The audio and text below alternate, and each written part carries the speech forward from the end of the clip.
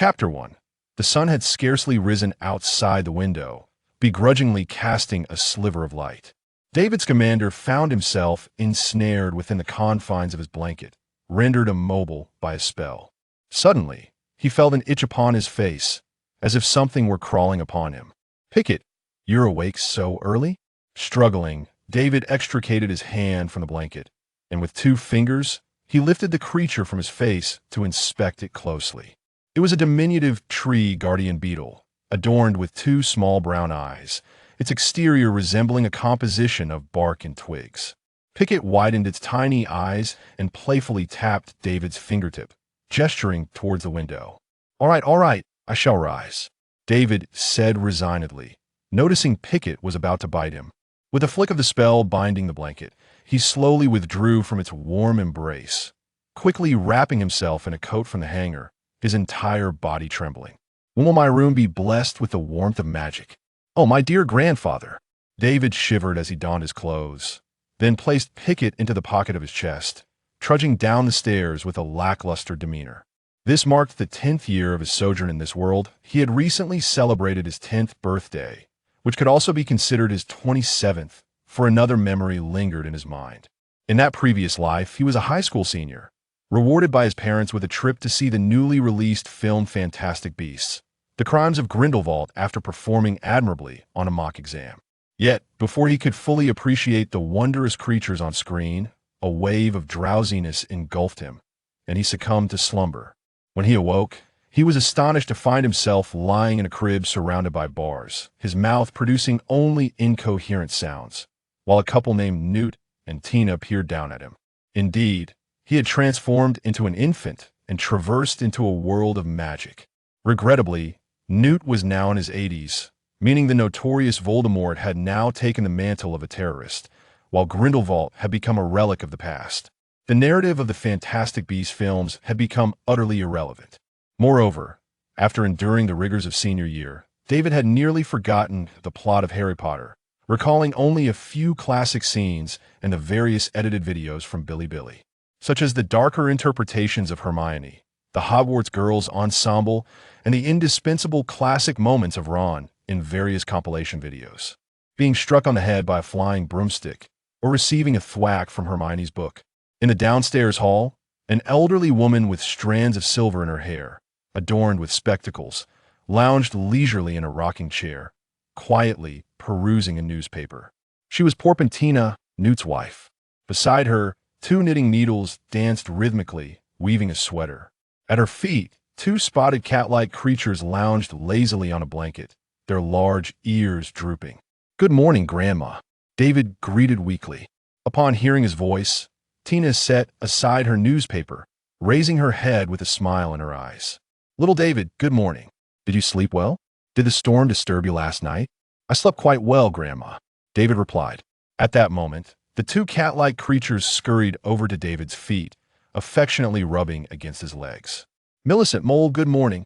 David bent down, awkwardly scooping each creature into his arms, shaking them gently. "You 2 ought to lose some weight."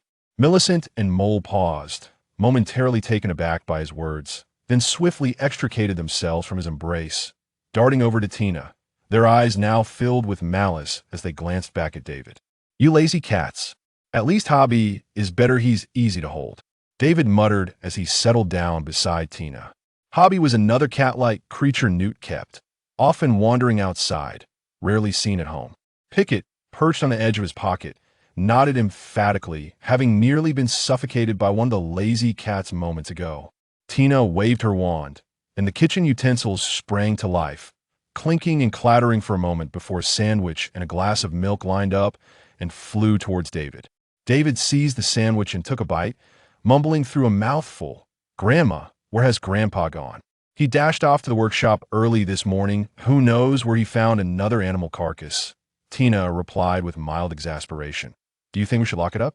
David's eyes brightened at this, and without responding, he swallowed the last of his sandwich and gulped down the milk. "Grandma."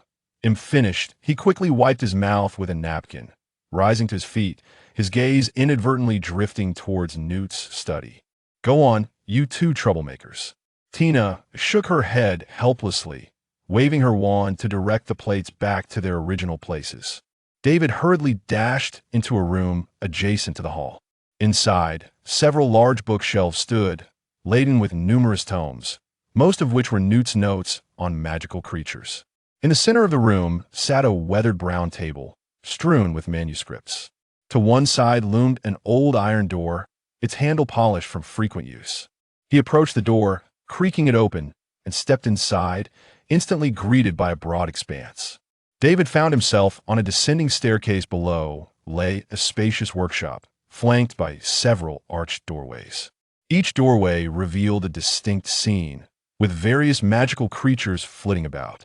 The walls of the workshop were adorned with an array of tools. A cabinet filled with potions stood nearby, stocked with pills and syringes. On the table lay manuscripts and creature encyclopedias, alongside several sacks of feed piled in a corner. A spry, upright elderly man was hunched over a table, meticulously dissecting an animal carcass. This was Newt Scamander, an ardent enthusiast of magical creatures. David silently approached Newt, employing the stealthy gait Newt had taught him to avoid startling creatures during their capture. On the table lay the body of a creature resembling a leopard, yet distinctly different, its fur predominantly black, with a larger physique, adorned with numerous bristles around its neck. "Grandpa, what is this?" Newt jumped at the sudden sound, nearly dropping his scalpel. "That little rascal." He exhaled, casting a stern glance at David, his tone slightly serious. "Why are you up so early today?" David rummaged through his coat pocket, extracting Pickett to showcase it to Newt, indicating that it was all it's doing.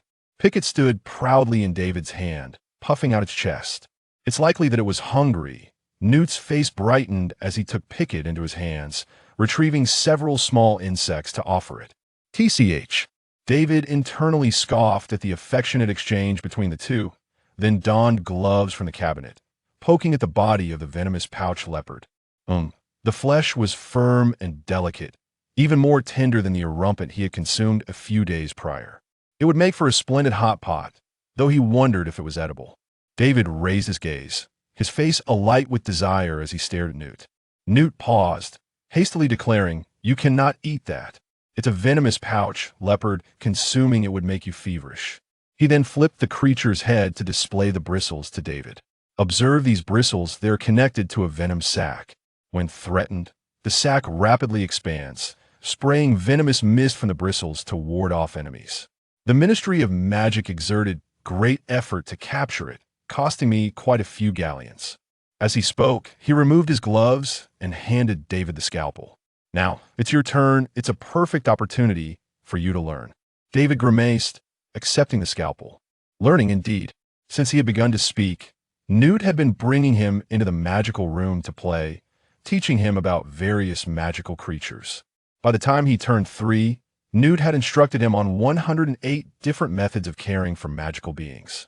Hagrid had always wished to learn these methods as well, but unfortunately, Newt was reluctant to teach him, as he was always attempting to forcibly crossbreed various powerful magical creatures. Newt detested that aspect of Hagrid. By the time David reached 6, the responsibility of caring for ordinary magical creatures had been wholly entrusted to him, while Newt leisurely roamed about the workshop, conversing with various magical beings. Now, whenever David was present, if Newt managed to move even a finger, it would be considered defeat. Is it truly inedible? David prodded the body of the venomous leopard with his hand. Last time, when Newt brought back that small creature, he said the same, yet the very next day Tina had it served at the table, transformed into a perfectly roasted delicacy, crispy on the outside and tender within. Wasn't Newt the one who devoured it with grease dripping from his mouth, offering endless praise? I shall inquire with Grandma later. David pondered, his hands becoming more meticulous, for this might very well end up on his own dining table. After half an hour of diligent effort, the venomous leopard was finally separated into flesh and bone, arranged in 2 piles upon the table. Before David could utter a word, Newt waved his wand, causing the bones and meat of the leopard to line up and soar into a cabinet, the lock clicking shut with a definitive sound. Is this truly necessary? David cast a resentful glance at Newt. Newt chuckled awkwardly, hastily diverting the subject retrieving some fodder from a corner bag and handing it to David. "Little David, look, you haven't fed Alexandra today. Hurry and do so, lest he starve. You wouldn't want to jeopardize his fondness for you, would you?" Reluctantly, David accepted the fodder and strode towards a large door adjacent to the studio. Alexandra was a melancholic, aristocratic, invisible beast, hence David had bestowed upon it a long, elegant name. Following a narrow path, he traversed through several magical creatures' habitats until he arrived beneath a towering oak tree. He raised the bucket of fodder in his hand and waved it towards the tree, calling, "Alexandra, Alexandra!"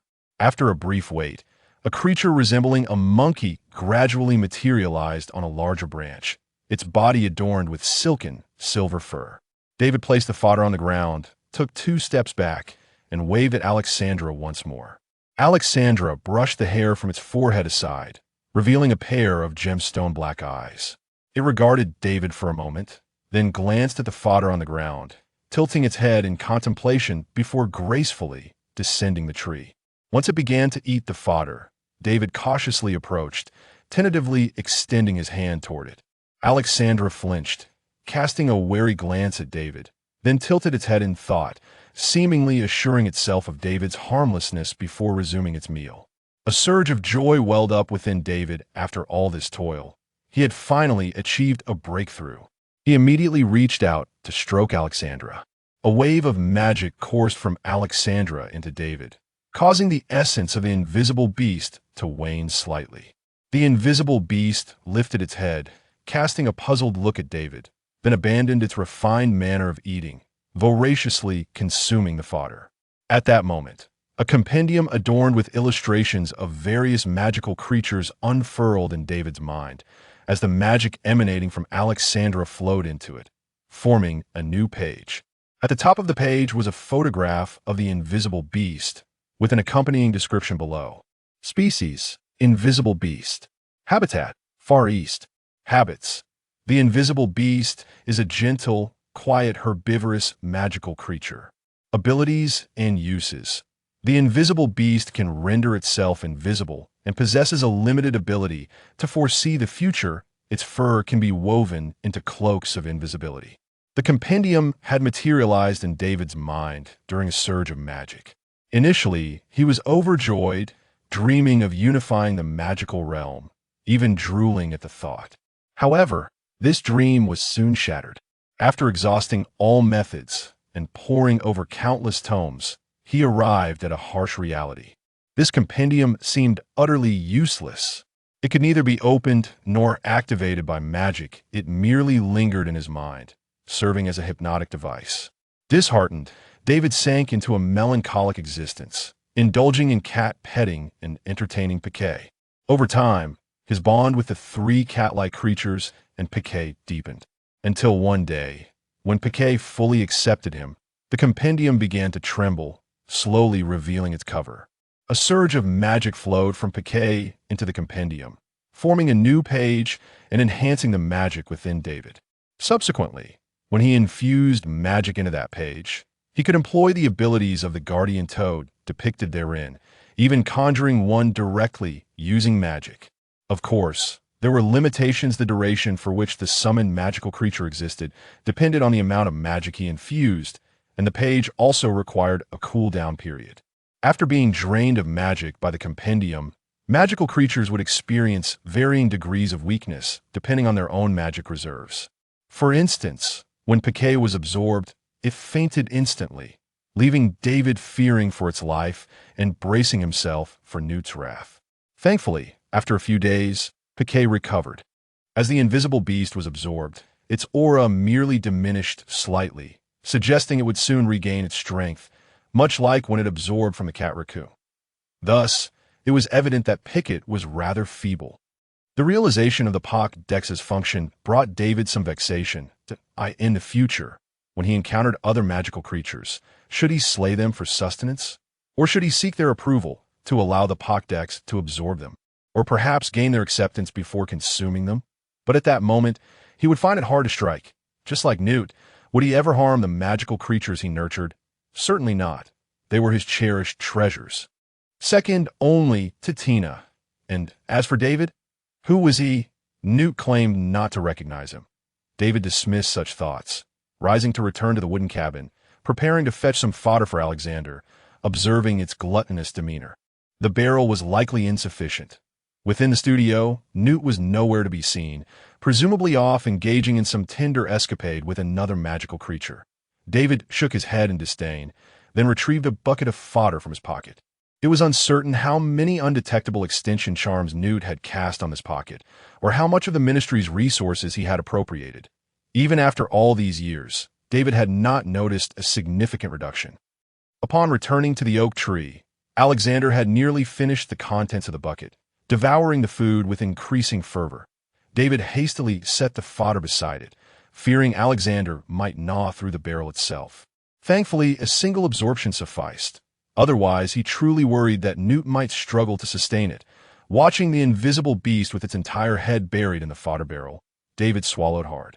Once Alexander had finished, David returned the bucket to the cabin and meandered along a winding path to an open area. There stood 5 or 6 wooden posts, pockmarked and clearly marked by a master of magic's handiwork. Approaching the posts, David extracted a wand from his coat. This was a result of a transaction with Newt. He concealed certain matters from Tina, while Newt, in return, had discreetly procured a wand for him, an arrangement of mutual benefit. Holding the wand, David sensed that the flow of magic was not particularly smooth, a sensation that became more pronounced after enhancing his power. He then gestured elegantly towards the wooden posts, invoking the spell Expelliarmus. A beam of light shot forth from his wand, striking the post, albeit slightly off target on the ground nearby. It was not his wand. Thus, it was challenging to wield effectively. Discontent, David waved his wand dismissively, certainly not admitting that his aim had faltered. Expelliarmus was one of the spells he had initially practiced, one of the remarkable techniques from Harry Potter. It had enabled Harry to vanquish the Death Eaters and ultimately triumph over Voldemort. How could he not practice it diligently? He would rely on this spell for his livelihood in the future. Time passed unmeasured. Within the magical realm, each area experienced differing weather, making it impossible to gauge time by the sun or moon. David halted his practice, wiping the beads of sweat from his brow, his arm growing weary from wielding the wand. At that moment, a blue paper airplane fluttered to his side, and as he grasped it, it unfolded automatically, revealing a message. David, if you don't come out for dinner soon, Tina will be furious. Accompanying it was an image of Tina with flames erupting from her head. Once he finished reading, the paper airplane spontaneously combusted, leaving no trace behind. David grimaced. He had intended to hand it to Tina. Upon his return to the dining hall from the magical realm, he found Newt seated at the table, looking particularly docile, while Tina stood beside him, her expression stern and fixed upon him. "Grandma," David exclaimed, hastening to diffuse the tension, fearing Newt might be slain by Tina's glare. Hearing David's voice, Tina's serious demeanor vanished, replaced by a warm smile as she turned to him, just as Newt rushed to David's side. "David, you must be hungry. I'll get you a pocket watch shortly. Otherwise, you'll forget the time again and go hungry." Newt feigned a look of concern, pulling David to the table and firmly seating him beside himself. "That you said that before." Tina shot a glance at Newt, then lovingly began to serve David from the large platter of roast meat. "You must be hungry. Here, eat slowly. Be careful not to burn yourself. If it's not enough, Grandma will make you more." "All right. Thank you, Grandma," David replied, nodding obediently, then stealing a glance at Newt, who was engrossed in cutting meat. "Grandpa, you've been completely tamed by Grandma." Since the incident at their last lunch, Newt seemed to have undergone a transformation. Abandoning his previous ways, he no longer frequented the studio or tended to magical creatures, but instead spent each day with Tina, walking together and reading the Daily Prophet to her. Consequently, Tina beamed with joy daily, her wrinkles noticeably diminished. Surely Grandpa has some ulterior motive, David pondered, recalling how Newt had acted similarly before his last outing. Was it once again Dumbledore's influence? One day during lunch, seizing the opportunity while Tina was in the kitchen tending to the pastries, Newt suddenly exclaimed, "What? David, would you like to catch a fire crab? But they only exist in Fiji. Shall we choose another?" With that, Newt repeatedly winked at David. "Yes, I suspected."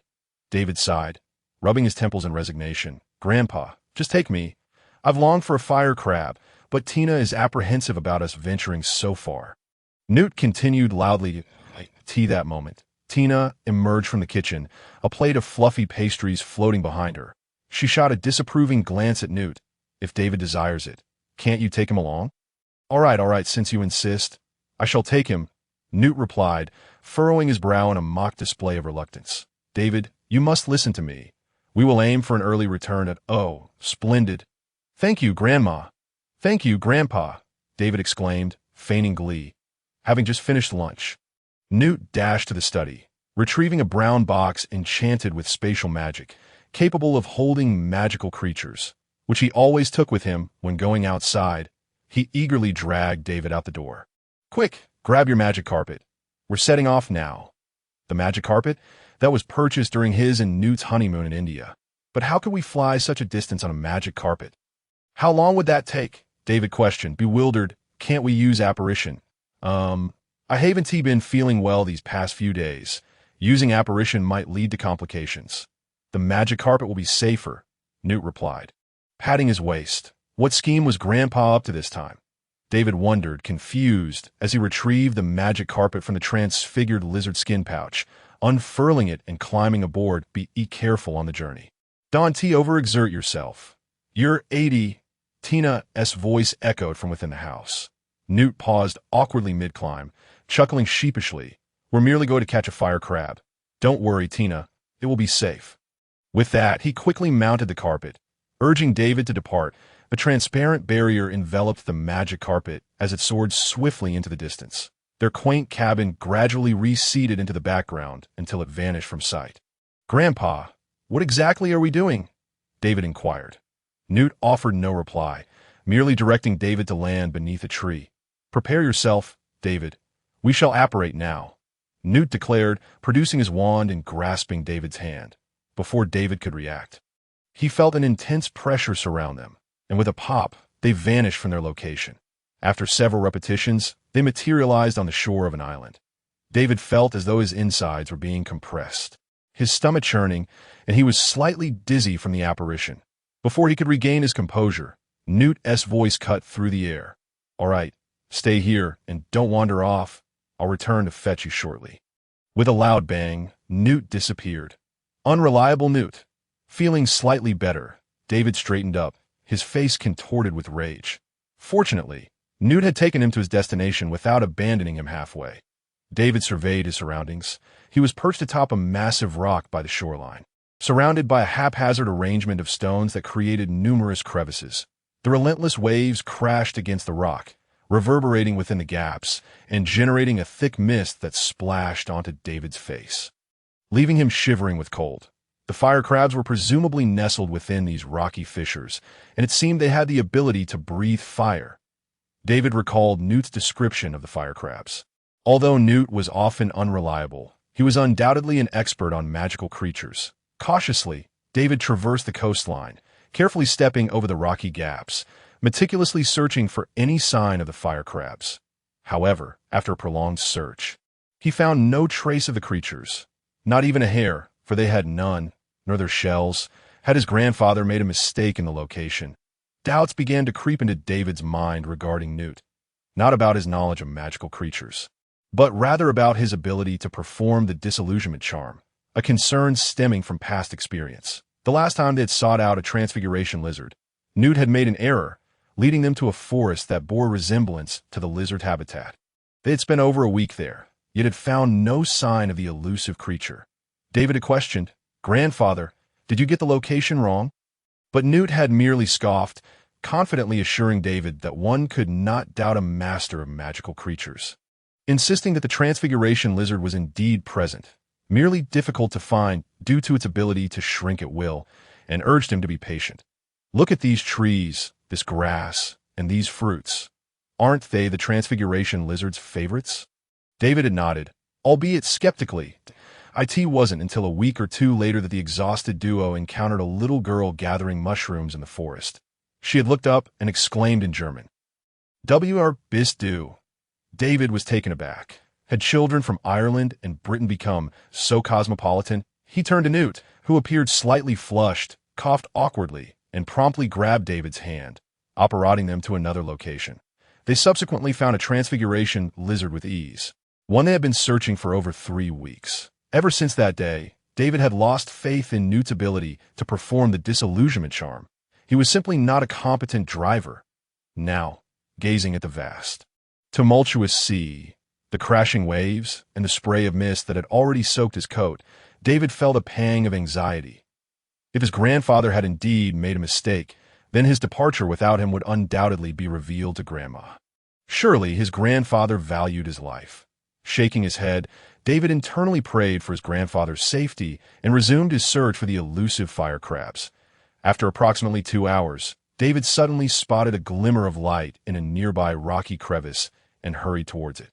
There, nestled upon a stone, lay a creature resembling a turtle, its shell encrusted with diamonds, agate, and pearls, blissfully unaware of the watchful gaze fixated upon it. Finally, he had found it. Perhaps his grandfather's life was spared after all. David hastily retrieved a length of rope from his pocket, securing it to a protruding rock before carefully descending, striving to make as little noise as possible. The fire crabs would spray fire if threatened, presumably from their mouths, so approaching from behind should be safe. Adjusting his position, David extended his hand towards the fire crab's rear. At that moment, the temperature surrounding the fire crab surged, the air becoming warped and steamy. Suddenly, the fire crab opened its eyes, and a jet of flame erupted from its rear.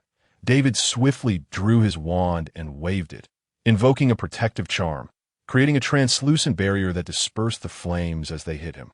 The fire crab frantically waved its limbs, attempting to escape while David quickly petrified it with a flick of his wand. The creature was immobilized, though its rear continued to emit fire. David repositioned himself, reaching out to grasp the side of the fire crab before climbing back up the rope to safety. The fire crab struggled in his grasp, desperately attempting to bite him. Its fiery emissions had dwindled to mere smoke, and its body was only slightly larger than David's hand. "Move again, and I shall roast you," David declared menacingly, pulling out a grill along with some seasoning. The fire crab, alarmed by the sight of the gemstones adorning its shell, dropped several, instantly becoming docile. It nuzzled David's hand, humbly acknowledging its wrongdoing. In that instant, a surge of magic flowed from the creature into David's mind, materializing as a page in his magical compendium. Is this even possible? David felt as though his world had been turned upside down. What had been the purpose of his previous efforts to care for the invisible beasts? He recalled the times he had sung lullabies to them, shielding them from rain and wind. Had he known, he could have simply beaten the fire crab into submission until it complied. A door to a new world seemed to open before him. Upon returning to school, he would need to learn more spells in the future. When encountering unruly magical creatures, a swift capturing spell would suffice. And if that failed, an incantation of the unforgivable curses would surely ensure their submission. A friendly smile broke across David's face as he regarded the fire crab, increasingly finding it to be quite endearing. The fire crab trembled under his gaze, feeling a profound sense of vulnerability. Unsure of its fate, suddenly, David appeared to recall something, his smile freezing in place as he tightened his grip on the fire crab. Hadn't it just been spraying fire from its rear? That could only mean. A vivid image flashed in David's mind. A cloaked Death Eater standing at a distance, repeatedly waving his wand, unleashing dangerous curses that detonated around him. David, gracefully dodging the onslaught, swiftly closed the distance. Turning his back to the assailant, lifting his robes, and unleashing a torrent of flames from his backside. The cloaked figure, wearing an expression of disbelief, let out a chilling scream amidst the inferno.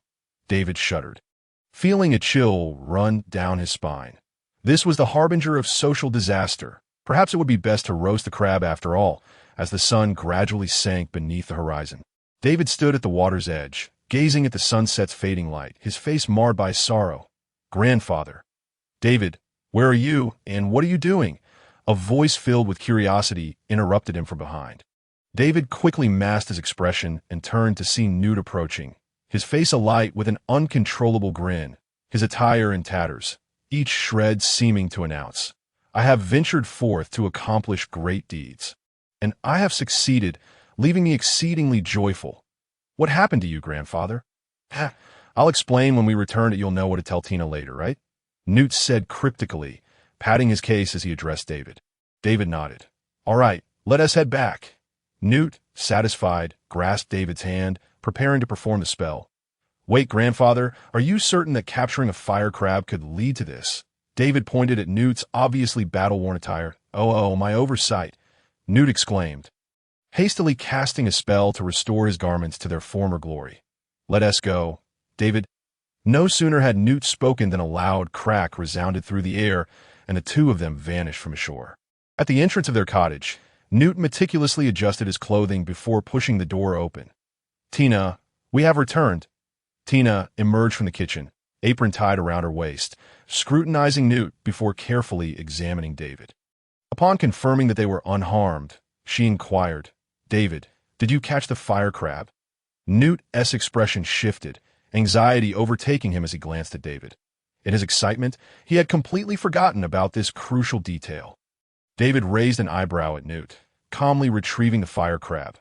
Look, Grandma, isn't it beautiful? Tina gazed at the jeweled fire crab in David's hands and remarked with satisfaction, Indeed, it is quite lovely. David, hurry and change your clothes. Come down for dinner. Grandma, this fire crab is a gift for you, for all your hard work, David said as he approached Tina. Her face lit up with joy, and she praised David for being so well behaved. Casting a fierce glare at Newt, yet ultimately refusing to accept it. Thus, David placed the crab in a corner of his magical space. Perhaps he could later seek out a female crab for breeding and selling gemstones. After dinner, Newt continued his stroll with Tina while David retreated to his room to peruse Newt's notes on magical creatures. Knowing oneself and one's enemy is the key to victory in every battle. In the dead of night, David, who had been fast asleep, suddenly opened his eyes. Like a thief, he quietly opened the door and observed Tina's sleeping quarters. Noticing no movement, he tiptoed downstairs towards the magical room. Slowly, he opened the door and slipped inside. Indeed, I know my grandfather too well. In the studio lay a massive three-headed dog, its body covered in a thick layer of silky black fur that shimmered beautifully under the light. However, this scene, which should have been filled with grace, was marred by the numerous scars crisscrossing its body, rendering it somewhat fearsome. What was most astonishing was that this dog possessed 3 heads, each nearly the size of David's torso. Newt was crouched before it, tending to its wounds, with a flute resting beside him, not a 3-headed dog. David approached Newt. Grandfather, is this what you caught today? Newt jumped in surprise. Could he not move about so stealthily? He shot David an annoyed glance before proudly affirming, Of course, I caught it all by myself. Impressive. You certainly were ruthless, David remarked, eyeing the dog's deep, bone-exposing wounds and then glancing at Newt, who looked as if the words "how cruel" were written all over his face. Ahem, that was Dumbledore's doing. Newt hastily clarified that, oh really? But before David could finish, Newt quickly pushed the medicine box towards him. All right, the rest is up to you. It's a good opportunity to learn how to treat a 3-headed dog, which doesn't come often. Reluctantly, David accepted the box and began to tend to the creature's injuries. Grandfather, why did Professor Dumbledore want to capture a 3-headed dog? David suddenly inquired. Well, I haven't had the chance to ask. Newt fell silent. David was at a loss for words that, you knew nothing and just followed Dumbledore. Aren't you afraid he might sell you out halfway? You have quite a reputation overseas. Grandfather, you haven't learned a thing. In your youth, you were tricked into battling Grindelwald, and now you've been duped into capturing a 3-headed dog. David sighed helplessly, resolving that he could not be fooled by Dumbledore in the future. Could it be to protect the Philosopher's Stone? David mused, recalling that aside from the scenes depicted in the montage from Harry Potter's first year, the term Philosopher's Stone resonated most deeply with him. Given that the book's title itself was Harry Potter and the Philosopher's Stone, that it could be possible, and it seemed there was also a troll. The hideous image of the troll flashed through his mind. The life of Hogwarts students must be quite thrilling. Thankfully, I do not have to attend that school. By the next morning, David returned to the studio to find the 3-headed dog awake that stood rigidly, its chain taut around its neck, facing Newt with a look of sheer terror. Newt, however, stood calmly before it, continuously soothing the creature, like a mischievous uncle offering candy. "Grandfather, are you bullying it again?" David questioned. "Not at all. It mistook me for Professor Dumbledore." Newt replied earnestly to "Oh, you think I resemble a fool?" David cast a disdainful glance at Newt and pointed to the newly torn wounds on the three-headed dog. "What about this?" Newt pondered for a moment before reluctantly producing a flute, placing it to his lips and unleashing a cacophony of unbearable noise. Before long, the three-headed dog began to sway precariously and then collapsed onto the ground. "You may proceed. I had initially intended to explore other methods." Newt's tone was laced with regret. "This dog's taste is rather unique." David removed his hands from his ears and picked up the potion to begin bandaging it. For some time after that, David came daily to tend to the three-headed dog's injuries and feed it. Newt diligently studied the creature, employing various training techniques. Through his persistent efforts, the three-headed dog became much gentler than when it first arrived. Especially towards David, the dog would eagerly lean its head towards him for affection, and David would reward it with a piece of meat. In its eagerness to claim this prize, the three heads would even bicker among themselves. David found this quite perplexing. You all share the same body. Does it matter who eats? It's all going to the same stomach. Moreover, under the allure of this meat, David successfully absorbed the three-headed dog's magic into his guidebook, marking it as the most formidable magical creature he had encountered thus far, significantly enhancing his own magical prowess. Half a month later, the three-headed dog was finally tamed by Newt, becoming a well-behaved companion. At least in their eyes. One afternoon, a knock echoed from outside the door. Tina's expression darkened suddenly, and before Newt could rise, she hurried to the door and swung it open. Dumbledore stood on the threshold. Clad in a long robe, draped in a purple cloak, sporting half-moon spectacles, and wearing a gentle smile. Of course, it's him. Indeed, only he would arrive unannounced. Tina's face fell completely as she interrupted Dumbledore before he could finish a sentence and swiftly closed the door again. What could he want from Newt this time? Each prior occasion he claimed it was merely a trivial matter, entirely safe. Yet Newt had returned several times in a state of distress, at times even unconscious for days. With an icy demeanor, Tina stood at the door, showing no intention of admitting Dumbledore, while simultaneously blocking Newt from doing so. "Professor Dumbledore is here to collect something, Tina. Do not worry, I can handle this." Newt, seeing the situation, quickly interjected. Tina's expression softened slightly, allowing Newt to open the door and admit Dumbledore. "Tina," Dumbledore began, but she interrupted him. "Take your things and leave, but you will not take Newt away again." Tina coldly uttered a remark before moving to the sofa, turning her back to Dumbledore as she seated herself. Dumbledore, with a smile, winked at Newt, then placed the gift intended for Tina upon the table and followed Newt into the magical room.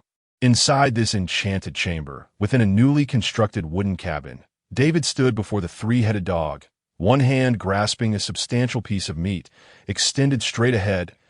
In front of the meat, the three heads of the dog jostled against one another, eagerly stretching their tongues forward, each vying to seize the morsel for themselves. Unfortunately, the strength of the three heads was evenly matched, leaving them unable to outdo one another, resulting in their large mouths merely swaying back and forth in front of the meat. Drooling yet unable to partake, this foolish creature, still lacking memory. "I could feed it this one piece of meat for an entire year," David sighed, a hint of disdain evident in his demeanor. Suddenly, the dog's noses twitched forward, and its frantic attempt to snatch the meat halted abruptly as it recoiled several large steps, seemingly forgetting that a chain was still fastened around its neck. With a clang, the chain was pulled taut, causing the large dog to stumble and collapse onto the ground. Before David could comprehend the situation, the three-headed dog sprang back up, its eyes wide with terror, its skin tightening on its face as it desperately scrambled to retreat. Could it be that some creature from the depths of the box has emerged again? This had happened before. Occasionally, when magical barriers faltered in certain areas, the creatures within would run amok. However, what kind of creature could instill such fear in a three-headed dog? Had Grandfather released something previously? Was he deceiving me all along? David swiftly drew his wand and positioned himself at an angle behind the three-headed dog, holding his breath as he attentively surveyed his surroundings. Shortly after, footsteps echoed from the staircase. Newt's figure came into view. "Grandfather?" "No," the three-headed dog was not afraid of him. After half a month of companionship, the dog now regarded Newt as family. Then, towering behind Newt, appeared an elderly gentleman, his long white beard cascading down to his waist. Observing the increasingly agitated three-headed dog, David's lips twitched as he raised a hand in greeting. "Professor Dumbledore, it has been a while." "David, indeed it has been too long." UV grown taller. Dumbledore's smile widened upon seeing David in the cabin. "How have you been lately?" Before David could respond, Dumbledore's expression suddenly turned serious as he approached David, scrutinizing him for a moment before speaking. "Have you gained the three-headed dog's approval?" David nodded, having previously informed Newt of this development, as he would require his assistance. However, he had merely mentioned that he could form a contract with magical creatures to enhance his own magical prowess. Akin to a phoenix's blessing. As for how Dumbledore knew this. Was there anything Newt could keep from him? Dumbledore nodded slightly, turning his gaze towards the three-headed dog, though he appeared somewhat distracted. Upon fixing his eyes on the creature, he became immobile, lost in thought. This alarmed the three-headed dog, which assumed Dumbledore was about to reprimand it, and hurriedly dragged itself backward, attempting to distance itself from him, the chain clanking noisily as it did so. Regrettably, the chain was not retractable, and despite its efforts, it remained in place, digging two large pits into the ground with its frantic movements. Witnessing the dog-esque struggle, David sighed in exasperation. What on earth had Dumbledore done to this creature? "Professor, what are you contemplating?" David inquired, drawing Dumbledore's attention away from the three-headed dog. "Oh, nothing of consequence. Merely a trivial amusement befitting an elderly gentleman." Dumbledore regained his focus and smiled at David.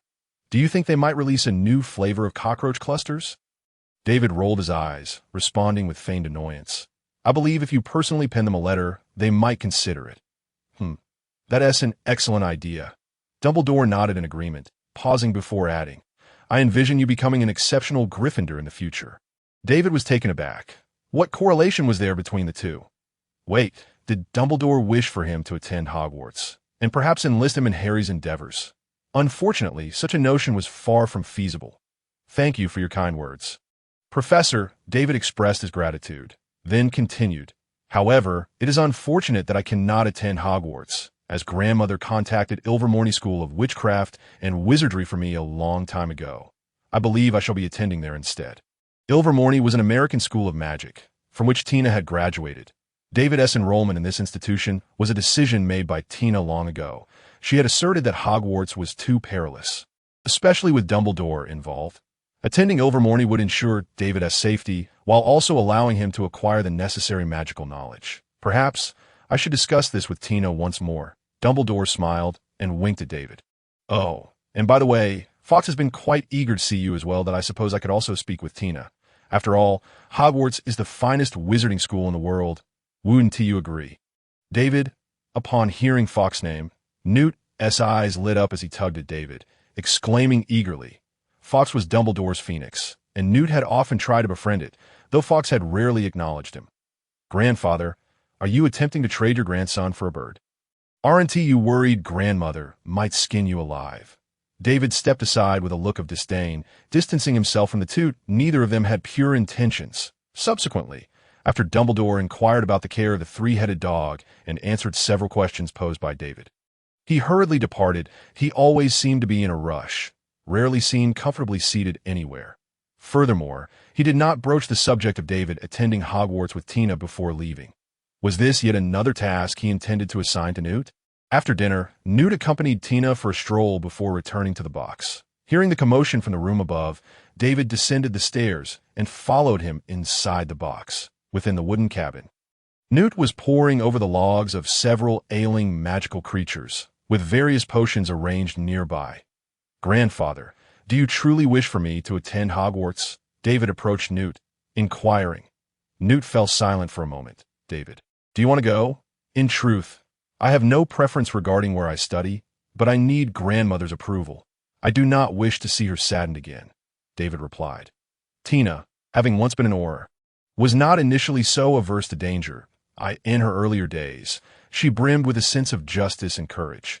During Voldemort's reign of terror, Newt and Tina often covertly aided Dumbledore in executing various tasks.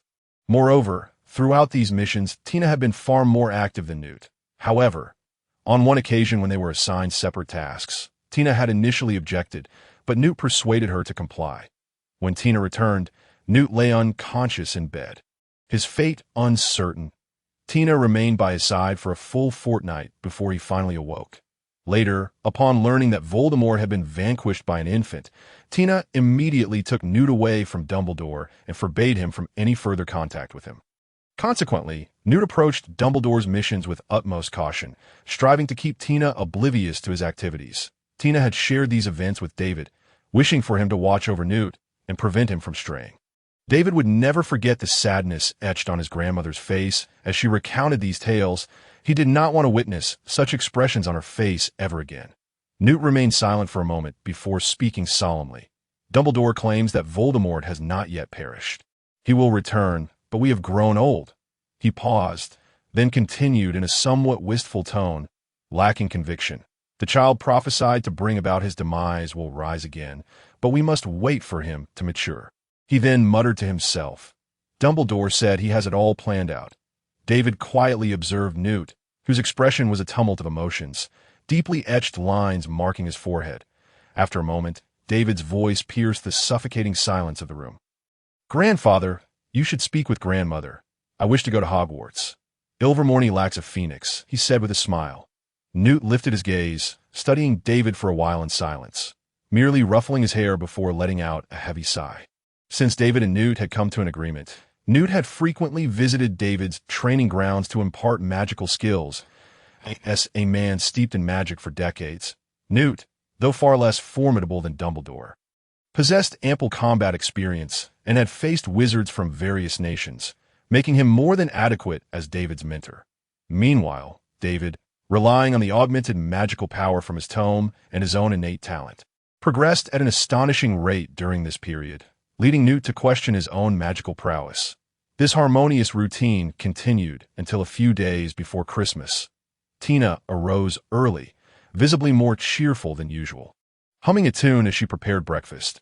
After finishing the meal, she incessantly urged Newt to change out of his work clothes and tidy up his disheveled appearance. "David, will you join us?"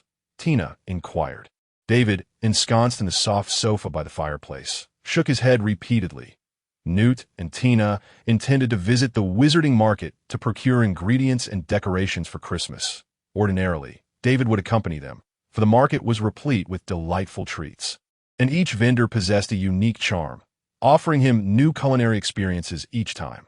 However, the recent chill in Dorset felt akin to being ensconced in a refrigerator, rendering it unbearable.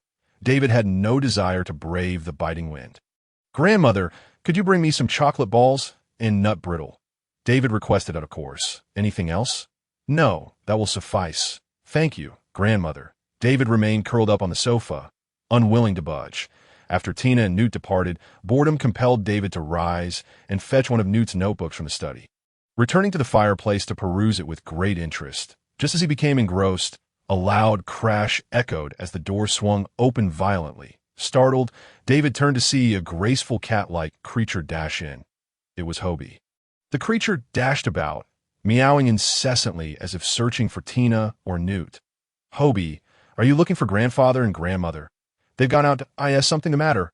Upon hearing David's call, Hobie halted its frantic movements, scampered to David's feet, and tugged at his pant leg, desperately attempting to pull him outside. It was then that David noticed numerous scratches marring Hobie's head and back. "What happened to you? Are you trying to take me outside?" David asked, perplexed. As soon as the words left his lips, Hobie released his pants and dashed to the door, frequently glancing back at David, meowing with an urgency that was palpable. What is the matter with Hobie? David wondered, hurriedly donning his coat, preparing to follow Hobie to discover the unfolding events at that moment. Mealy and Mower also descended the stairs, trailing behind him. The moment David stepped outside, a frigid gust of wind assaulted him, making him long for the warmth of the fireplace. Yet Hobie had already dashed ahead, urging him to hasten. Reluctantly, David began to run after Hobie, hoping the exertion might warm him, following Hobie's paw prints imprinted in the snow. David ventured into a forest adjacent to the cabin, progressively delving deeper. The trees grew taller around him, their gnarled roots sprawling across the ground, making movement cumbersome. Each step was taken with caution to avoid tripping over the snow-covered roots, which significantly slowed his pace. Suddenly, Hobie's fierce cries pierced the air, suggesting a confrontation was underway. David quickly approached, witnessing Hobie perched upon the trunk of a large tree, its back arched, fur bristling in a display of intimidation as it guarded a hollow in the tree. However, David was too far away to discern what lay within. Before Hobie, several small, dark green birds circled overhead, their heads and necks adorned with only a few short, downy feathers, giving them an appearance reminiscent of diminutive vultures, likely the bubo birds David had encountered in Newt's notes. They exuded an aura of sorrow, spiraling in the air, their calls low and weak, causing David to fear for their breath. Initially, some scholars of animal behavior claimed that bubo birds only vocalized before a torrential downpour, leading people to regard them as harbingers of weather. However, it soon became apparent that they were misleading. Bubo birds would incessantly call throughout winter, becoming a nuisance, leading to a decline in their care. David stepped forward to gain a clearer view of the hollow. The entrance had been scratched open by the bubo bird's claws and beaks, revealing a cluster of fairies huddled together, each roughly 10 centimeters tall, possessing human-like heads and bodies, save for a pair of wings on their backs, each differing in transparency and hue, adorned with beautiful patterns. They trembled in fear, gazing up at the circling bubo birds. Though their numbers could have defended against the bubo, there were only a few, their magical power insufficient to harm the predators, relegating them to mere prey. Hobie asking me to rescue them. How does it know them? Its social circle is quite extensive, David exclaimed, pointing to the fairies in the hollow. Hobie glanced down at David, let out a cry, and resumed its standoff against the bubo birds. While Mealy and Mower joined Hobie, alleviating some of the pressure. The bubo birds, having ascended to a higher altitude, seemed to be intimidated by David and the two cat-like creatures, yet reluctant to abandon their potential meal. They continued to soar overhead, shrieking in a threatening manner. It appeared these bubo birds had been hungry for quite some time. David found himself in a quandary. If he did not rescue the fairies, Hobie would likely refuse to return home. Yet, saving them was against Newt's principles, for the fairies had not suffered at the hands of humans, but rather were facing a natural predator. If David intervened, it was probable that the bubo birds would starve in this snow-laden forest. After a moment of contemplation, David called out to Hobie. Hobie, hang in there a little longer. Without delay, he dashed back home, hoping the bubo birds were not picky eaters. After several tumbles, David finally returned to the workshop. Collecting some insects typically consumed by snake birds, and retracing his steps in the snow to Hobie's location, that he placed the insects on the ground, stepped back, imitating the bubo bird's calls, waving his hand and indicating the insects, signaling them to partake in the offering. The bubo birds scrutinized David, then began to circle in the air, communicating among themselves. David watched with bated breath, hoping they would eat. Otherwise, he was caught between Hobie safeguarding the fairies and the bubo birds, bound by Newt's rules. After a tense moment, David exhaled in relief. The bubo birds had finally lowered their guard and began to descend one by one to feed. Once satiated, the bubo birds called out to David, fluttering about in a display of gratitude before soaring off into the depths of the forest. Farewell. David waved goodbye to them loudly, and then walked beneath the grand tree. The fairies cautiously hid behind Hobie, fluttering down unsteadily, a total of 6, their faces adorned with expressions of sheer panic. Among them, 2 bore visible wounds, their wings and arms stained with blood. David hastily urged them to lie down in the hood of his clothing and quickly made his way home, as the cold outside was quite unbearable. Upon returning home, a sense of warmth enveloped him. Once the fairies emerged from the hood, he hung his coat on a rack. The 4 uninjured fairies immediately took to the air, curiously surveying their surroundings. Hobie called out to them and, assuming an air of authority, began to show the fairies around the various corners of the room, intermittently glancing back with a few meows. Though it was uncertain whether the fairies understood, Millie and Mahler had settled comfortably in front of the fireplace, lounging on the carpet, 2 lazy cats. After a brief inspection of the room with Hobie, the fairies began to squabble, producing a cacophony of buzzing sounds. This was their nature. It was already quite a feat for them to remain quiet for even a short while. The two injured fairies lay weakly on the table. Their spirits low, David placed a small blanket beneath them to ensure their comfort. Upon closer inspection, he found that one fairy had a small cut on her arm, while the other had a wound on her calf. However, due to their delicate limbs and David's lack of precision and magic control, it was challenging to bandage their injuries without risking further harm. They could only sprinkle some hemostatic powder on their wounds to prevent any further bleeding, though the healing effect was minimal. After some time, a soft thud echoed in the room as Newt and Tina appeared. Newt's face bore an expression of exhaustion, while Tina appeared lively and energetic. Without waiting for them to speak, David eagerly waved at Newt. "Grandpa, Grandpa, come quickly." "What is it?" Newt replied weakly, approaching David. Following his pointing finger, he spotted the fairies lying on the table, and his tired demeanor instantly transformed into a beaming smile. "Are these fairies?" he exclaimed, only to furrow his brow again. "How did they get injured?" With a wave of his wand, a nearby cabinet opened automatically, and medicines and bandages flew out. A soothing ointment was gently applied to each wound, followed by bandaging, which was tied up with a lovely BOWT that moment. The other fairies cautiously emerged from the corners, swirling around Newt in a playful frenzy. Pickett peeked shyly from Newt's coat pocket, glancing at the new guests in the house. The fairies, noticing Pickett, curiously flew closer, but as they approached, Pickett quickly retreated. "Where did they come from?" Newt asked with a smile, continuously stroking them gently. "I got them from the Bubbird in exchange for some insects." David replied. Newt's expression shifted slightly, and he inquired with a hint of curiosity, "Bubbird? How many?" After pondering for a moment, David responded, "3 in total. I asked the Bubbird, all right? Why didn't you bring them back?" Newt continued. "They flew away into the depths of the forest after eating the insects. I couldn't keep them. I shall go to the forest to have a look in a few days." Newt mused, continuing to observe the fairies around him. "Grandpa, is something wrong?" David asked. "It's nothing. Perhaps I was mistaken." Newt replied.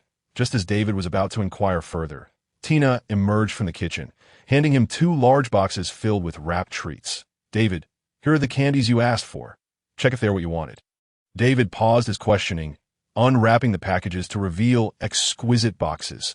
The surface of the box depicted a wizard in a pointed hat and robe, standing on a stage, one hand holding a wand while the other was raised. Palm up, with a flick of his wand, a chocolate ball slowly emerged above his palm. He showcased the chocolate ball to the audience, then popped it into his mouth, savoring the flavor with a look of delight. Subsequently, glowing rings appeared around him, and a pair of wings gradually unfolded behind him, lifting him into the sky. Each time David saw this packaging, he couldn't help but scoff at the ostentatious performance and exaggerated advertisement. "Can I sue them for false advertising since I don't have wings?" He thought that it was high time the wizarding world embraced advertising laws. After internally complaining about the chocolate ball, David looked up and said, "Yes, Grandma, this is indeed what I wanted." "That's great," Tina replied with a smile, then returned to the storage room to continue organizing the items she had bought. Meanwhile, Newt remained preoccupied with the fairies, seemingly too engrossed to pay him any mind. David walked over to the fireplace and sat down, opening the box to reveal the round chocolate balls inside. He picked one up and imitated the wizard on the cover, gently biting into it. The flavors of strawberry and cream mingled with a hint of bitterness. Filling his mouth, he savored the taste, glancing back and around cautiously. Disappointment washed over him. There were no wings, nor any glowing halos. What a scam! The next morning, as David descended the stairs, he spotted the 6 fairies buzzing around the room, flitting between the sofa and chairs, creating a delightful commotion. It seemed their injuries had healed. Newt's medicine worked wonders. David scanned the room, noticing only Tina seated by the fireplace with a book in hand. While Newt was nowhere to be found, he presumed he had likely gone to the studio again. After breakfast, David took a book and joined Tina by the fireplace. Just as lunchtime approached, the bell by the door jingled. David turned to see Newt trudging in, his weathered face flushed from the cold, brushing off the snowflake from his clothes while rubbing his hands together to warm them. "Grandpa, didn't you go to the studio?" David inquired curiously as Newt approached the fireplace. "Where have you been?" "Oh, I went to the forest for a look," Newt replied, still warming his hands. "Looking for the Bubbird?" "Yes," Newt confirmed. "Did you find it?" "No, but I discovered some signs of their activity," he said, settling down on the sofa, likely lost in thoughts about the bugbird's whereabouts. After lunch, Newt had only rested briefly before preparing to head out again. However, Tina stopped him, concerned that the fierce wind and snow outside might prevent him from returning, fearing he could be buried by the storm. Later in the afternoon, a sudden tapping echoed against the window amidst the swirling snow. A black and white owl perched on the window ledge, trembling from the cold. "Eric!" David exclaimed joyfully, rushing to open the window to let the owl in. Eric was Newt's grandson, Rolf Scamander's owl. Rolf had once lived with Newt for a time when he was young, forming a close bond with David. When Rolf was 6, his parents took him away, leading him on adventures around the world to study various plants and animals. They had wished to take David with them, but he declined, preferring to stay behind to accompany Newt and Tina. David gently brushed the snowflakes from Eric's feathers and prepared a cup of warm milk to help it warm up. After it began to sip the milk, David removed the letter that was tied to its leg. It read, "Dear Grandpa and Grandma, it has been a long time. How have you both been? My parents and I are doing well. Recently, we traveled together to America and France, where we saw tree frogs and mountain dragons, and enjoyed many delicious foods. I am very sorry that due to my parents' work commitments, we cannot return for Christmas this year. Please forgive us. Also, please tell David that the next time we meet, I will take him to see the Ukrainian Iron Belly. He will surely love it. Merry Christmas to Grandpa, Grandma, and David. With love, Rolf." Grandpa, Grandma. Rolf wrote to say they won't be coming back for Christmas. David waved the letter and spoke. Newt responded with a nod, taking the letter from David's hand. After perusing it for a moment, he showed little reaction. His son had long since followed in his footsteps, embarking on a quest across the globe in search of various flora and fauna. And whenever he encountered something particularly extraordinary, he rarely returned. Newt had grown accustomed to this and held no grievances, for he had once been the same in his youth. Tina, however, read the letter multiple times, her face betraying a hint of sadness. It had been 2 years since she last saw Rolf. David observed Tina, gently furrowing his brow as he pondered silently. Perhaps, for Christmas, I could perform a little show to bring joy to Grandma. Last year, she had also been rather glum on Christmas Day due to not seeing Rolf. But what could I perform? Singing. David recalled his off-key voice, which even Pickett found unbearable, so he dismissed the idea. Dancing, he envisioned himself clumsily swaying on stage and shuddered. I possess no talents to showcase, David lamented, scratching his head, feeling a bit disheartened. How I become like Grandpa. Suddenly, 2 fairies quarreled as they flitted past David, and his eyes brightened. That I may not be able to perform, but others can. Fairies are indeed the most adept at such endeavors. I can have them perform a dance on Christmas Day. All I need to do is prepare their costumes, the stage, and the performance piece. Observing the fairies fluttering before him, David felt confident they would excel. He beckoned to them, and once they approached, he softly inquired, "Would you like to perform on Christmas Day? To dance on stage?" The 2 fairies immediately danced joyfully around David, clasping hands and spinning in circles. They were more than willing, eager to showcase their beauty in any way. With their agreement secured, David hurried to the study, straining to retrieve a hefty book titled A Step-by-Step Guide to Crafting Fashionable Women's Attire from the shelf, a tome thicker than David's entire hand, gifted to Tina, though she had never utilized it. Opening the book, he found detailed instructions for creating garments, clearly outlining the necessary magical threads, threading techniques, cutting methods, wand movements, and the required amount of magic. Yet, this seemed overwhelmingly complex. No wonder Grandma had never used it. Gazing at the hundreds of steps listed, David felt a wave of despair. Could I craft even half a set in 2 days? He aimlessly flipped through the thick book, hoping to find a simpler dress pattern. Upon discovering an opulent gown, the 2 fairies descended from the air, landing on the page to prevent David from turning any further. They had just followed him in. "Do you like this dress?" David asked. The fairies were entranced by the image of the gown, and upon hearing David's question, they nodded eagerly, buzzing in response. "However, I can't make this," David sighed. "This gown has thousands of steps. It is not that I lack skill, but rather the task is far too daunting." The fairies shook their heads and continued to gaze at the illustrations, ignoring David. Feeling slightly aggrieved, David thought, even a master wound tea be able to create this in 2 days. After a moment, One fairy ceased her scrutiny, straightened up, closed her eyes in contemplation, and soon emanated a cascade of colorful light. When the glow dissipated, she appeared adorned in a gown identical to the one depicted in the book. Clad in it, she exuded elegance and grace, akin to a princess stepping out of a castle to attend a grand ball. David watched in wide-eyed amazement as his dilemma was effortlessly resolved.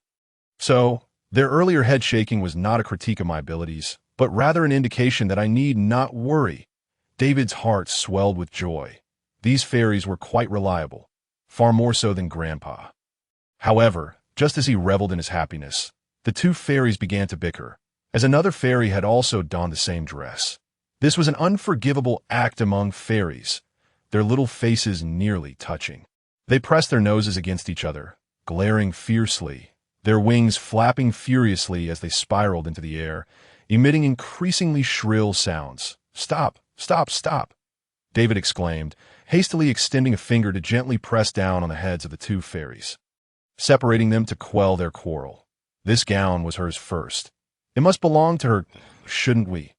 David gently addressed the fairy who had transformed last, but she was unconcerned with such matters. Before David could finish, she grew agitated, stamping her tiny feet on the book and flailing her hands in the air. David quickly added, "Moreover, there are surely many equally beautiful gowns to choose from. You can take your time selecting." He dared not suggest there might be gowns more exquisite than this one, lest the first fairy become incensed again. Upon hearing this, the second fairy gradually calmed, flying over to the edge of the book, tapping it to signal that David could turn the pages. She now wished to select her desired gown. David instructed the first fairy to summon the other 4 fairies to choose their dresses. And then he resumed flipping through the pages. Soon, 5 fairies fluttered in, 2 of them even dragging Pickett along, suspending him in midair. How they had become friends was a mystery. The moment they landed on the book, they erupted into a frenzy, buzzing and vying for the dresses, refusing to yield. One fairy, having already chosen, soared through the air, flaunting her new gown, just as David felt his head might explode from the noise. The fairies finally settled on their dresses, twirling around the table and soaring through the air, showcasing their beautiful gowns. Pickett slipped off David's shoulder and landed on the table, pointing at the fairies and then at himself. "Pickett, do you want a dress too?" David asked, slightly taken aback. Pickett quickly shook his head and pointed at David's attire. "Oh, you want a suit instead? You must be clear or I might think you have a peculiar preference." David teased. Seeing Pickett becoming increasingly agitated, David turned to the fairies and asked if they could create a suit for Pickett as well. The fairies gathered together to confer for a moment, then flew over to Pickett, each waving their hands that a piece of parchment floated up from the table. Encircling Pickett, a similar glow enveloped him, and when it faded, Pickett reappeared in a stunning short dress, revealing his slender legs, accentuating his bashful demeanor, coupled with a hint of daintiness. David couldn't help but burst out laughing, quickly stifling himself, covering his mouth with his hands as he discreetly retrieved his camera from the drawer to capture the moment for future amusement. The fairies then held hands, circling around Pickett in joyful celebration, welcoming their new companion. Pickett, exasperated, placed one hand on his hip while gesticulating between David and the fairies, venting his frustration when they ignored him. He began to tug at his outfit, but despite his efforts, David noticed no sign of damage. Whether it was due to Pickett's lack of strength or his reluctance to ruin his attire remained uncertain. After a while, the fairies, having admired Pickett's appearance, waved their hands once more, and he was adorned in a snug, gold-trimmed black suit, the origin of which remained a mystery to David. Satisfied, Pickett adjusted the creases of his new outfit, then requested a small mirror from David, darting off to admire his reflection. "How about I give you all names?" David proposed to the fairies. Instantly, they fluttered with excitement, flocking to David's gaze. "You shall be called Natalie," David declared after a moment, pointing at a fairy with blue-tinted wings. "You will be Mia, the only one with pink hair among the fairies. You shall be Grace, for your dark wings complement the elegant gown you have chosen, exuding an aura of aloofness. And you will be Samantha, a fairy adorned with wings of pink and blue gracefully bent forward to express her gratitude to David. You are called Cammy, with her short black hair, executed a stylish twirl in mid-air upon hearing David's words. You recall Joanna did a fairy clad in a princess gown, slightly curtsied, performing a regal gesture towards David. You are Jessica, David addressed the last fairy, who exuded vivacity. After selecting a suitable name, she immediately circled David twice in flight, playfully grasping his finger as a token of appreciation. From now on, we shall be known as the Fairy Girl Troupe. What do you think of this name? David inquired. With costumes ready and a name established, the next step was to prepare for their inaugural performance and stage. David rummaged through the bookshelf for a considerable time, finally extracting a dust-covered tome from the corner. With a wave of his wand, he softly recited an incantation, and a gentle breeze whisked away the dust, revealing the book's true form. The title on the cover, though obscured, faintly hinted at the word dance, while 2/3 of the surface was occupied by an image, magically preserved from the ravages of time, remaining remarkably clear. Ikati depicted a young and radiant witch dancing gracefully under the lights. David settled back into his chair, flipping through the pages until he discovered a simple yet elegant group dance. Can you all learn this dance? David spread the book across the table and asked the fairies. They gathered around, examining the pages closely, attempting to mimic a few movements from the illustrations, followed by a brief discussion. Some nodded in agreement. Others performed a curtsy, while a few gently tapped his fingertips, signifying their capability. You are truly marvelous, David exclaimed with a smile. Hearing his praise, the fairies beamed with joy, and even the short-haired Cammy couldn't resist lifting her skirt and twirling twice. Can you wear these outfits for the performance? For now, let's make do with your everyday attire. The fairies' elation vanished, and they promptly flew away from the table, distancing themselves from David, their faces reflecting discontent that I promise to find you even more beautiful dresses in the future. But for now, you must heed my words, David proposed. After a moment of contemplation, Jessica was the first to descend, waving her hand to revert her attire to its original form, then tapping David's hand to indicate he should keep his promise. Rest assured, my words are as reliable as a steadfast dog, David assured her, patting his chest like a tea that moment. The remaining fairies gradually descended, reverting to their previous outfits, albeit with a noticeably somber demeanor. Fear not.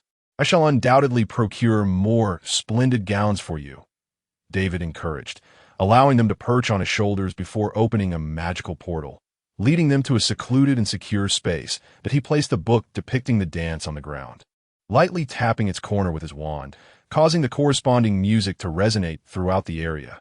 The magical realm is indeed wondrous and convenient. Now, practice here, will you? I will return to check on you in due time. The fairies nodded and began to mimic the movements from the illustration, gently swaying their bodies. After observing for a while and confirming there were no issues, David turned to leave, as he had a stage to prepare. Upon returning to his room, he rummaged through his cabinet to retrieve several transparent orbs, which he had previously purchased at the market with Newt. The vendor had informed him that these orbs could be used to practice divination, enabling one to become a master seer. Young and naive, David believed wholeheartedly.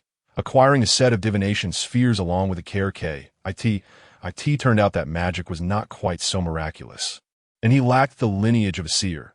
David placed the orbs into a bag and sought out Newt, who was napping in front of the fireplace. Grandpa, David gently shook him awake. What's the matter? Newt mumbled, bleary-eyed, with a bit of drool at the corner of his mouth. Could you make these orbs emit different colors of light? Something brighter, please. David opened the bag and held it before Newt. After a quick glance at David and then the orbs, Newt nodded and waved his wand, causing the orbs to burst forth in dazzling colors that stung the eyes. Oh, thank you, Grandpa. You're truly remarkable. The greatest master of our time, David exclaimed, quickly closing the bag, hugging Newt, and sprinting back to his workshop, leaving Newt dazed in front of the fireplace. In the workshop, David scoured for boxes slightly larger than the orbs, securing them inside, but he then punctured small holes in the lids. Wingardium Leviosa! David waved his wand, lifting the boxes into the air, directing their heights, and causing the lids and holes to open and close, allowing beams of light to shine through, serving as makeshift stage lighting. Although it paled in comparison to professional stage lights, it was still quite impressive. Next, David found some wooden planks in the workshop. Assembling them into a stage shape, laying down a layer of red carpet and adorning the surroundings with flowers, thus completing a makeshift stage. With all preparations finalized, everything awaited the performance on Christmas Day. The day before Christmas, the sun had just risen, and David slowly opened his eyes, stifling a yawn, reluctant to leave the warmth of his bed. At the foot of his bed lay a pile of packages, level with a mattress. This year the gifts were plentiful. David struggled to toss aside the covers, donned his jacket, and picked up the topmost box, wrapped in thick paper, gifted by Dumbledore, complete with a signature. Upon tearing away the wrapping, he discovered a large bag of cockroach clusters and a small note that it read, "David, Merry Christmas. Thank you so much for your suggestion. After I wrote to them, they indeed sent me new flavors of cockroach clusters. And since this is largely your doing, I have sent you a generous portion." David disdainfully set the candy aside. He wondered who, besides Dumbledore, would consume such confections, suspecting the vendor had merely sent him expired stock. The second package was from Tina, containing a sky blue scarf she had just finished knitting a few days prior. Wrapping it around his neck, he felt its softness envelop him, providing warmth throughout his body. The subsequent packages were filled with chocolate delights, as they knew of David's fondness for such treats. Professor McGonagall gifted him a book on magic, complete with her notes. David perused it for a moment before placing it aside. Intending to study it thoroughly later, in the corner rested a small package. David picked it up, feeling its lightness, and tore open the wrapping to reveal a necklace made of teeth, pressed beneath a greeting card.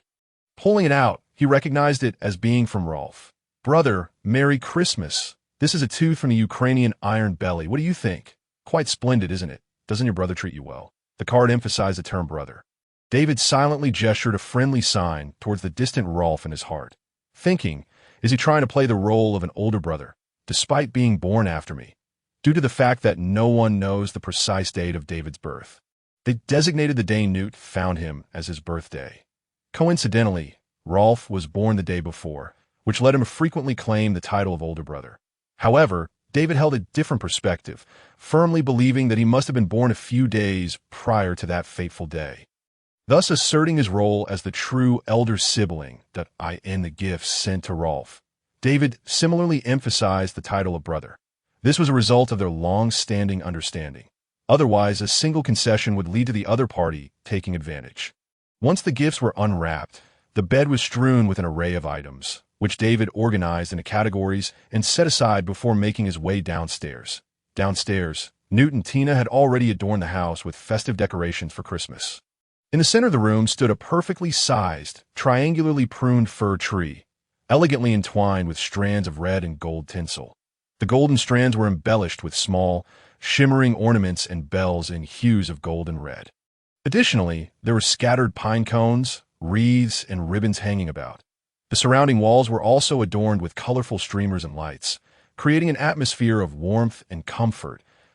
It was evident that Tina had meticulously designed the arrangement. Newt lacked such an appreciation for aesthetics that moment. Tina was in the kitchen preparing the ingredients needed for the evening's feast, while Newt assisted her. Typically, such tasks would be accomplished with magic.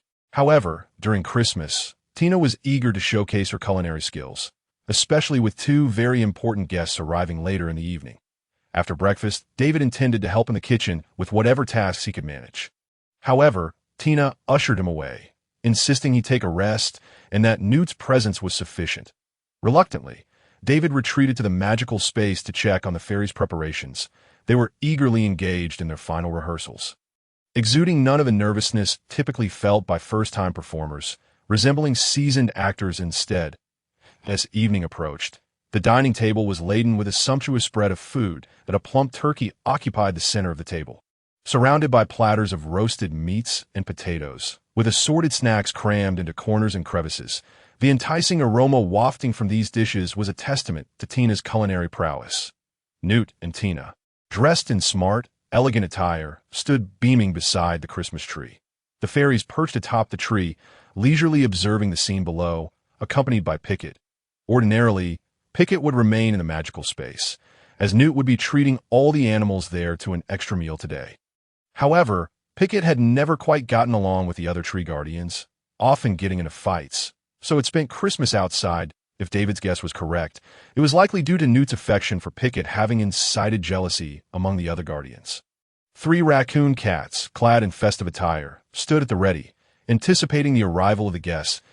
As the clock chimed, a man and a woman appeared with a soft pop.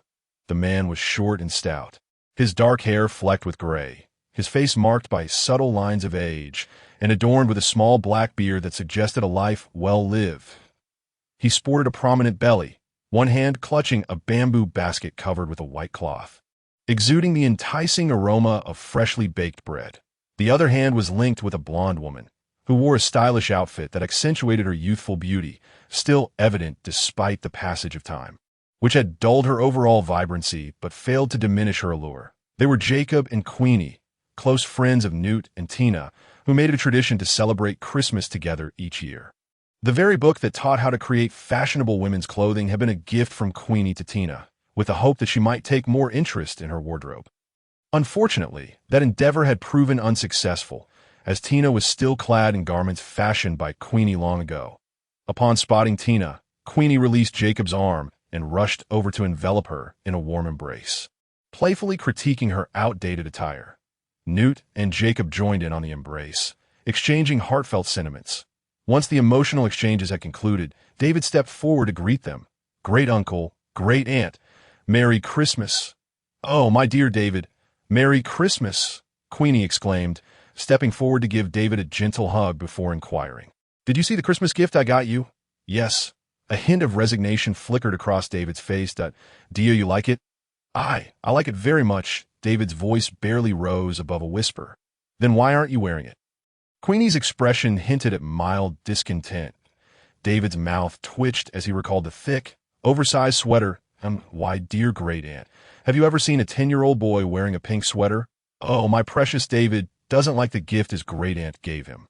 He must hate her now," Queenie lamented, her lips pouting and a single tear glistening in the corner of her eye, a masterclass in theatrics. Queenie possessed an innate ability to read minds effortlessly. At least David had yet to learn how to guard his thoughts against her probing.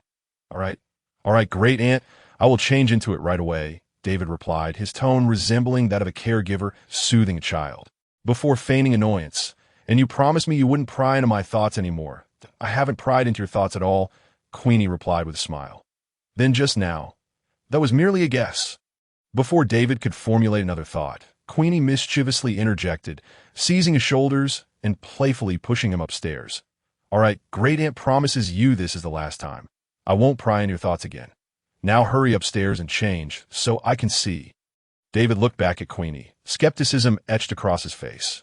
Really? He found it hard to believe, recalling that Queenie had made similar promises before to great aunt. "Your outfit looks terrible today." David thought to himself. Queenie remained unfazed, her smile unwavering as she waved for him to hurry and change. "You really won't pry anymore?" David asked, feeling a sense of relief as he ascended the stairs, the dread of having to wear the pink sweater dissipating somewhat. However, unbeknownst to him, Queenie was tightly clenching her fist within her sleeve. "This little rascal dares to criticize my outfit." Upstairs, David rummaged through his wardrobe until he unearthed the pink sweater that Queenie had gifted him. It was crafted entirely from pink yarn, devoid of any impurities, and the surface was adorned with a layer of soft fuzz. "I thought I would never wear this," David sighed as he donned the sweater. His hair, reminiscent of Newt's, bore a light reddish hue, and having grown it long for warmth against the cold, he looked quite adorable. His cherubic face, still round and rosy, combined with the sweater, gave him the appearance of an endearing little girl. "Actually, it doesn't look so bad," David thought, shaking his head vigorously to no, "I'm a boy." He twirled in front of the mirror, inwardly raging against the fleeting thought that the sweater might indeed look good. Pulling on his legs felt like dragging weights. Each step a laborious effort. Oh, my David, how utterly charming. As soon as he reached the bottom of the stairs, Queenie rushed to his side, grasping his hand and spinning him around. "Come on, smile. If you don't, you grow old." Queenie pinched David's cheek playfully. David managed to force a smile, albeit an awkward one. "Wonderful." Queenie beamed, thoroughly pleased with his reaction. After praising David, she led him over to the dining table.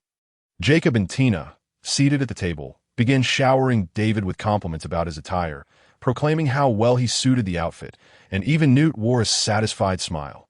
David, seated on a chair, felt a wave of existential doubt wash over him. Are they all conspiring against me? What kind of absurd taste is this? I'm a boy. At this moment, Queenie found herself unable to discern his thoughts, leaving her in ignorance of what occupied his mind. After all, while occasional glimpses into one's thoughts could be amusing, a constant invasion would be excessive, fostering an unsettling sense of insecurity. Once Queenie gained mastery over her abilities, she seldom delved into the minds of others, as it became a burden for her. Amidst the clinking of glasses and the gentle haze of intoxication, Jacob began reminiscing about their adventures in America, recalling their thrilling encounters with Grindelwald. This annual ritual was a staple for him. Queenie, indulging in delectable dishes, occasionally interjected with details of her moments shared with Jacob. Tina and Newt would join in whenever Jacob's enthusiasm peaked, reminiscing about the glorious days of yore. David, seated nearby, quietly savored the turkey and snacks, only chiming in with agreement during moments of fervor. In the past, David found their tales fresh and intriguing, eagerly hanging onto every word. Yet, as the years rolled by, the sameness of the stories dulled their charm, rendering even the most captivating narratives tiresome. He could almost recite them by heart. Amidst the laughter and merriment, the turkey on their plates gradually revealed a multitude of bones, while the dishes laden with roasted meat and potatoes grew significantly emptier. By this time, everyone had nearly finished their meal, with David having let out a few hearty belches. After a brief respite in their chairs, they all rose to begin clearing the remnants from the table. Once tidied up, David moved the sofa in front of the Christmas tree and invited Newt and the others to sit. With the lights dimmed, the room was bathed solely in the soft glow of the surrounding fairy lights. David led the fairies toward the studio, as tonight's Christmas performance was about to commence. He used a levitation charm to guide the stage from the studio to the area before the Christmas tree. 5 boxes, each concealing a round ornament, rose up and hovered above the stage. The lids of the boxes remained closed, preventing any light from spilling forth. Once everything was in place, David produced a book adorned with the word dance. Tapping its corner with his wand, from which a soft, melodious tune began to emanate, he then gently waved his wand toward the stage, causing one of the boxes to open slightly, releasing a gentle beam of white light. Connecting the box to the stage, at that moment, letters spelling Fairy Girl began to gracefully flow from behind the stage, circling around before displaying themselves to the audience, and then forming an arched staircase from top to bottom.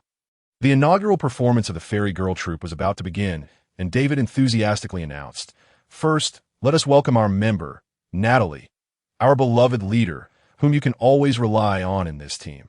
Natalie emerged from the side, clad in a sky-blue dance dress, stepping onto the letter F and gracefully descending upon the letters.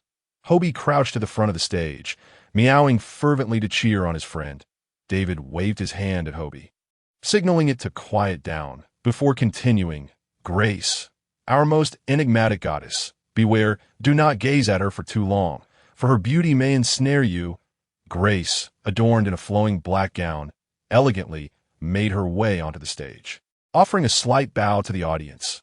"Mia, I once interviewed 100 wizards and 99 claimed she is the most adorable fairy in the world." David then lowered his voice conspiratorially, a little secret. "The remaining one seems to have just been afflicted by an eye curse." Mia, dressed in a warm-toned gown that complemented her pink hair, appeared like a doll just emerged from Disneyland, and upon reaching the stage, she flashed a heart gesture to everyone. Next came Cammy. "Oh, just look at how dashing she is." Cammy's dress was the most form-fitting, and she strode onto the stage, flipping her bangs with flair, standing tall and poised. Samantha, if anyone were to ask what sexy means, I would say, just look at Samantha.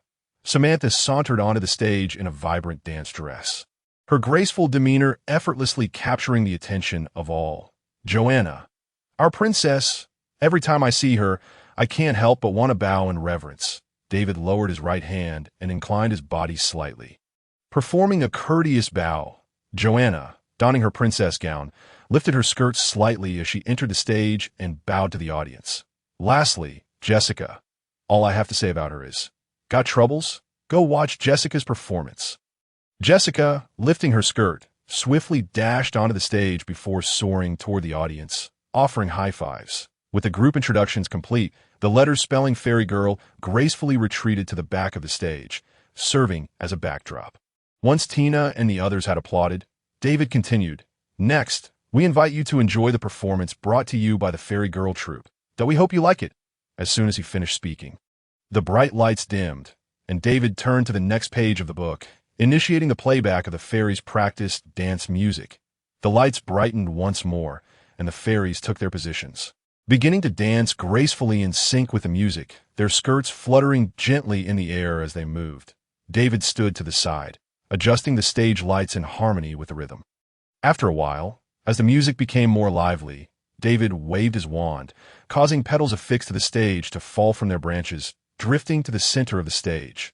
The fairies gradually ascended, transforming the stage into a sea of petals as they continued their dance. In the final moments, the fairies abruptly halted their movements, uniting as they soared toward the Christmas tree. David, somewhat bewildered, wondered, "What's happening?" We didn't rehearse this part. Just as he was about to investigate, the fairies returned, forming a circle, seemingly hiding something in their midst. They landed on a larger petal and then scattered outward, revealing their secret. Oh, it's Pickett. Can he dance? David clapped enthusiastically, eager to encourage Pickett. Newt, even more excited, leaped to his feet, cheering for Pickett as if it were a grand concert, and if he had 2 glow sticks, it would resemble a massive fan event. The magical book trembled, belting out the final notes, the music becoming more jubilant.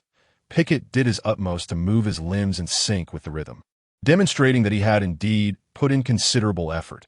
After a while, the music ceased, and the fairies along with Pickett bowed breathlessly to express their gratitude. The petals returned to the edges of the stage, and the letters spelling Fairy Girl emitted colorful lights as they soared from behind, carrying the fairies and Pickett toward the Christmas tree.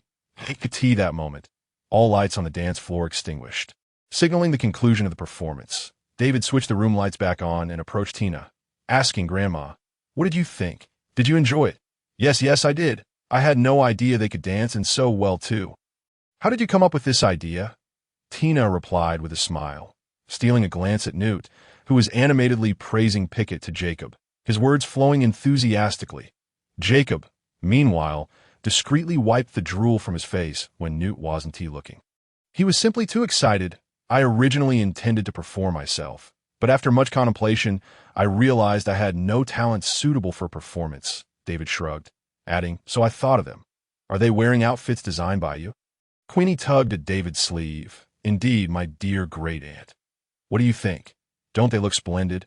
And they transformed them themselves. They look absolutely marvelous."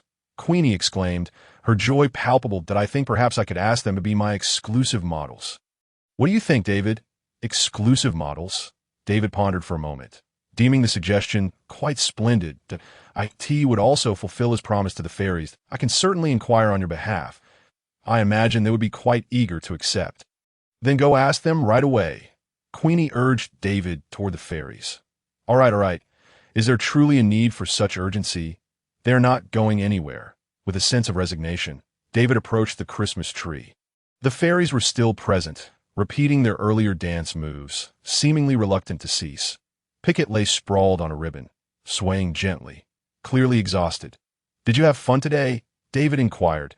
The fairies immediately gathered together, nodding enthusiastically at David. And Jessica even performed an impromptu dance. "Aunt Queenie wishes for you to become her permanent models. Would you be willing?" Noticing the fairies appeared somewhat puzzled, seemingly unaware of what a permanent model entailed, David clarified, "It means you'll get to see many beautiful new outfits in the future, along with numerous performances like today, ones that attract a large audience." Jessica, who had just been in a daze, was the first to react, joyfully grabbing Grace and darting towards David, planting a gentle kiss on his cheek. In the very next moment, Jessica and Grace suddenly seemed to lose all their strength and plummeted towards the ground. Following this performance, coupled with David securing them a job that would provide new garments, the fairies truly recognized David. Thus, when Jessica and Grace made contact with him, the illustration absorbed the magic from them. Fortunately, as there were 2 of them, They shared the burden and did not faint as Pickett did, only feeling somewhat weak. David hurriedly caught them in his arms and dashed towards the studio. "David, what's wrong? What happened?" came Queenie's anxious voice from behind. Upon learning that these fairies could conjure the garments she designed, she had already regarded them as her vital partners. "Grandfather, is this potion reliable?" David asked with concern. "Absolutely reliable. You must not doubt a magical creature expert." As David rushed towards the studio, Newt quickly understood what had transpired. He promptly followed, controlling a tiny droplet of pitch-black liquid, directing it towards Grace. Despite his advanced age, his hands were remarkably steady, even more so than David's. The droplet was a newly developed potion by Newt, which he claimed could help magical creatures swiftly regain their strength. Yet, observing its unappealing appearance and the various haphazardly arranged ingredients on the table, David couldn't shake the feeling of skepticism, perhaps due to having been let down by Newt in the past. Fortunately, when it came to magical creatures, Newt was nothing if not meticulous. After consuming the potion, Jessica and Grace quickly regained their vitality and resumed their playful antics with Samantha and the others. Newt let out a quiet sigh of relief, then proudly remarked to David, "The fairies are relatively small in stature, which is why they recover so swiftly. If they were larger, like a niffler, the results would not be as favorable." He lifted a test tube containing the black potion before David and continued, "This potion cannot be administered directly to magical creatures, as it may lead to an oversaturation phenomenon, causing them to become overly excited and unable to sleep. You need to mix it with other substances for them to consume. For instance, I just blended some honey into it to reduce the potion's potency." Newt set down the test tube and shook a jar of honey at David. David nodded, indicating his understanding. "And what about the potion's formula, Grandfather?" David inquired. "The potion formula?" Newt chuckled, gazing at David. "Well, that depends on my mood. Perhaps on a day when I am particularly cheerful, I might share it with you. So in the meantime, do refrain from making me unhappy, especially when I ask you to do minor tasks." "Ugh," David grimaced and shifted away. "Grandfather, you truly seize every opportunity to exploit me," noticing a slight change in Newt's expression. David quickly returned his steps, feigning nonchalance as he said, "Grandfather, what are you talking about? Is it not only natural for me to help you?" Newt nodded in satisfaction. "All right then, let us go back. We mustn't keep them waiting too long." Upon returning to the living room, Queenie approached first, asking, "What happened? Are the fairies injured?" "They are unharmed, Annie. Rest assured, they are well. It seems the earlier performance was a bit exhausting for them, but after administering the potion, they will be fine shortly," David replied. But he refrained from telling Queenie the whole truth, as Dumbledore had rushed to check on David's health upon learning of the incident and insisted they keep it a secret. As for the reason, Dumbledore did not disclose it, and Tina did not inquire. David had asked, but Dumbledore merely stated it was for his safety, leaving it at that. "So, have they agreed to be my models?" Queenie asked. "I believe they are quite willing." The 6 fairies divided into 2 groups, perching on David's shoulders, swinging their little feet and nodding eagerly, as if to say they were ready to follow him. "That's splendid." Queenie's eyes crinkled with joy as she gently lifted the fairies from David's shoulders. Following this, Newt and the others gathered around the fireplace for a brief chat. Time swiftly passed, and as the clock struck 10, Queenie and the others prepared to depart. During the farewell, Queenie suddenly leaned in, tugging at David's ear playfully. "How dare you say my clothes are unattractive? If it weren't for the fairies, I would certainly give you a proper scolding." With that, she waved goodbye to Tina, linked arms with Jacob, and with a flick of her wand, their figures vanished from the room. The fairies, too, departed perched on Queenie's shoulder. David stood aside, feeling despondent, nearly in tears. "I should never have trusted you, my dear aunt." After Christmas, Newt, who had been quiet for 2 days, resumed his reckless excursions into the forest despite the snowstorm. Most remarkably, Tina did not stop him. This was most unusual. David suspected they were concealing something, certainly not merely searching for the alchemy. They must be seeking something else. Otherwise, Tina would not have allowed it. Seizing the opportunity while Newt was resting on the couch after lunch, David stealthily approached him. "Grandfather, what exactly are you looking for in the forest?" David whispered. "The alchemy. What else could it be?" Newt replied without missing a beat, a skill he had honed over many years. As he had often been interrogated upon entering other countries, he certainly could not just say, "I am here to release magical creatures," which cause minimal destruction, barely enough to devastate a city. Otherwise, they would likely expel him from the country immediately. Thus, Newt had mastered this art. With just a thought, he could maintain a calm demeanor that obscured the truth. "Grandfather, just tell me," David pleaded, shaking Newt's arm. "Really, I am just looking for the alchemy. Nothing else," Newt insisted, pulling his arm away from David's grasp to avoid being rattled apart. "Then can I accompany you?" David suggested, changing his approach. "That's not possible. The snowstorm outside is severe, and you could fall ill," Newt replied, glancing towards the kitchen and speaking in a hushed tone. "And your grandmother wouldn't approve.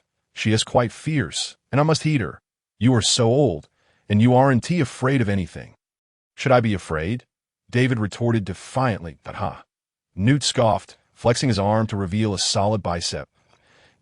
"Oh, you have one of these?" David touched his own, somewhat slender arm, realizing it was indeed no match. Newt had never been idle throughout his life. He had spent nearly all his time entangled in various magical creatures, honing his physique until it was remarkably robust, even at over 80 years of age, far surpassing David. Since they could not come to an agreement, David had no choice but to resort to, "Grandmother, grandfather just said you are very fierce," David called out loudly towards the kitchen.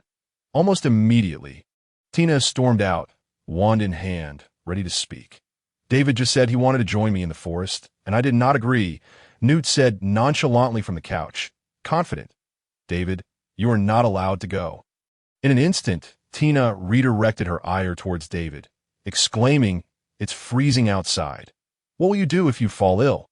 Have you forgotten that 3 years ago you returned from wandering in the forest with Newt, only to suffer 3 days of high fever, and now you wish to go again?" Tina's voice escalated, fueled by her indignation. David hastily rose, repeatedly assuring her with a multitude of sweet words until her fury subsided. Allowing her to retreat to the kitchen, he sighed in relief, wiping the sweat from his brow, and shot a glare at Newt, who was beaming with delight, his laughter almost convulsive, as if he could hardly catch his breath. "My apologies, David, but I must take my leave now," Newt remarked, wiping the tears of mirth from the corners of his eyes, gathering his belongings, and waving goodbye to David as he exited through the door. Moments later, the door swung open once more, and Newt's head popped back in, raising an eyebrow at David with smug satisfaction before he completely departed. David gritted his teeth, glaring in the direction of Newt's exit. "You've gone too far, old man," he muttered, reclining in a chair, holding a book in front of his face as if engrossed in study. However, were someone to approach and peer closely, they would discern the ruse. His eyes were not on the text, but rather covertly observing Tina, who was bustling about in the hall. After some time, once Tina had tidied the hall, she began her ascent up the stairs. As soon as her figure vanished from sight, David sprang to his feet, tiptoeing to the door, grasping the doorknob, poised to step outside. Just as he clasped the handle, a chorus of cat meows erupted behind him. "Blast!" David's heart sank. "David!" Tina's serious voice cut through the air. Sheepishly, he turned back, mumbling, "I was just noticing how dirty the doorknob was and thought to clean it. It wouldn't do for outsiders to see it looking so grimy." With that, he pulled up a portion of his sleeve and rubbed it on the handle. "I'll clean that later. You should go to the study and read." Tina's voice was cold, devoid of any warmth. "Oh," David mumbled, lowering his head as he trudged toward the study, casting a discontented glare at Millie and Mahler as he passed. "Traitors! If it weren't for you, I would have been outside by now." He thought bitterly, growing increasingly resentful, resolving to withhold their usual treats of fish and instead give them all to Hobby. Once David headed to the study, Millie and Mahler sprawled once more on the carpet, idly lounging about. They were unconcerned with David's thoughts. They were loyal only to Tina, after all, for she was the true matriarch of the household. Upon reaching the study and settling into a chair, David found himself unable to concentrate on any book, as one thought consumed him. What on earth was his grandfather searching for in the forest? It is often the case that the more one wishes to keep something hidden, the more insatiable the curiosity becomes. Time swiftly passed, bringing them to mid-February. During this period of confinement indoors, David occupied himself in the study, either reading or practicing spells in the magical space. After several months of diligent study, he had made significant strides in his knowledge of magical creatures and spell casting. David even felt confident enough in his spell work to consider advancing to third year, though he remained uncertain if Hogwarts permitted such a progression. Moreover, the sun had begun to shine more generously during this time, no longer merely casting light without warmth. Now, David found himself less prone to shivering upon rising dawn, but his heating charm was still ineffective. That must mean Newt has forgotten again. Each day, Newt continued to venture out early and return late, mostly roaming the forest unless the weather was particularly severe, searching for something unknown. Sometimes he would return, lost in thought, sitting blankly on the sofa for long periods, while at other times he appeared grave, and David dared not speak to him then. Newt's anger could be quite fearsome, yet fortunately, he seldom lost his temper, at least never directed at David. The few occasions he did were in response to witnessing others harm magical creatures. Much like the wrathful deities of old, Newt had no patience for wrongdoing. On the rare occasions when his mood was light, David would inquire about his searches, but Newt would deftly evade the questions. Thus, to this day, David remained oblivious to what Newt was seeking. Leaning against the windowsill, David gazed outside for a while, observing that the majority of the snow had melted under the sun's rays, leaving the ground damp and sodden. Surely, my grandparents won't hinder my desire to venture out now. After contemplating, he approached the dining table and seated himself beside Newt. "Grandfather, may I accompany you outside later?" David asked softly. Newt hesitated, initially inclined to refuse, but after Tina commanded a plate to settle on the table, she interjected, "Take him with you. David hasn't been outside in months. And besides, if you've searched for so long without success, they must have either departed or you are mistaken." Newt pondered for a moment before responding. "Very well, David. The usual rules apply. You must heed my every instruction and refrain from wandering off or touching anything." David nodded obediently, knowing that straying from Newt's guidance could lead to dire consequences, a lesson learned through perilous experience. Once, while peering through the underbrush, he had spotted a remarkably vibrant little bird and, unable to resist, had stepped forward to observe it up close. However, as he approached, a massive serpent's head had lunged at him. Jaws agape.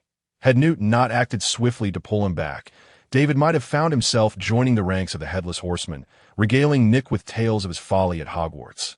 Later, Newt explained that the dazzling bird was merely the tail of the serpent, designed to lure unsuspecting prey like David. The natural world could be treacherous indeed. Since that day, whenever venturing outside, David adhered strictly to Newt's directives, never daring to defy him. For Newt was the consummate professional. After finishing their meal and resting briefly, Newt led David outside, taking his hand as they separated. Following a moment of disorientation, David found himself at the base of a towering tree, surrounded by others of its kind. Lush and verdant, blocking most of the sunlight, the incessant dripping of melting snow added to the eerie chill in the air. David leaned against the great tree to catch his breath, a droplet of snow melt cascading onto his neck.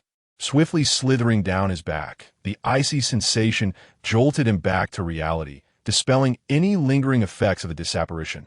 "How can you still be like this? Most people acclimatize after just a few tries," Newt remarked, pulling a raincoat from his bag and offering it to David, puzzled by his discomfort. "When you say most people, you mean adult wizards, don't you?" David rolled his eyes. This apparition was perilous. Ordinary individuals exercised utmost caution, especially when transporting a young wizard. Only masters like Dumbledore and Newt would treat it as a mere means of travel, particularly when accompanied by a child wizard. "Quite right," Newt conceded, slowly beginning to observe their surroundings. Once David donned the raincoat, he noticed Newt crouched on the ground, intently sniffing the earth. As he rose, David inquired, "Grandfather, have you found something?" Newt nodded, gesturing for David to follow as he proceeded in a particular direction. The forest, already difficult to traverse, had become even more treacherous under the weight of melting snow, rendering every step perilously slippery. David proceeded with extreme caution, mindful of the risk of falling, which slowed their pace considerably, forcing Newt to stop frequently to wait for him. After a while, Newt halted, crouching down to examine something at the base of a tree. As David approached, he discerned a collection of dark green feathers, some vibrant while others were entangled with leaves or mud, obscuring their true appearance. "Are these the feathers of a deer call?" David asked. "Indeed," Newt replied, pointing upwards. David followed his gaze to see a nest perched high among the branches, presumably the home of the deer call. However, these feathers were no newer than 4 or 5 days old. They must have departed. "You discovered this place long ago, didn't you?" David asked, a hint of confusion in his tone. Newt nodded in affirmation. "Oh, what exactly are you still searching for?" "The reason for their presence here," Newt replied placidly. After Newt had spoken, he began to examine the surroundings, searching for the clues he required. "What brought them here?" David repeated Newt's words, puzzled. "Indeed." Newt crouched down, meticulously searching for any discordant elements in the environment. There were no bowtruckle in Dorset, so there must be a reason for their presence here. Moreover, bowtruckles were social creatures, yet only 3 had appeared. David nodded in a half-understanding manner.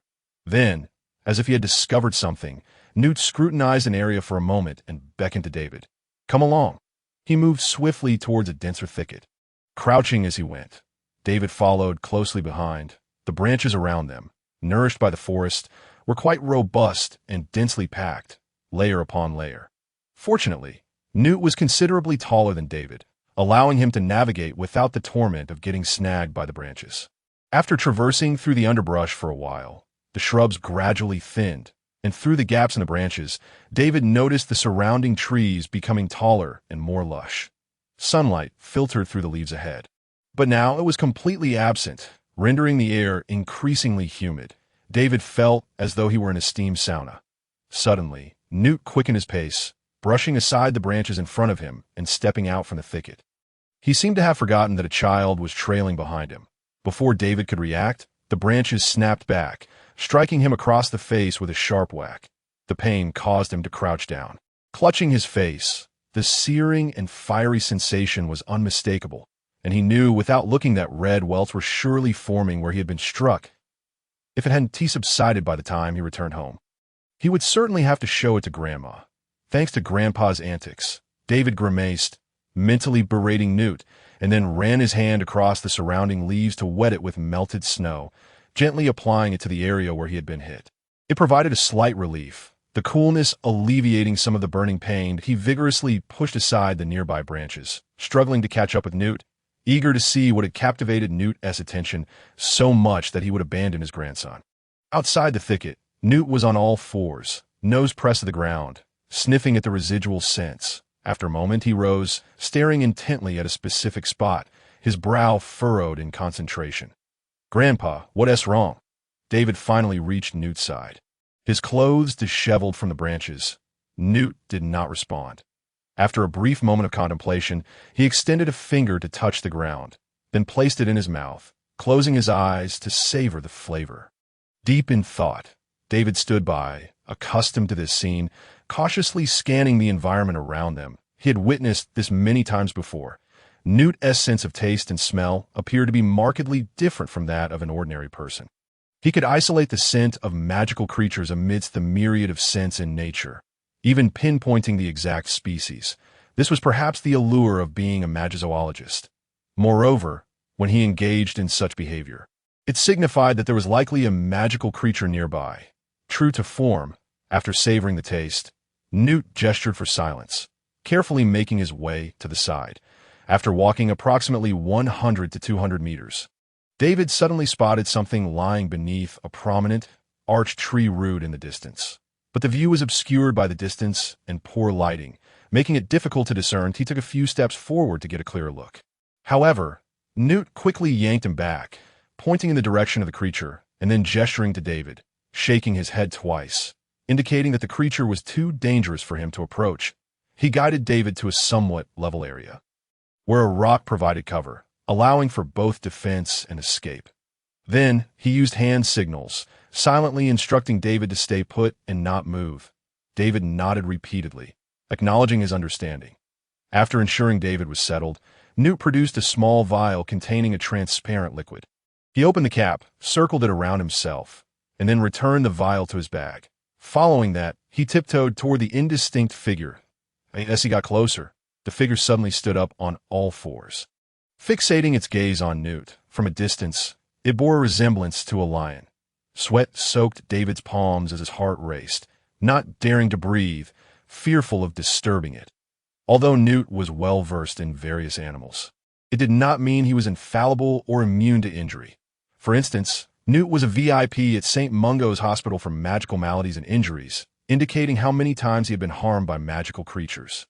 After standing still for a moment, observing that the figure remained motionless, Newt crouched down, placing his hands on the ground, lowering his posture, and emitted a few calls that resembled a lion's roar, yet tinged with a hint of sheep-like sound.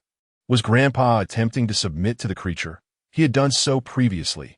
Yet, that call was unlike any David had ever heard. Who could it belong to? As David pondered this, the creature beneath the tree root relaxed its guard, no longer fixated on Newt. Seizing the opportunity, Newt crawled slowly toward it. As he neared the root, the creature suddenly leaped from beneath the root and onto it. The improved lighting allowed David to see more clearly now. It appeared to be a lion, a male lion, with long, brown mane surrounding its head, resembling a seed from a distance. However, its tail seemed significantly thicker than that of an ordinary lion, and it bore severe injuries. Observing the creature staggering toward Newt, David furrowed his brow, uncertain of its origin. The creature continued to sniff around Newt, ultimately confirming his identity. Several times, it had nearly pressed against Newt's neck, causing David to clench his fists. His heart racing, fervently praying for Newt's safety, terrified that the creature might take a bite. Fortunately, David's prayers seemed to have been answered, or perhaps Newt's potion was particularly potent. After sniffing Newt, the creature retreated back beneath the tree root. It was evident that Newt's body relaxed. He supported himself against a nearby tree, silently catching his breath. David, too, took a moment to compose himself. Each time Newt captured a magical creature, it was an exhilarating experience. At this rate, he figured that even if Voldemort were to appear before him, he would remain unfazed. After resting for a while, Newt slid down to the base of the tree root and began to fiddle with something. David heard him shout, "David, bring the magic carpet over."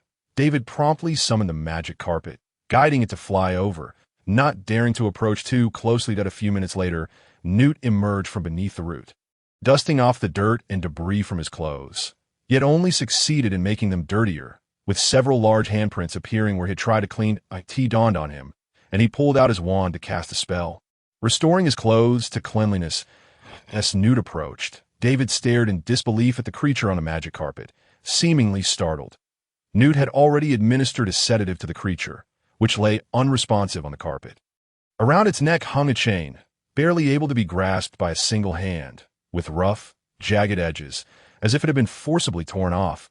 Its body bore numerous wounds, some festering and blackened, emanating an unbearable stench, and several wounds even contained writhing maggots.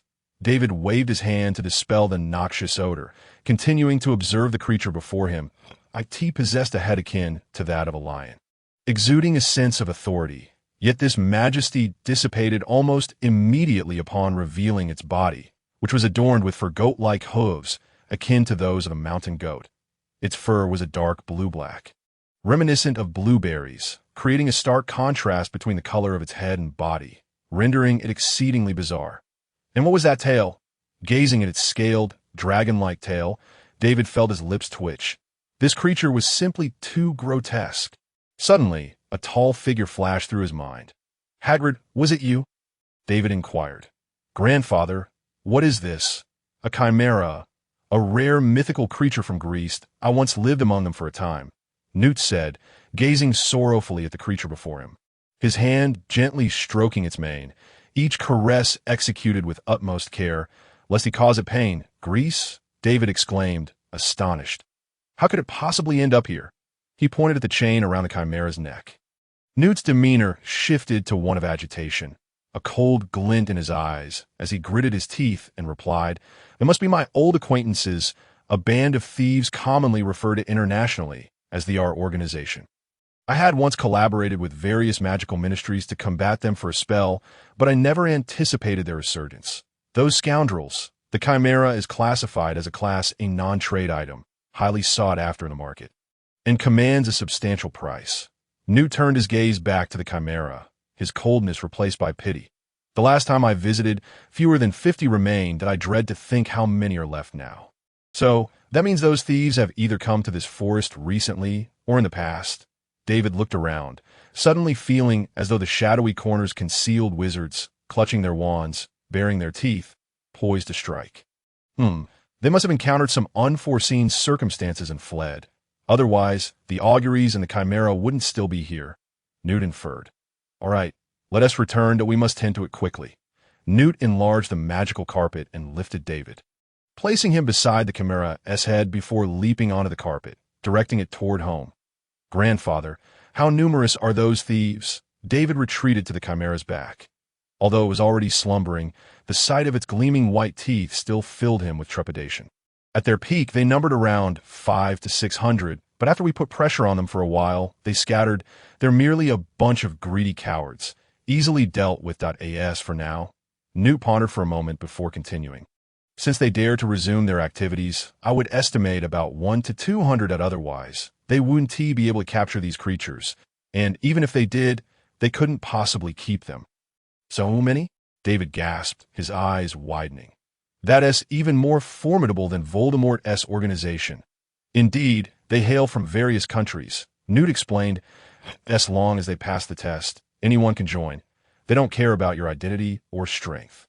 Anyone can join. So, do you send people as infiltrators? Newt interjected, Of course we do. Otherwise, how could we combat them? However, they can only become peripheral members, never penetrating the core, making it exceedingly difficult to eradicate them. Oh, David mused, contemplating Newt's words. This organization specialized in capturing and selling magical creatures worldwide, and as Newt's grandson, equipped with a mental catalog of creatures, he too would inevitably encounter them during his quests. Newt maneuvered the carpet into his studio. Gently placing the chimera on the operating table, he then rummaged through a cabinet, producing a small box filled with various instruments, tweezers, and potions of different sizes and shapes. Once everything was prepared, Tina entered the studio, standing beside Newt as his assistant. The chimera's injuries were severe, and David's inexperience rendered him ill-suited for the role of assistant.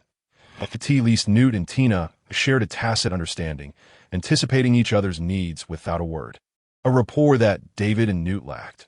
Observing how Tina would instantly provide the appropriate surgical tools and potions at Newt's slightest gesture, coupled with Newt's dazzling techniques, David couldn't help but feel a sense of awe. Experience truly speaks volumes. I have much to learn. After a while, all the necrotic flesh on the chimera had been excised and the wounds stitched. Newt removed his gloves, took the towel from David's hands, wiped the sweat from his brow, and observed the chimera's condition before stating, "It should be fine now. It merely needs ample rest." "Are you sure it was them? Should we report this to the Ministry of Magic?" Tina inquired from his side. "Not yet certain." Newt shook his head. "It's merely conjecture, though it's highly probable. I still need to revisit the forest to investigate further and ascertain how these creatures escaped." "Grandfather, what about me?" David interjected eagerly, wanting to accompany Newt, unable to shake off his concern. Newt regarded David with a hint of reluctance. This was no pretense, although he believed the thieves had likely vacated the forest. What if they hadn't? After all, everything thus far was conjecture. "Let him come along," Tina suggested, her tone brightening, reminiscent of her youthful exuberance. If they're indeed involved, David should gain some exposure in case they cross paths in the future. "Besides," she added, "I'm still spry. All right, let us head to dinner now." "Are you hungry, David?" Tina gently took David's hand, guiding him toward the dining hall. "A bit hungry, Grandma," David replied. "Then let us hurry. I prepared a feast of roasted pork chops for you." Newt chuckled, following suit. He hadn't seen Tina radiate such vitality in ages, certainly not since his last injury. For a moment, he felt transported back to his youth, holding a brown suitcase, with Tina, her short black hair, framing her face, steadfastly by his side, as if they could face any adversity together. He cherished the Tina of that time, but loved the present her even more. The following morning, as dawn broke, Newt and David sat upon the magical carpet, surveying the forest from above. Newt had been uncertain about the presence of those thieves in the woods, opting for foot patrol to avoid alarming them. However, after encountering the Chimera, he knew there was no cause for concern. A few auguries escaping might have been incidental, but the emergence of a priceless Chimera could not be mere happenstance. Such a quarry would typically require several guardians. The fact that it had escaped signified they had encountered trouble.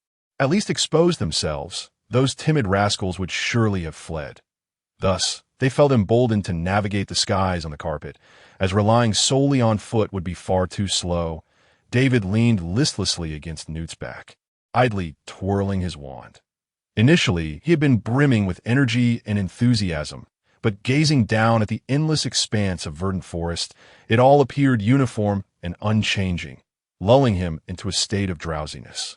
He couldn't tell how long they had been flying, but he did recall passing several lakes, observing the increasing density of trees that would require a group to encircle, while the sounds of birds and beasts transitioned from sporadic calls to a continuous chorus, echoing through the woodland. Suddenly, Newt shook David, exclaiming, "David, look, we must be nearing our destination."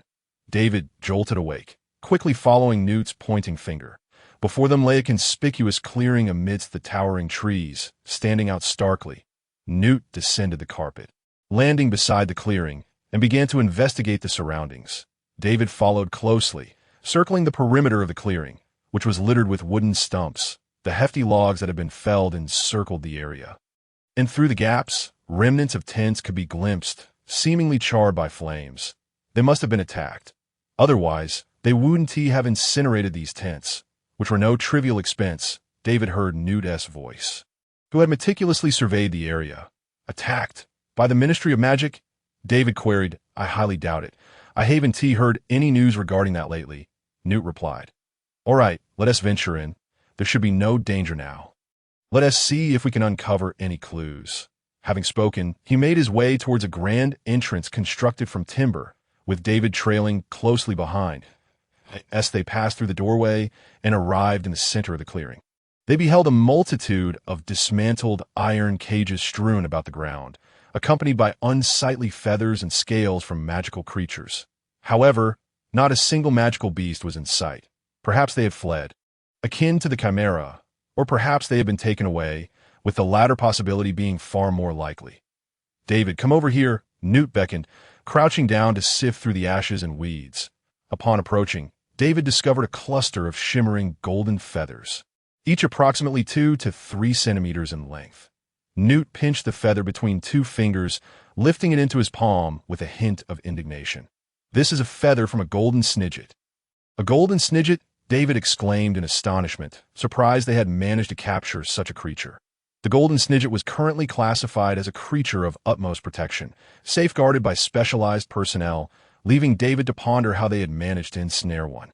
It appeared they had stirred quite a commotion this time.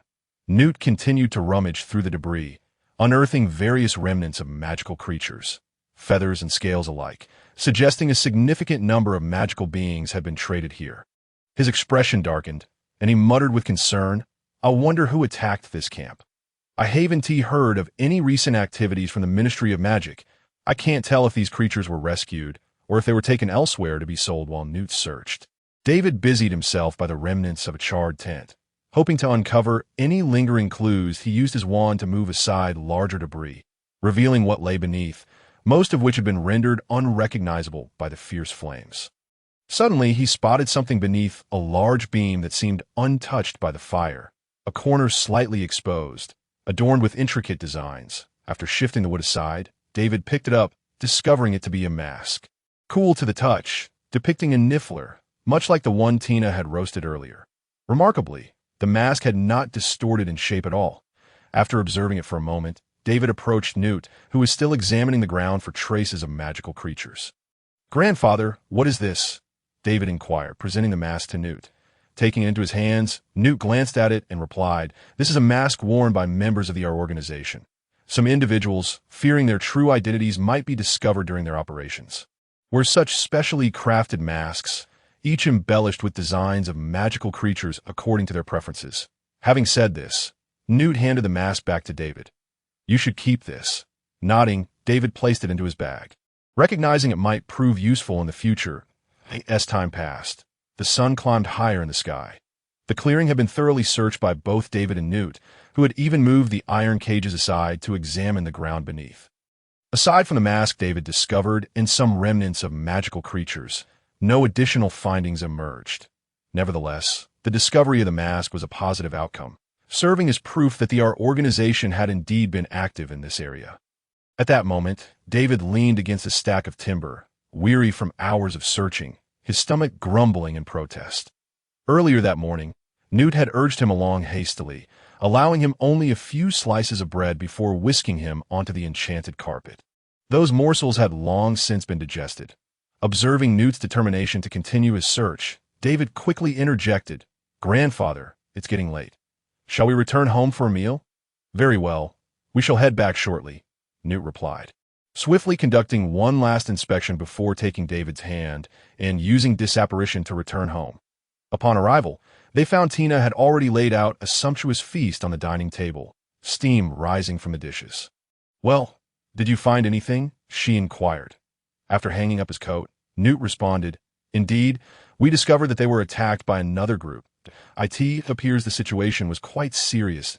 As he spoke, he approached the table. "That I'll visit the Ministry of Magic again this afternoon to report on the situation and inquire if they have any information." With that, Newt reached for the cutlery to begin the meal. Tina interjected, casting a cold glance at Newt. "Ahem, I didn't notice," Newt quickly retorted, rising to head towards the kitchen. David emerged from the kitchen, wiping his hands, glancing at Newt along the way. "What is the matter, grandfather? Are you planning to eat without washing your hands right under Grandma's nose?" Tina is quite the neat freak. Warm sunlight streamed through the large floor-to-ceiling windows, gradually moving across the floor and onto David's bed. The large window was a modification that David had requested of Newt. It had originally been a small window, allowing only a limited amount of sunlight to filter in, casting the entire room in a dim and damp atmosphere. Thus, David had asked Newt to enlarge it. Little did he expect Newt to transform it into a grand floor-to-ceiling window. Pickett stretched and yawned, throwing off the little blanket covering him, rising to sit at the edge of the bed before leaping down, bouncing back up, and landing once again on David's bed. This design had been Newt's idea. During the initial days of Pickett's companionship with David, they had shared a bed, but due to Pickett's small stature and David's tendency to toss and turn in his sleep, Pickett often found himself pinned beneath David. Consequently, Newt fashioned a small bed for Pickett, fixed alongside David's, allowing him to sleep there except for the days when the fairy was present. Still a bit drowsy after his recent jumps, Pickett staggered to the side, ready to attend to his daily duties. Suddenly, he seemed startled by something, darting forward several paces to the center of the bed, where he stood atop the pillow, glancing around before forcefully tugging at the blanket to create a small opening. Peering inside, still nothing. "How could this be? My David is missing," he fretted. Pickett had heard Newt recount tales of the legend wherein slothful children were devoured by the boggart. David, as an epitome of such lazy children, was vulnerable to this fate.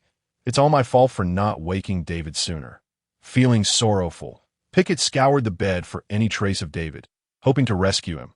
However, apart from a few stray hairs left behind by David, he found no other signs. Sorrowfully, Pickett perched on the pillow, tears spilling uncontrollably from his eyes. Surely, David had been consumed by the boggart. "What is wrong, Pickett?" David asked, perplexed as he emerged from the wardrobe with several articles of clothing he had just retrieved. A few days prior, Newt had returned from the Ministry of Magic with a key, indicating that once the Chimera's injuries healed, he would return it to Athens. That day, David had asked Newt why he didn't simply keep the creature, jokingly suggesting perhaps his vault was running low on galleons. Newt had replied, "How could that be? My vault still houses plenty of treasures. As for why wouldn't he keep it? The Chimera is a protected species, and keeping one is against the law." In truth, when it comes to matters of legality, has Newt truly committed fewer transgressions than anyone else? The Chimera, by its very nature, is malevolent and bloodthirsty.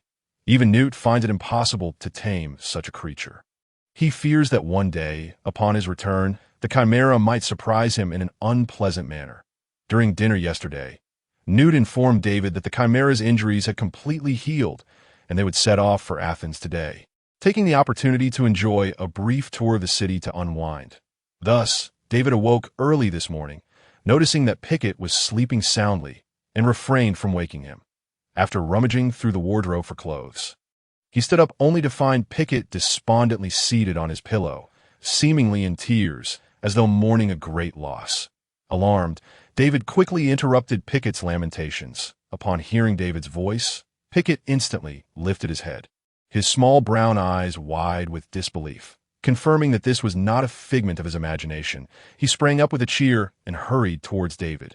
Witnessing Pickett's sudden joy and rapid approach left David utterly perplexed, prompting him to extend his hand in curiosity. Grasping David's fingertip, Pickett deftly swung himself onto David's palm, then scampered up his arm to his shoulder, where he affectionately embraced David's neck and planted a fervent kiss upon it. "What has happened to Pickett?" David inquired. However, Pickett paid no heed to David and promptly slid down into the pocket of David's chest, urging him to hasten downstairs. David felt exasperated. Anyone who spent too long with Newt seemed to develop peculiarities. He placed the clothes he had found into his shape-shifting lizard skin bag and made his way downstairs. Downstairs, Newt and Tina were already prepared. Tina was adorned in a lovely new dress that Queenie had sent her not long ago. Newt wore a clean black coat over a yellow vest. It appeared to David that this was his standard attire, one he had grown weary of, yet Newt cherished this style, never donning the new clothes gifted by Queenie. Newt rummaged through his bag and produced a key, beckoning Tina and David to approach. "Is this the key to the door?" David asked, somewhat disappointed, for he had envisioned a more sophisticated artifact. After all, it was a magical item capable of transporting one to distant locales. He had imagined a splendid golden key, which, upon the utterance of a spell, would conjure a door within the room, allowing instant passage to the destination.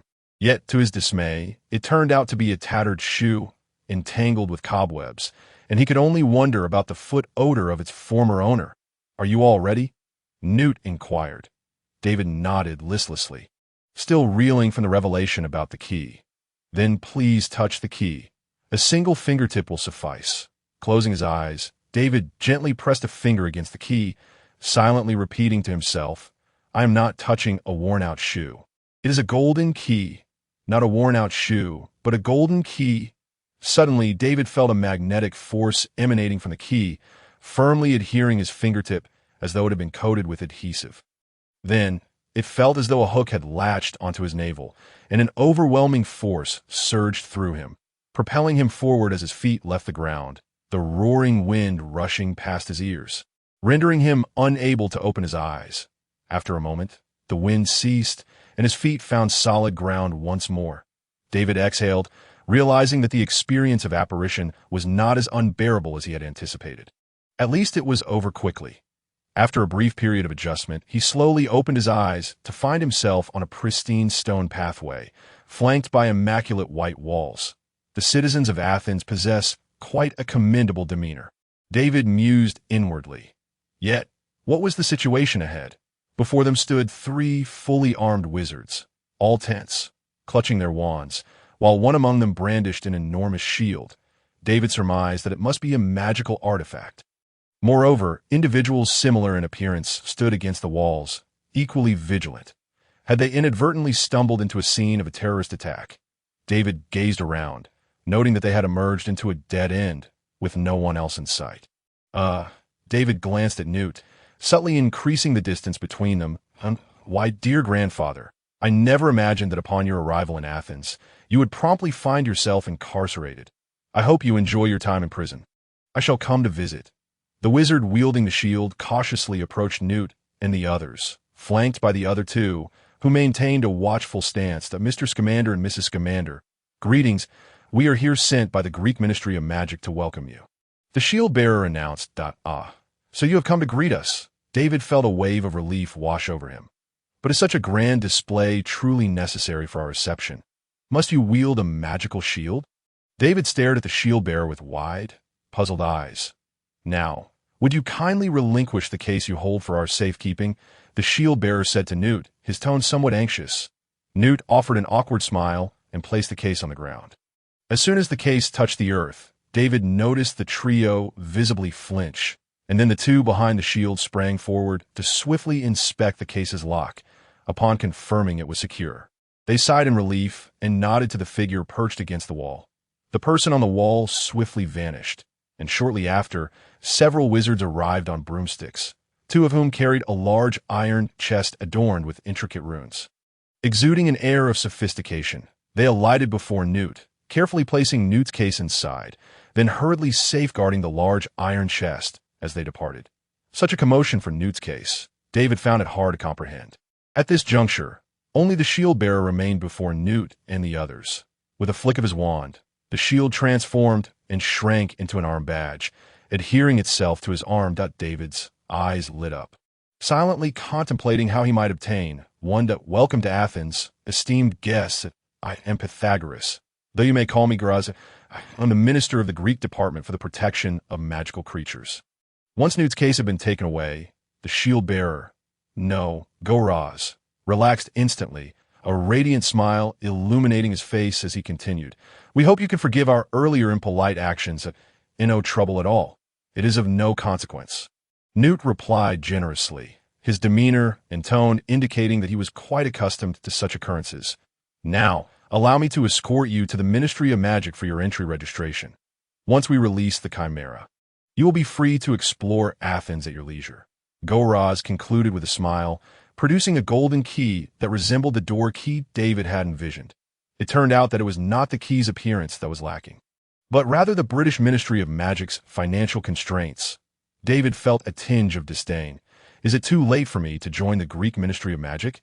Nevertheless, despite the key's newfound beauty, the experience remained unchanged, still yanking at his navel and buffeting him with wind. All right, you may now open your eyes. Goraz's gentle voice cut through the whistling wind. After a moment, David complied, discovering they stood amidst a pile of rubble, with only a winding path ascending behind them, while the remainder was sheer cliffs. Before him loomed numerous colossal pillars of white limestone, arranged in a long formation, resembling a palace, albeit in a state of disrepair. Surrounding the pillars were remnants of walls, adorned with intricate patterns. Although the structures were largely in ruins, one could still sense the solemn grandeur of days gone by from these vestiges. Grandma, what is this place? David inquired. This is the Acropolis of Athens, the ancient Greek temple of yore. Tina sighed, her eyes reflecting a hint of regret, and the Greek Ministry of Magic is situated here as well. Then David cautiously glanced at Goraz and whispered, why do they not restore this place? Such dilapidation could tarnish their international image. No, the entrance to the British Ministry of Magic may also be a shabby phone booth, but at least the surroundings are decent. But does the Greek Ministry of Magic truly reside amidst a heap of ruins? David suddenly found himself reluctant to join the Greek ministry. The structures here were ravaged by war. This place, once the most bustling area of Athens, now lay in tatters. Although David's voice was barely a whisper, Gallus, the head of the Greek department for the protection of magical creatures, still heard him. He, possessing certain exceptional qualities, began to elucidate David's query. As for why there has been no restoration, some individuals are perpetually greedy and prone to forgetfulness, requiring reminders of the brutality of war. We believe these ruins serve that purpose well. David regarded Gallus with a sense of unease, not due to his response, but because of his tone. It was noteworthy that even Tina, who had no connection to this place, would feel a pang of sorrow upon seeing it. Yet Gallus spoke with calmness, lacking any hint of compassion. Had he grown accustomed to it? David pondered silently that, of course. We have not been idle. We have made efforts to safeguard these remnants, Gallus remarked with a smile. Now, please follow me. David and his companions trailed behind Gallus until they stood before a towering stone wall, adorned with carvings of flowers and an ancient Greek warrior who held a spear at his side, pointing resolutely forward. Gallus stepped closer to the spot where the spear pointed, drew out his wand, and tapped the tip gently, then glided it upwards slightly. He retracted his wand. The warrior on the stone wall sprang to life. Retracting his spear and standing aside, in the place where the spear had been, a grand doorway appeared. Gallus gestured invitingly towards the entrance. David stepped through, following Newt and Tina, and upon entering, his eyes widened in astonishment. mouth agape in disbelief as he glanced back at Gallus. Is this what you call making an effort? Have I misunderstood something? You still require reminders of the horrors of war, and I almost believed you. Before him stood an intricately structured, magnificent doorway, supported by colossal white stone pillars, identical to the one he had seen outside. Yet this one was intact, adorned with exquisite stone carvings depicting ancient Greek warriors in battle. Through the doorway, he glimpsed a towering sculpture of a figure, Athena, the city's protector, with a spear in her right hand and a shield standing upright in her left, as David beheld the scene. Gallus smiled gently. Before those brigands arrived to plunder, we received word of their approach, prompting us to relocate the Acropolis here. But we now stand beneath the ruins you just witnessed, nestled within the mountains. What about those buildings outside? David queried, marveling at his surroundings. Those are replicas we have crafted. If we left nothing behind, we would expose ourselves, Gallus replied with a mischievous glint in his eye. Now, let us proceed. You must register your entry at the Temple of Athena. As David stepped through the mountain gate, he felt a gaze sweep across him, prompting him to look up in confusion, only to see a white stone ceiling with nothing else in sight. That is the temple's detection device, a relic from long ago, said to assess the purity of a visitor's soul. Gallus lowered his voice, adding, "Yet no one knows if it is indeed true." David nodded slightly. Surveying the area, inside, numerous wizards moved about, some holding documents or dragging leather bags, yet none appeared hurried. Many paused to converse with acquaintances. David glanced upward, discovering the same blue sky and white clouds overhead. With the sun hanging in the center, they use magic to reflect the outside sky above, preventing those who work inside from feeling too oppressed. Tina explained. Oh, David nodded, then suddenly realized something and inquired. Grandma, have you been here before? Of course, Newt and I have visited a few times in the past, Tina replied. And you just now? David pressed. I was merely lamenting for the souls lost in war. Not for those ruins, Tina patted David's head. Now, let us move on. The group followed Gallus as he turned right, arriving before a slightly smaller temple, its surroundings constructed of white marble, exuding an air of purity and simplicity. Passing through several stout columns, they entered the temple, where the eastern wall bore a carving of Athena holding a shield, beside which stood a statue of the chief god, Zeus, while the southern corner depicted other deities. In the center of the temple stood a massive stone platform, behind which a young witch awaited. Please assist them with their entry registration, Gallus requested as he approached. Certainly, kindly present your wands. Additionally, please fill out this form with your information. The witch smiled, handing Newt and the others several entry registration forms. After receiving the forms, Newt and Tina stepped forward to submit their wands, while David did not need to. His wand remained in his leather bag, and he was not yet of age to possess one. The witch placed Newt's wand on a brass apparatus resembling a single pan scale, which vibrated slightly before swiftly ejecting a narrow parchment from its base. Detailing the wand's specifications, the witch glanced at the paper before depositing it into a box beneath her. This moment, David and the others completed their registration forms. Newt gathered them and presented them to the witch. The entries were quite simple, requiring only names, ages, and reasons for entry. Newt, the witch exclaimed, her eyes widening as she abruptly stood, exclaiming, Newt Scamander. Her expression shifted to one of urgency as she strained to see over the counter at the wand in Newt's hand. Rest assured, the box has long been secured and stored away, Gallus reassured her with a smile. The witch exhaled in relief, returning to her seat with a shaken voice. Dear guests, I hope you enjoy your time in Greece. And please do adhere to our wizarding regulations. David regarded Newt curiously. Grandpa, what did you do here with that box? Emerging from the Temple of Athena, the group turned into a small courtyard filled with cages housing various magical creatures. These are some we rescued from smugglers, yet we have not had the opportunity to return them to their habitats and can only keep them here for the time being, Gallus explained. Newt approached the cages to assess the animal's health, observing for a moment before asking, Do you require my assistance in returning them? No, there's no need to trouble yourself. We will have someone here shortly to handle it, Gallus replied, his expression shifting as he quickly pulled Newt aside into a neighboring room. The room was lined with shelves displaying specimens of magical creatures and enchanted items, while several wizards stood before a large black iron box, the very one that contained Newt's case. Seeing Newt enter, they opened the box, preparing for him to retrieve the chimera, which they would then escort to his sanctuary. Newt took a couple of steps forward and leaped into the box. Diving inside, instantly the atmosphere in the room grew tense as everyone drew their wands, ready for action. "Are you all a bit apprehensive about my grandfather's box?" David inquired, bemused. Gallus appeared slightly embarrassed, clearing his throat. "Not apprehensive, merely cautious. To avoid any unforeseen incidents," he hesitated, seemingly recalling a past event. Then continued. "Last time Newt visited, he claimed to be merely sightseeing, studying Athenian customs, and would leave soon. Yet a few days later, a manticore escaped from his case and wreaked havoc across several blocks. We exerted tremendous effort to drive it back into the wild, and the aftermath took weeks to resolve. The time before that was similar, though not as severe, which led us to pass a resolution that whenever Newt is in Greece, his case must be entrusted to our care to prevent any further mishaps." Gallus spoke helplessly. Upon hearing this news, David's lips twitched slightly as he began to comprehend their actions. Indeed, this was precisely the sort of thing Newt would do.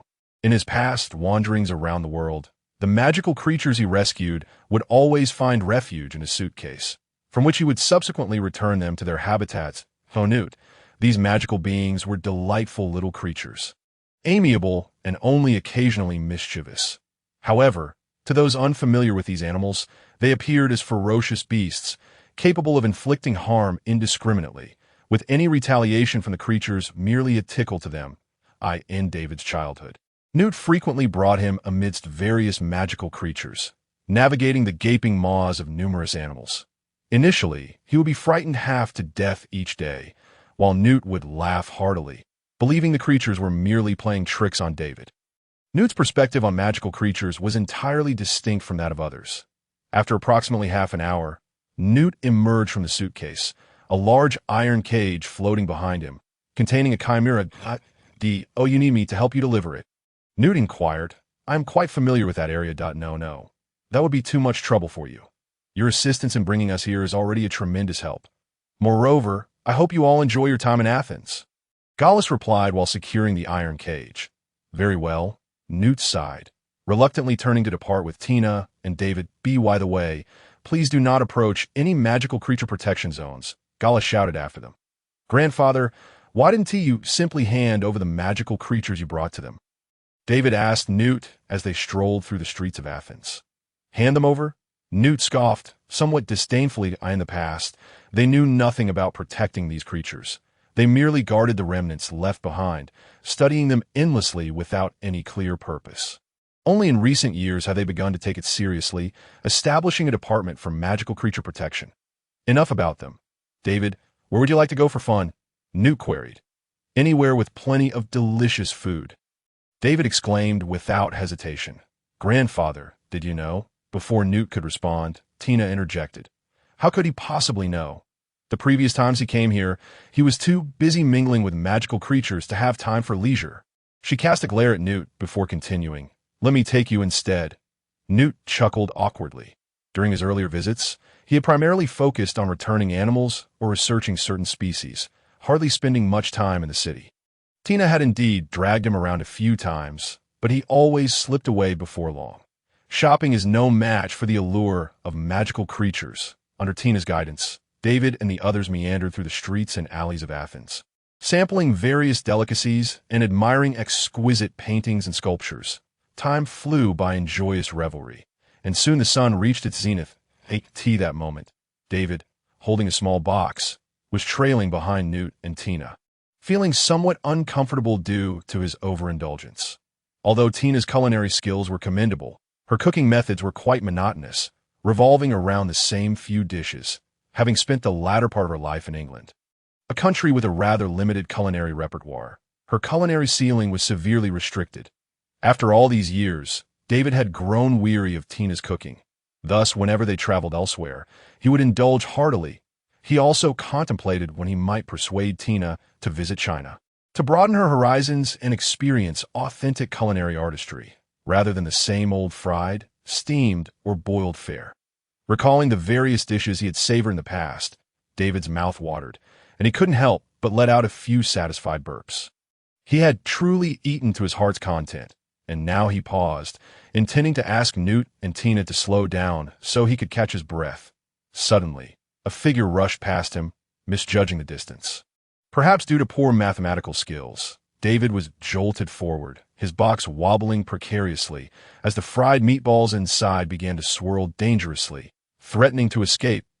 He quickly stepped forward to stabilize himself, gripping the box tightly, and deftly used his fork to prevent the meatballs from tumbling over the edge. Perfect, David sighed in relief, grateful that he hadn't spilled anything. Oh, I'm so sorry, the person who had collided with David stammered. Clad in a long hooded cloak, with their head bowed low, obscuring half of their face, making it difficult to discern their features, they appeared visibly anxious, their speech halting and breathless, as though they were in a rush to avoid being late for class.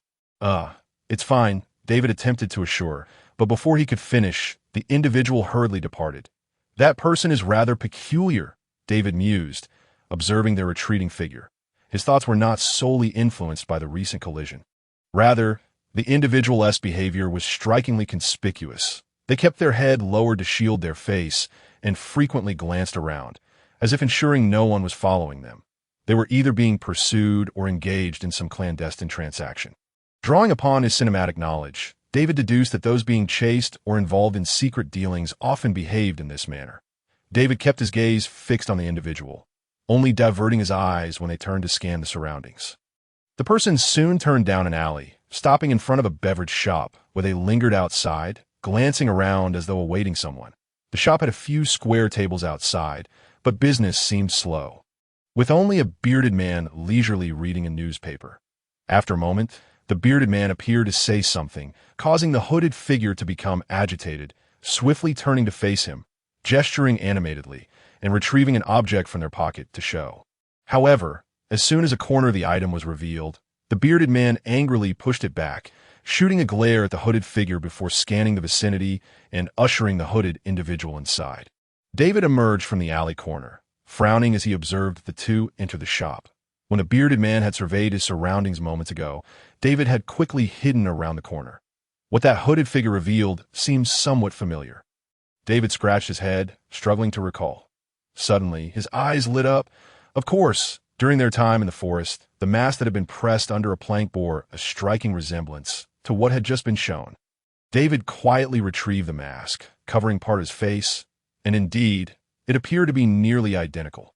Could those two individuals be part of the organization that grandfather mentioned? David pondered to know. I must investigate.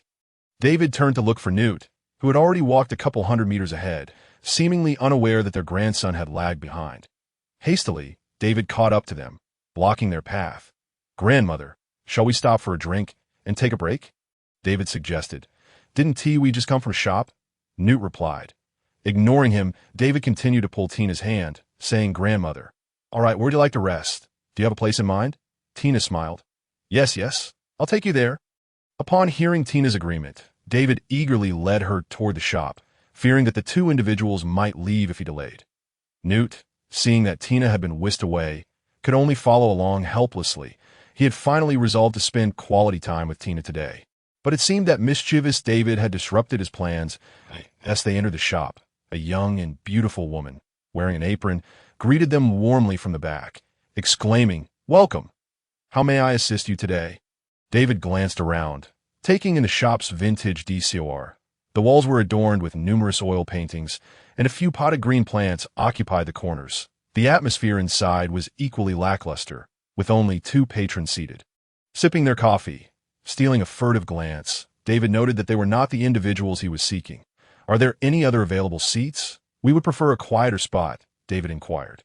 Yes, there are many vacant rooms upstairs, all separated by partitions, the woman replied. Very well. Could you please bring us 3 cups of coffee shortly? David requested, leading Newt and the others in the direction indicated by the woman as they ascended the stairs. The upper floor was divided into 5 or 6 small rooms by wooden partitions, with only 2 doors closed. The rest stood ajar. Intricate carvings of warriors and various creatures adorned the wooden panels, likely depicting historical tales, while branches of plants hung down, some almost touching the ground. David chose a door that was not adjacent to the two closed rooms and stepped inside.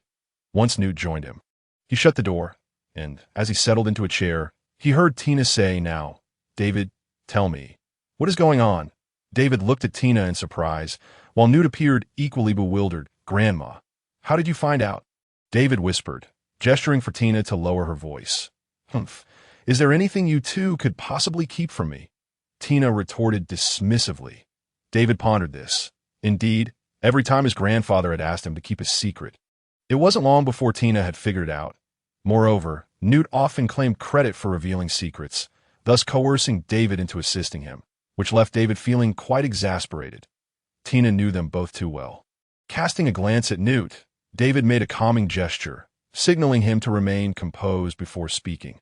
"I may have discovered members of our organization. Right here," Newt exclaimed, springing to his feet. The single syllable escaping his lips before he hastily lowered his voice. "Our organization members. Where are they?" "They should be in those two closed rooms outside." Seeing Newt poised to rush out, David quickly restrained him. Continuing, "Please allow me to investigate first."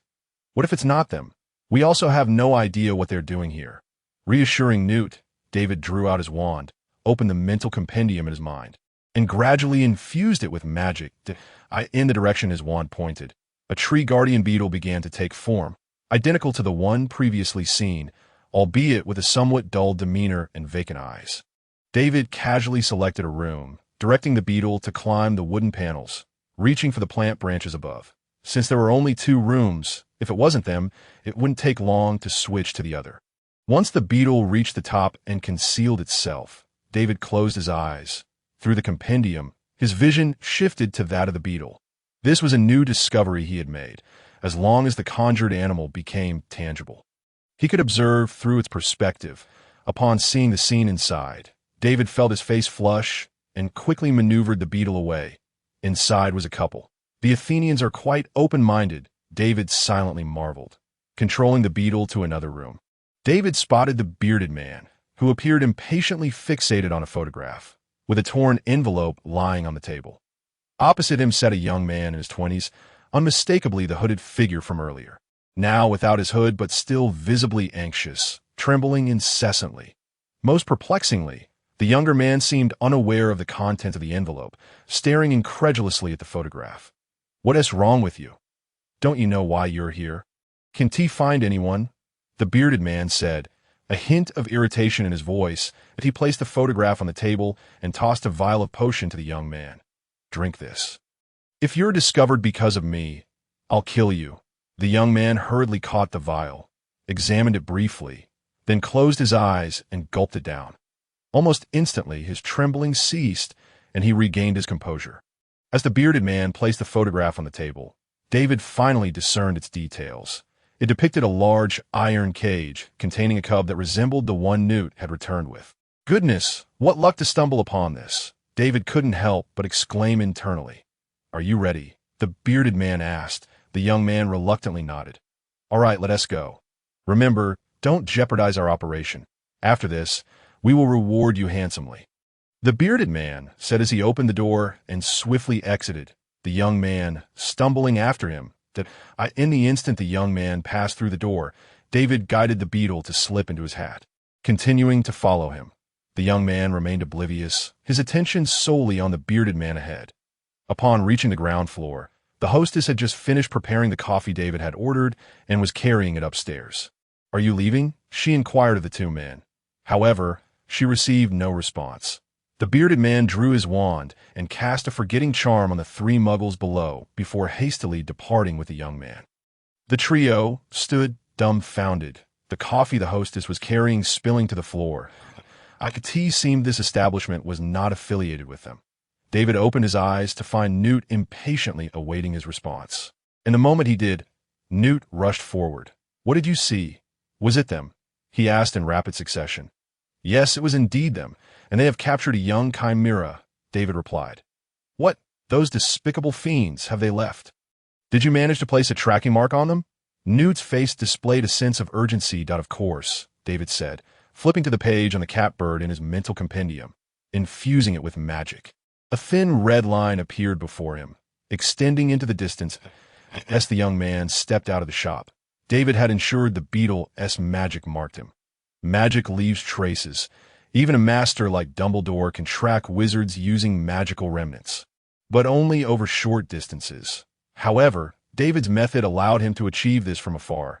He could utilize the abilities granted to him by the compendium-esque catbird, which could always find its way home regardless of the complexity of its surroundings by leaving its scent.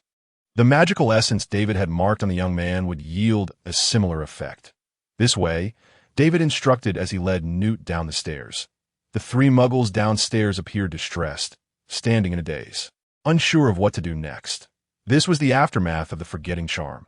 The bearded man had clearly miscalculated its potency, and it would likely take them a while to adjust to their memory loss.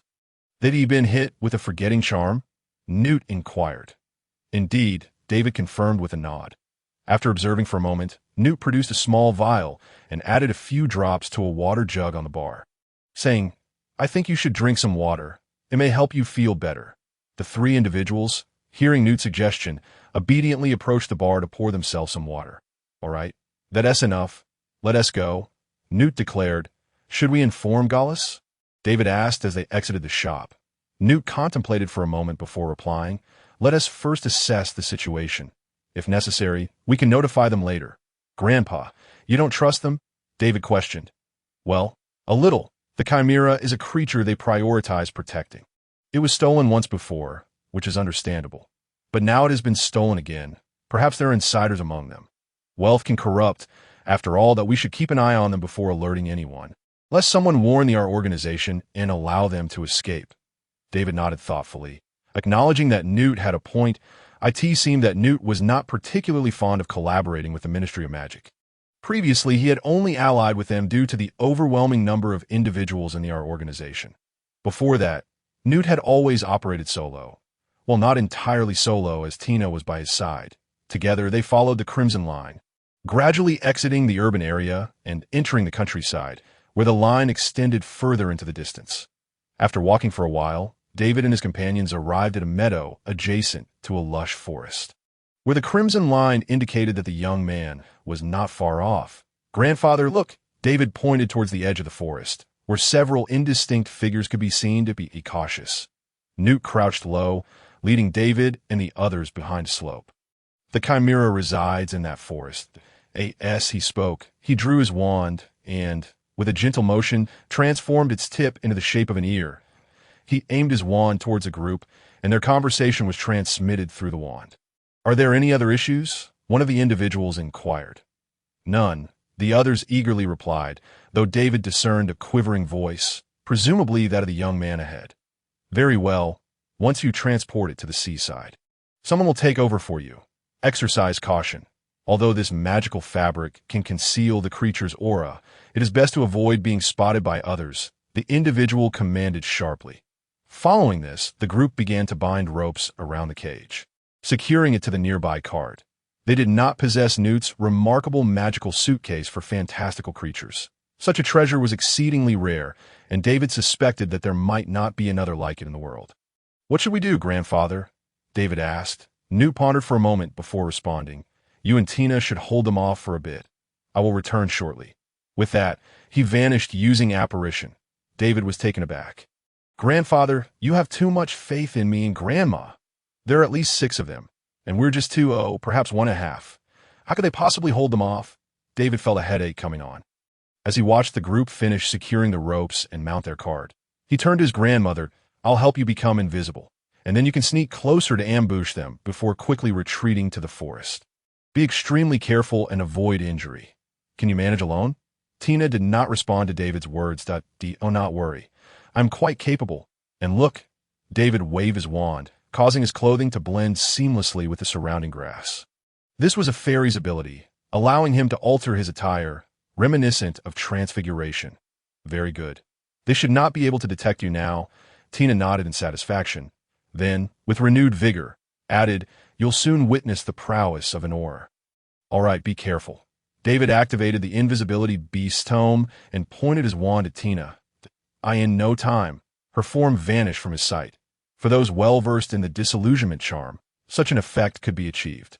However, ordinary users would find it easily discernible, rendering it unsafe. Clearly, Tina had not delved deeply into the study of the charm.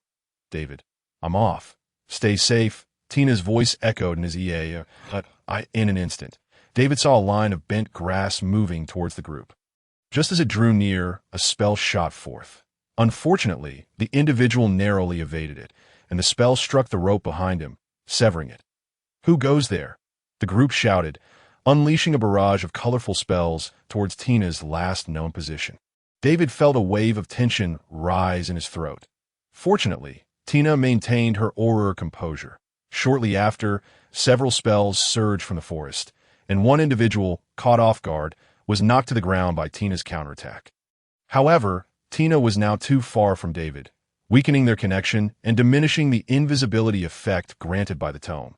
Standing at the forest's edge, Tina revealed a blurred silhouette. Quickly realizing her predicament, she agilely turned and evaded the onslaught of spells. Darting into the woods, the group clamored for a moment, and two individuals swiftly pursued Tina. Meanwhile, David summoned a three-headed dog, lying behind the slope, straining to direct it towards the adversaries, due to David's previous extensive use of the tome. His magical energy was waning, leaving the summoned creature somewhat indistinct, with parts remaining translucent. Yet this was advantageous for stealth. Seizing the opportunity, while the group's attention was diverted towards Tina, David maneuvered the three-headed dog behind them. At this point, his magical reserves were critically low. David's face paled slightly as beads of sweat trickled down his forehead. Once the two individuals chased after Tina, David commanded the three-headed dog to leap forward. "What the hell is that?" one exclaimed, catching sight of the creature. The others turned, unleashing another barrage of spells. Regrettably, the ambush did not succeed. David hastily redirected the three-headed dog to evade the incoming spells. But its movements were sluggish and cumbersome. Despite David's quick reflexes, several spells struck the creature. The three-headed dog, however, remained unharmed. It was merely a conjuration, not a living being, and was impervious to injury. Yet, damn it, David clenched his jaw, curling into a ball as the color drained from his face. That hurt. He had not anticipated that a spell striking a summoned creature would inflict pain upon him. What a hassle. This tome lacks an instruction manual. I have to figure everything out myself. David gritted his teeth, exerting all his strength to control the three-headed dog as it continued to engage with the group. He could no longer muster the energy to counterattack. His magical reserves were nearly depleted, leaving him with no choice but to buy time. "Grandfather, if you don't return soon, I won't be able to hold on much longer." David's vision began to blur, and he felt lightheaded. Suddenly, the two individuals pursuing Tina dashed out of the forest in a panic. "Run, run," one shouted urgently. The others glanced back, quickly mounting their steeds and driving the cart away. They had scarcely covered a short distance when two spells whizzed past them, one from the forest and another at a slight angle, seemingly from the ground. The first spell missed entirely, but fortunately, the second spell sliced through the rope, causing the cart carrying the chimera cubs to topple onto the grass. Then, several roars, reminiscent of lions, reverberated from the forest. The chimera, did Grandfather go to engage them? How bold! David exhaled in relief, realizing he no longer had the strength to maintain the three-headed dog. As his magical energy waned, the creature's form vanished entirely. The thieves hastily mounted their brooms and fled, followed by 7 or 8 roaring chimeras. "Wait! They seem to be heading in my direction. And there are chimeras! Oh no!" David quickly rolled over, preparing to escape. But at that moment, he exerted himself too much and lost consciousness. "Surely I won't perish at the jaws of a chimera." This was David's final thought before slipping into darkness. David groaned softly. Opening his eyes, his body ached. It was a lingering consequence of magical exhaustion. Before him stood a pristine white wall, adorned with intricate designs. "Where am I?" David propped himself up, surveying the unfamiliar surroundings with no recollection of the scene before him. "Grandfather, Grandma," David called out, but there was no response. "What happened? Have I crossed over again? And it seems I am still clothed."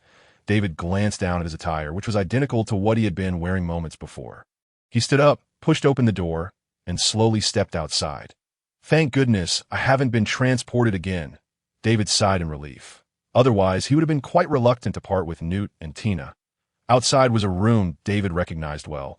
It was the headquarters of the Magical Creature Protection Department he had visited earlier, the Hetic Temple. Yet, aside from the magical creatures contained within, there was not a soul in sight. Where has everyone gone? David stepped out of the yard, only to find the Ministry of Magic deserted, with the various temples eerily quiet and desolate. Where could everyone be?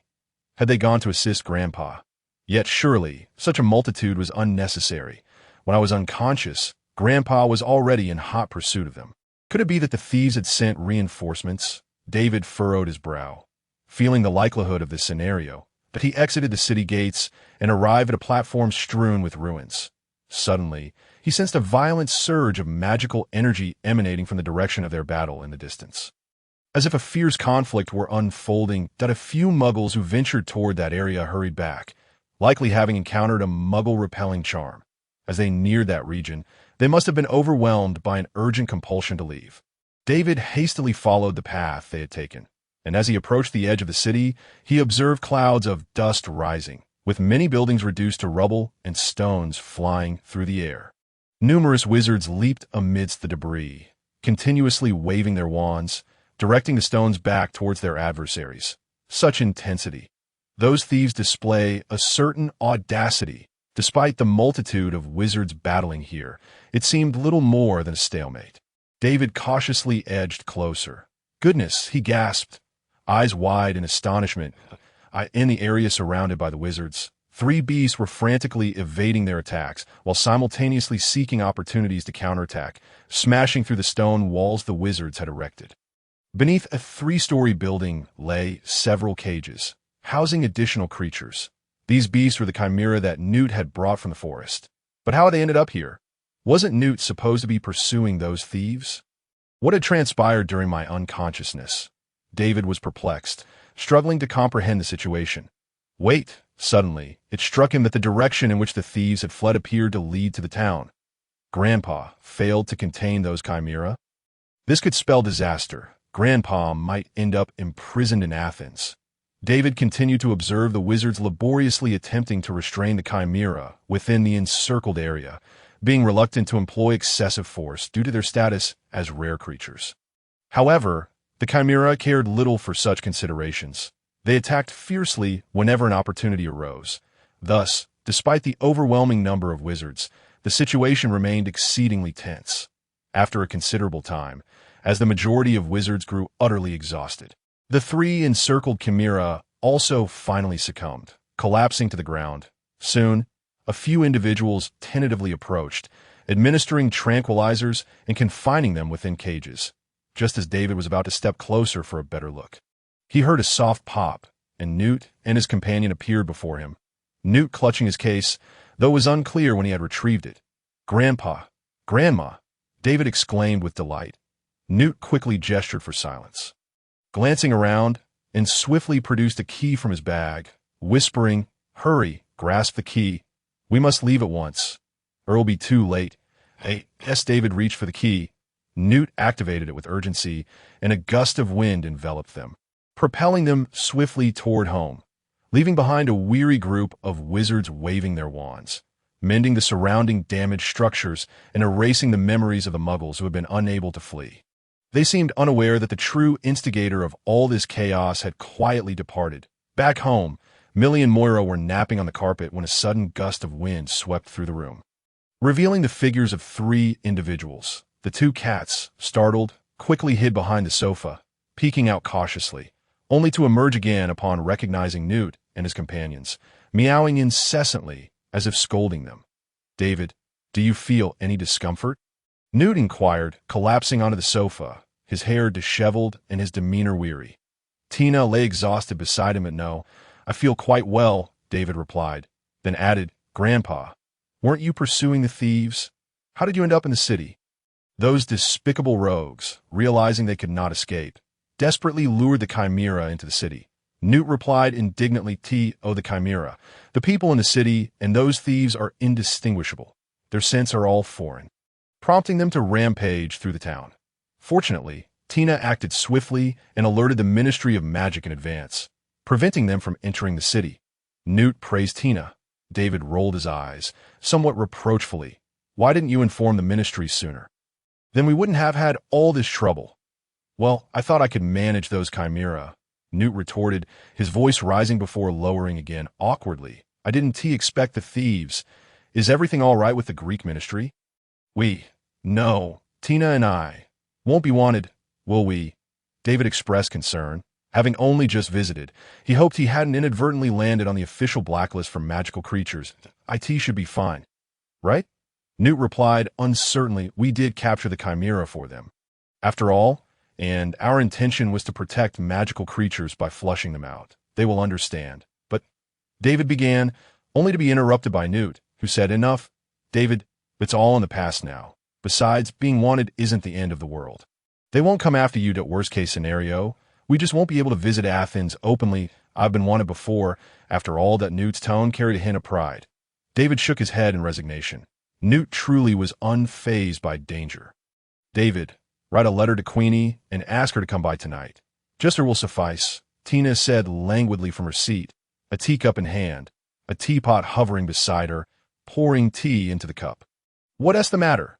David inquired. You'll find out tonight. Just remember, don't forget, Tina replied, sipping her tea, her exhaustion from the recent battle evident as she reclined on the sofa, too drained to speak further. As evening descended, after a simple dinner, David followed Newt and Tina into the magical case. Upon entering, they found themselves in a small wooden shed, its layout resembling that of a workspace, filled with potions. Magical creature feed, and Newt's notes. Tied to a pillar at the edge of the shed was a slumbering... As David approached, he recognized him as the young man he had first followed. He appeared to be around 25 or 26, still clad in a tattered black hooded cloak, the underlying garment slightly worn yet relatively clean, with bandages wrapped around his shoulder, the injury not appearing severe. His face bore numerous scars, and his hands were rough, yet the exposed skin showed a strikingly pale complexion, creating a stark contrast with his face and hands, giving off a somewhat disheveled aristocratic air. Grandma, who is this?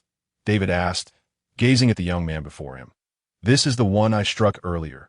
He lay on the grass, and I'm not certain why he then severed the Cardass reins to rescue that cub. Tina remarked, perplexed. So we brought him back in the case, hoping to glean information about our organization. With that, she waved her wand, and a stream of water surged from its tip, splashing the young man's face. He severed the reins? David questioned, bewildered. Wasn't he this man in league with those thieves? An undercover agent?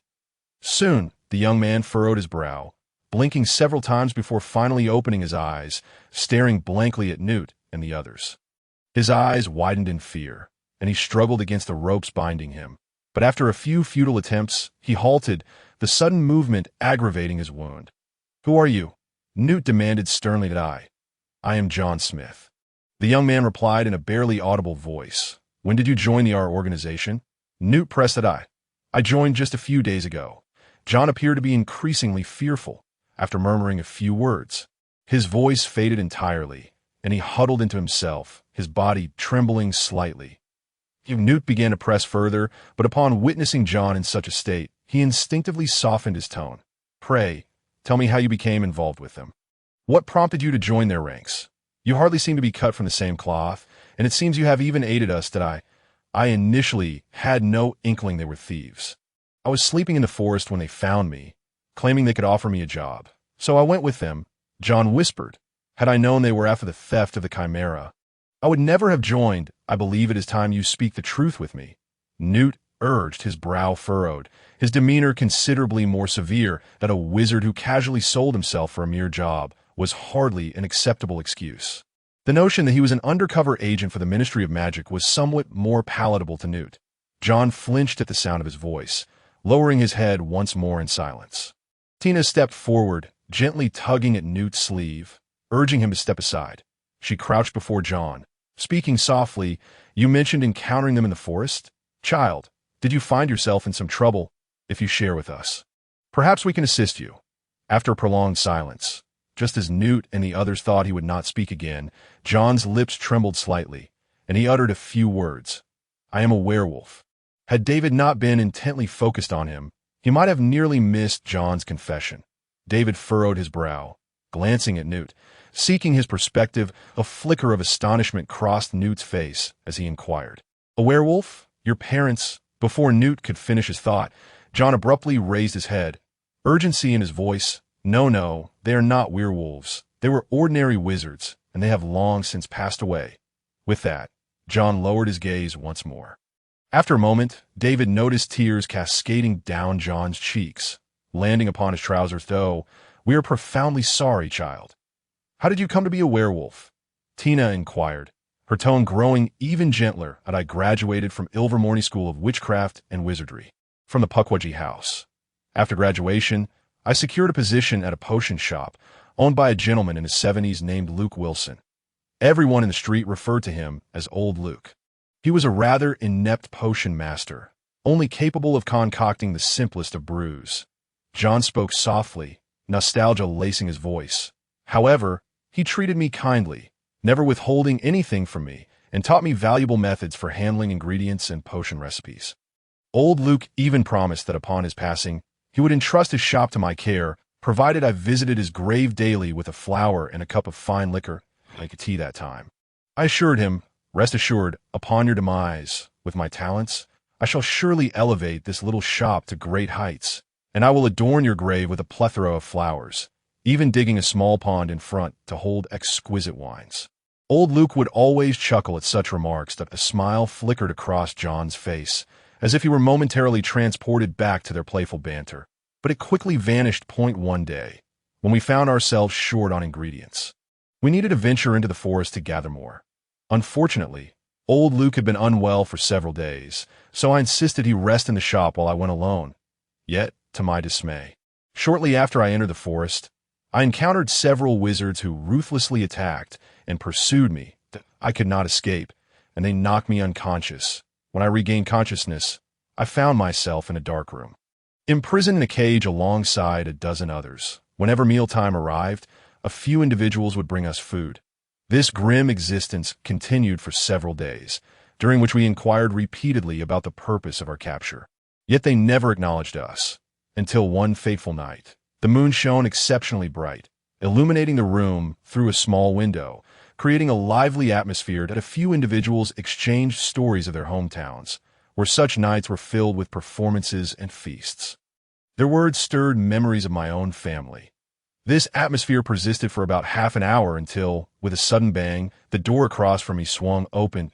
We all assumed it was an Auror come to rescue us. And in our excitement, we leaped to our feet, shouting frantically for help. But alas, John's eyes widened with terror, his voice quickening as he recalled that fateful night. It was not wizards who entered, but rather a group of terrifying werewolves. Their eyes gleaming with a menacing light and long claws poised to strike. In an instant, they lunged at us, breaking our chains, and one sank its teeth into my shoulder. Strangely, after biting me, it ceased its attack and fled. Shortly after the bite, I felt an intense heat coursing through my body, pain enveloping me, and I lost consciousness once more. When I awoke, it was already the following day. The same individuals who had previously brought us food returned to lead us outside. Gathering us in a courtyard, I glanced around and saw only 7 or 8 of my former companions remaining. The rest had either perished at the hands of the werewolves or succumbed to the torment. They informed us that we had become werewolves, beings shunned by society, and if we wished to survive, we must join them in resisting wizarding rule. They painted a picture of a glorious world ruled by werewolves. They began training us to attack other wizards to increase their ranks, even instructing us to target children. For each capture, they would reward us with a vial of wolf venom. However, I could not bring myself to comply. Becoming a werewolf was agonizing. Each full moon brought forth unfathomable torment, that if one did not consume the wolf venom beforehand, they would lose all consciousness, transforming into a mindless beast that I could not bear the thought of others enduring such a fate. So, I waited patiently for an opportunity, and one day, a multitude of wizards descended upon our camp, launching an attack. In the ensuing chaos, I seized my chance to escape, hoping to leave it all behind and find a place to live peacefully, like an ordinary person.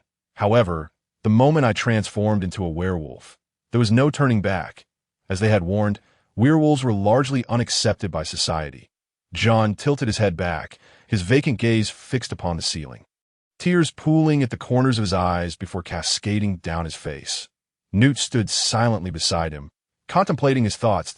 Tina's eyes brimmed with tears, and she frequently wiped them away with her sleeve. David opened his mouth to offer words of comfort, yet he found himself at a loss for how to begin. After I escaped, I found work at a tavern, striving to avoid harming anyone. I toiled relentlessly, saving every penny to purchase wolf venom.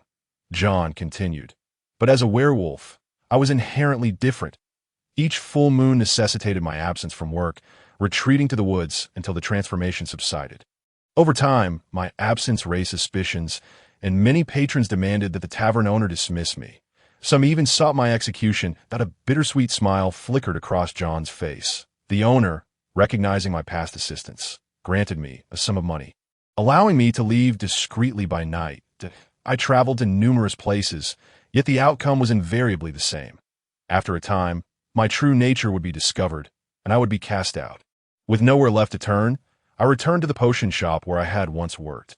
Upon entering, I spotted old Luke behind the potion cabinet, reclining in a chair. His white hair had increased significantly since my departure, and his face bore the marks of fatigue that I dared not awaken him, so I stood by his side, waiting for him to stir. After about half an hour, old Luke awoke, immediately recognizing me. He paused momentarily before rising and delivering a few kicks to me. John was not as sorrowful anymore. His tone had brightened slightly. He questioned me loudly about where I had been all these days, expressing that he had searched for me among many friends and had ventured into the forest several times, yet had found no trace of my whereabouts. After a moment of hesitation, I finally confided in him that while I was foraging for herbs, I had been attacked and transformed into a werewolf. Old Luke stood there in a daze for quite some time. I thought he would react like the others and fearfully banish me. However, with tears brimming in the corners of John's eyes, he smiled and said, but he did not. After a brief moment, old Luke suddenly burst into tears, embracing me and repeatedly saying it was all his fault for allowing me to venture into the woods alone. From that point onward, I continued to assist at the potion shop, where old Luke spent a considerable sum to procure some wolfsbane potions for sale at that time. The townsfolk mocked him, saying miserly old Luke had finally decided to invest money to make a profit. While they spoke, old Luke would chuckle and boast about how well the wolfsbane potions sold and how lucrative they were, encouraging them to join in the venture. In truth, those potions were all purchased for my sake. He never sold a single bottle, fearing that others would discover my werewolf identity and look down upon me. So he pretended to sell the wolfsbane potions. Every full moon, he would lock me away in a small cabin on the outskirts. Keeping watch until my transformation was complete, I thought life would continue peacefully like this. Although I was cautious every day, being by old Luke's side still brought me joy. However, to my dismay, despite our vigilance, my identity as a werewolf was discovered. Out of concern for old Luke, they sent only a few individuals to demand that he expel me, fearing that I might harm them. Reluctantly, old Luke sought help from a friend at the Ministry of Magic, registering me and vouching that I would not pose any threat to them. Yet, their mistrust persisted. They continually pressured old Luke, and soon no one came to the shop anymore. Old Luke stepped outside and received no greetings. Everyone was avoiding him. Business dwindled, and with my periodic need for wolfsbane potions, our situation became increasingly strained. Most critically, the townspeople's attitude grew more hostile, and old Luke became increasingly anxious, fearing that they might take drastic measures against me and force me to leave. John spoke with a heavy heart.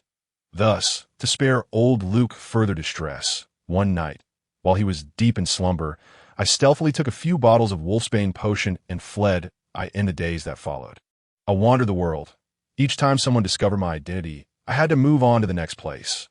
When I reached Athens, I encountered a group of individuals that by that time, I had gone a long while without wolfsbane potions. And after several full moons, I could no longer endure it, so, when they offered me a job, I decided to follow them. However, I was unaware that they intended to steal from the Chimera. Had I known, I would have certainly refrained from joining them. After my transformation into a werewolf, old Luke had reassured me not to fear, stating that it was merely an illness akin to a common cold. And as long as my heart remained unchanged, I was still a normal person, Not a monster. The glimmer of determination flickered in John's eyes as he declared, I do not wish to become a monster. I aspire to be a normal person, and I do not want to disappoint old Luke. After speaking, John sat there in a daze, awaiting judgment from Newt and the others. Grandfather? David softly inquired as he approached Newt. Newt remained silent, leading David behind a shelf. Is it true what he said? Newt asked.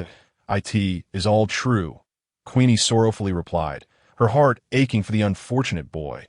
What she glimpsed in John's memories was far more heartbreaking than what he had recounted. As Queenie delved into others' thoughts, some trained wizards could sense avoid detection by John. She had remained behind the shelf, patiently waiting for an opportunity to explore his memories when his attention wavered. Have you decided what to do? Tina asked Newt after comforting John for a while. Newt pondered for a long time before tentatively suggesting, what if we keep him here as my assistant? Would you be comfortable with that? Tina smiled. He is a graduate of Ilvermorny School of Witchcraft and Wizardry's Pukwudgie House. Those from there are inherently kind that I believe he would not harm us. What about you, David? I believe in him too, David quickly replied. Very well. We shall keep him here, hoping he becomes an exemplary assistant, Newt stated. Once the decision was made, Tina approached John with the news that John's expression turned incredulous as he abruptly attempted to rise to thank Tina, only to be pulled back by the ropes binding him. Instead, he repeatedly nodded, expressing his gratitude to Tina. Subsequently, Tina untied his ropes, granting him the freedom to move. It took John several attempts to stand, and after thanking her once more, he stood there, somewhat at a loss. Noticing this, Newt discreetly stowed away his wand and exited with David and the others, leaving John in the magical suitcase. Tina later brought him a bed and food. He would remain there until Newt constructed a place in the forest for him to transform and until the ordered wolfsbane potions arrived. Newt was not at ease, fearing unforeseen events. A transformed werewolf could be quite fearsome, and they could not control their instincts. Later, Newt inquired several times about John's knowledge of the werewolf army and the group that had attacked their camp. However, John's knowledge was limited as he had been evading them during his time in the camp, leaving him unable to provide substantial information. Knock, knock, knock. The sound of knocking echoed. David set down his quill and looked toward the door, saying, The door isn't locked. Soon, the door swung open, and John peeked in, half his body visible. His smooth black hair was parted in the middle, cascading down either side, and he wore a brown coat with an apron tied around his waist. Today marked John's 10th day in this household. After the arrival of the wolfsbane potions, he had moved out of the magical suitcase and into a room on the second floor. To express his gratitude for Newt's family's hospitality, John took on all the household chores, preparing meals and allowing Tina to enjoy leisurely days filled with cat cuddling and reading. David, are you ready? It's time to eat, John called out. Okay, I'll be right there, David replied. John nodded and closed the door behind him as he left. David stood up, gathering his manuscripts from the table, organizing them neatly beside him. These were his research notes on various magical creatures, including some that resided solely in the forbidden forest of Hogwarts. After all, having decided to study there, he felt it prudent to prepare thoroughly. Otherwise, how could he explore the forbidden forest at night? Moreover, the day after their return from Athens, they received an edition of the Daily Prophet delivered by Owl, which featured a dedicated section detailing the attack that had occurred in Athens. Unquestionably, Newt and Tina were the focal points of the article, with photographs capturing their hurried departure occupying a third of the page. The article harshly condemned Newt and Tina's actions in Athens and demanded compensation for the economic losses incurred by the Chimera. As for David, he was merely a little wizard without a wand. What could he possibly do? Later, Newt wrote a letter to the Greek Ministry of Magic, explaining that it was the members of the organization who had lured the Chimera, not them. Regrettably, the Greek ministry did not believe him. They responded by accusing Newt of evasion and urged him to pay the fine promptly. David felt that they were merely seeking to impose a fine and did not truly believe Newt. Otherwise, if Newt's claims were accurate, their organization would not compensate them. Newt, too, felt powerless, acknowledging that those individuals always acted in such a manner. Consequently, they had been staying at home to avoid unwanted attention. Tina had even framed the article from the Daily Prophet and hung it on the wall of the hall as a warning to Newt that, next to that frame, there was a row of identical frames containing newspaper articles and letters condemning Newt. Clearly, Tina's method proved ineffective. Newt remained indifferent to such matters. When Tina was not home, he would even point to those frames to regale David with tales of his illustrious deeds, after gathering his belongings. David exited the door to find Tina and Newt already seated at the dining table. John emerged from the kitchen, carrying a plate of pies. Unlike the others in the household, who were either too old like Newt and Tina, or too lazy like David to exert themselves when magic could suffice, John preferred to use his hands instead of a wand, resembling a muggle in some respects. Recently, when David inquired why he did not use a wand, John had chuckled and explained that he had been unable to endure life in the magical world for a time and had lived in the muggle world, gradually becoming accustomed to handling things without a wand to avoid drawing attention. "How is your note-taking coming along?" Newt inquired as David took his seat at the table. "Not bad, but there are a few sections where your writing is too simplistic, just a single sentence and nothing more." "I find it somewhat unclear. Perhaps you could elaborate later," David replied, taking a bite of pie. Quite delectable. I wonder where John learned his culinary skills. Tina's cooking is decent, but at least she offers a greater variety." David mused, savoring the pie. "You can't comprehend my simple writing?" Newt retorted with a hint of disdain, then turned his attention to John, asking, "Have you consumed the Wolf's Bane potion?" John set down his fork and nodded solemnly, confirming that he had taken it a few days prior to tonight, the full moon. David asked. "Yes, the Daily Prophet mentioned that a full moon is likely to occur tonight," Newt replied. The Daily Prophet featured a dedicated section reporting on the phases of the moon at night, a requirement imposed by the Ministry of Magic in recent years, as they sought to ensure that werewolves could coexist peacefully with ordinary wizards. However, if werewolves did not take their potions prior to the full moon, they posed a danger to the unsuspecting wizards. Hence, the ministry mandated this addition to the Daily Prophet to remind werewolves to take their potions, thereby reducing the risk they pose to ordinary wizards and improving the living conditions for werewolves. Unfortunately, this measure proved as futile as Tina's framed warnings in the hall. Ordinary wizards continued to harbor discrimination and fear towards werewolves, unwilling to coexist with them due to their inability to ascertain whether the werewolves had consumed their potions. In the afternoon, Newt led David and John outside, traversing through the forest until they reached a clearing where the surrounding tall trees had been felled by Newt. In the center of the clearing stood a makeshift wooden cabin. Appearing rather unstable, it seemed that a gentle breeze could bring it crashing down, prompting even the breeze to exclaim, "Are you trying to provoke me? Grandfather, are you sure this cabin can withstand John's force?" David questioned. Initially, Newt had intended for John to remain indoors during the full moon or to stay within the magical suitcase. However, John was apprehensive about inadvertently harming Newt and Tina, so Newt constructed this cabin for him to stay in until the transformation was complete. Nevertheless, David expressed serious doubts about the cabin's quality, fearing that it might collapse as soon as John transformed, leaving him to sleep outdoors. Newt chuckled awkwardly, having put considerable effort into building the small cabin. Unfortunately, constructing a house was not as straightforward as casting a spell with a flick of a wand. Despite his best efforts, this was the best he could manage. Taking a deep breath, he tried to sound confident as he assured, "Rest assured, this cabin is sturdy that I even enlisted Dumbledore to cast several protective charms."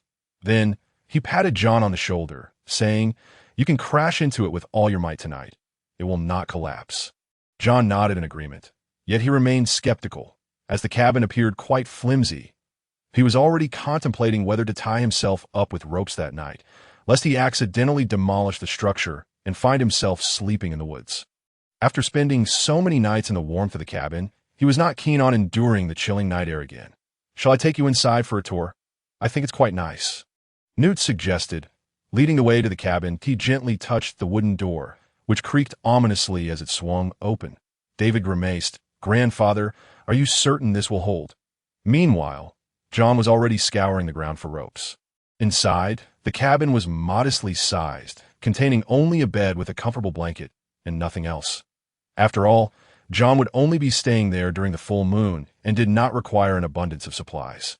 He merely needed a place to rest. Furthermore, even if he took the potion, the intense pain during his transformation would render him unable to control himself, leading to the destruction of any other items placed in the room. In the evening, after dinner, Newt and David accompanied John back to the rickety cabin. "How do you feel?" David asked. "Quite well."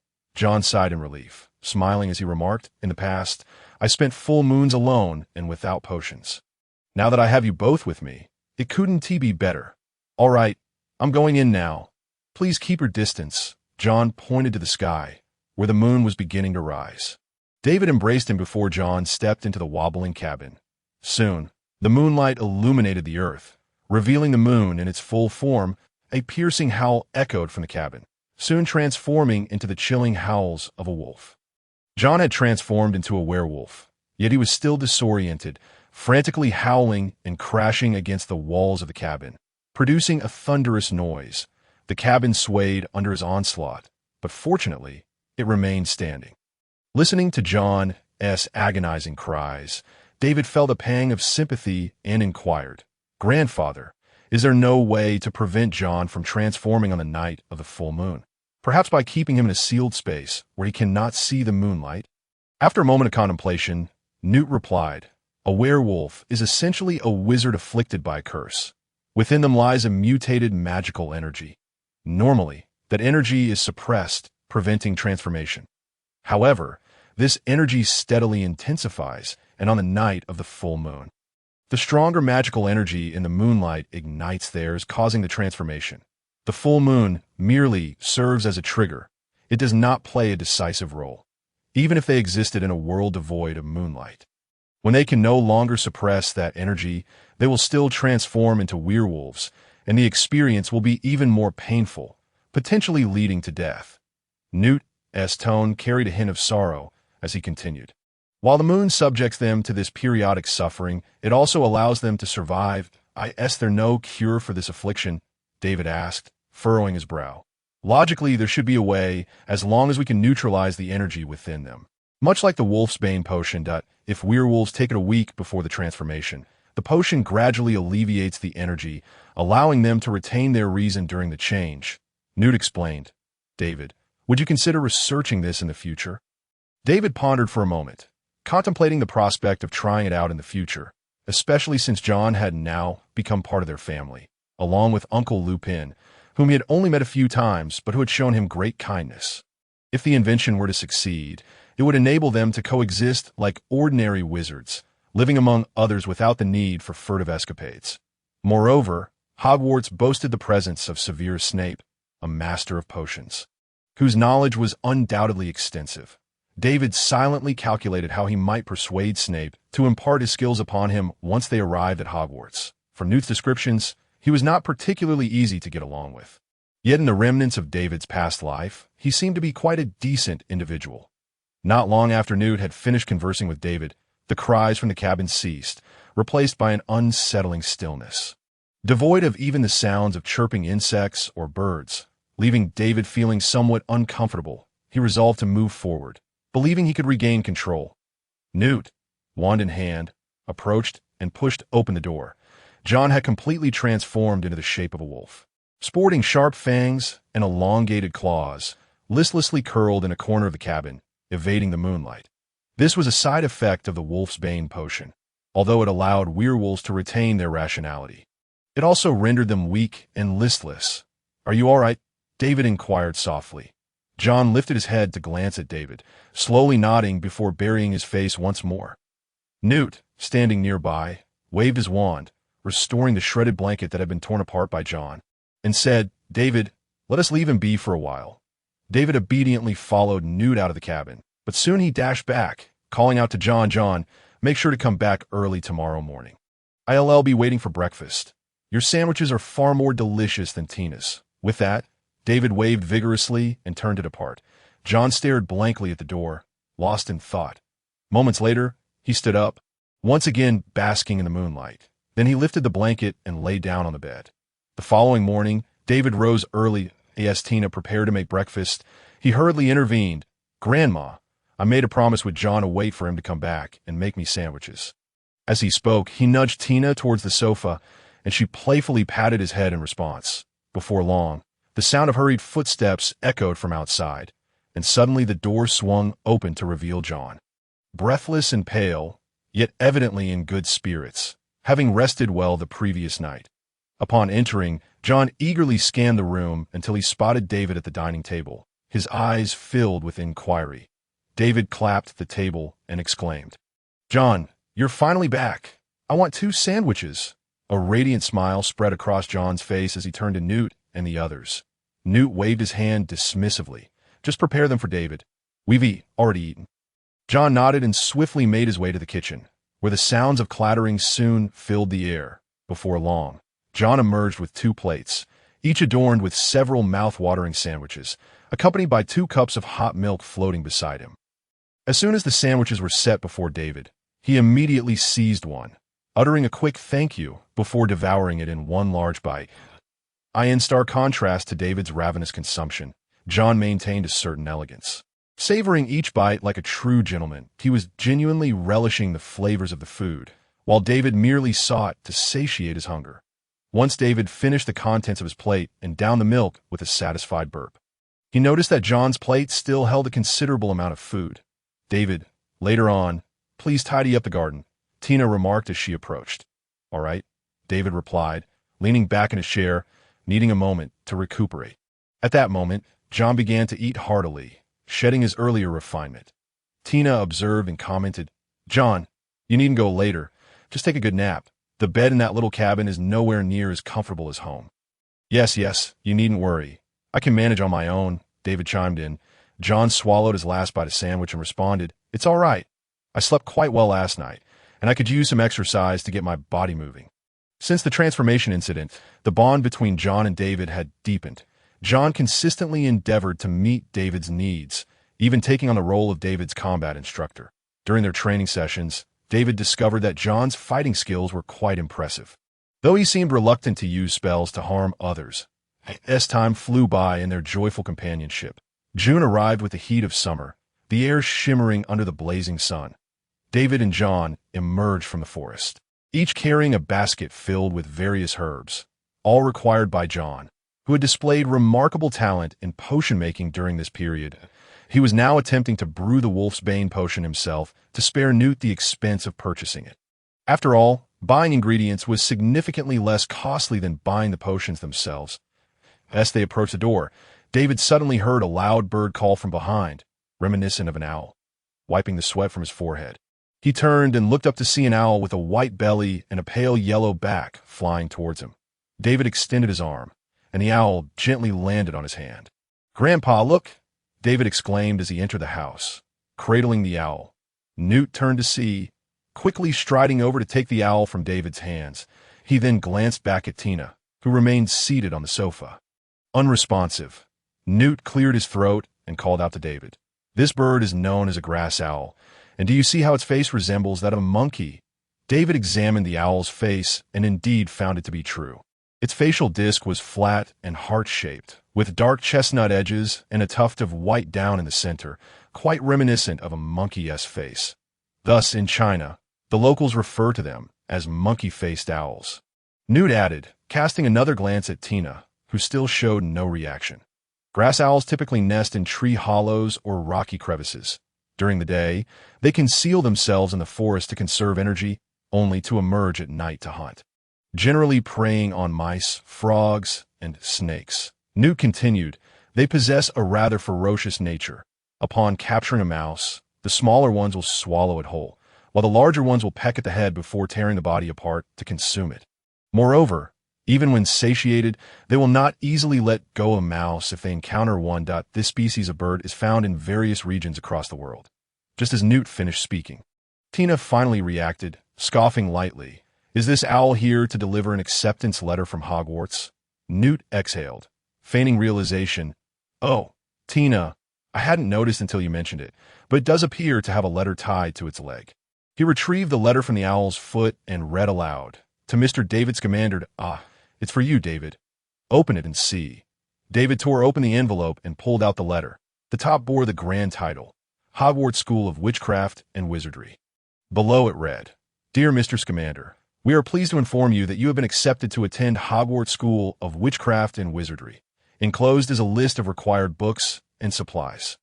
The term begins on September 1 SD. We await your owl with your response by July 31 SD. Sincerely, Deputy Headmistress Minerva McGonagall. Grandma, it's the acceptance letter from Hogwarts, David exclaimed. Does it include a list of items you need to purchase for the new term? Tina asked, her expression unreadable. Yes, David replied, extracting a second sheet that detailed the required books and equipment, including cauldrons. Shall I accompany you to buy them? Tina asked coldly. No need. Newt interjected quickly. Tomorrow, I will take David. It's been a while since I've taken him out, and I'd like to treat him to some gifts while we're at it. Tina let out a cold huff once more. Yet she did not express any dissent, leaving one to wonder how Newt had managed to persuade her to allow David to attend Hogwarts. John, standing beside them, sighed in relief. The earlier atmosphere had been rather stifling. He then spoke up. Are you really going to Hogwarts?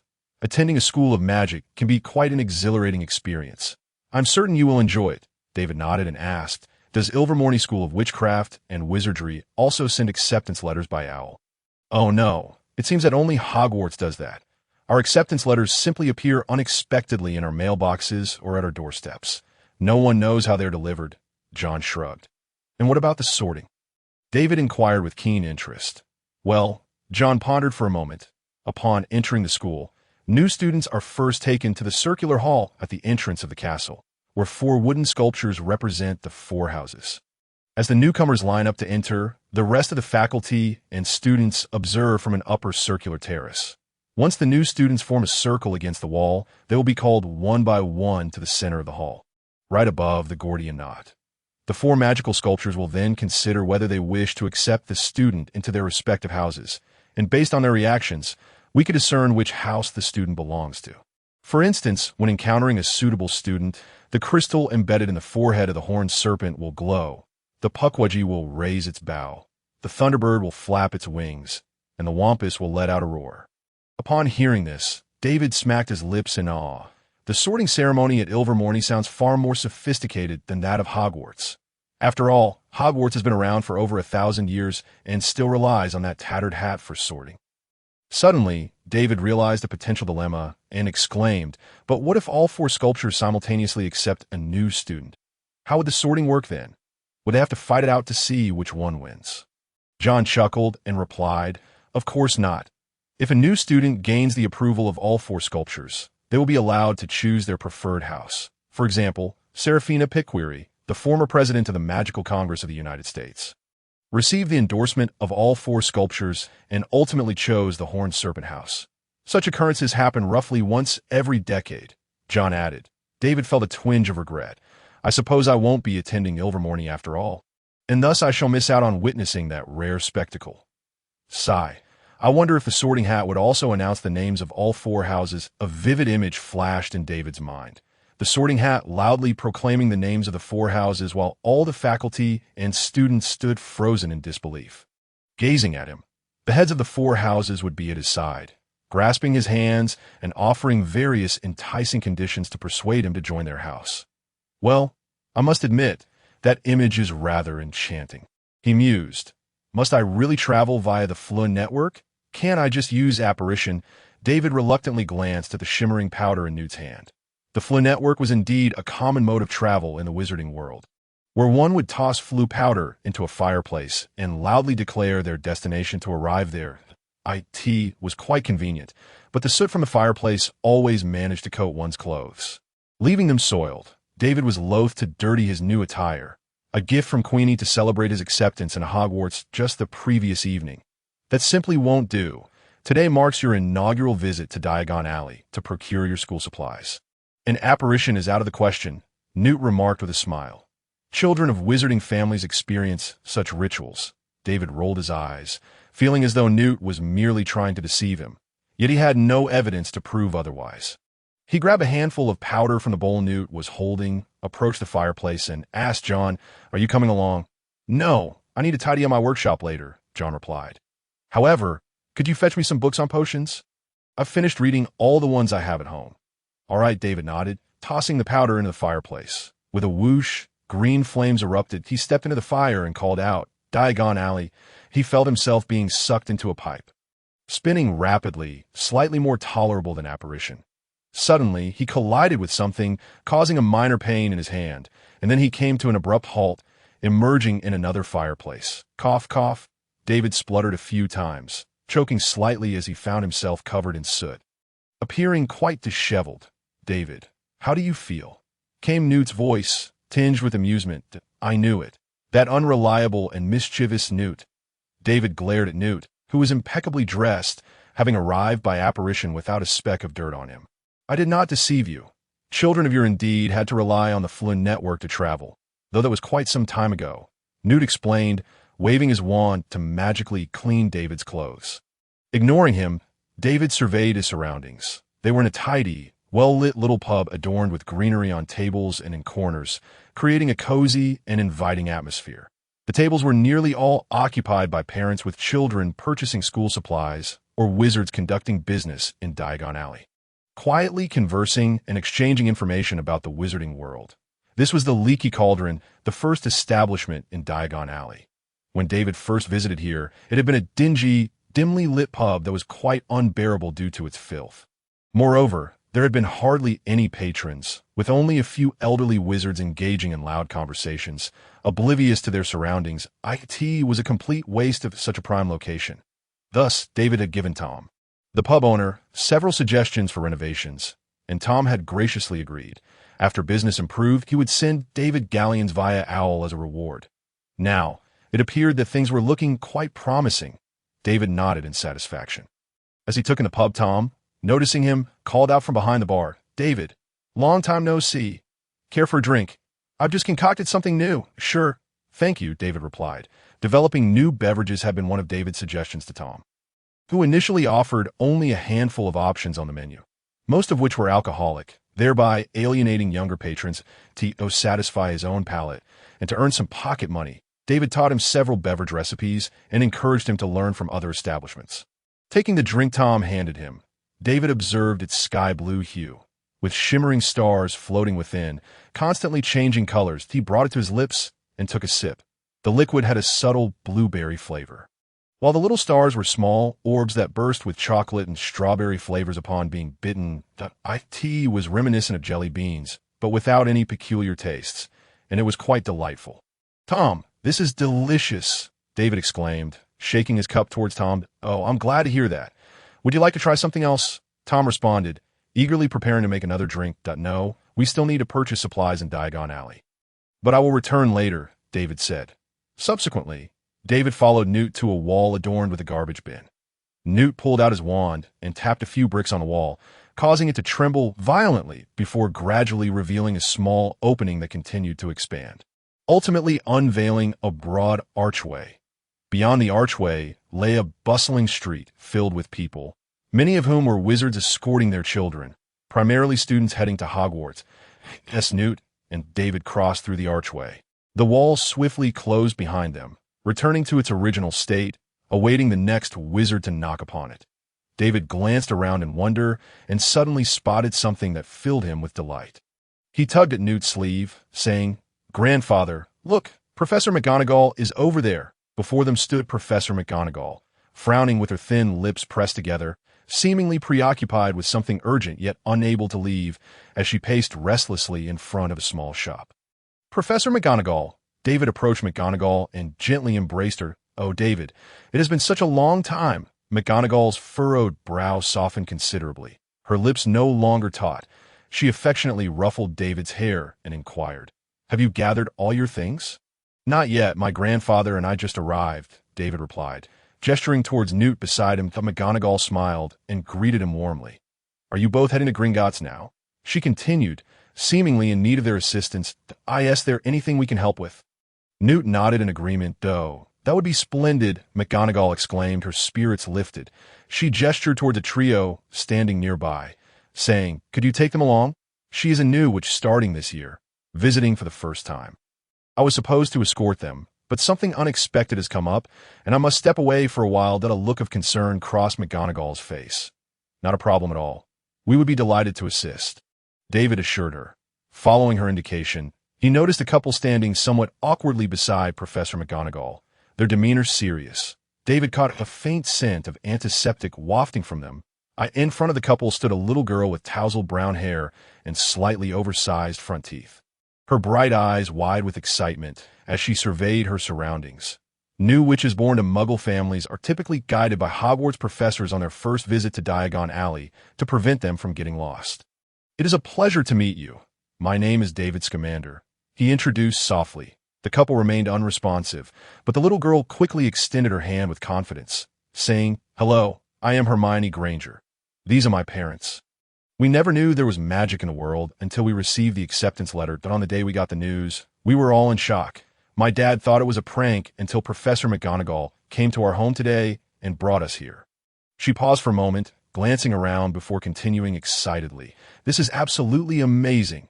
"Well, that little mouth certainly moves quickly," David internally praised, shaking Hermione's hand before introducing. "This is my grandfather, Newt Scamander." "Newt Scamander?" Hermione echoed quietly, her brow furrowing slightly before quickly relaxing as she exclaimed, "I remember where I've seen that name." Hermione rummaged through her small backpack, retrieving an envelope identical to David's, and pulled out the letter inside. After skimming it with her fingertips, she began to read aloud, "Fantastic Beasts and Where to Find Them" by Newt Scamander. "Are you the author of this book?" she asked eagerly. "Yes, it is a great honor for it to be your textbook." "I hope you enjoy it," Newt replied, subtly raising an eyebrow at David with a hint of pride. "Oh, that's wonderful. Could you please sign it for me?" Hermione asked, only to realize suddenly that she had yet to purchase the book. Her cheeks flushed slightly as she sheepishly said, "Could you wait a moment before signing?" "Of course, no problem at all," Newt replied with a smile. Hermione seemed about to say more, but was interrupted by Professor McGonagall, who stated, "I shall leave them in your capable hands, Mr. Scamander." Newt nodded, and McGonagall departed like the wind, striding away and quickly disappearing into the crowd. "Shall we head to Gringotts now? You can exchange for galleons there," Newt suggested as he led the way forward. The Granger couple followed alongside him, engaging in cheerful conversation that grew increasingly lively. Years of experience had equipped Newt well for interacting with Muggles. "What are magical creatures like? Are they frightening?" Hermione asked as she walked beside David. "They are all rather endearing little beings. You will find yourself fond of them upon seeing them," Newt replied, turning his head suddenly to address her. "Then why are they called beasts?" Hermione queried. "That perhaps magical creatures would be more fitting. However," Newt winked at Hermione and added, "perhaps the name will entice more people to buy my book." Upon hearing this, Hermione burst into a fit of giggles. And after a moment, she asked, "Is your entire family comprised of wizards?" "Indeed, aside from my grandmother, everyone else is a Hogwarts graduate," David replied. "Did you all learn magic from a young age?" David noticed a hint of tension in Hermione's voice as she asked this question. What a determined little girl, he thought. Children from wizarding families rarely study magic before attending school due to their young age and the instability of their magical abilities, as for learning other knowledge. "I believe they mostly prefer Quidditch," David explained.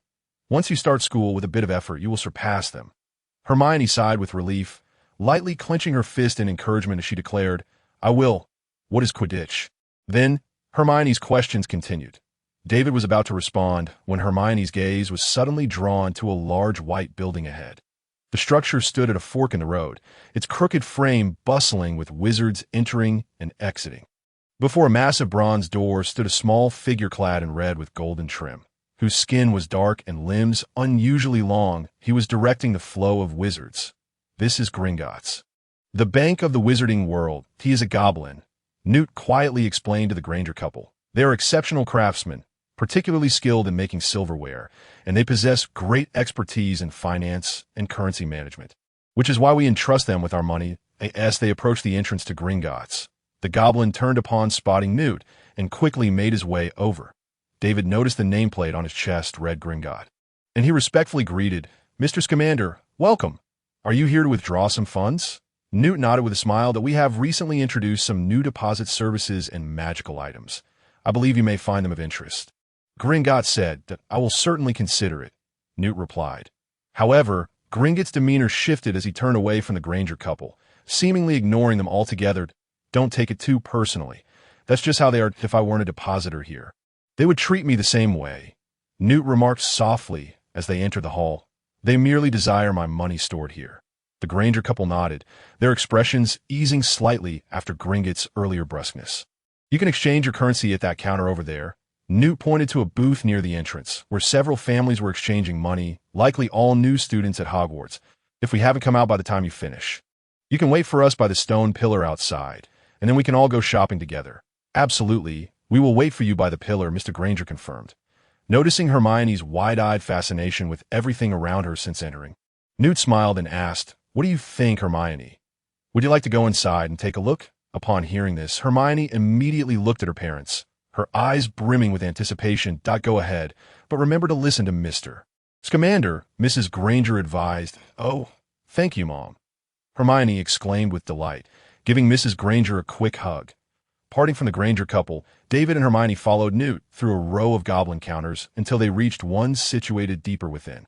"Good day," Newt said. "I would like to withdraw some money to Mr. Scamander. Do you have the key?" The goblin behind the counter inquired. "Of course." After rummaging through his bag for a while, Newt pulled out a gleaming golden key and handed it to the goblin.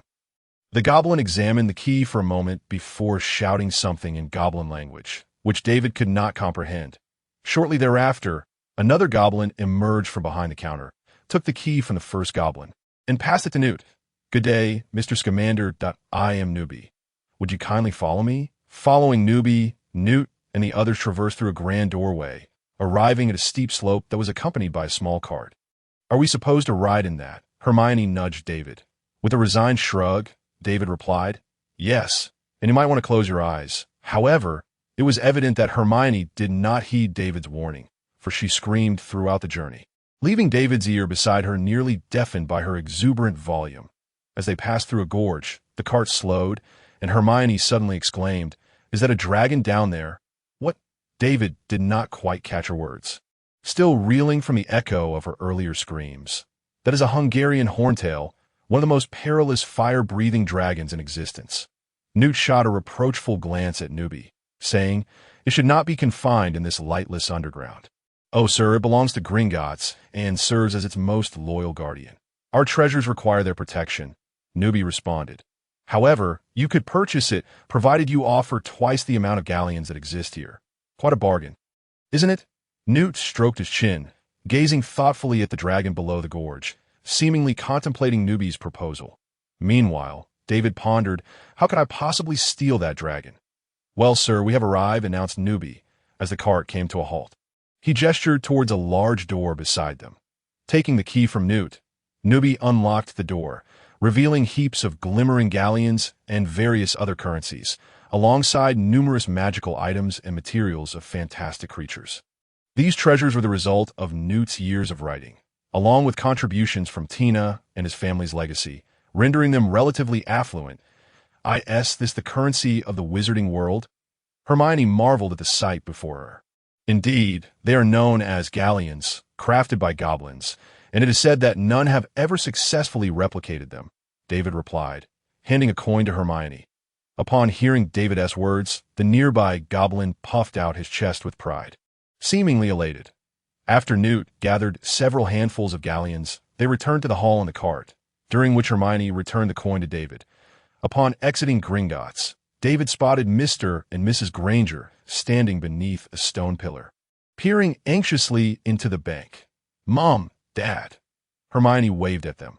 The Grangers quickly approached, and Hermione excitedly began to recount all the wonders she had encountered inside. Once she finished, Newt interjected, "Shall we proceed to purchase school robes?" After taking measurements, Madame Malkin would require some time, allowing us to procure other items in the meantime. Seeing no objections, Newt led David and the others into the throng, heading towards Madame Malkin's shop. Upon pushing open the door of the robe store, David heard a gentle voice. "David, it has been quite some time since you last visited my shop. Are you going to Hogwarts?" "Oh, and what a lovely young witch we have here." A short, stout witch emerged from behind a row of garments with a smile. In the past, when Queenie had no time to make their clothes, Newt and his companions would come here to purchase attire, thus establishing themselves as regular patrons. As she approached, she noticed the clothing David wore and gasped in admiration. Stepping closer to inspect him, this a new design by Queenie. It is simply splendid." "Yes, my great-aunt sent it to me yesterday. She's been designing new styles lately," David replied. "Could you kindly inquire if her garments could be sold in my shop?" Madame Malkin asked eagerly. "Certainly, I will write to her as soon as I return."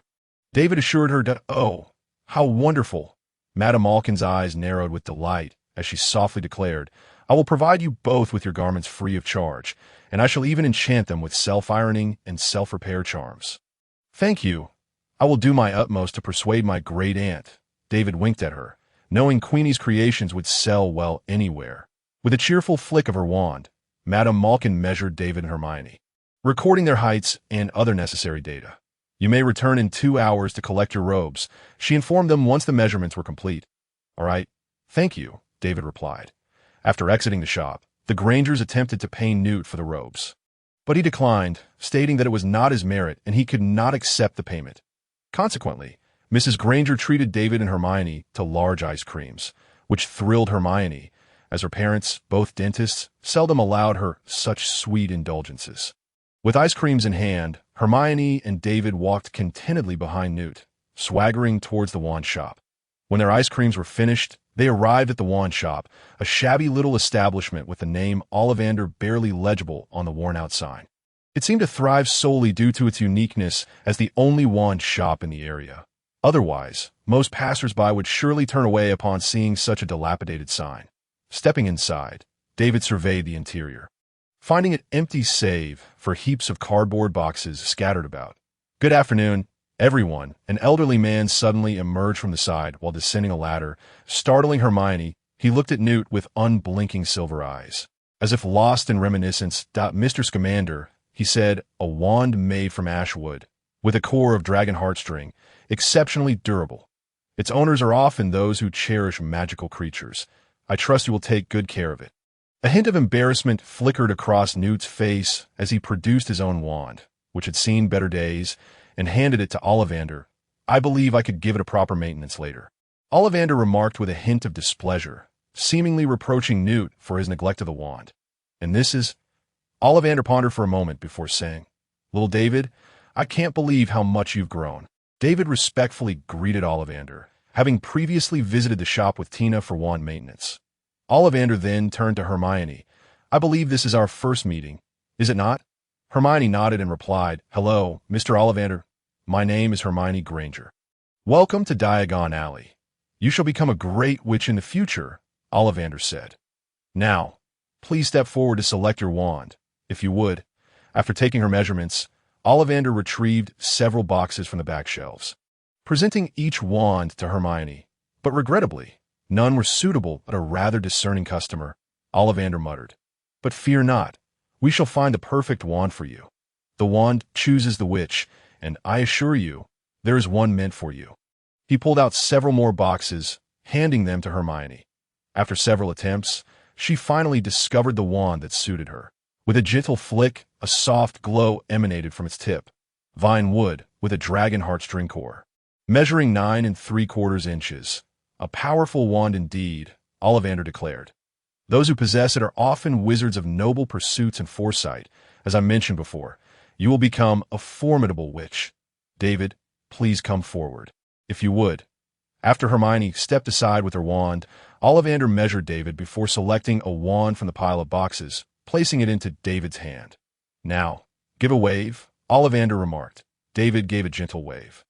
Sensing that the magical energy infused into the wand encountered some form of resistance, suddenly erupting within the wand, followed by a flash of light from the wand's tip, sending the boxes piled behind Ollivander flying in all directions. This was far more severe than what had just happened with Hermione. And no worries, no worries. Let us try another one. Ollivander hastily extracted the wand from David's hand and replaced it with another. However, the situation showed no signs of improvement. After several exchanges, the wand shop had descended into chaos, with vases shattered and the small lamp overhead lying in pieces on the floor. A powerful magical talent. And yet an exceedingly discerning customer, Ollivander commented. But we shall find the wand suited for you. Let me ponder. Where could it be? Listening to Ollivander's incessant mutterings, David's lips twitched in skepticism. He was now gravely suspicious that all of this was merely a marketing ploy by Ollivander. Every young wizard who entered this shop was made to feel as though their magical prowess was unparalleled. They were the saviors of the wizarding world. They were the next Dumbledore, and then they would happily part with a substantial sum of money. Otherwise, how could Ollivander's words remain unchanged, with evaluations of him and Hermione being almost identical? David had mentally prepared himself to be significantly overcharged by Ollivander. Such industry monopolies are truly unacceptable. Ah, yes, yes, it should be here, Ollivander exclaimed as if struck by a revelation. He then climbed a ladder and rummaged through the shelves at the back for a moment, dusting off a box before retrieving a wand and handing it to David. The moment David grasped it, he felt a sensation as smooth as silk, with magical energy flowing effortlessly within, far surpassing the wand Newt had previously given him. He gave it a light wave, and a red light burst forth from the tip, dissipating after a few impacts around him. 13¼ inches, crafted from English oak, with a core of unicorn hair. This wand is the epitome of fidelity, Ollivander said with a smile. Its owner typically possesses an extraordinary affinity for all creatures and plants, and is known for their bravery and kindness. That I believe you will undoubtedly become a magnificent magizoologist. Much like Mr. Scamander, Ollivander continued, 10 galleons, thank you for your patronage. After Newt had settled the payment, the group made their way to other shops, preparing to purchase cauldrons and other supplies. It is worth mentioning that Hermione's wand had only cost 7 galleons.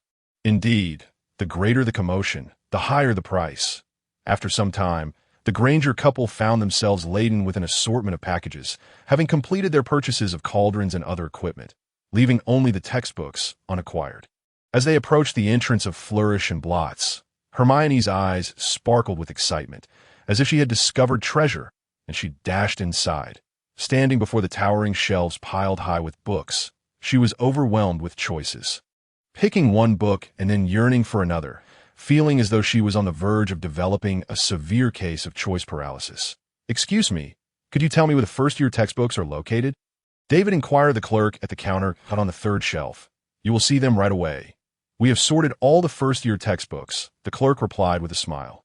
David expressed his gratitude and counted 3 shelves back, discovering bundles of books neatly tied with ropes, all of which were on their list.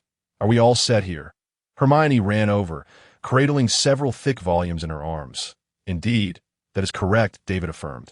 Hermione leaned in closer, scrutinizing the prices marked on the pages, furrowing her brow in concentration before her expression brightened. Ah, splendid. I still have enough money. I can purchase those other books as well. With that, she darted off to another section to retrieve the few books she had just set aside. Truly the epitome of a top student, David marveled, assisting Hermione in gathering a bundle of textbooks and adding a few potion books to his own collection before laboriously making his way to the counter. Could you lend me a hand? David had barely placed the books down when he heard Hermione's voice from behind. Turning around, he saw her struggling under the weight of a stack of hefty volumes, nearly bent double. The clerk behind the counter beamed at the sight and hurried over to assist, taking the books from Hermione's arms. You need anything else? The clerk inquired. Yes, indeed. Hermione took a brief respite before rushing back in the bookstore. Emerging once more with another stack of books, gasping for breath, she slightly tilted her head back and patted the pile of books stacked at the counter. All right, I'll take these. Very well. I shall pack them for you. The clerk promptly began wrapping Hermione's books in parchment. He then retrieved a piece of paper from the drawer and said to Hermione, Please fill in your address here. We will send them to you via owl post. After Hermione completed the form, Mrs. Granger and Newt approached to settle the payment. Newt let out a deep sigh of relief, finally finished with the shopping. He felt as though he hadn't been this exhausted in ages. David, shall we find a place to rest? Newt suggested. But Grandpa, we haven't bought an owl yet. David thwarted Newt's idea of a break. In Newt's family, they had never owned their own owl. They always borrowed others or used their magical creatures for deliveries. Newt had even once used a thunderbird to send a package to Dumbledore, ensuring its safety. However, once at Hogwarts, they could not use these creatures for delivery, as even if they were willing, Hogwarts would not permit it. Otherwise, would not the other owls cease to fly? They would all just plummet. Very well, Newt sighed, preparing to lead David to their next destination. Hermione, would you like to join us? David inquired. Hermione, momentarily dazed, had forgotten about getting an owl. All her money had been spent on books, and now Mrs. Granger had only a few galleons left. Hermione pouted slightly, feeling a bit disheartened, but she simply could not part with those books. They were all new to her. So she softly replied, "No, I think I need to rest for a bit." She feared that if she saw the owls, she might impulsively return the books. "All right," David said. "Once I purchase the owl, I will send you a letter. You can reply to me with it, and feel free to ask me any questions. That would be wonderful. Thank you." Hermione thought about how, even without an owl, she would have a partner to consult during the holidays, and her sadness dissipated considerably. After parting ways with Hermione, Newt and David arrived at the Elop's Owl Emporium, which was dimly lit, with numerous owls perched on hanging cages or rods. A variety of species on display. Owls prefer darker environments, which is why the shop was designed this way, Newt explained to David. David nodded and walked further into the store. As soon as he stepped inside, the owls began to hoot excitedly, eager to showcase themselves, all yearning for the vast world outside, reluctant to remain in the cramped space. However, not all owls shared this enthusiasm. Amidst the vibrant array, there stood a large owl, predominantly white with splashes of black speckles, regally perched in its cage, eyes closed, seemingly undisturbed by the surrounding noise, as if in a state of meditation. "Grandpa, I want that one," David pointed to the white owl.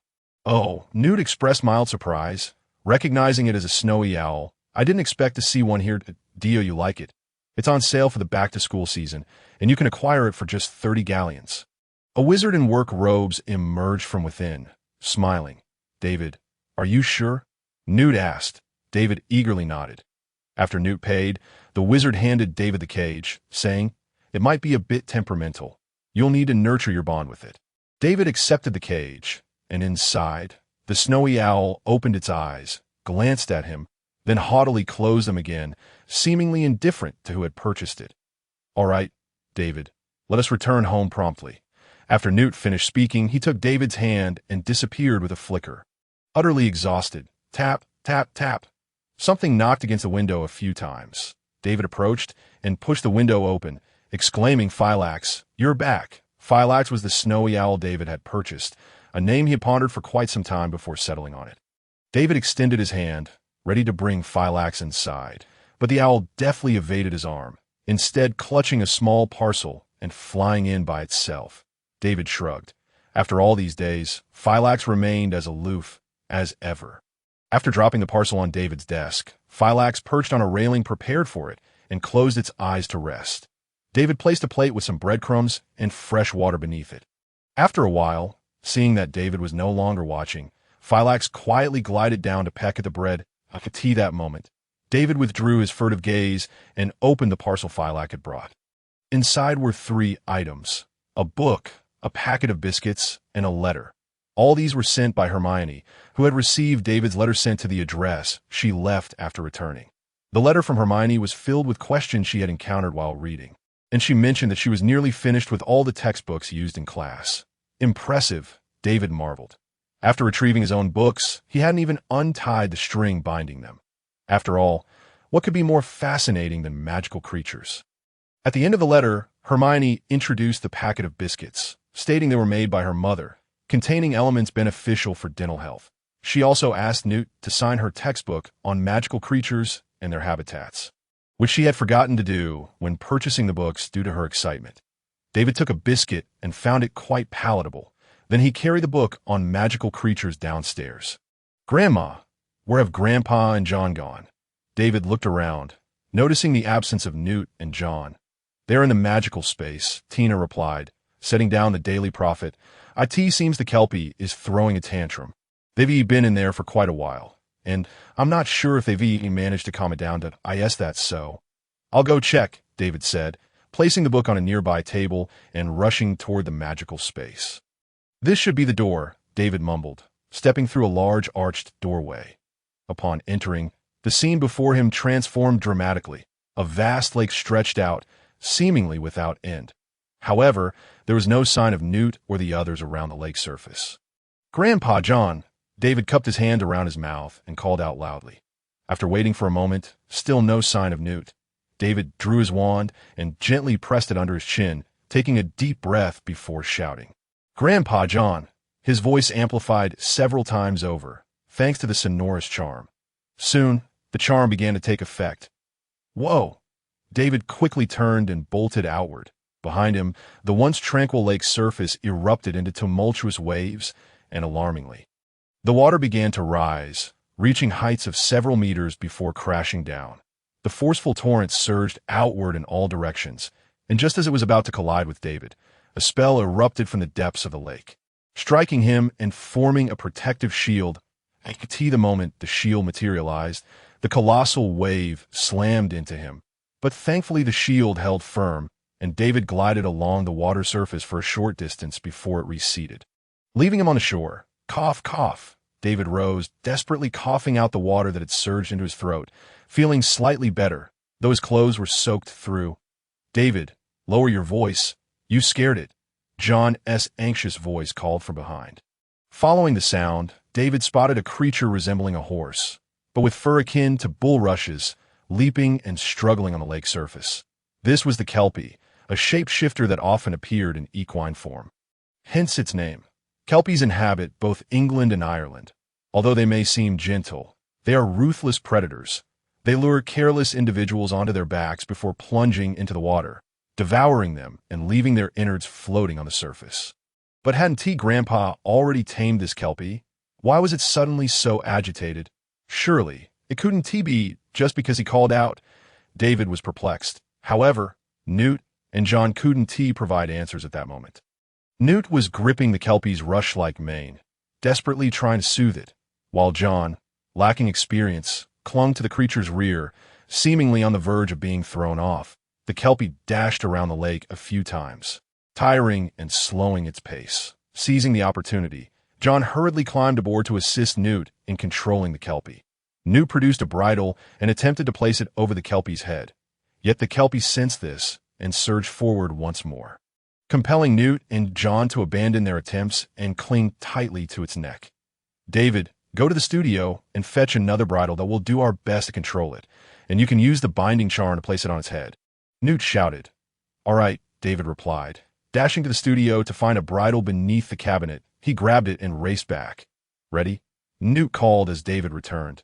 Yes, David replied, placing the bridle on the ground and gripping his wand nervously. All right, we'll try our utmost to control it, and when the moment is right, I'll call for you. Newt and John strained to manage the Kelpie's movements, calming it down. David swallowed hard, focused intently on Newt and John.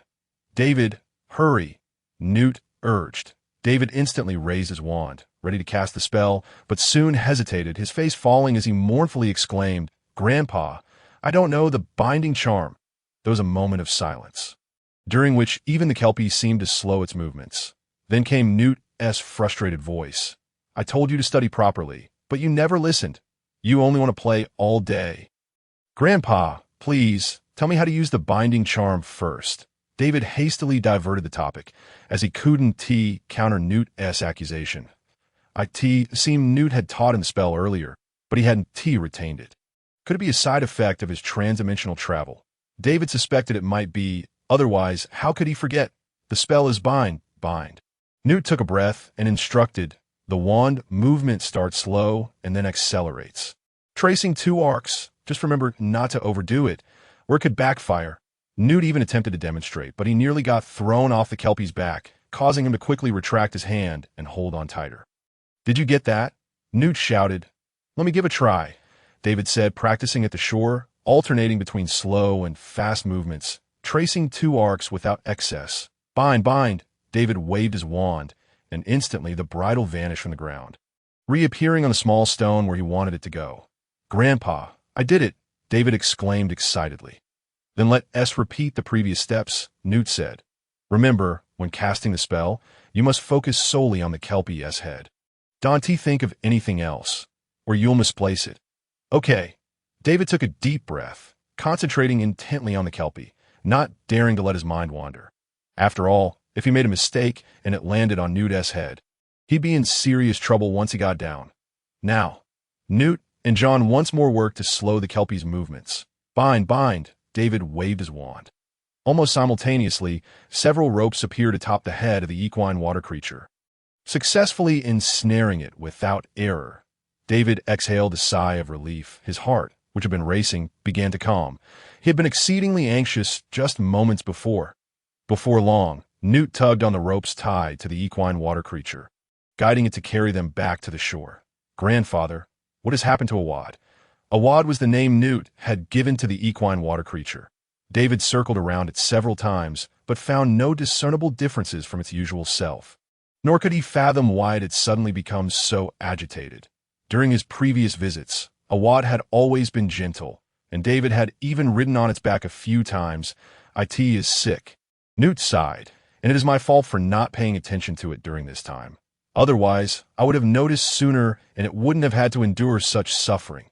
Newt gently stroked Awad's back, then attempted to part its cat-tail-like mane, only to have Awad shy away. Taken aback for a moment, Newt quickly regained his composure and beckoned to David. "Come here, David." "What is it?" David inquired as he approached Newt. "You placed the bridle on it just now, so it trusts you the most now." Newt explained. "You try to part its mane gently." "All right." David cautiously lifted a few strands of Awad's mane, and this time, it did not resist. However, as he managed to part a small section, he was startled and instantly withdrew his hand. Beneath Awad's mane squirmed countless tiny, blood-red parasites, devouring Awad's hair and flesh in some areas. They had even gnawed small holes. "Grandfather, what are those?" David asked, his brow furrowed. "The type of parasite that grows when the equine water creature does not clean itself for a while." Newt lamented, realizing the situation was more dire than he had imagined. In the wild, they could clean each other, but here, it was all alone, relying solely on us for care. Awad had been rescued by Newt from the wild. It seemed to have developed agoraphobia, fearing to live among other equine water creatures. Yet the parasites that infested it prevented such a life. Thus, Newt had no choice but to bring it back and tend to it regularly. "You will need to part its mane and use tweezers to extract those parasites." Newt instructed D. not be afraid. "They will not harm you."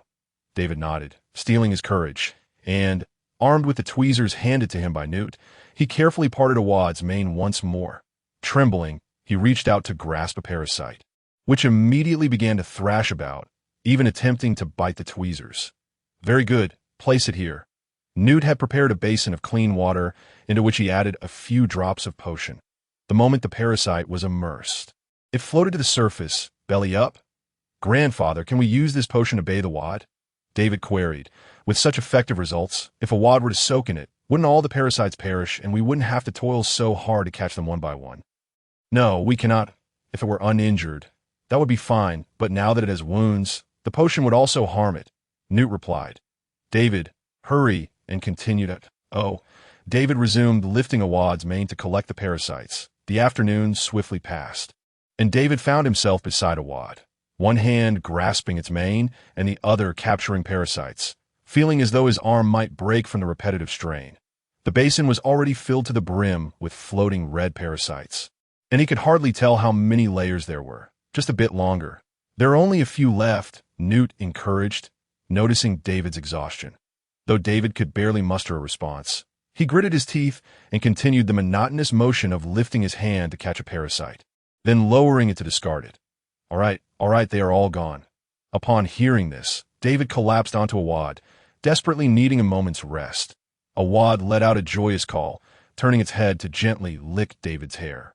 And a surge of magic flowed from its body into David.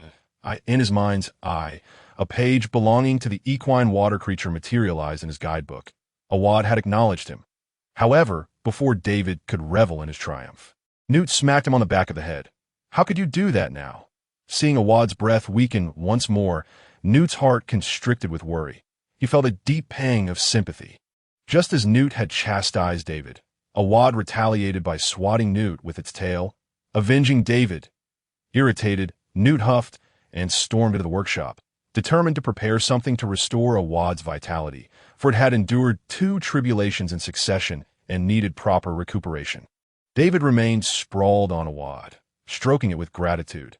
"You are wonderful, Awad. My efforts this afternoon were not in vain." Though Awad had been healed, Newt was beside himself with guilt. For some time thereafter, he berated himself, believing that it was his negligence that had allowed Awad to suffer from the parasites. To prevent such occurrences with other creatures, Newt insisted on taking John and David daily to conduct health checks on the magical creatures within their sanctuary. However, With the multitude of creatures under Newt's care and the vastness of their habitat, coupled with elusive beings like the invisible beasts that were difficult to locate, the trio spent over a month diligently inspecting 2/3 of the animals. "Grandfather, shall we take a break?" David stumbled along behind Newt, a large medical kit trailing behind him. "Just a little longer. If we finish this last area, we can head back." Newt turned and squeezed David's shoulder. Encouraging him, "Do you want me to carry you?" John whispered as he drew near to David. "Thank you, but no," David replied, lowering his head wearily. John, too, was quite fatigued, having done the most work among the three. After walking a while longer, they encountered a low hill dotted with various caverns. John halted at a distance, refraining from approaching, as a full moon hung overhead. "David, we have arrived," Newt announced. David sighed in relief, glad to finally cease walking. Newt approached the base of the hill and emitted a series of peculiar calls. Shortly after, numerous round heads emerged from the various caverns, each adorned with two bulging eyes atop their heads. As they fully emerged, David observed their oval bodies supported by four slender, spindly legs, ending in broad, flat feet. They were the moonstruck beasts, a particularly shy species that only ventured out on nights of full moon. "In a moment, I will intercept them, and you will need to herd them towards me," Newt instructed. After nodding in agreement, David watched as Newt waved his wand, instantly appearing behind the moonstruck beasts, startling them into a frantic dash away from Newt. David swiftly moved to block their path, continuously shifting positions to drive the moonstruck beasts towards Newt. Once they were gathered together, Newt waved his wand again, causing the large medical kit to open automatically, releasing various long, ribbon-like devices. These were diagnostic instruments that Newt had invented in recent years. Each ribbon corresponded to a specific ailment that magical creatures might suffer from, and if any checked creature fell ill, the ribbon would change. "How is it, grandfather?" David shouted as the ribbons circled around the moonstruck beasts. Their sudden movement startled the creatures, causing them to huddle together tightly. Newt suddenly appeared beside David and slapped him on the back of the head. "Shoo, quiet down. Look what you've done. You've frightened them." David pouted. "I've been following you all day, and you treat me this way." Ignoring David's grievances, Newt waved to John in the distance and said, "All right, let's head back. They're all perfectly healthy." Upon finishing his conversation, Newt pulled David with him, using apparition back to the studio. Once John arrived, they collectively returned to the hall. After dining, David enjoyed a soothing hot bath before lying down on his bed, where he soon succumbed to a delightful slumber. The following morning, David gradually opened his eyes and stretched lazily, feeling utterly refreshed. "Why hasn't grandfather called me today?" he pondered, slightly perplexed. For over a month, Newt had roused him at dawn, urging him to assist in the magical realm. Rising from his bed with a yawn, David then noticed a large brown trunk resting beside him. "Goodness," he exclaimed, his eyes widening in shock as he hastily retrieved his pocket watch. The hour hand pointed between 10 and 11. While the minute hand rested at 30. Thank goodness. There's still half an hour before the train departs. He nearly faced the end of his academic journey before it had even begun. Indeed, today marked David's departure for Hogwarts. Yet it seemed as though everyone had forgotten this significant occasion. In a flurry, he dragged the trunk downstairs, the sound of it thumping against the stairs echoing loudly. "David, haven't you left for the train yet?" Tina approached, her expression one of astonishment. David, slightly dazed, replied, "Not yet, Grandma. I was too exhausted yesterday and couldn't wake up today." "That Newt. He told me he would take you to the station today."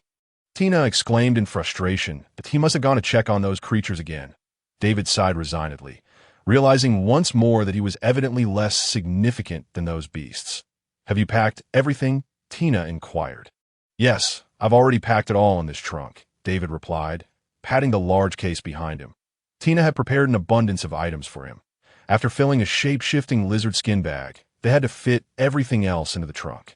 "All right, let's hurry. I'll take you there so you don't miss the train," Tina said. "I'll tidy up when I return." Seeing that David was ready, Tina grasped his hand and with a wave of her wand, they appeared on a bustling platform. Not far from them, a guard stared wide-eyed in their direction, utterly shocked by their sudden appearance. As he prepared to shout, another wizard in uniform materialized behind him, waving his wand, causing the guard to behave as if nothing had transpired, momentarily dazed before resuming his patrol. "David, Go ahead, it's between platforms 9 and 10. Just run straight through, Tina instructed. David nodded, dragging his trunk towards the wall. To be honest, the action felt rather foolish and required a bit of courage. As he approached the wall, he almost halted, but thankfully his initial momentum propelled him forward. A deep crimson train loomed before him, steam billowing from the large pipe atop the locomotive, accompanied by its distinctive whistle. Parents on the platform hurriedly bid farewell to their beloved children. Hurry up, the train is about to leave, Tina called out. Goodbye, Grandma, David said, giving Tina a quick embrace before pushing through the crowd, straining to reach the entrance of the carriage. Excuse me, coming through.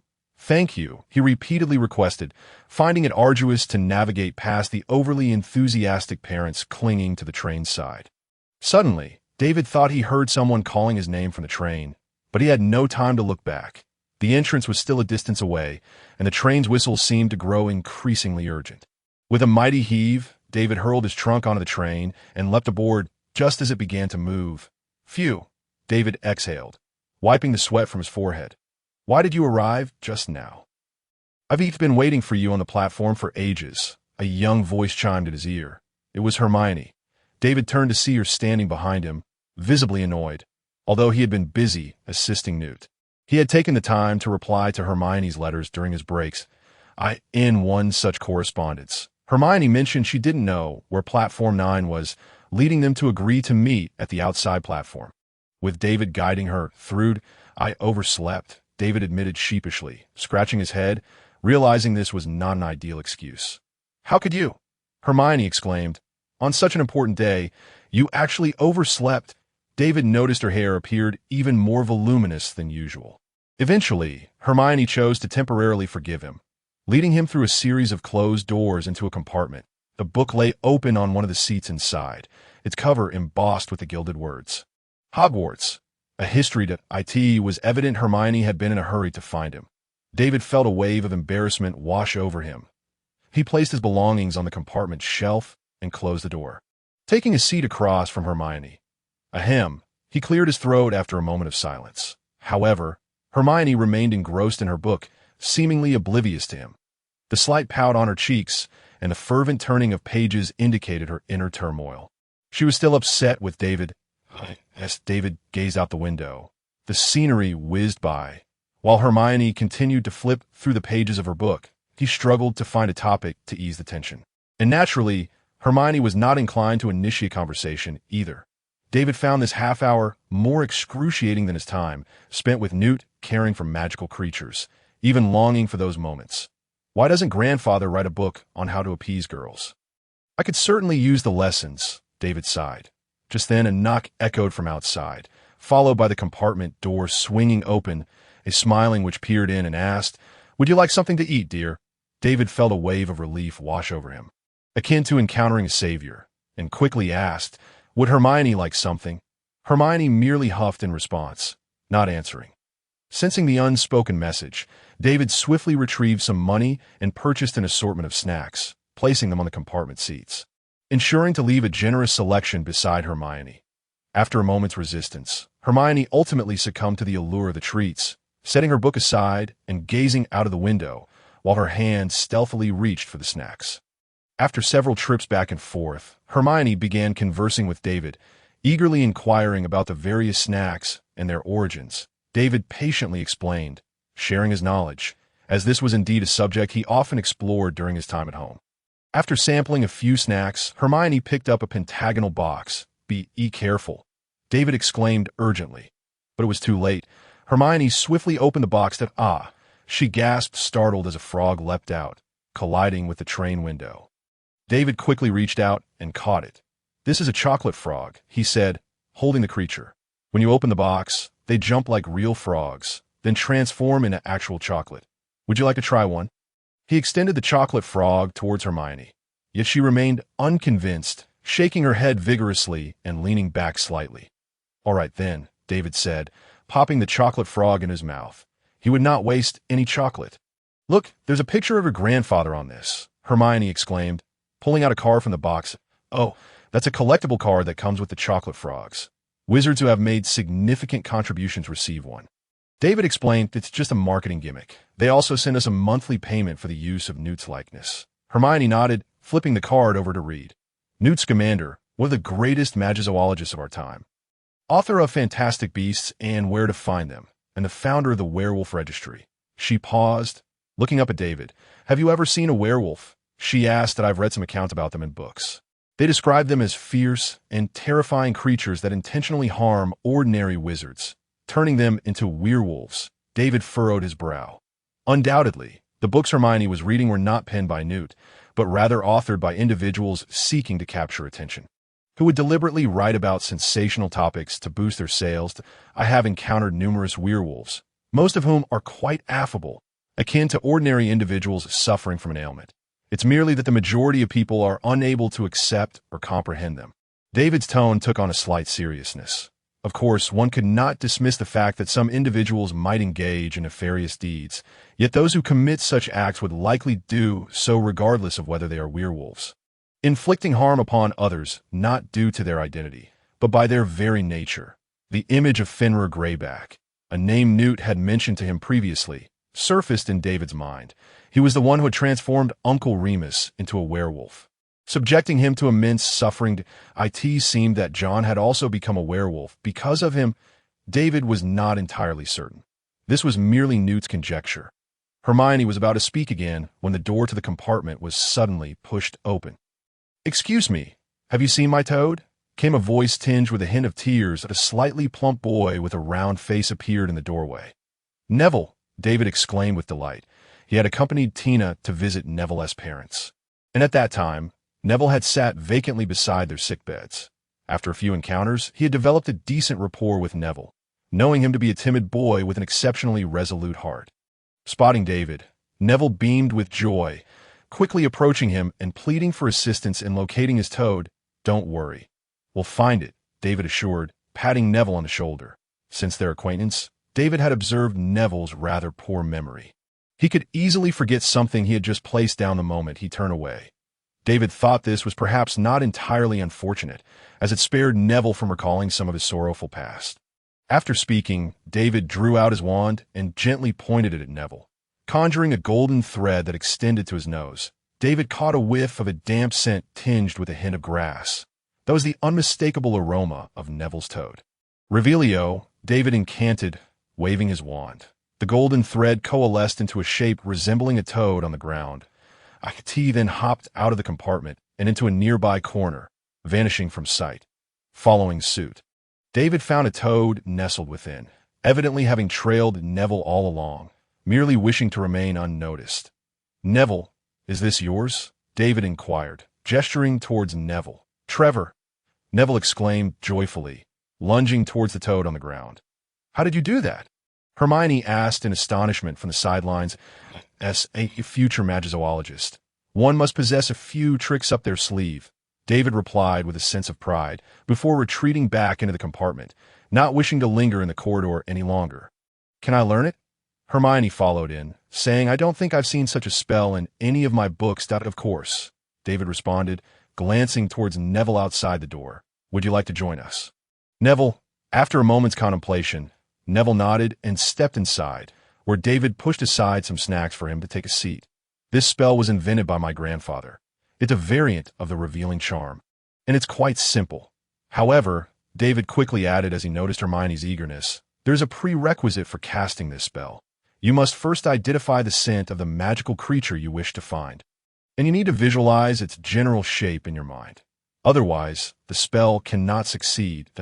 In essence, you must familiarize yourself with the scents of most magical creatures for the spell to be effective." Upon hearing this, Hermione frowned, seemingly deep in thought. "Neville, may I borrow your toad for a moment?"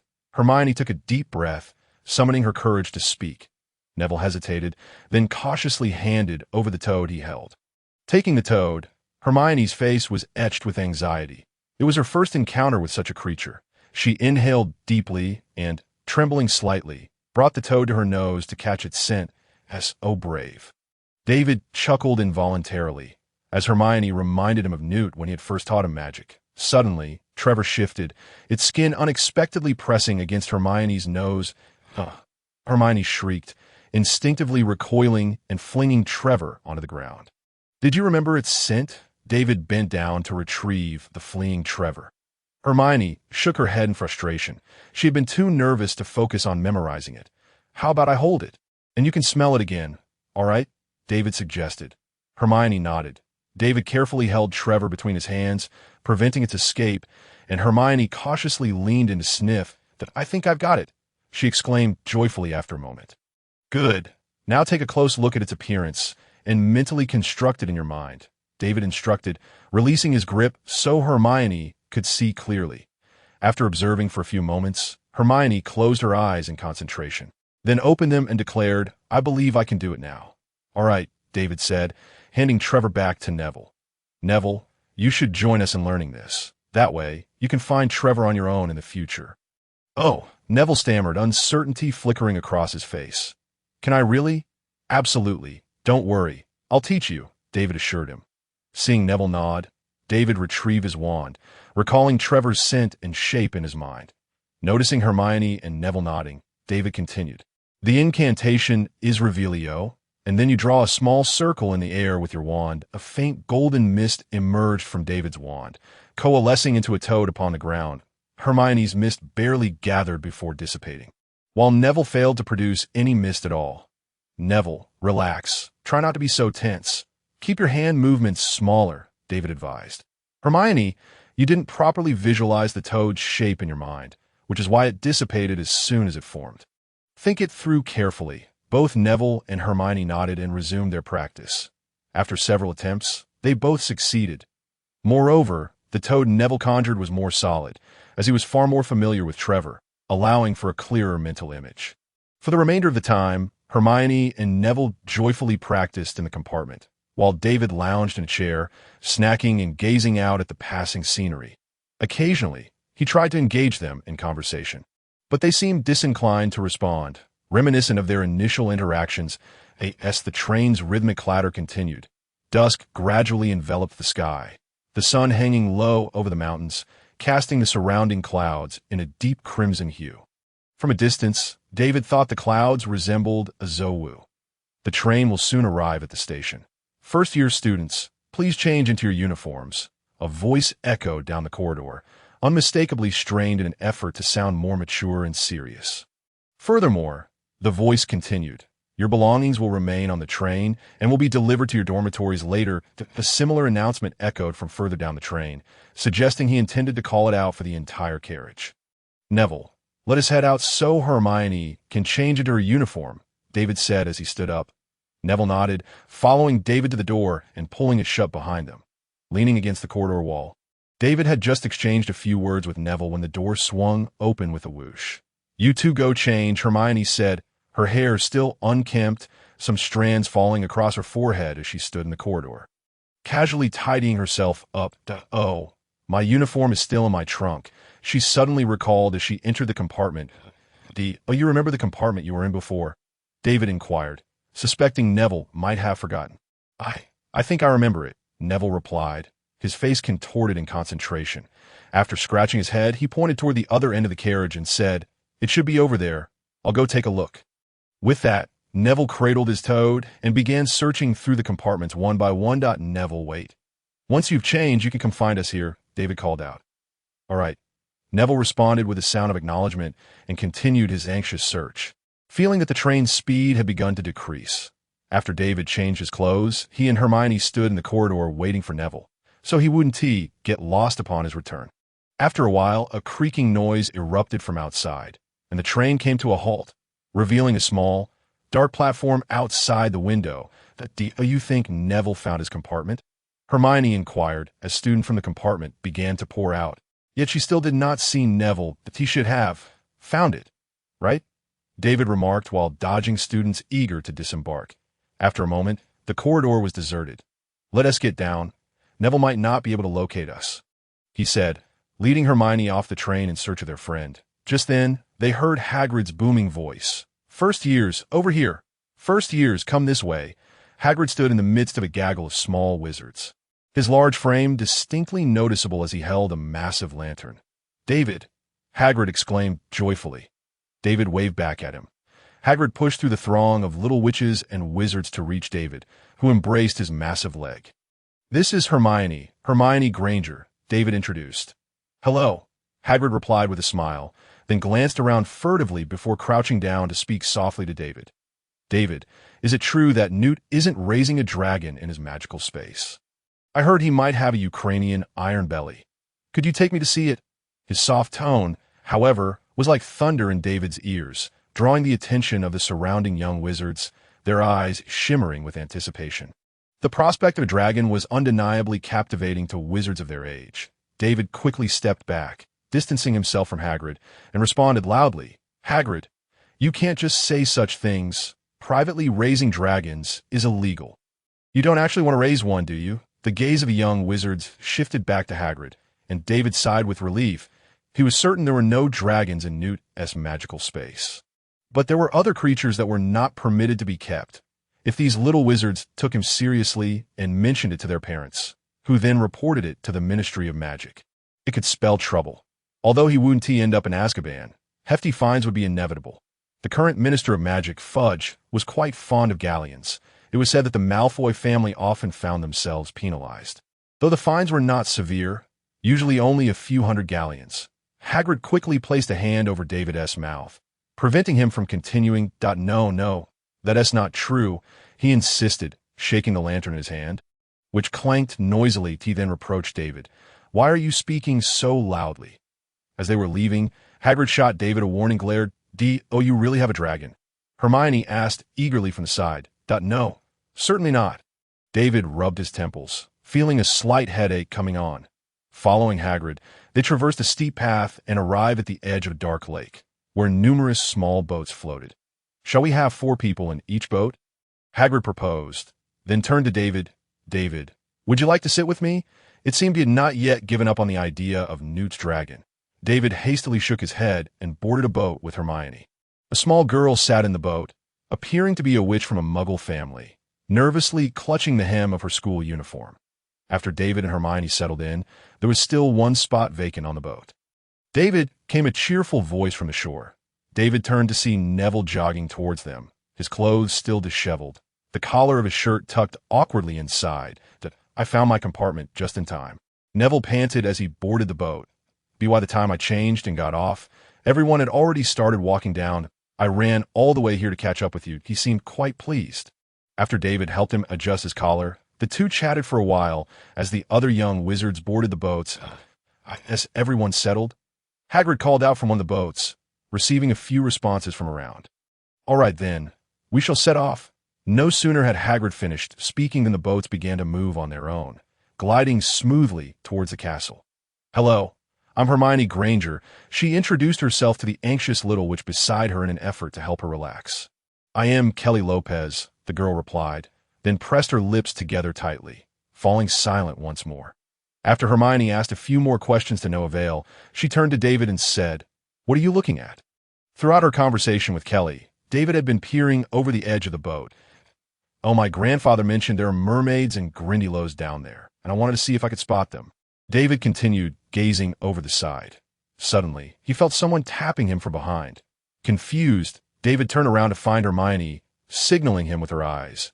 After David mentioned the mermaids, Kelly appeared even more anxious, her fingertips turning white from her grip. "Oh, I'm so sorry. I just took a good look, and there's nothing in the lake. It seems they don't dare approach the castle," David reassured her. Yet Kelly remained tense, but fortunately, the boats soon reached the shore. They followed Hagrid through a tunnel, up a flight of stairs, and arrived at a large door. Hagrid knocked 3 times, and the door slowly creaked open, revealing a witch in a dark green robe, Professor McGonagall. After thanking Hagrid, Professor McGonagall led everyone into a small room, where she began to explain the upcoming proceedings. You know how the sorting works. "A test of sorts?" Hermione quietly asked, her own nerves beginning to surface. Just as David was about to speak, he heard Professor McGonagall's stern voice. "Now, please listen to me." David promptly stood straight, and Hermione beside him fell silent. Once Professor McGonagall finished speaking, she led them into the great hall, where older students were seated on either side, and the professors sat at a high table. The most captivating sight was the stars twinkling above the tea that moment. Hermione displayed her scholarly demeanor, incessantly explaining the origins of various aspects to David, citing sources as if composing an academic paper. Professor McGonagall placed a tattered sorting hat on a stool before them, which appeared so filthy that David felt a single tap could envelop the entire room in dust. Most astonishingly, it began to sing. Or perhaps one could say recite, for David detected no semblance of rhythm in its voice that a lyric floated into his mind. The dress of pale yellow, hair all a-fluff. After the sorting hat concluded its song, Professor McGonagall began calling students to don a hat for sorting. David Scamander, she announced, smiling at him as he approached. David grimaced slightly as he lifted the sorting hat and placed it upon his head. Ah, yet another Scamander, came a somewhat deep voice, reminiscent of the one he had heard earlier on the train, deliberately modulating its tone. I'm not trying to speak like this on purpose. The sorting hat chimed in, its tone becoming more lively, even tinged with childishness. See, if I speak in my original voice, everyone will think I'm a child, even though I'm over 1,000 years old. But I shall forgive you. I like the Scamander family. You are all very kind, but I hope you one day end up like Newt Scamander and get expelled. Grandfather was expelled from school, David thought in surprise, having never heard Newt mention such a thing. What? He didn't tell you, the sorting hat replied. Perhaps he was too embarrassed. It's quite a heroic tale. The hat's tone rose in excitement, but it had scarcely begun when Professor McGonagall cleared her throat to interrupt, urging it to hurry up. All right, can I say a few more words? No one ever talks to me. It's just a silly bird squawking beside me. The sorting hat seemed a bit dejected. I can come and chat with you later, David pondered, primarily intrigued by Newt's heroic tale. Yes, that's so. The sorting hat perked up, exclaiming, I knew the Scamander family produced nothing but kind-hearted individuals. Once you arrive, I shall regale you with the stories of Newt and even Dumbledore, both of whom I have witnessed grow. Well then, it is time for your sorting. Where do you wish to go? The sorting hat inquired. Can I choose for myself? David mused. Ordinarily, that would not be permissible, yet I can grant you this privilege. They are none the wiser, the sorting hat boasted with a hint of pride. Really? Then I wish to join Ravenclaw. David thought, for a scholar ought to be in a scholarly place. Very well, no problem. David felt as though the hat was on the verge of shouting it out, but suddenly seemed to recall something and refrained from doing so. I just remembered, you cannot go to Ravenclaw. The sorting hat's tone grew somewhat awkward. Why not? David queried, perplexed. Was my scholarly aura insufficiently potent? Not for that reason. You are indeed well suited for Ravenclaw, but someone has preemptively assigned you to Gryffindor. The sorting hat muttered softly. Professor Dumbledore? Indeed, the sorting hat responded in a whisper, as Dumbledore had expressly forbidden it from revealing such information. It appears he is determined to keep me tethered. David sighed. What tether? The sorting hat asked. It's nothing at all. Could you do me a favor? Certainly, consider it a compensation for you, the sorting hat replied. You could announce the names of all 4 houses before declaring that I go to Gryffindor. David suggested that is certainly within my capabilities. The sorting hat seemed to find this amusing. It cleared its throat and coughed, causing the hall to fall silent, as David's sorting had taken far too long. The house David Scamander is to join is, David heard the sorting hat proclaim. Hufflepuff. Enthusiastic applause erupted from the Hufflepuff table, celebrating the arrival of yet another Scamander. Professor Dumbledore on the dais looked utterly astonished. Spilling a considerable amount of drink from his cup, completely oblivious to the cause of the commotion, he was tempted to yank the sorting hat up and demand to know what it was doing. However, before he could take action, the sorting hat's voice rang out again. Ravenclaw. The hall fell silent once more, all eyes fixed upon the sorting hat, uncertain of its intentions. Ravenclaw students raised their hands, unsure if they should applaud. Professor McGonagall, poised to retrieve the sorting hat, hesitated mid-motion. Slytherin, the sorting hat called out with heightened enthusiasm. This left the entire hall in stunned silence, as everyone began to question whether the sorting hat had malfunctioned. None of the aforementioned houses. The sorting hat's voice echoed throughout the hall, asserting that David should indeed be placed in Gryffindor. You are simply marvelous, David thought. It's merely a trifle. The sorting hat joyfully responded. Do remember to come chat with me. I reside in the headmaster's office. Certainly. No problem. David removed the hat and placed it upon the bench. Professor McGonagall had yet to register what had occurred, and the others were equally stunned. The hall was enveloped in an eerie silence, possibly the quietest it had ever been in Hogwarts history. After bowing to the assembly, David made his way towards the Gryffindor table, glancing back at Dumbledore with a smile and a wink. Dumbledore, having already recovered, raised his cup in a cheerful salute to David. Once David found a seat at the Gryffindor table, the students erupted into a frenzy of cheers, nearly tearing the roof off the hall with their exuberance. 2 red-haired students shouted, clamoring to be sorted again. Observing their excitement, David mused that had Professor McGonagall not been standing next to the Sorting Hat, they would have dashed up by now. Amidst the jubilant cheers of Gryffindor, the Sorting Hat appeared quite pleased, seizing the opportunity to sing a couple of verses from its signature song during the interlude before the next student was sorted. Alas, no one could truly appreciate its artistry, and Gryffindor's applause diminished considerably. Thus, in the subsequent sorting of students, the Sorting Hat continued to employ this tactic. This spectacle persisted until the sorting of Harry Potter, when Professor McGonagall called him forth to don the Sorting Hat. The entire hall fell silent, with professors on the dais and students at each long table intently fixated on the hat, as every house yearned to claim Harry Potter. Such was the allure of the Savior. Particularly among the first-year witches and wizards, many had grown up hearing tales of Harry Potter. After a prolonged silence, the Sorting Hat opened its mouth and loudly declared, "Slytherin." David distinctly observed Harry's body twitch at the utterance of those words, revealing a hint of panic. The Slytherin students exchanged glances, contemplating applause, yet recalling the Sorting Hat's earlier pattern. They hesitated, unsure if the first name announced would be the one destined for their house. But what if the Sorting Hat had grown weary of that trick? Thus, the majority of Slytherin students felt a mix of disappointment, excitement, and anticipation, hoping that the Sorting Hat would remain silent, allowing Harry to rip it off and join their ranks. However, the Sorting Hat did not keep them in suspense for long, nor did it grant Harry the chance to remove it, quickly shouting the names of the second and third houses before assigning Harry to Gryffindor.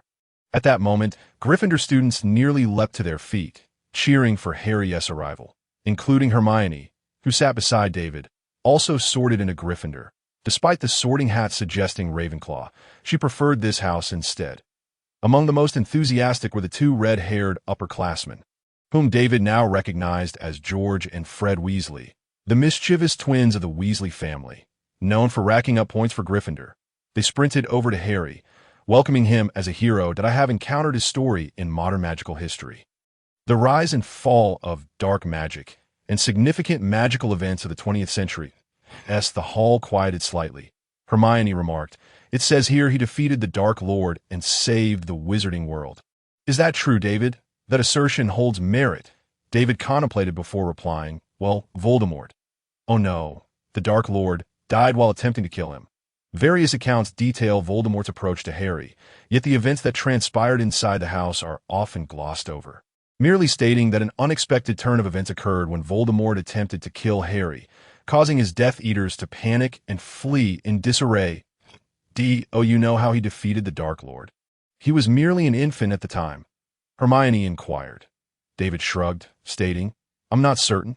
The tales I've heard align closely with what you've read. He certainly knew that Harry survived due to the protective magic of his mother's love. But how could he articulate that answer, should he mention Harry Potter's knowledge?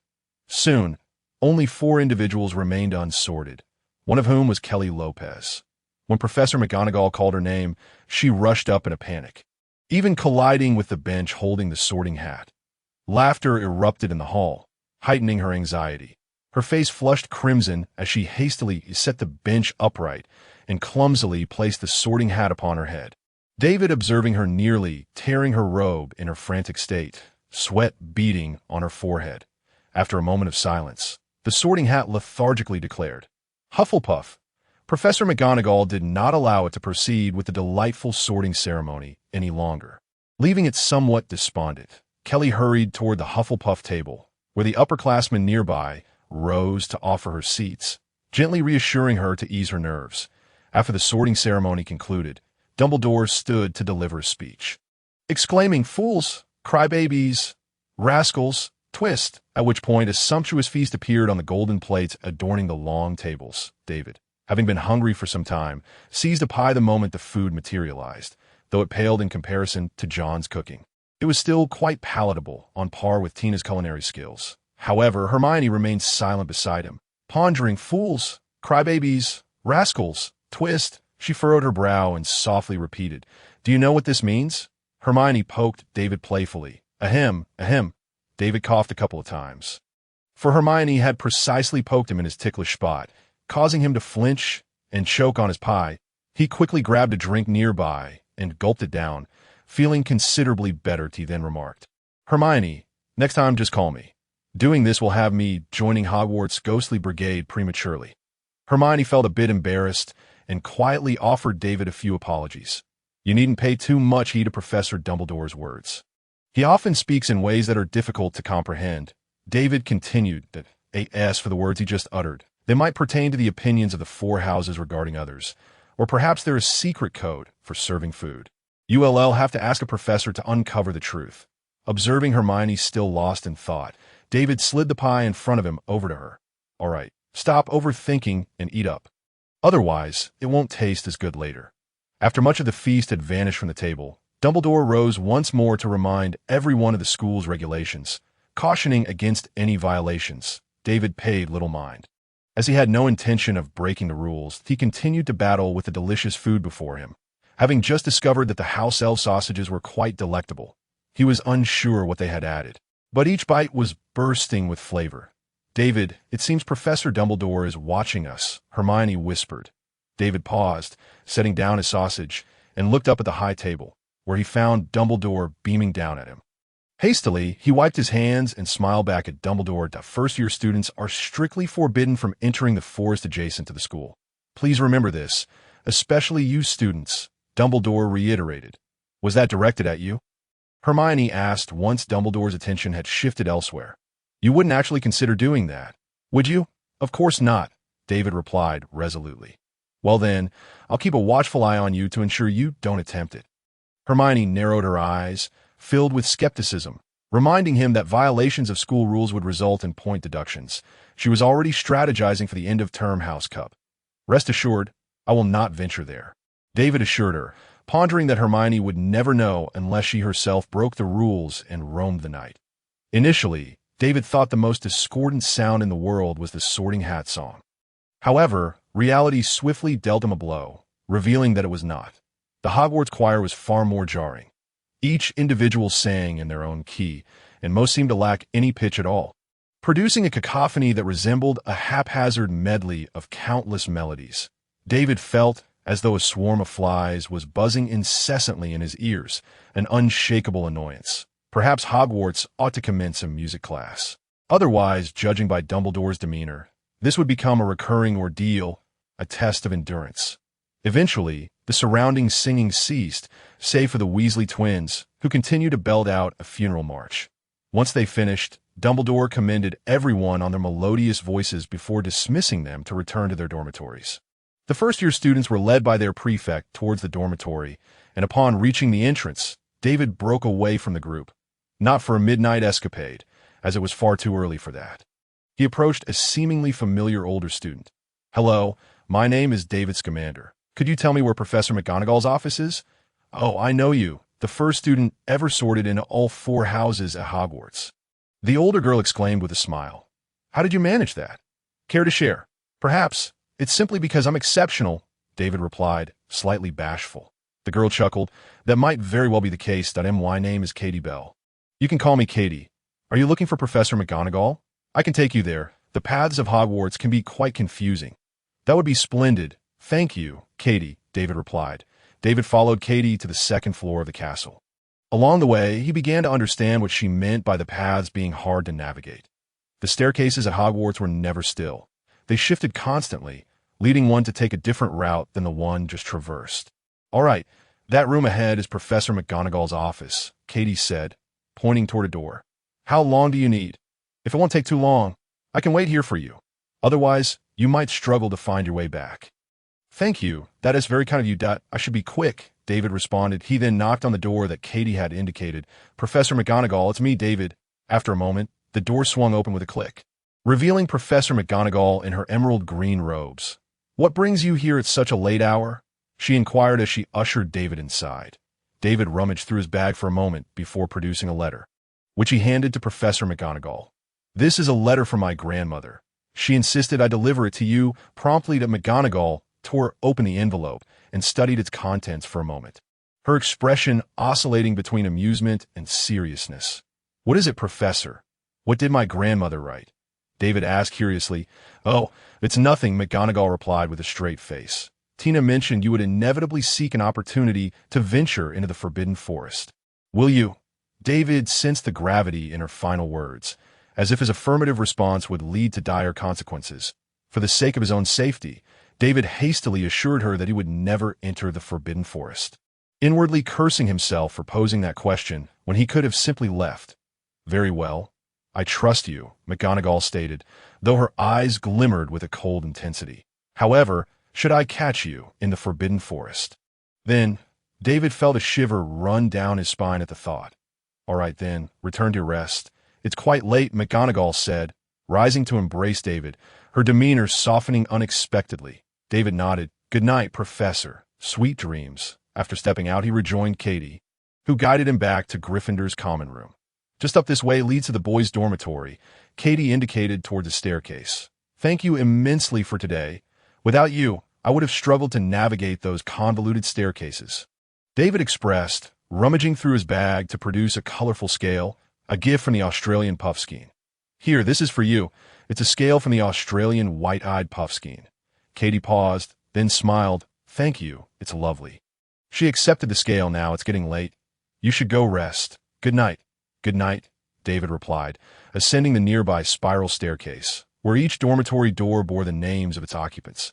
After searching for a while, he finally spotted his name on a door, alongside Harry's and Neville's, his dormitory companions. Gently pushing the door open, David found the three of them asleep, save for Harry, who sat by the window, lost in thought. "What's wrong, Harry? Not feeling well?" David inquired softly as he approached. No, Harry replied, startled, clearly caught off guard by David's presence. "I'm just not quite accustomed to all of this. It feels like a dream that I was at my aunt and uncle's this morning, and now I'm here. And tomorrow I'll be learning magic. So many people are cheering for me. They all seem to welcome my arrival here." "You're absolutely right, Harry. They do welcome you. You must get used to all of this, their gazes, their enthusiasm. After all, many of them grew up hearing your story. You're a star here, much like a celebrity in the Muggle world," David reassured him, giving Harry a supportive pat on the shoulder. Harry nodded. "Thank you, David. Is your whole family made up of wizards?" He recalled David from the sorting ceremony. "Yes, indeed they are, but it's not a big deal. You'll discover that in time. All right, now go get some rest." "Harry, we have classes to attend tomorrow." David yawned and walked towards his bed. Harry nodded and followed closely behind him to the beach. Tea wasn't long before David, lying on the soft mattress, drifted off to sleep. The next morning, as the first rays of sunlight streamed into the dormitory, illuminating the entire space, David glanced at the pocket watch beside him and realized it was nearly 7:30. He called out to Harry, who mumbled something and rolled over to continue sleeping, seemingly having not rested well the previous night. David attempted to rouse a few others nearby, but unfortunately, none stirred. Resigned, he decided to head to the dining hall for breakfast alone. As he opened the door to the dormitory, two students approached him, asking, "Where is Harry Potter?" "I think you'll have to wait until class to see him," David shrugged. "All right, could you please step aside? I need to get to the dining hall." David, as he arrived in the dining hall, he heard Hermione's voice calling out to him, waving from beside the table. "Good morning, Hermione. Did you sleep well last night?" David approached her, noticing that she had arrived quite early, as her plate was nearly empty. "Very well," Hermione replied cheerfully. "And, just as you mentioned, it seems they haven't studied much before. They lack knowledge of many basic concepts." That David's lips curled slightly. He couldn't help but wonder if she had spent the night quizzing her roommates on their academic performance. "David, would you like to go to the library together?" Hermione asked after he finished his breakfast. She had already completed her meal, but had been patiently waiting for him. "But class is about to start," David pointed out, checking his watch, which showed the hour hand nearing 8. They had their first history of magic class at 9, and he had intended to explore the castle ground a bit after breakfast to observe his surroundings. "There's still an hour," Hermione exclaimed. "We can review our books. This is our first class, and we should be well prepared." All right. Faced with Hermione's determined expression, David had no choice but to agree. "Then let us go." Hermione eagerly grabbed her satchel and headed in a specific direction. Her bag seemed so stuffed that it couldn't be closed. David wondered if she had packed all the books she would need for the semester. As they traversed several corridors, David suddenly heard meowing from around the corner. "Shoo!"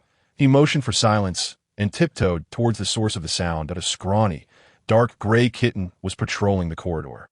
It was Mrs. Norris, the cat belonging to the Hogwarts caretaker, Mr. Filch. Upon seeing David emerge from around the corner, Mrs. Norris turned her head, her bulbous eyes narrowing in suspicion, and her meows grew louder, as if warning him. "Hey, would you like a treat?" David offered, pulling out a packet of fish snacks and pouring a few into his hand before crouching down in front of Mrs. Norris. She meowed again, took a few cautious steps towards him, sniffed the fish snacks, and, unable to resist the temptation, cautiously approached David's hand. David remained perfectly still, and Hermione held her breath nearby to avoid startling Mrs. Norris. Just as Mrs. Norris swallowed 2 fish snacks, David heard footsteps approaching from the direction she had come from. "What are you doing?" A furious shout echoed from the end of the corridor as Filch, panting heavily, rushed towards them. "What are you doing to Mrs. Norris?" Spotting the cat eating from David's hand, he exploded in rage. Striding up to David, "How dare you? How dare you do this?" Filch scooped up Mrs. Norris, discarding the fish snacks on the ground. "Please don't be angry. Those are just ordinary fish snacks, beneficial for Mrs. Norris's health," David explained. "Be quiet." Filch glared at him, his bulging eyes almost popping out. Fine. David took a step back and bowed apologetically. "It was my fault. I apologize." Filch shot him another glare. "You are not to give Mrs. Norris any food again." David shrugged. Filch then departed, cradling Mrs. Norris in his arms, muttering, "Darling, how can you eat what others give you? They are bad people, and you'll get sick." "How could he do that?" Hermione exclaimed angrily. "It's all right. It was my mistake for feeding her without permission," David replied. He recalled how, during his previous visit to Hogwarts with Newt, he had seen Mrs. Norris, and Newt had mentioned that she was somewhat malnourished, warning that if it continued, she might fall ill. Newt had wanted to help her, but Filch had not trusted them. Before the school term began, David had prepared some fish snacks, intending to feed Mrs. Norris a little when Filch was not around, but he hadn't anticipated Filch's strong reaction. He had underestimated Mrs. Norris's significance to Filch. All right, let's not dwell on it. Let us head to the library." Noticing Hermione still looked upset, David hurriedly added, "If we delay any longer, you won't have time to prepare." "Oomph." Hermione huffed, tugging at her school uniform as she marched toward the library. David shrugged and followed her, puzzled by her anger. After all, it was he whom Filch had scolded, not her. Did she feel neglected because Filch had overlooked her? With 10 minutes remaining before class, David and Hermione hurried to the Transfiguration classroom, where a small number of students had already gathered, chattering excitedly about their first lesson. David spotted a calico cat crouching at the front of the classroom and approached, bowing respectfully. Hermione followed suit. Though she clearly did not understand his actions, her face a mask of confusion. Once seated, Hermione asked, "Why did you do that just now?" "That is Professor McGonagall," David informed her. The calico cat was Professor McGonagall's animagus form. He had seen her before and had once mistaken her for a regular cat, even holding her in his arms for a moment before she had transformed back into Professor McGonagall, leaving him quite startled and too frightened to face her for several days afterward. "Professor McGonagall." Hermione's voice rose in astonishment. How is that possible? Upon hearing Hermione mention McGonagall, the surrounding students fell silent, and the classroom became so still that one could hear a pin drop. The calico cat is Professor McGonagall's animagus. Look at the area around its eyes. Doesn't it resemble her glasses? David finished speaking and fell silent himself, feeling that even his voice would be an offense in the heavy atmosphere. The students who entered afterward were taken aback by the scene, hastily taking their seats, sitting up straight, and refraining from making noise. This oppressive atmosphere persisted until class commenced. "Ron, hurry up!" Just as the words left the speaker's lips, two figures burst through the door. "Thank goodness, Professor McGonagall isn't here yet," exclaimed the red-haired Ron. "If she finds out we were late on our first day, it would be disastrous. Is that so, Mr. Weasley?" The calico cat leapt forward, transforming into Professor McGonagall. The previously lively atmosphere in the classroom fell silent once more. She surveyed the room and remarked, "Only Scamander and Miss Granger noticed me. For that, I shall award 2 points to Gryffindor. As for you two," Professor McGonagall turned her gaze to Harry and Ron, "shall I turn one of you into a pocket watch or a map?" "Then you wouldn't be late." "How did you do that?" Hermione asked. "Have you learned about it before?" David was aware that Hermione was inquiring about matters pertaining to their Transfiguration class on his very first attempt. He had transformed a matchstick into a needle, for which Professor McGonagall awarded him 5 points to. In contrast, Hermione had toiled for quite some time, managing only to change her matchstick into a silvery hue, which left her feeling somewhat disheartened. Nonetheless, this achievement was the second best in the classroom after David, prompting Professor McGonagall to grant her an additional point. David shrugged, as he too could not quite comprehend the situation, though he had never studied it. Casting the spell felt instinctively familiar to him, as if it were an innate ability. "Is that so?" Hermione appeared slightly astonished. Everyone here." A voice emerged from behind a stack of books beside the podium. Silencing the chatter and drawing the attention of all to the front, that a diminutive figure climbed atop the podium. It was Professor Flitwick. "Shall we take attendance?" Professor Flitwick cheerfully inquired, seemingly relishing the prospect of teaching. Dean Thomas, a small wizard with short black hair, waved his hand. Professor Flitwick marked his name and continued. "Until Harry Potter," Professor Flitwick exclaimed, leaping with excitement, only to slip and tumble to the ground with a loud thud. David winced at the sound, and no harm done. After a brief moment, Professor Flitwick scrambled back onto the podium. "Where is Harry Potter? Could you please stand so that I may see you?" Harry, feeling somewhat shy, rose and waved to Professor Flitwick. Harry Potter, splendid. A very warm welcome to Hogwarts," Professor Flitwick exclaimed joyfully. "Now, please take your seat." Thereafter, he continued calling the remaining names on the list. "All right," Professor Flitwick announced. "Let us commence the lesson. Have you all studied spells before?" The majority of students raised their hands, and after hesitating a moment, Ron raised his high as well. "Then do you know the fundamental principles of magic?" Professor Flitwick inquired further. The little wizards exchanged puzzled glances, clearly unaware of the answer. Only Hermione raised her hand confidently, murmuring, Excellent. Miss Granger, would you kindly share the answer with us?" Professor Flitwick said with enthusiasm. Hermione stood tall and replied, "I have read in the Principles of Magic by D.B. Wolflin that the first principle states that one may freely alter the deepest secrets of the source of life, and the essence of the self must be prepared to bear the most extreme and perilous consequences." "Oh, splendid response. Your remarkable performance has earned Gryffindor 5 points. Has everyone noted that down?" Professor Flitwick said. "Additionally, I would like to remind you that magical abilities cannot resurrect the dead. Please remember these principles. Violating them comes at a great cost." Seeing that everyone had recorded their notes, Professor Flitwick continued. "A spell refers to the act of harnessing the magical energy within us to achieve effects unattainable by muggles, while the incantation constitutes the specific words or phrases that trigger or summon this magic. For instance, Professor Flitwick waved his wand, and instantly the front table became spotless. Noticing the lack of a strong reaction, Professor Flitwick pursed his lips, contemplated for a moment, and waved his wand again.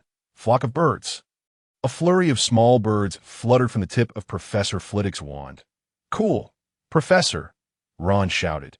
The other students also applauded vigorously, filled with keen interest in what Professor Flitwick would teach next. Professor Flitwick pressed his little hands down to signal for silence.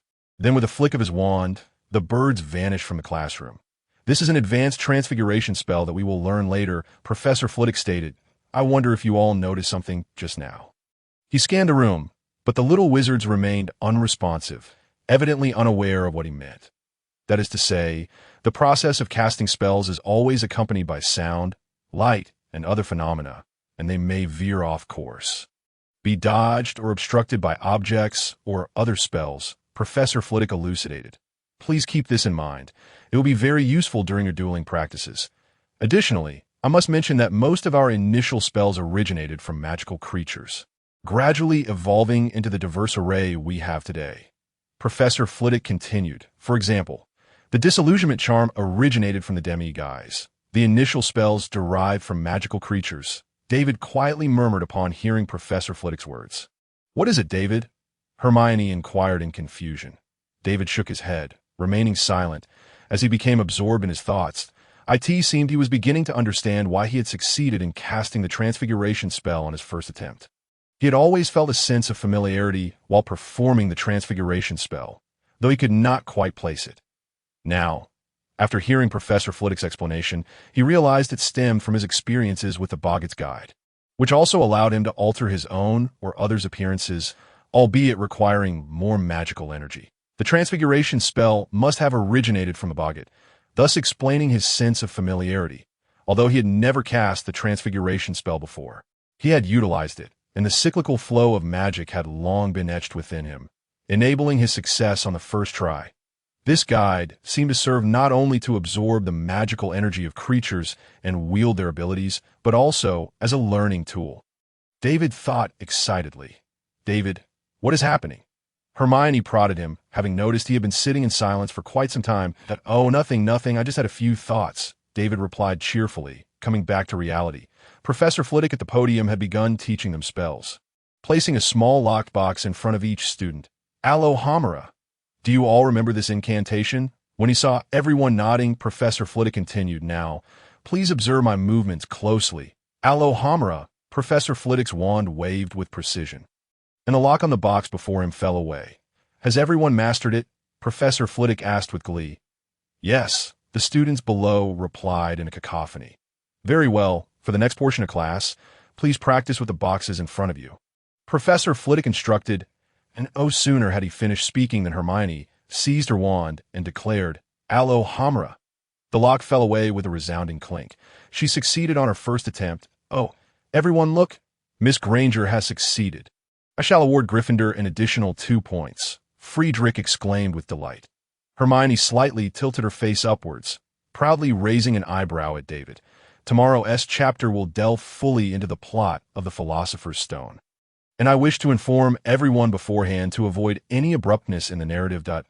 In my setting, the protagonist remembers, though this merely signifies recollection, not actual memory, certain plot points, the existence of the Philosopher's Stone, Voldemort's desire for it, Sirius's animagus form as a black dog, Snape being a good person who eventually meets his demise, Dumbledore's death, the magic lily cast for Harry, and the titles of each book.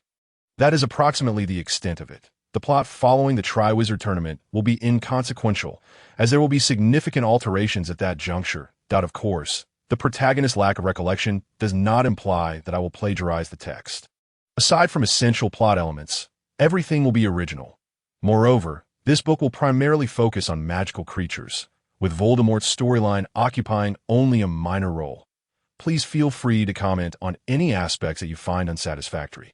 I currently have 10 chapters in reserve beyond what has been published, and your feedback will greatly assist in making improvements. What matters most is that everyone enjoys reading. Thank you. After attending herbology classes, David discovered he possessed quite a knack for it. Caring for magical plants is akin to nurturing fantastic beasts. One simply needs to remember their characteristics and requirements to provide appropriate care. However, Hermione seemed yet to acclimate. She harbored a slight fear of moving plants, only performing well during the questioning phase. Earning herself some extra points, as soon as herbology class concluded, she promptly dragged David to the library to commence studying, determined to earn additional points in the forthcoming classes to compensate for those she lost in herbology. As for why she brought David along, naturally, it was to have him act as her instructor. The following day's defense against the dark arts class was the most anticipated subject among everyone. After the charms class, they spent the entire evening discussing the intriguing spells Professor Quirrell might teach them. Thus, on the next day, everyone arrived early at the defense against the dark arts classroom, eagerly awaiting Professor Quirrell's arrival.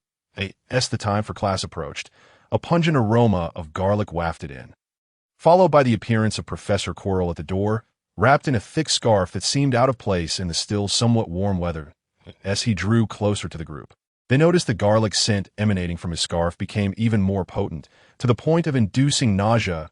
"Oh, Professor, can you not keep your scarf outside, or perhaps change it? The smell is truly unbearable."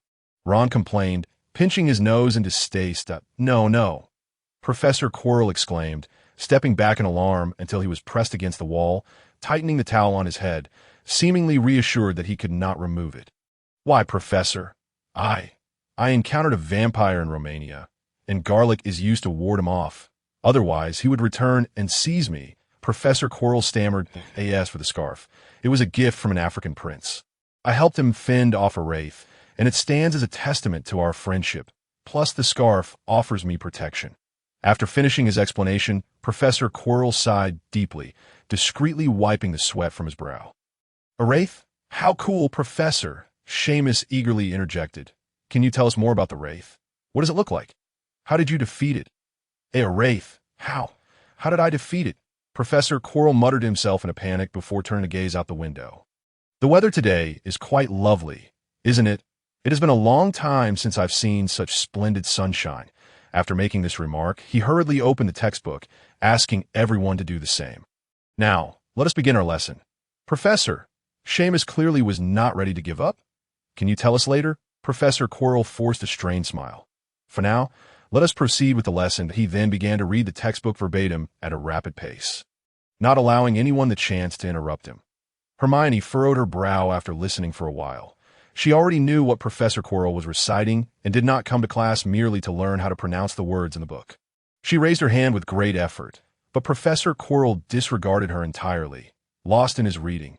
With no other option, Hermione reluctantly lowered her hand and poked David, who was engrossed in his reading. "David, how can Professor Quirrell conduct himself like this?" David shrugged. "Perhaps this is simply his teaching style. Maybe once he finishes reading the textbook, he will actually teach us something." He too found Professor Quirrell peculiar. It seemed he was particularly afraid of his scarf falling off. "Are wraiths truly real?" Hermione asked after a moment. "I'm not sure. I simply haven't seen them mentioned in my grandfather's notes." "Perhaps he hasn't encountered one," David replied. "Maybe during the next holiday, I can ask my grandfather to take me to see one. In the subsequent period, Professor Quirrell did not, as David suggested, impart any genuine knowledge after finishing the textbook. Instead, he returned to read it once more.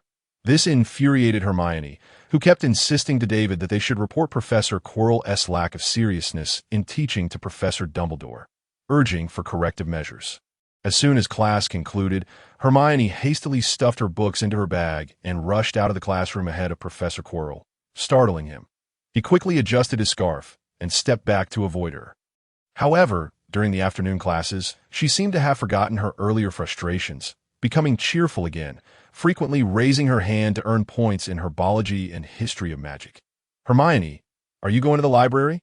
David inquired after the history of magic class ended. Hermione nodded rapidly. "Then I won't be joining you," David replied.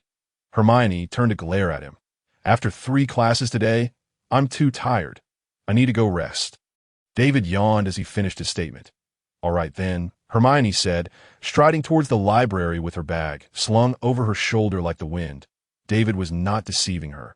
He genuinely intended to return to the dormitory for a rest. He grabbed a quick bite in the great hall before collapsing onto his bed. However, Harry and the others seemed particularly excited after their first day of classes, chatting animatedly, causing David to fall asleep quite late. In the middle of the night, the dormitory was filled with Neville and Ron's intermittent snores, accompanied by Harry's sleep-talking, creating a lively atmosphere.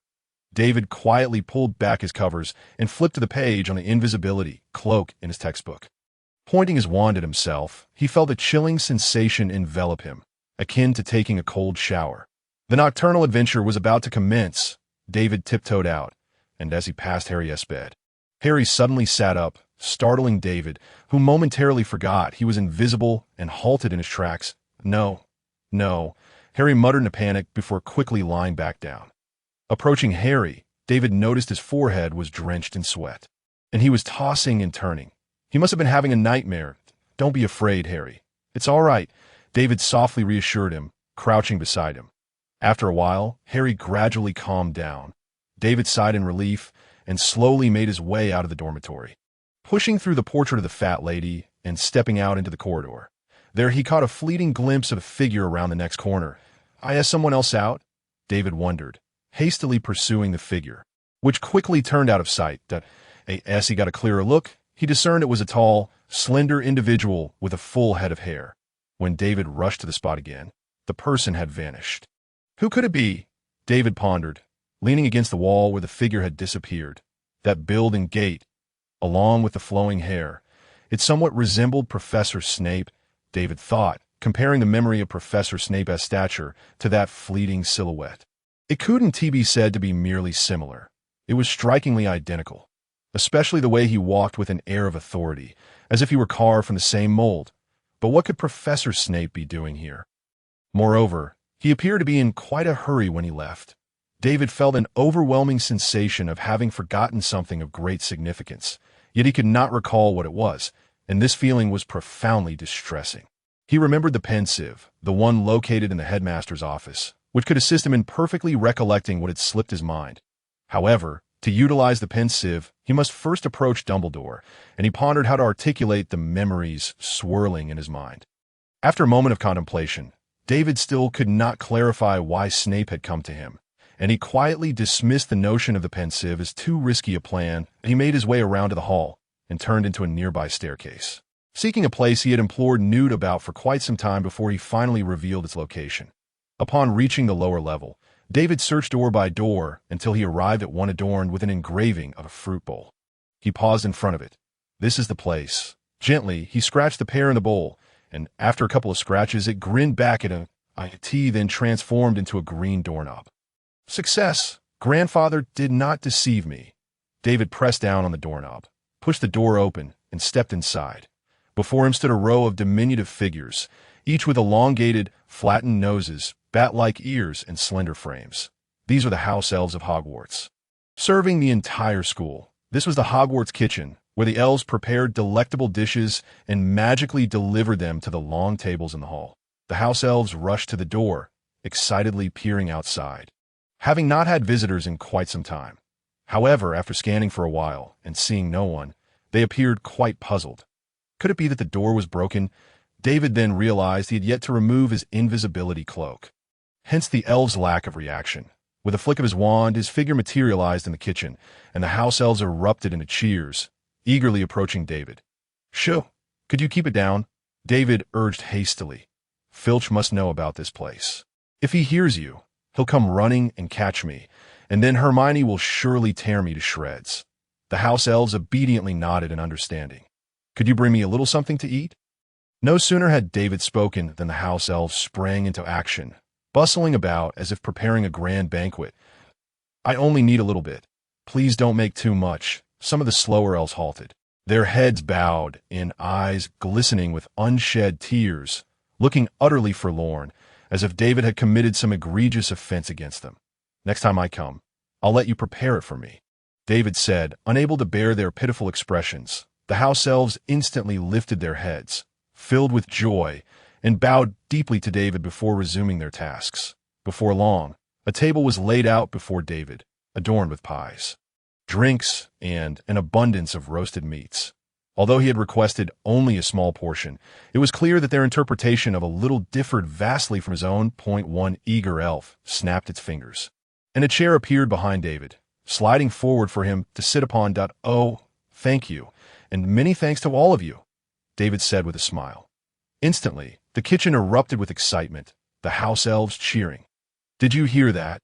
He thanked us. Someone actually thanked us. This is the first time I've ever heard it." They continued to shout in delight, seemingly unable to contain their joy. David quickly began to shove food into his mouth. The atmosphere was hardly conducive to dining, and given their raucous noise, it was only a matter of time before Filch would arrive. After finishing his meal, David expressed his gratitude to the house elves once more, then pushed the door open and stepped outside. He had barely taken 2 steps when he heard a soft mewing. "Oh no!"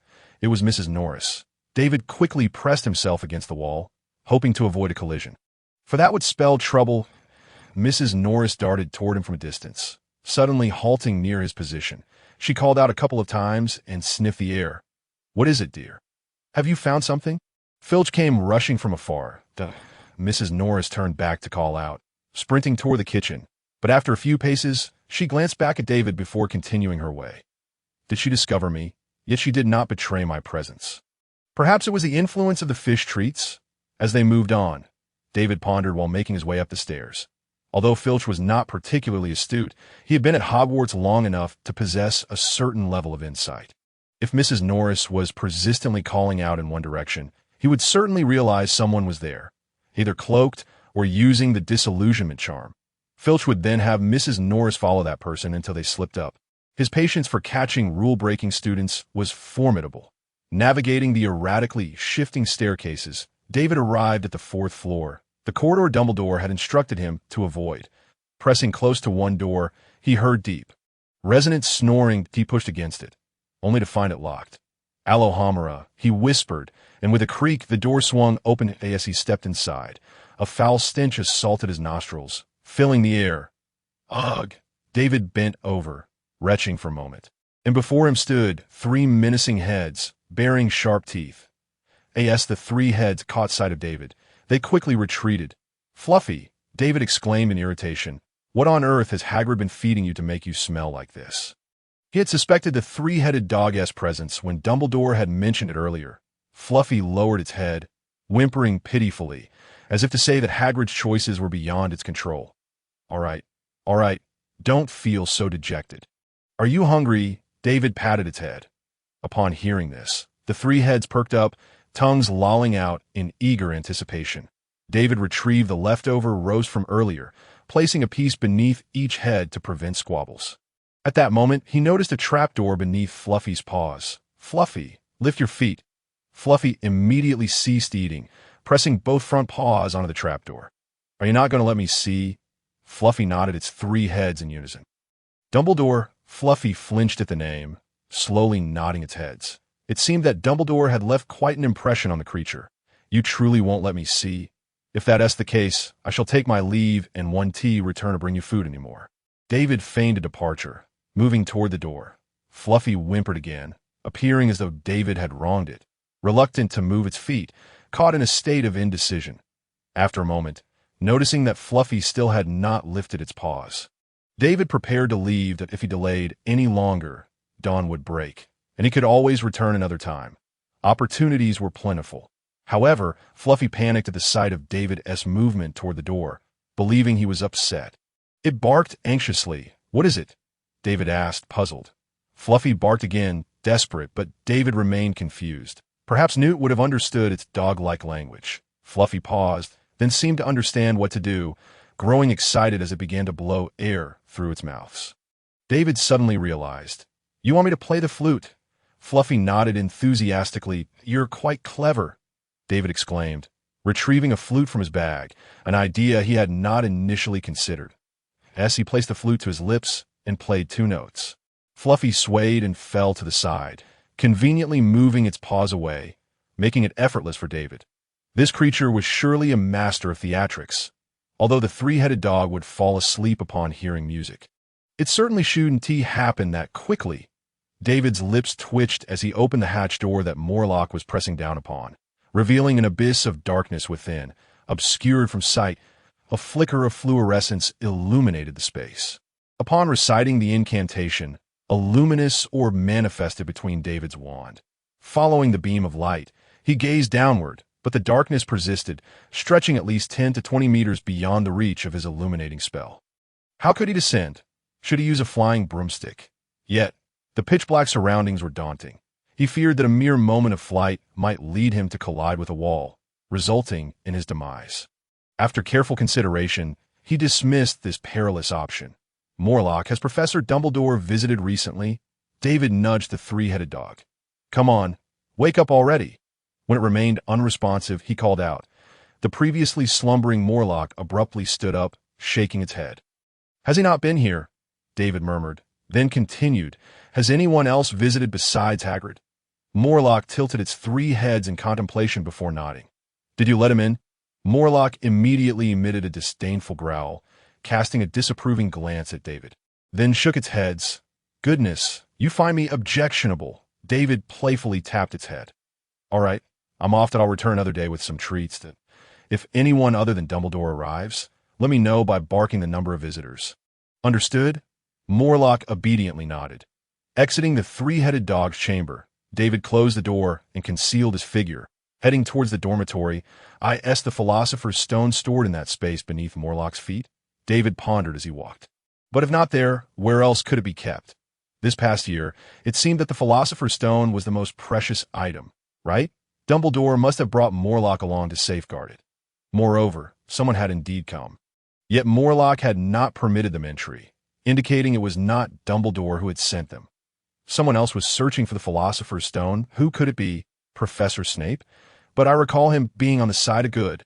He is Harry's hidden protector. Besides, my grandfather merely described him as unpleasant. Could it be Voldemort?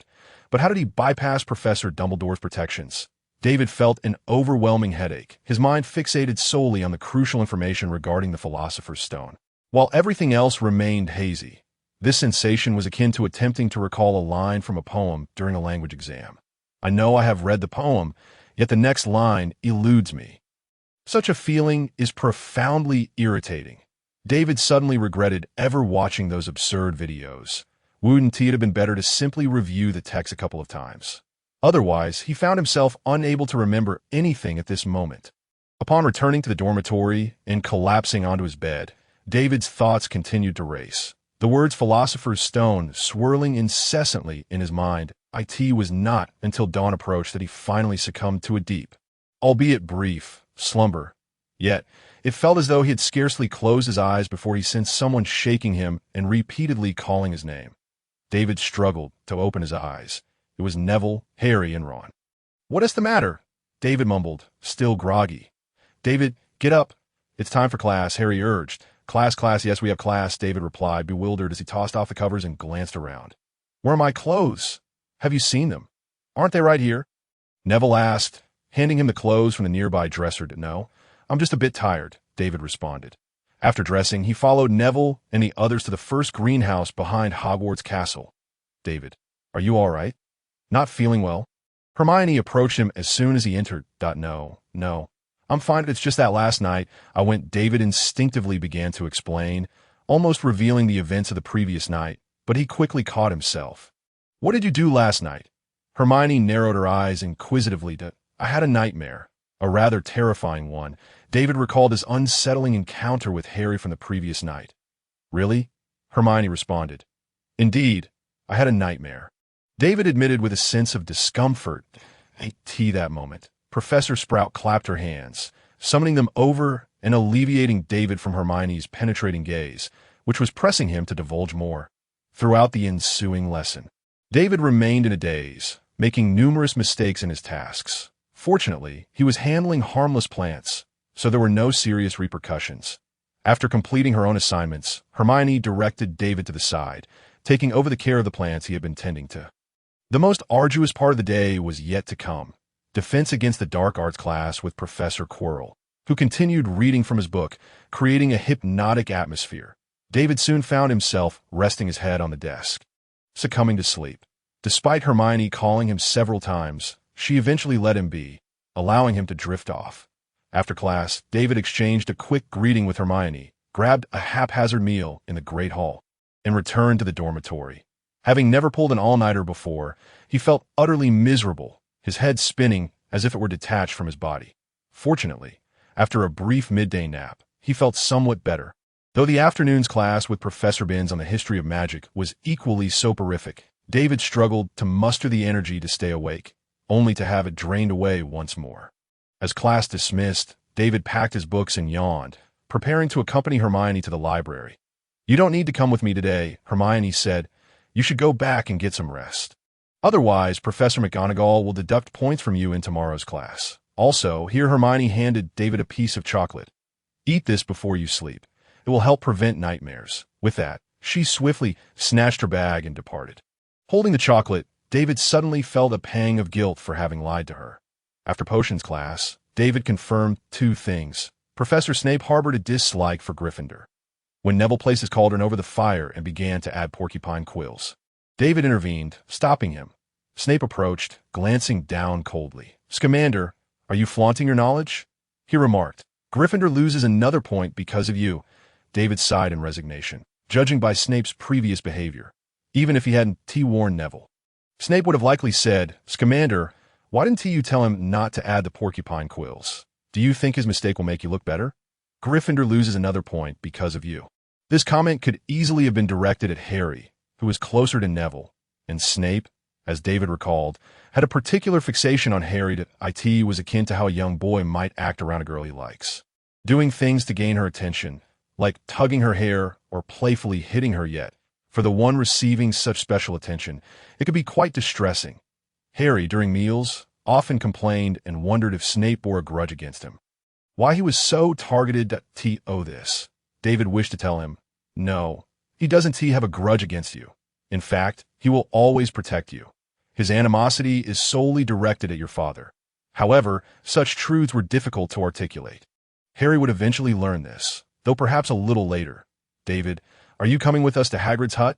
Harry inquired after dinner. "No, Hermione and I need to head to the library." David shrugged. "Oh my goodness. Can you two take a break?" Ron exclaimed, covering his face. "And no one can compete with you two." "Is that so, Ron? Have you finished your Transfiguration homework?" David teased. Ron paused, then pulled Harry along. "Come on, Harry. Let us not disturb David and the others while they study." "See you later, David." Ron waved as he dragged Harry away. "Did you let them copy your homework?" Hermione asked, as her relationship with Harry and Ron had improved due to David, though conflicts often arose because Harry and Ron were not particularly studious and frequently sought to copy homework. "I didn't let them copy. They just borrowed it for reference," David clarified. "That's not right. You shouldn't let them see it," Hermione admonished. "They need to complete their assignments on their own." "Fine," as David spoke. He picked up Hermione's satchel and said, "Let's be off to the library. Do not dismiss me so lightly." Hermione retorted, catching up to him, visibly agitated. "How could you think that?" David replied. "I assure you, I would never act in such a manner." As evening descended, David and Hermione concluded their homework and parted ways to return to their respective dormitories. Shortly thereafter, Harry and Ron arrived, with Ron prattling incessantly while Harry appeared deep in thought. "David, I brought this especially for you," Ron exclaimed, pulling a round, large cake from his bag. David rolled his eyes. "Do you think I do not recognize it?" Ron was holding a rock cake made by Hagrid, a hard, stone-like delicacy that David had sampled once before, nearly resulting in a dental disaster. David pushed the cake back toward Ron. "No, thank you. You can have it. If you do not finish it, I shall inform Hagrid." Ron pouted, then extracted the rock cake from his bag and placed it into a box. "Harry, has something happened?" David inquired. Harry snapped back to reality. "I saw a report in Hagrid's hut. Gringotts has been robbed. Moreover," Harry hesitated, "the vault that was breached is the very one that Hagrid and I visited previously, where we retrieved some items." "You took something?" Ron exclaimed in astonishment. "Where is it? It should still be at Hogwarts." Harry mused. "David, what do you think?" David shrugged. "Since it was retrieved by Hagrid, he ought to have handed it over to Professor Dumbledore." "Worry not, Harry." Harry pondered this for a moment, seemingly in agreement. "Well, I am off to bed. Could you keep it down?" David declared as he lay down on his bed. "Oh, David, it is still early. Shall we play a game of wizard's chess?" Ron suggested. "Studying is exhausting," David replied, "and it seems my homework is not in the drawer, so I shall be sleeping now." "Splendid, David. Do sleep well," Ron exclaimed, then rushed over to open David's drawer, retrieving the homework within. "Harry, care to join?" Harry nodded and followed Ron out. David closed his eyes peacefully, ready for slumber. In the middle of the night, David opened his eyes, surveying the room. Everyone was sleeping soundly, the prospect of the weekend bringing them joy. And thankfully, Harry had not experienced any nightmares that night. David once again concealed himself, pushing open the fat lady's portrait, and crawled out of the passageway, making his way towards the kitchen. "Sir, you have returned." A house elf greeted him with alacrity, while the others, less nimble, sighed despondently. "Thank you. Could we have the elf who did not cook last time showcase their culinary skills?" David requested. "Oh, yay." Some house elves cheered, hurriedly bustling about, while the remaining elves, after a brief moment of dejection, joined in to assist. After indulging in the delightful feast prepared by the house elves and packing some for Fluffy, David concealed himself once more and ascended to the 4th floor. "Fluffy, has anyone besides Hagrid visited in the past few days?" David inquired, tossing the roasted meat to the three-headed dog. Fluffy pondered for a moment while chewing, then barked twice. Point two, you say? David asked. Did you allow them entry? Fluffy nodded fearfully. Sent by Dumbledore. Did they take the Sorcerer's Stone? David murmured, then patted Fluffy's head. Hurry and eat. Soon we shall follow our usual routine. I play the flute, and you sleep, allowing me to pass through. Fluffy nodded and soon devoured the roast meat David had brought. Once Fluffy finished, David produced his flute, but before he could play, Fluffy lay down, feigning slumber. This is becoming increasingly absurd, David exclaimed, pushing open the trapdoor and peering down. The scene below had transformed. Dim lights adorned the walls, barely illuminating the surroundings. Massive vines filled the central area, ensuring that anyone who jumped down would land upon them, a devil's snare. Is this a trap or a cushion for safe landing? David recalled Professor Sprout's lesson on this plant, which ensnares anyone who approaches, causing injury or death. However, those knowledgeable about it could easily counteract it. Light and warmth are its adversaries. If ignited while ensnared, it would release its grip. After some contemplation, David resolved to descend and investigate. He tied a rope to Fluffy's paw, instructing Fluffy, hold the rope firmly. Do not let it slip. Fluffy, eyes closed, nodded slightly, retracting the paw with the rope. David tossed the rope into the hole and, gripping it, slid down through the opening. As he neared the bottom, David leapt, landing on the devil's snare. Immediately, tendrils coiled around him like serpents, tightening their hold. With a flick of his wand, he uttered a spell, and flames erupted from the tip, causing the surrounding vines to gradually release him, allowing David to slide down onto the floor below. Ah, this truly is a cushion, David mused, glancing upward before surveying his surroundings. He found himself in a long corridor, and at the end stood an ajar door. Gripping his wand, David approached and peered through, finding nothing amiss. Crossing the threshold, he arrived at an enormous chessboard, adorned with towering pieces. The black ones nearest to him, as he stepped into the center of the board, the opposing white pieces sprang to life, pointing their weapons at him, barring his passage. Shall we play chess? David pondered. Feeling conflicted, his chess skills were abysmal compared to Ron's. Wait a moment. Chess, Ron, the room's entrance and exit. This is reminiscent of a side-scrolling video game. The devil's snare serves as the login screen. The first door represents the initial level, albeit still unconfigured. There must be further challenges to test others. The Sorcerer's Stone is the invitation to play. If this is a game, there must also be a boss, Voldemort. If he desires the Sorcerer's Stone, he must use Harry and his friends as practice dummies. Then, feigning ignorance, he would let Harry and them discover everything, while the professors pretended to be oblivious. Given Harry's temperament, he would undoubtedly rush in. Is this the plan Dumbledore conveyed to my grandfather? No wonder the traps are so simplistic, David mused, feeling his memory sharpen. Would there be a level designated for me? And where would the Sorcerer's Stone be placed? It must be in a location inaccessible to Voldemort before Harry and the others arrive. Suddenly, David felt an urge to explore further, but he could not cross the chessboard before him. Would Voldemort also have to play chess to advance? He likely would charge through without hesitation, but I cannot afford to do so. David gazed upward. There was a gap between the chess pieces and the ceiling, yet he feared that the weapons wielded by those pieces could easily pierce him. Thus, flying over was not an option. David furrowed his brow. What if he concentrated, and in an instant he vanished from the room? Does this work? David observed that the black pieces remained poised in their previous positions. Cautiously, he approached the front of the black pieces. They remained still. Then, he gingerly extended a foot. Blimey! David swiftly withdrew his foot as a soldier wielding a long sword swung at him the moment his foot touched the board. It appeared the pieces were animated by the magic of the chessboard. Thus, it appears that one can only resort to playing chess or recklessly charging ahead. David resolved to return and practice wizard's chess with Ron for a while before proceeding, as the subsequent challenges were not yet fully arranged. Upon his return to the devil's snare, David located the rope he had just slid down and, with a flourish of his wand, conjured a flame that gradually unraveled the vines above. He then began to ascend the rope slowly. Once at the top, he found the three-headed dog feigning sleep. No, it seemed to genuinely be asleep. after striking it several times without provoking a response.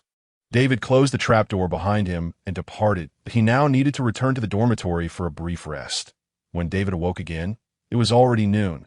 The dormitory was empty aside from him. Harry had likely gone off to frolic with Ron, as they had become fast friends since the beginning of the school year. Neville, on the other hand, had formed a good camaraderie with Seamus, and they often spent time together. Once David had fully roused himself, he made his way to the Great Hall to procure some food to satiate his hunger. Tea was lunchtime, and although it was the weekend, the hall was bustling with activity. David surveyed the room and noticed that every table was occupied by small groups of students. David, he heard Hermione's voice, but upon glancing around, he could not spot her.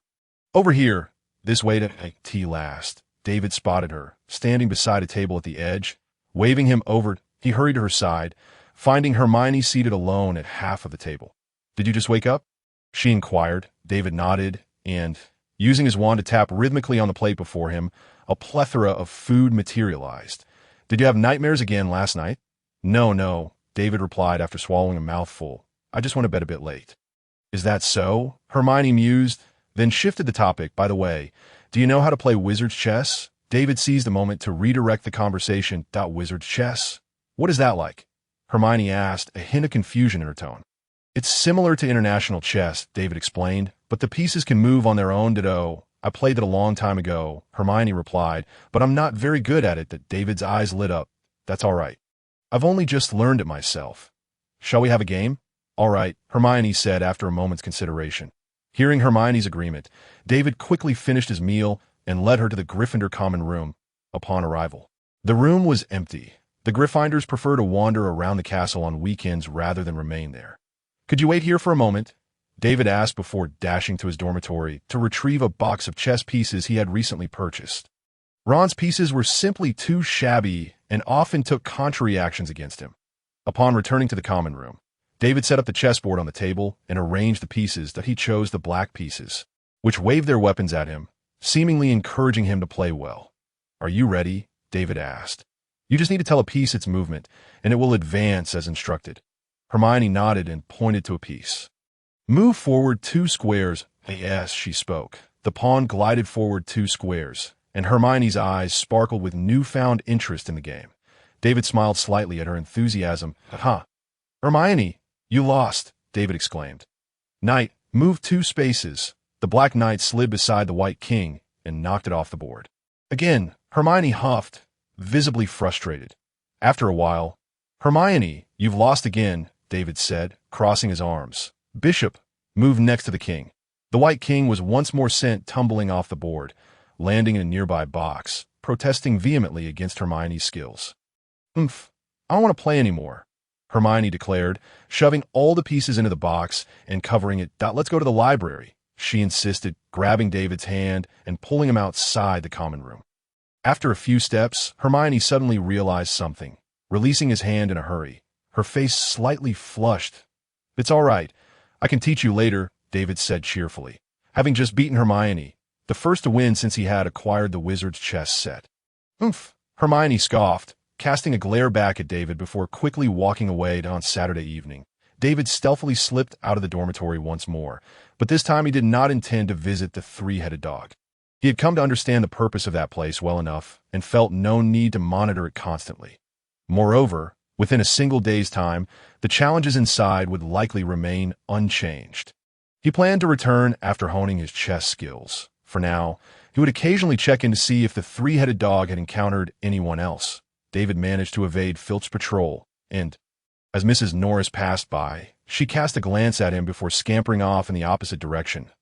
He carefully approached a tall statue and placed some dried fish at its base. This had been a fortuitous discovery, as Mrs. Norris particularly enjoyed resting there. David had previously left a small offering of fish, and upon his return, they had always vanished. This had become a secret transaction between him and Mrs. Norris. After placing the fish, David ventured outside the castle. Hogwarts had yet to modernize, with most areas outside the castle lacking streetlights. Fortunately, the weather was pleasant, and the bright moonlight allowed David to discern the path ahead. He crossed an open field and passed Hagrid's hut. Arriving at the edge of the forbidden forest, as he walked by Hagrid's abode. He noticed a light still flickering inside, but the walls were constructed too high for him to glimpse inside through the window. No matter how he strained on his tiptoes, he wondered what Hagrid could possibly be doing up so late. Given his knowledge of Hagrid, he surmised it was likely something dubious, perhaps researching dark recipes or hybridization methods. Shrugging off the thought, David drew his wand and, following Newt's teachings, crouched slightly and adopted a defensive stance as he cautiously ventured deeper into the forest. The forbidden forest of Hogwarts was far denser than the woods near David's home. With only a narrow path, trampled by feet, the rest was obstructed by a tangled mass of branches. After a while, David abandoned the path and turned into a neighboring area.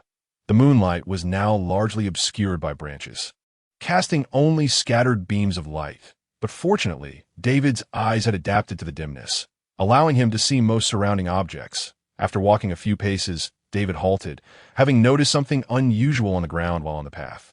He crouched down to examine it closely. There was a round hole in the earth, surrounded by a mound of loose dirt that had been excavated, the top layer appearing quite fresh, suggesting it had been dug out recently.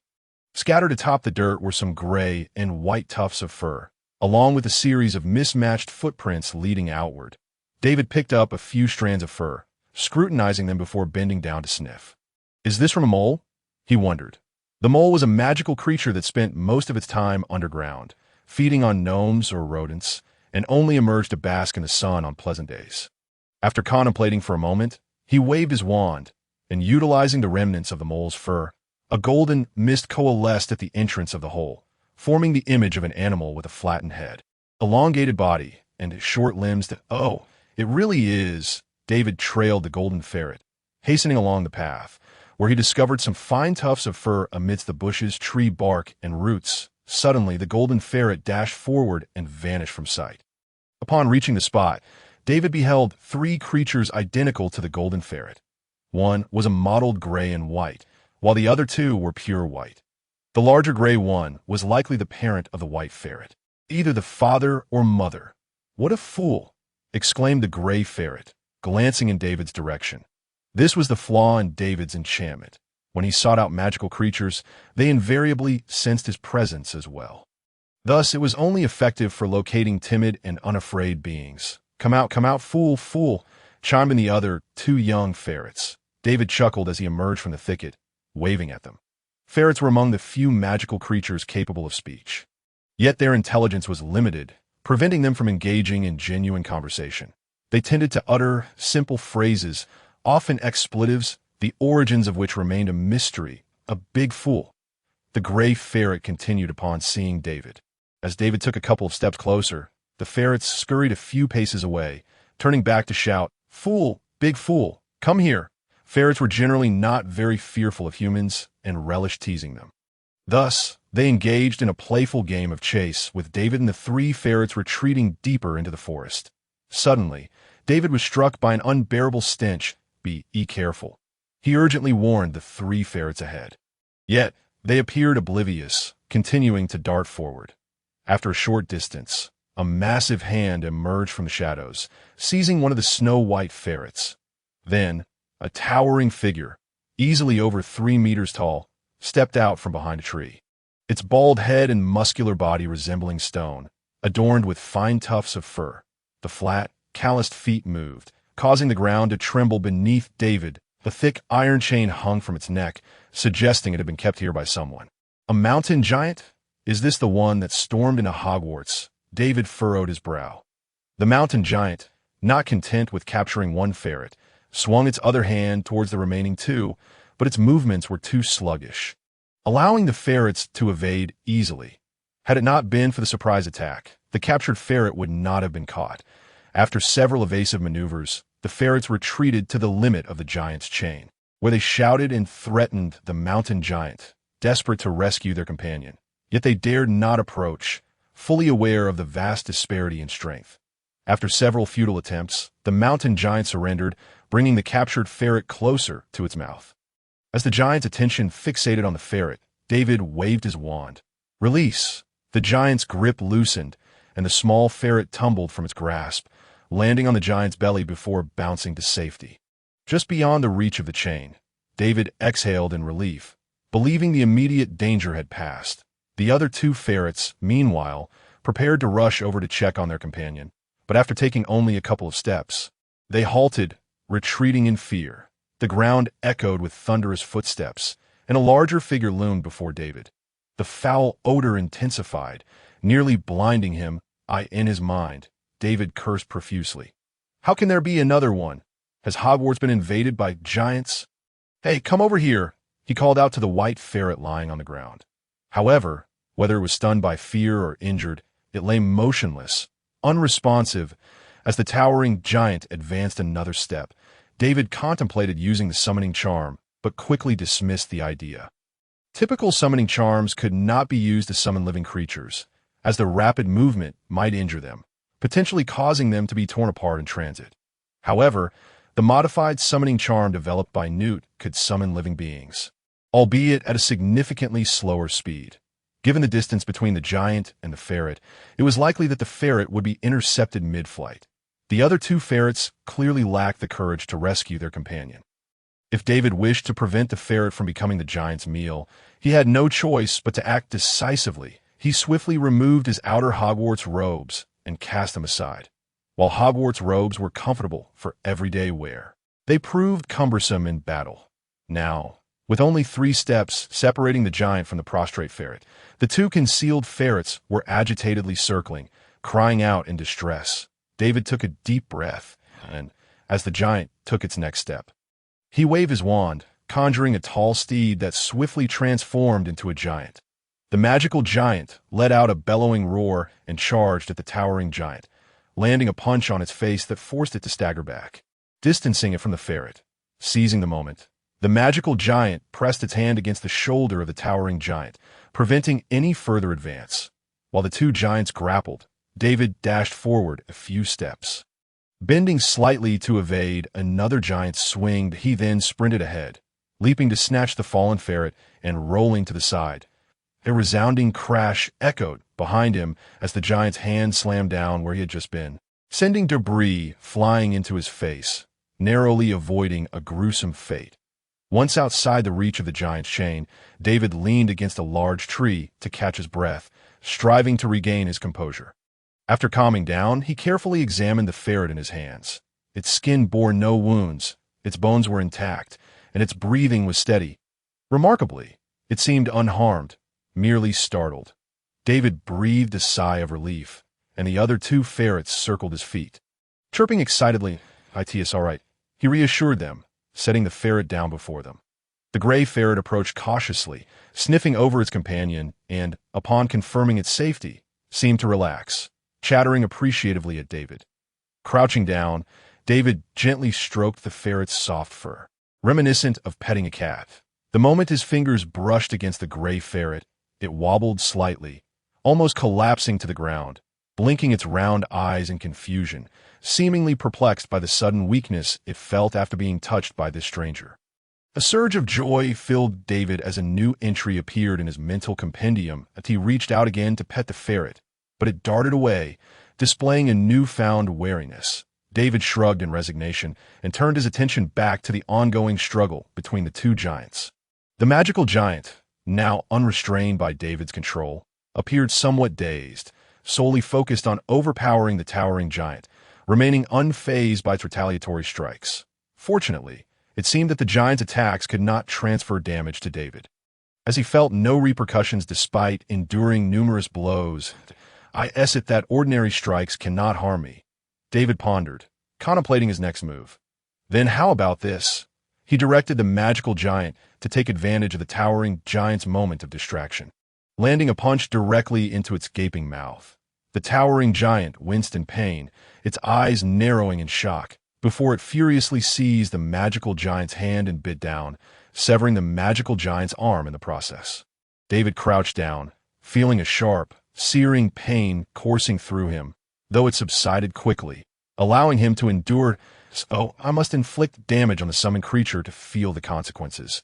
With this newfound understanding, he refrained from further attempts and instead commanded the magical giant to evade the towering giant's attacks, retreating to the side before landing another punch to the other giant's face. "You two can continue your little game," David waved his wand, and the formidable trolls vanished. The two bound trolls stood still for a moment, then began to roar and flail at each other. However, their handler had evidently anticipated the trolls' instincts and intelligence. Despite their efforts to reach one another, they remained just out of each other's grasp. Who had raised these trolls in this place? Was it a preparation for the challenges surrounding the Philosopher's Stone, or merely a scheme to sow chaos? Observing the chains around their necks, it was clear that they could not escape unless someone released them. Yet, one had already made its way into the school. The person who had brought the trolls must be Voldemort, seeking to create disorder in order to seize the Philosopher's Stone. Considering the darker implications, it was possible that the one caring for the trolls was indeed Voldemort himself, allowing him to control their movements and direct them to the school as planned. David pondered for a moment, crouching slightly as he brought his wand to his lips, his footsteps shimmering, upon completing the incantation and blowing gently. Golden mist erupted from the tip of his wand, spreading outward. Golden footprints appeared on the ground, some belonging to the trolls and others to various passing creatures. This was an advanced version of the revealing spell, a wide-ranging skill. Hidden among the chaotic animal tracks were several rows of human footprints, larger than David's own, indicating the presence of an adult. David approached and placed his wand atop the footprints, using his hand to summon the mist, which coalesced into a large mass of golden vapor. After swirling for a moment, it dispersed. Not a professor from the school. David furrowed his brow, out of habit. Upon arriving at the school, he had made it his first task to memorize the essence of every professor, including that of Filch. The inability of the mist to take shape suggested that this individual was unknown to him, not affiliated with the school. This indicated that the trolls were indeed fed by Voldemort, and he was likely lurking somewhere in this forest. Gripping his wand tightly, David felt a surge of apprehension. Who knew if the one feeding the trolls might suddenly emerge? Having cleared the signs of the recent skirmish and masked his own presence, he waved goodbye to the mole rats before departing. "Could you help me search the forest for any unfamiliar faces?" he said as he returned near the mole rat's burrow. The three mole rats exchanged glances before nodding at David, exclaiming, "Fool! Fool!" The corners of David's mouth twitched. He understood their agreement, yet an unsettling feeling lingered in his heart. Upon returning to the dormitory, David leaned against his bed and contemplated his discoveries over the past few days. Morlock was stationed in the fourth-floor room, presumably guarding the Philosopher's Stone. The challenges within were likely trials set by Dumbledore for Harry, designed to instill the courage needed to confront Voldemort. The Philosopher's Stone was merely bait to lure Voldemort into acting as a sparring partner. It should pose no danger, yet the pressing question remained. Who had raised the trolls? Was that stranger Voldemort? Until this was clarified, he couldn't shake the fear of venturing into the forbidden forest. After some contemplation, David lay back on his bed and closed his eyes. He planned to subtly probe Hagrid about his findings the next day, as Hagrid roamed the forbidden forest daily. Perhaps he had uncovered something significant. Since Dumbledore had pulled him into this perilous situation, David had inquired several times about his plans, but each time Dumbledore had skillfully evaded the question. David was not afraid of danger. He had grown accustomed to interacting with magical creatures throughout his life, having danced with death more times than he could count. However, he detested being in a state of uncertainty. To be precise, he possessed an insatiable curiosity, akin to nurturing magical beasts. Whenever he encountered a new creature, he would go to great lengths to understand it fully. This was all Newt's influence. Thus, upon arriving at Hogwarts, David ventured to the fourth-floor corridor as instructed by Dumbledore, eager to ascertain whether Morlock was indeed guarding the Philosopher's Stone and to discern Dumbledore's true intentions. The next morning, David awoke to find Harry and Ron seated at the edge of his bed, whispering conspiratorially. "Ron, Harry, good morning," David yawned. "David, the sun has already beamed onto my bed. Is it still morning?" Ron replied. "What's been going on with you these past few days? You've been sleeping in later and later." That Ron's bed was situated near the center of the dormitory, where sunlight only reached during midday. "Perhaps I'm just exhausted from studying," David replied dismissively. "Have you both eaten? Shall we head to Hagrid's together? Are you going to see Hagrid?" Harry exclaimed, his enthusiasm palpable. "Great. Let us all go." "Ron, are you in?" After a moment's consideration, Ron nodded. hoping this time he wouldn't be subjected to Hagrid's rock cakes. As they approached the common room, they encountered Hermione, who was returning with a large stack of books. "Hermione, are you coming to see Hagrid with us?" David asked with a smile. Hermione did not respond immediately. Instead, she scrutinized David for a moment before remarking, "You're only just getting up now." David nodded slightly. "Humph," Hermione huffed, a hint of irritation in her voice, as she circled David before turning back to the dormitory. "Wait for me. I'll put my books away and be right out." "She is quite peculiar," Ron scoffed. "David, I can't fathom how you became friends with her." "Ron, Hermione is our friend. You mustn't speak like that again, or I won't let you see my homework in the future," David replied sternly. Ron hastily apologized, assuring David he would never utter such remarks again. He could barely imagine how late he would have to stay up without David's homework to reference. Until 1 or 2 in the morning, perhaps? Once Hermione descended, the group made their way to the Great Hall for a quick bite before heading to Hagrid's hut. "Hagrid, are you in?" "Hagrid," Harry called as he knocked on the door. "That you, Harry," came Hagrid's voice from within. Yar, don't get too excited. Harry will play with you in a moment." Before long, Hagrid opened the door, exclaiming, "Oh, and David and Ron, welcome." Just as Hagrid finished speaking, a loud yelp echoed through the air as a massive black hound bounded from behind Hagrid, grinning widely. "Don't be afraid. Don't be afraid." He is very friendly. Hagrid quickly restrained Fong's collar, noticing Hermione's startled expression, which left him slightly bewildered. Fong, too, calmed down upon hearing Hermione's shriek. "Hagrid, this is Hermione," David introduced, then turned to Hermione, reassuring her. "It's all right, Hermione. Fong is quite gentle. He just happens to be rather large." Peeking cautiously from behind David, Hermione observed Fong and seemed to agree with David and Hagrid. The imposing canine merely appeared oversized and not at all fierce. Thus, she followed David around Fong and entered the hut.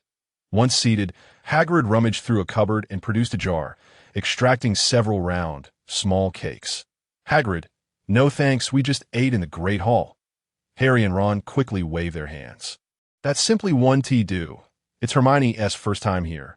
She hasn't tried my rock cakes yet," Hagrid insisted, stuffing 2 cakes into the hands of David, Harry, and Ron, before placing the remainder in front of Hermione.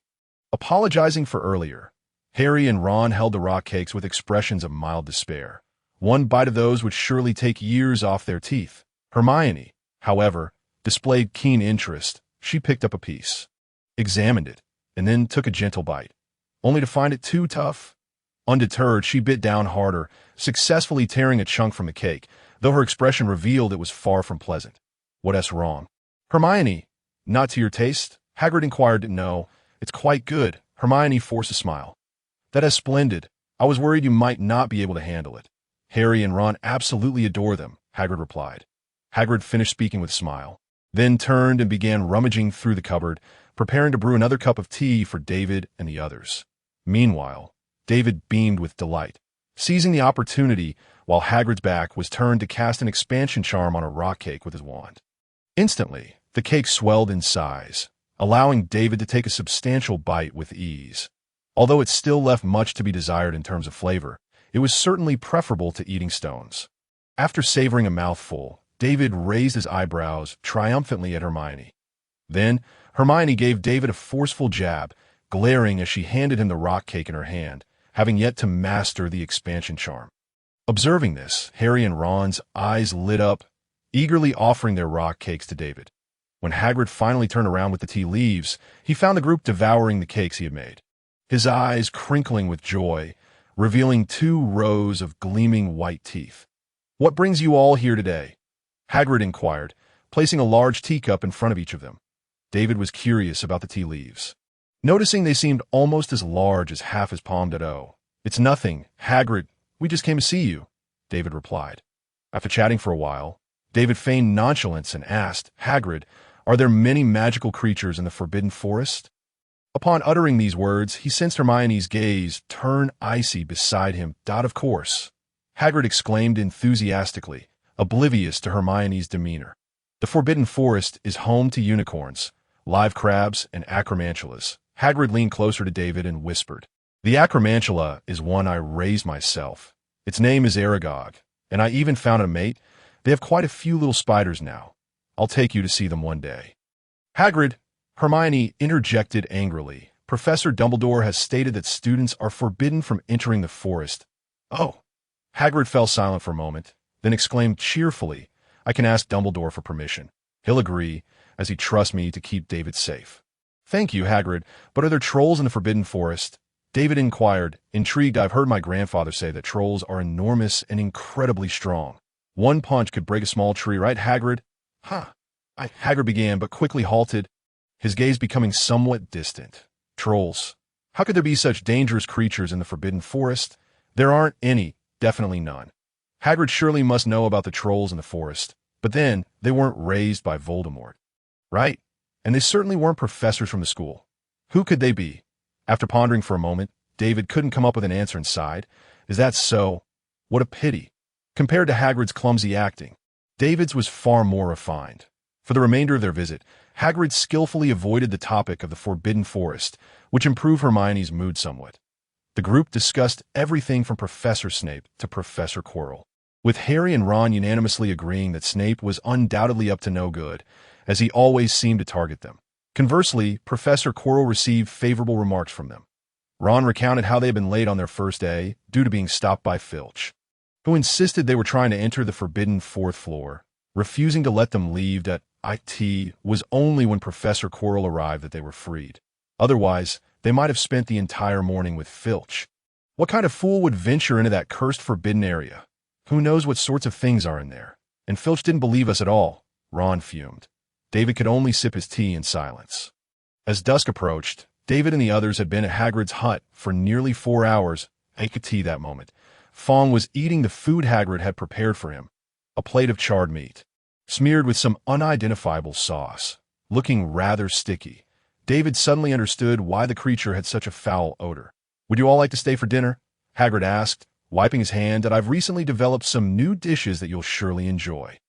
However, having already sampled Hagrid's rock cakes, and now witnessing the food prepared for Fong, none of them dared to try it. Harry promptly stood up and said, "Sorry, Hagrid, but we must head back immediately. We've already stayed too long, and we still have homework to do. Yes, that's so." "Well, all right then, I'll make something for you next time you visit," Hagrid replied regretfully. The group hastily rose to take their leave, fearing that if they lingered any longer, Hagrid might change his mind. On their way back to the castle, Harry and Ron hopped ahead, while David and Hermione lagged a few paces behind. Suddenly, Hermione spoke up. "David, are you hiding something from me?" David looked at her, taken aback. "You were deliberately trying to extract information from Hagrid, weren't you?" Hermione asserted confidently. "I can tell. Have you secretly been into the Forbidden Forest? And did you see a troll?"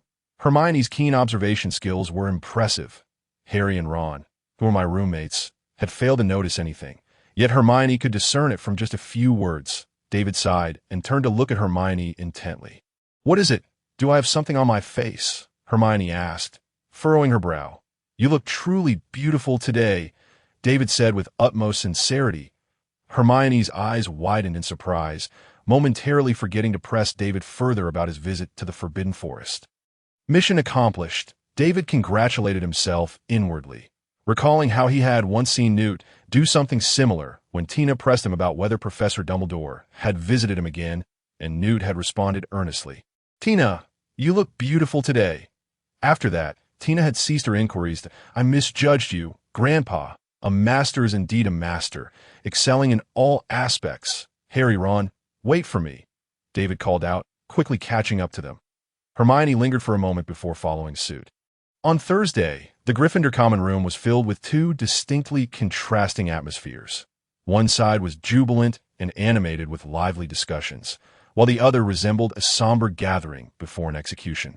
Silent and oppressive, they were set to have their flying lesson today. Most children from wizarding families had ridden flying broomsticks before, and they approached the afternoon's lesson with confidence and anticipation. Conversely, the young witches and wizards from Muggle families had never encountered such things. They worried about the possibility of falling from their broomsticks and ending up as a puddle of flesh, or worse, not being able to fly at all and embarrassing themselves in front of the Slytherin students. Harry was particularly anxious, as he had been at odds with Slytherin's Malfoy since the start of the term, and their encounters always devolved into lengthy verbal sparring matches. Thankfully, they had never resorted to physical confrontation. Hermione, however, was even more extreme. Upon seeing the announcement for the flying lesson, she borrowed a book on the origins of Quidditch from the library and memorized all the flying instructions within. David had heard her reciting the flying precautions from a book incessantly over the past few days, to the point that he felt he could recite them himself. Around 3 o'clock in the afternoon, David, Harry, Ron, and the others made their way out of the castle to an open area ahead. The ground was neatly lined with 2 rows of broomsticks, all appearing rather worn and tattered. Who knew if they would be reliable? Initially untroubled, David felt a wave of anxiety wash over him. What if the broomstick malfunctioned mid-air? How skilled is Madame Pomfrey in healing? David thought to himself, glancing sideways at Neville, who stood there, his face slightly pale. "It's all right, Neville. Your broomstick looks much better than mine. It'll all be fine, don't worry. And besides, Madame Hooch will teach you how to ride safely," David reassured him. "Exactly, Neville. Don't be nervous. Riding a broomstick is easy. You just need to hold on and fly. After a couple of laps, you'll get the hang of it," Ron added, turning to him. Neville managed a weak smile and nodded, yet remained rooted in place. All right, what are you all waiting for?" Madame Hooch called out as she arrived. "Extend your hands over the broomsticks and say up." "Clearly." "Understood." David, following Madame Hooch's instructions, extended his hand to the side, yet he had not uttered a word. Suddenly, a loud thud resonated nearby, accompanied by Ron's anguished scream. As his broomstick seemed to exhibit a mischievous temperament, David couldn't help but recall the point-and-click videos he had previously watched. One of the iconic scenes had been realized.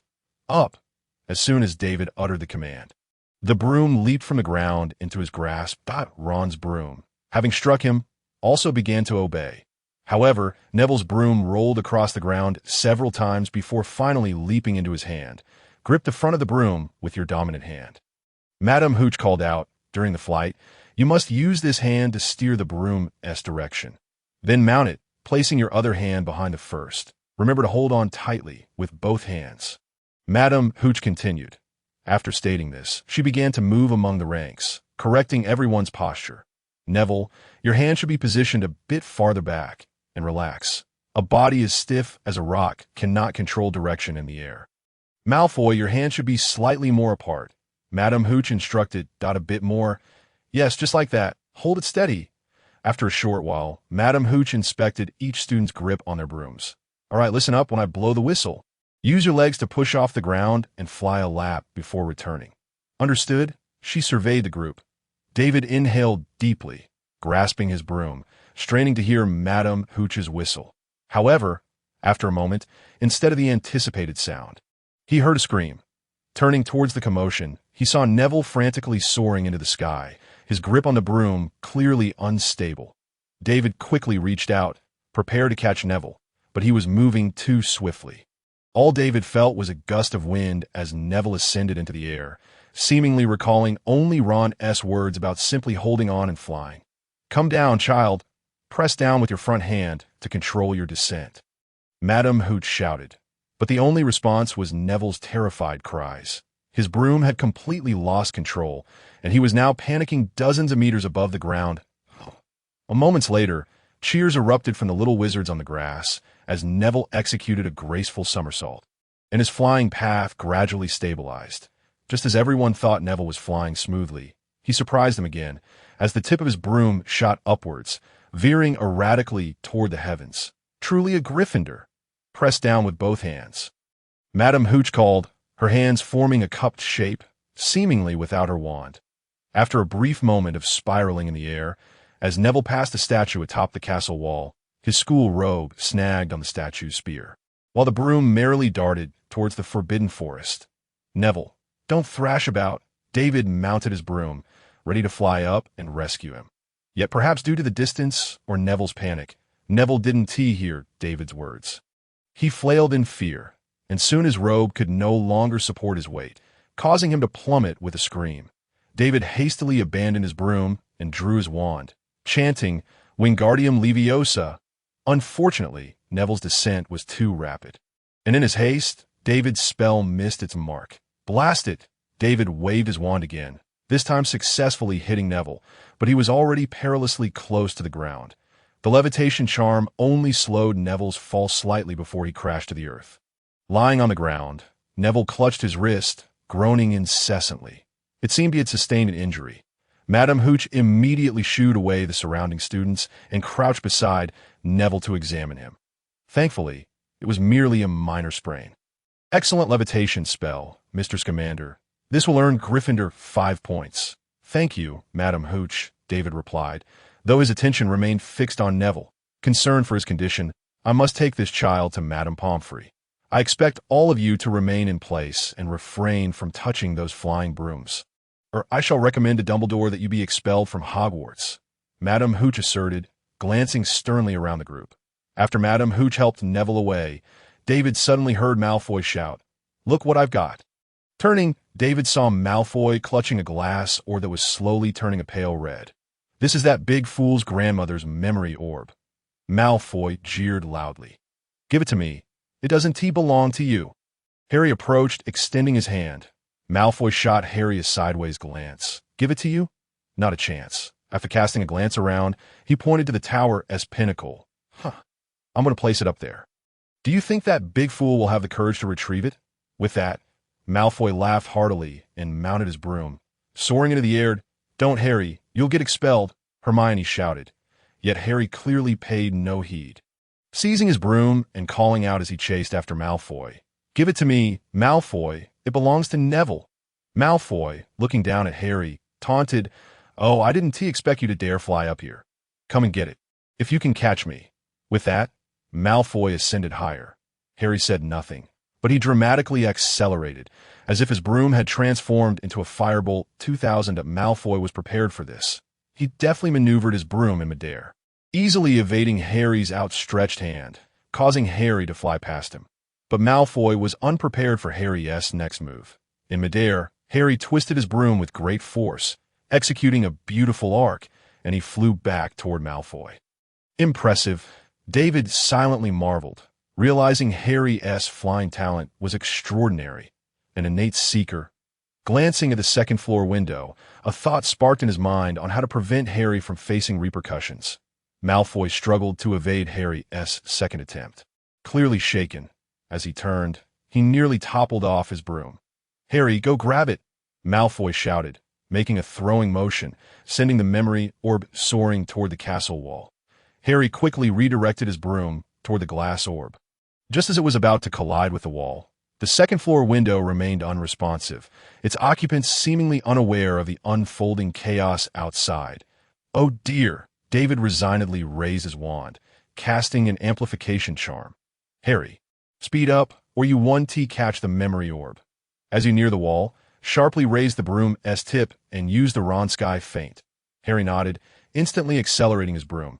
He had heard Ron speak of the feint and knew how to execute it. As he approached the wall, Harry grasped the memory orb, yanked the broom sharply, avoiding the collision, and halted midair. The Ronski feint. "Well done, Harry!"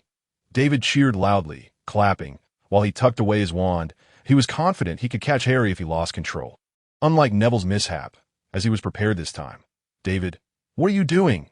You nearly got Harry killed, and he could be expelled." Hermione shouted angrily from the sidelines. "It's all right, Hermione. Harry will be fine," David replied confidently. And when Harry seized the memory orb, he glimpsed a fleeting figure in the second-floor window. She wouldn't let Harry be expelled. She needed a seeker. "What are you two up to?" Professor McGonagall's figure appeared at the edge of the grass. Her voice carrying to all, "David, what now?" Hermione asked, a hint of panic in her tone. David winked at her, signaling her to remain calm. "You're the first student I've encountered in many years at Hogwarts to act so recklessly." Professor McGonagall approached Harry, her expression stern. "You should be grateful your neck isn't broken." But it was Malfoy. Harry attempted to explain, but was swiftly interrupted by Professor McGonagall, who sternly declared, "I do not wish to hear any explanations at this moment." As David continued to observe Professor McGonagall directing her gaze towards him, he hastily forced a smile, yet she remained indifferent to his attempt at appeasement. With a piercing glare, she addressed him in a stern tone. "David, not only did you fail to prevent him, but you also allowed him to perform such perilous maneuvers. Gryffindor has been deducted 10 points due to your actions. I hope you both take this as a serious lesson." Professor McGonagall then cast a glance towards Harry and added, "Moreover, Potter, please accompany me now." With that, she strode purposefully towards the castle. Harry turned to David, opening his mouth to speak but ultimately refraining from voicing his thoughts. With a heavy heart, he trailed behind Professor McGonagall, feeling as though his academic journey at Hogwarts had come to an abrupt end, and that he would soon return to the wretched home he despised. He was not alone in his dismal sentiments. Hermione, upon seeing Harry being taken away by Professor McGonagall, hastily exclaimed, "What are we going to do?" "David, Harry could be expelled. Professor McGonagall is surely going to summon his parents to take him home." The impending threat of Harry's expulsion overshadowed her concern about the points deducted from David and herself. "Indeed, David, you must devise a plan. Perhaps you should seek out Professor Dumbledore." Ron, who had just been cheering for Harry moments before, now wore a troubled expression. "Rest assured, Harry will be fine," David replied with a reassuring smile. "That you're still smiling." Hermione chastised him with a light punch. "And how can you be so certain that Harry will be all right?" Just as David was about to explain, Madame Hooch returned with a stormy demeanor, evidently aware of the incident involving Harry and Malfoy. After delivering a stern reprimand to Malfoy and deducting 5 points from Slytherin, she declared the flying lesson over in her haste. Madame Hooch left, leaving Neville still waiting for her in the hospital wing. She made no mention of expulsion, which somewhat alleviated Hermione and Ron's worries, though Harry remained with Professor McGonagall. Once back in the Gryffindor common room, Hermione immediately inquired, "Do you think Professor McGonagall will expel Harry?" She seemed particularly furious today. Of course not. Dumbledore's plans cannot proceed without Harry. David thought to himself, though he knew better than to share this with Hermione and the others. Additionally, there was another reason for his certainty. Harry was a natural seeker, he asserted, but how does that relate to him not being expelled? Hermione questioned, furrowing her brow. "It has everything to do with it. Professor McGonagall is an ardent Quidditch enthusiast, and," David lowered his voice, "last year, Gryffindor suffered a significant defeat at the hands of Slytherin, and Professor McGonagall was upset for several days afterward. Gryffindor is in dire need of a new seeker." This incident remained a sore spot for Wood, the Gryffindor Quidditch captain, and David dared not voice it too loudly in the common room. Uncertain if Wood was present, he would not want to risk being overheard, lest OU used the sonorous charm on purpose for Professor McGonagall to hear. Hermione remarked, "But would she truly overlook Harry's talent?" Hermione did not finish her thought, but David understood her unspoken concerns. Most students at Hogwarts perceive Professor McGonagall as an unyielding judge, one who never showed favoritism towards any house or student. Perhaps she may not in other matters, but in this instance, she will show leniency towards Harry. "Trust me, Hermione," David reassured her. During the last Quidditch World Cup, Newt and Tina had been unable to accompany him, so they entrusted him to Professor McGonagall, who took David to watch the match. It was then that he comprehended the essence of a fervent fan. He felt that all the previous matches he had watched with Newt had been in vain. From the moment the match commenced, whenever the British team scored, Professor McGonagall would raise her arms in jubilation, a stark contrast to her usual stern demeanor, occasionally urging David to join her in her exuberant cheers. Ultimately, the championship was claimed by the Canadian team, leaving Professor McGonagall despondent, leading her to seek solace in a nearby pub tent. Were it not for David's presence, he might have assumed she had indulged excessively. Of course, this incident was not something he could share with Hermione and the others, for he feared that Professor McGonagall might swiftly demonstrate the potency of the Avada Kedavra curse to him. So, will Harry join the Quidditch team? Ron, no longer preoccupied with Harry's potential expulsion, was now captivated solely by the prospect of Quidditch. Will Harry become the first-year student to join the Quidditch team in recent years? David shrugged. "I suppose so." "That's brilliant," Ron exclaimed after a moment. "Then, should we thank Malfoy?" Noticing the odd expressions on David and Hermione's faces, Ron quickly added, "If it weren't for him, Harry wouldn't have the opportunity to join Quidditch so soon. Would he?" After dinner that evening, David prepared to head to the library for some more reading, while Ron remained in the Great Hall, eager to hear Harry announce his membership on the Quidditch team. As for Hermione, once reassured that Harry would not be expelled, Her anger flared due to Harry's rule-breaking and the apparent lack of punishment from Professor McGonagall, which contradicted the esteemed image she held of her. Meanwhile, Ron's smug demeanor only fueled her ire, prompting her to storm back to the dormitory alone. After perusing a few books in the library, David was startled by a loud thud as a book landed in front of him. Looking up, he found an irate Hermione glaring at him. Harry faced no repercussions. Professor McGonagall allowed him to join the Quidditch team. Hermione fumed, her frustration palpable. David chose not to respond immediately, instead offering an apology to the fat lady, who was angrily brandishing her feather duster. Had the ruckus not been caused by Hermione, she would have likely expelled the culprit from the library. "I told you so," David murmured under his breath. And they even agreed to duel Malfoy tonight. Once again defying school rules, Hermione's voice dropped, though her indignation remained evident. Professor McGonagall has not punished them, and they're already losing their heads with glee. They will be caught by Filch, and tomorrow we will witness Gryffindor's hourglass diminished significantly. This term, we stand no chance of winning the House Cup. Midnight duel, David exclaimed, astonished that Harry and Ron could indulge in such frivolities. Rest assured, Harry and Ron will be fine. Collectively, they barely know a handful of spells. The duel is merely for show, David reassured her. As for Filch, he tends to roam the first and second floors at night to prevent students from entering the restricted section. I will inform them of his patrol routes. They will not be apprehended. However, as soon as David concluded his statement, he sensed something amiss. He glanced up at Hermione, only to find her regarding him with an intensely dangerous expression. "How do you know all this?" Hermione asked, her voice devoid of any warmth.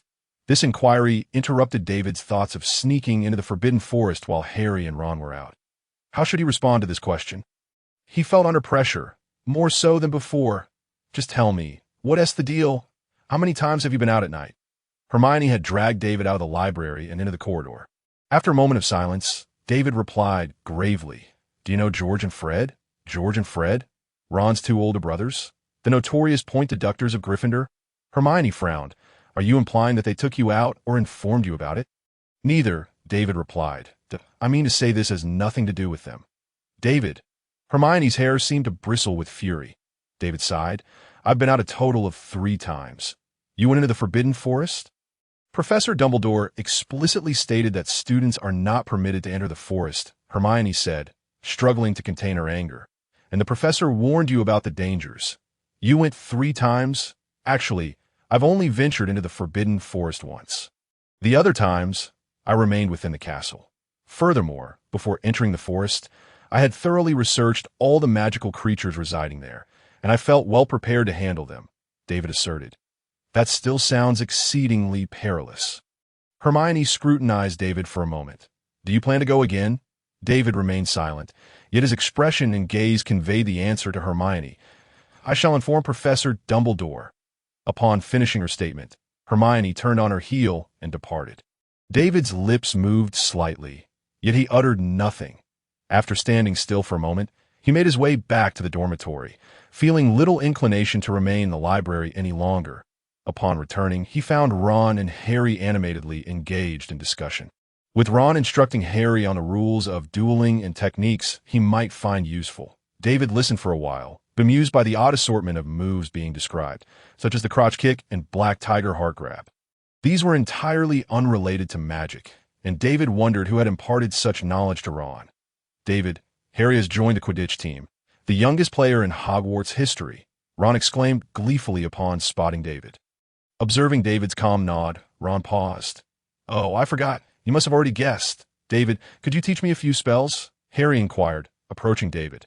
After some time under Ron's tutelage, he realized Ron was rather unreliable. "I have a duel with Malfoy tonight. But my knowledge of spells is woefully inadequate." "Fear not. Malfoy is not well versed in spells either. Ron's techniques can actually be quite effective," David reassured him. Noticing Harry's sudden despondence, he continued, "All right, since you wish to learn, I shall not disappoint you. Let me think. What spell should I teach you?" Suddenly, an epiphany struck David. He knew precisely which spell to impart. Harry Potter without the disarming charm? That would hardly suffice. "I shall teach you the disarming charm," David declared. "It is a simple yet invaluable spell, capable of disarming your opponent of their wand. Without his wand, Malfoy will be at your mercy. Excellent. Harry, shall we learn this spell? Ron exclaimed, his eyes lighting up. Is it difficult to learn? Harry asked, a hint of trepidation in his voice regarding his ability to grasp it in such a short time. Not at all. The incantation is Expelliarmus, followed by a flick of your wand like this. With that, David demonstrated, causing Harry's wand to soar into the air, which David promptly caught. Impressive, Ron marveled. The spell is easy to cast, but precision is key, so you both must practice diligently, David advised. Are there any further questions? None that I can think of, Harry replied, taking his wand and aiming it at Ron. Expelliarmus. A beam of light shot past Ron. Though it missed its mark, it was a commendable attempt, truly a budding master of the disarming charm. David nodded in satisfaction. Find a suitable place to practice. I shall take a brief rest. With that, he made his way to his bed, lying down and closing his eyes. However, after tossing and turning for a while, sleep eluded him. Hermione's departing figure lingered in his mind. Around 11:30 at night, Harry and Ron quietly slipped out of the dormitory hand in hand. Moments later, David opened his eyes only to find that only Seamus remained with him. Neville was nowhere to be seen. Did Neville follow them? David pondered, deeming it unlikely given Neville's timid nature. Where could he have gone? David decided to conceal himself and venture outside to search for Neville, and perhaps revisit the Forbidden Forest to inquire if the Thestrals had discovered anything. As he pushed open the fat lady's portrait, David spotted 4 figures disappearing around a corner. Neville, and Hermione.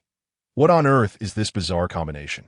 He glanced back at the empty portrait. The fat lady had vanished, presumably off to find someone for tea. After all, few ventured in and out of the dormitory at night, and even a portrait required rest. So Neville and Hermione joined them? That means Malfoy has no chance whatsoever. David shrugged and turned towards the Forbidden Forest, confident that their group would face no danger. The truly perilous areas of Hogwarts had long been sealed off, and one could not enter as for the moke on the 4th floor. It posed no threat unless one attempted to breach its guarded entrance, at which point it might only frighten you. After all, it must find ways to entertain itself in its solitude. Upon reaching the forest's edge, David frowned. The atmosphere felt oddly unsettling, unusually quiet. The chirping of insects and the songs of birds he had previously encountered were conspicuously absent. Seemingly vanished. There must be some dangerous creature or individual lurking within. Voldemort. David hesitated, contemplating whether to proceed. If Voldemort were indeed inside, it could spell disaster.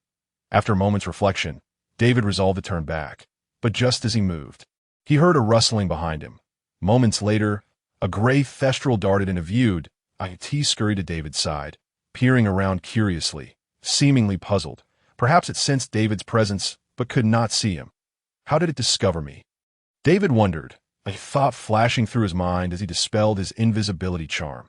The gray thestral brightened immediately, nuzzling against David's leg and exclaiming, "Bad guys. Unicorns, bad guys, unicorns. Is someone harming unicorns?" David's gaze sharpened. He now had a compelling reason to remain. Even if his grandmother were to learn of it later, she could hardly blame him. David waved his wand, sending a small bird flying in the direction of the castle. If Voldemort were indeed involved. I hope I can hold on until Professor Dumbledore arrives. Please be at school tonight. David took a deep breath, gripped his wand tightly, and followed the thestral deeper into the Forbidden Forest as the gray thestral led him through the woods. David soon spotted 2 small, white thestrals nestled in a tangle of tree roots, trembling in fear, deprived of their usual vivacity. Upon noticing David's approach, the 2 little creatures merely turned to glance at him, too frightened to vocalize their distress. The gray thestral ventured in to comfort them before continuing to guide David further into the forest. Gradually, David began to notice numerous signs of battle along the path. Yet it was evident that the spellcaster had exercised restraint, using only minor spells to avoid detection. Suddenly, he spotted a glimmering silver liquid on the leaves of a bush towering to his waist. Alarmed, David rushed forward, gently dipping his fingers into the substance and bringing them to his nose. That a faint metallic scent lingered, mingled with a more alluring fragrance. The aroma beckoned him, tempting him to taste the blood upon his fingers. Just as he was about to bring his hand to his lips, he managed to restrain himself. Unicorn blood possesses extraordinary magical properties, As long as one has breath, it can restore life. However, it comes at a grave price. Unicorn blood is cursed. Drinking it would condemn one to a half-life, a fate only the most desperate of dark wizards would inflict upon these magnificent creatures. Before arriving at school, Newt had specifically cautioned him to safeguard the unicorns within the forest. David quickly retrieved a towel to wipe away the blood from his hands. Perhaps Voldemort was nearing his end, reliant on unicorn blood to prolong his existence. I must find him before he kills the unicorn. David tightened his grip on his wand and quickened his pace to catch up with the gray thestral ahead. The trail of blood grew more pronounced, some forming a silvery chain, as small creatures succumbed to temptation and began licking the ground. David hurried to shoo them away, casting repelling charms around the bloodstains, vowing to cleanse the area only after rescuing the unicorn. The situation had become increasingly dire. David could not help but let out a sigh. Although the blood of unicorns possessed immense magical power, the creatures themselves lacked any means of defense. They could only rely on their swiftness, were it not for the curse that awaited those who dared to slay them. Unicorns might have already faced extinction. After running a short distance, the gray soil-digging ferret suddenly halted, trembling as it crouched behind a large tree, too frightened to make a sound or advance further. David realized that the one who had harmed the unicorn must be lurking not far ahead. Drawing a deep breath, he cautiously circled around the tree and concealed himself behind a bush. Before him stood a snow-white unicorn, adorned with a horn atop its head. Were it not for the horn, it would resemble a slightly smaller steed, and a long gash marred the unicorn's hind leg. And David observed silver blood trickling down. In front of the unicorn stood a wizard clad in a black hooded robe, visibly frail and hunched over.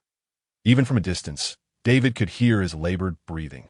Feeling a slight sense of relief, David thought that even if this wizard were Voldemort himself, he felt confident he could defeat him. Seizing the moment of their standoff, David summoned a horse-shaped water creature nearby, transforming it into a unicorn. At the very instant David waved his wand, the wizard suddenly straightened, casting a spell toward David without even glancing his way. Magic leaves traces. This must be Voldemort. There are few wizards in the magical realm capable of such feats. David swiftly leaped aside to evade the wizard's attack, just as the spot he had vacated erupted into a massive crater. This a case of pretending to be weak to strike hard. Gazing at the crater and the now upright wizard, David suddenly felt overwhelmed. The difference in their magical prowess was akin to that between the summit of Mount Everest and the ground below. However, there was no turning back now. Without David's interference, the unicorn was surely doomed. He could only buy time and hope the professor would arrive soon. David struggled to calm himself. With a flick of his wand, the newly conjured unicorn charged toward the black-robed wizard. The wizard paused momentarily, yet he did not immediately retaliate, whether out of confidence or some other reason remained unclear. As the magical unicorn approached the wizard, the real unicorn let out a frantic whinny and charged at him. Oh no, this foolish creature. David had intended for the unicorn to escape, while the wizard was distracted by the magical one. That way, the goal would still be achieved. Yet, instead of fleeing, it lunged forward, oblivious to the peril it faced. Did it truly believe that an additional unicorn would turn the tide? But now, there was no opportunity for it to escape. The black-robed wizard waved his wand twice, sending spells toward both unicorns in an attempt to ensnare them.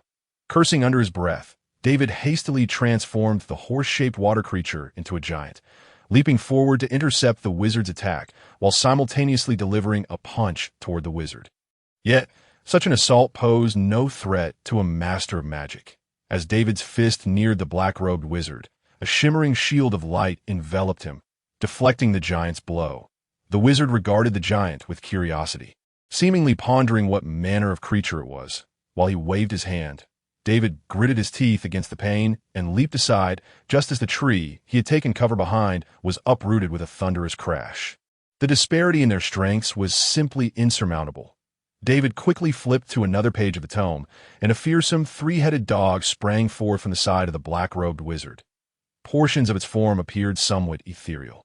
Were it to become as substantial as the horse-shaped water creature, David would find himself at the mercy of the black-robed wizard. David commanded the horse-shaped water creature to transform into a giant eagle. swooping down from the sky to attack the black-robed wizard, while the three-headed dog lunged from the side. As the wizard was occupied fending off the dual onslaught, David waved his wand. Disarm. With remarkable accuracy, David felt that this might be the finest disarming spell he had ever cast. Yet, the black-robed wizard seemed to have anticipated David's attack, in the midst of deflecting the assaults from both creatures. He merely sidestepped and evaded the spell. He predicted my moves? How do I combat this? David felt a pang of despair. Wait, predicting? Suddenly, a spark of realization illuminated David's mind. Yes, I can do that too. David quickly flipped to the page depicting the invisible beast. Among the abilities granted to him, besides invisibility, was the power to foresee the immediate future. The longer the time frame, the more blurred the predictions became. However, if confined to a matter of seconds, the foresight was remarkably precise that on the battlefield, those few seconds could prove invaluable. Clenching his fists, David thought, Voldemort, here I come. He activated the power of the invisible beast, and a ghostly figure appeared beside the black-robed wizard. After a brief moment, the wizardess' actions would mirror those of the apparition. Success. A surge of exhilaration coursed through David. If I can't even hold my ground against someone who is cheating, I might as well give up, David thought fiercely, then took a few steps to the side. He saw the phantom's hand gesture toward his previous position. Sure enough, just as David had moved, a spell struck the spot he had just vacated. The wizard appeared somewhat perplexed by David's sudden prowess. He could not fathom how this novice had transformed into a formidable opponent. Feeling a swell of pride, David waved his wand, commanding the airborne horse-shaped water creature and the grounded three-headed dog to charge at the black-robed wizard once more. The moment they lunged, David again shouted, Disarm. After fending off the attacks of the two creatures, the black-robed wizard evaded the disarming spell yet again. But that was not the crux of the matter. David wore a sly smile. Behind the disarmament spell lay a shattering curse, one of the most powerful offensive spells taught to him by Newt. The shattering curse struck the wizardess shield of light amidst his astonished gaze, causing fragments of the shield to scatter from the point of impact. Let us see how you evade this. In the instant the shield shattered, the claws of the horse-shaped water creature and the jaws of the three-headed dog lunged toward the black-robed wizard. However, David's joy was short-lived. Just before the claws and jaws made contact, the space around the wizard warped, and his figure reappeared behind the three-headed dog. The horse-shaped water creature collided with the three-headed dog instead. How was this even possible? Isn't he afraid of being torn apart? David suddenly felt that the wizard was truly a cheat. The black-robed wizard stood in place, panting heavily. His previous maneuver had drained considerable energy. Moreover, he seemed to be growing angry, no longer wishing to toy with David. Most crucially, he realized that attacking the two creatures before him was futile, but he glanced at David's position, and a barrage of spells rained down upon him. David quickly commanded the horse-shaped water creature and the three-headed dog to shield him from the incoming spells, enduring the pain, but it was better than facing certain death, as David endured the onslaught. He felt the air around him grow increasingly oppressive. Moments later, he noticed a towering blue flame encircling him. Wherever the flame passed, colossal trees turned to ash upon contact, leaving no trace behind. Professor, if you don't arrive soon, I may have to wait until next year's tomb sweeping day to see you. David stood anxiously, firing several spells at the wall of fire, but they proved utterly ineffective, vanishing upon contact. If the professor doesn't show up, it seems I am doomed. The blue flames drew nearer, and despair began to settle in David's heart. I wonder if my grandmother will forgive me. Wait, a flicker of inspiration ignited within David. I hope it's nearby. Holding on to his last shred of hope, he focused all his attention on the enchanted broomstick that had flown away. Waving his wand, Broomstick, come to me. Fortunately, it was Neville's broom that flew away. He had seen it beforehand. Otherwise, there would have truly been no escape. After a moment, as the flames were about to close in, a sudden explosion resonated through the air. A flying broom descended from above the flames, and David leaped to catch it, instantly rising into the air in the next heartbeat. The blue flames enveloped, leaving a black circle several meters wide on the ground. Perched on the broom, David gasped for breath. feeling utterly exhausted, even struggling to maintain the two animals below him. I haven't seen such an exceptional young wizard like you in many years. This was the first time the dark-robed wizard spoke. His voice raspy, akin to a saw scraping against wood. Could you possibly be quiet? Your voice is more grating than that of my Moloch. Oh, it seems you are unaware of Moloch. He is the three-headed dog right in front of you. David lay weakly across the broom, but refused to yield verbally, relying on his wits. The dark-robed wizard snorted, launching several spells at David. At this point, David lacked the strength to consult his guidebook for predicting the wizard's actions. He could only rely on his instinctive reactions to evade the attacks. The two animals on the ground remained motionless, and David strained to maintain their forms, waiting for the dark-robed wizard to strike the unicorn before he could command them to intervene. The dark-robed wizard seemed to notice something. He spoke, still contemplating rescuing that unicorn. But how long can you evade me? No sooner had he finished speaking than several beams of spell light appeared before David. David struggled to maneuver the broom away from the first few spells, but the last one was closing in on him. This is truly goodbye now, Grandma and Grandpa. A weight sank in David's heart as he closed his eyes. However, after a moment, he felt no pain.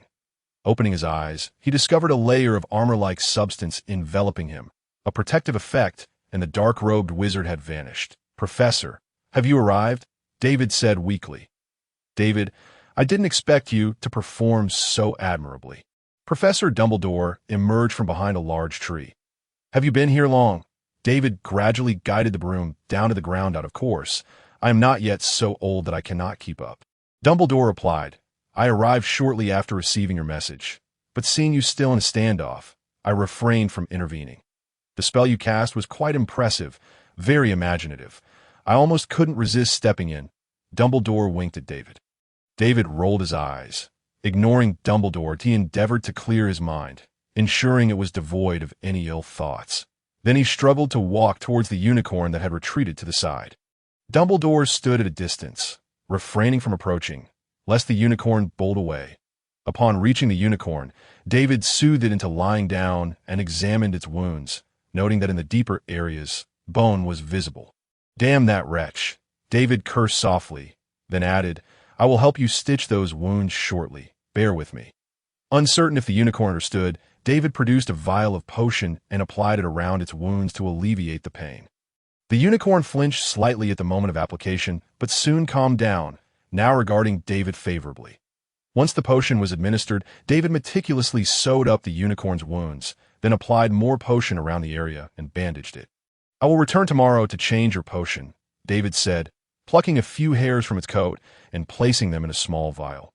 He could locate it again through these hairs. After completing all this, David patted the unicorn's back and walked over to Dumbledore, silently observing him. David felt he needed an explanation.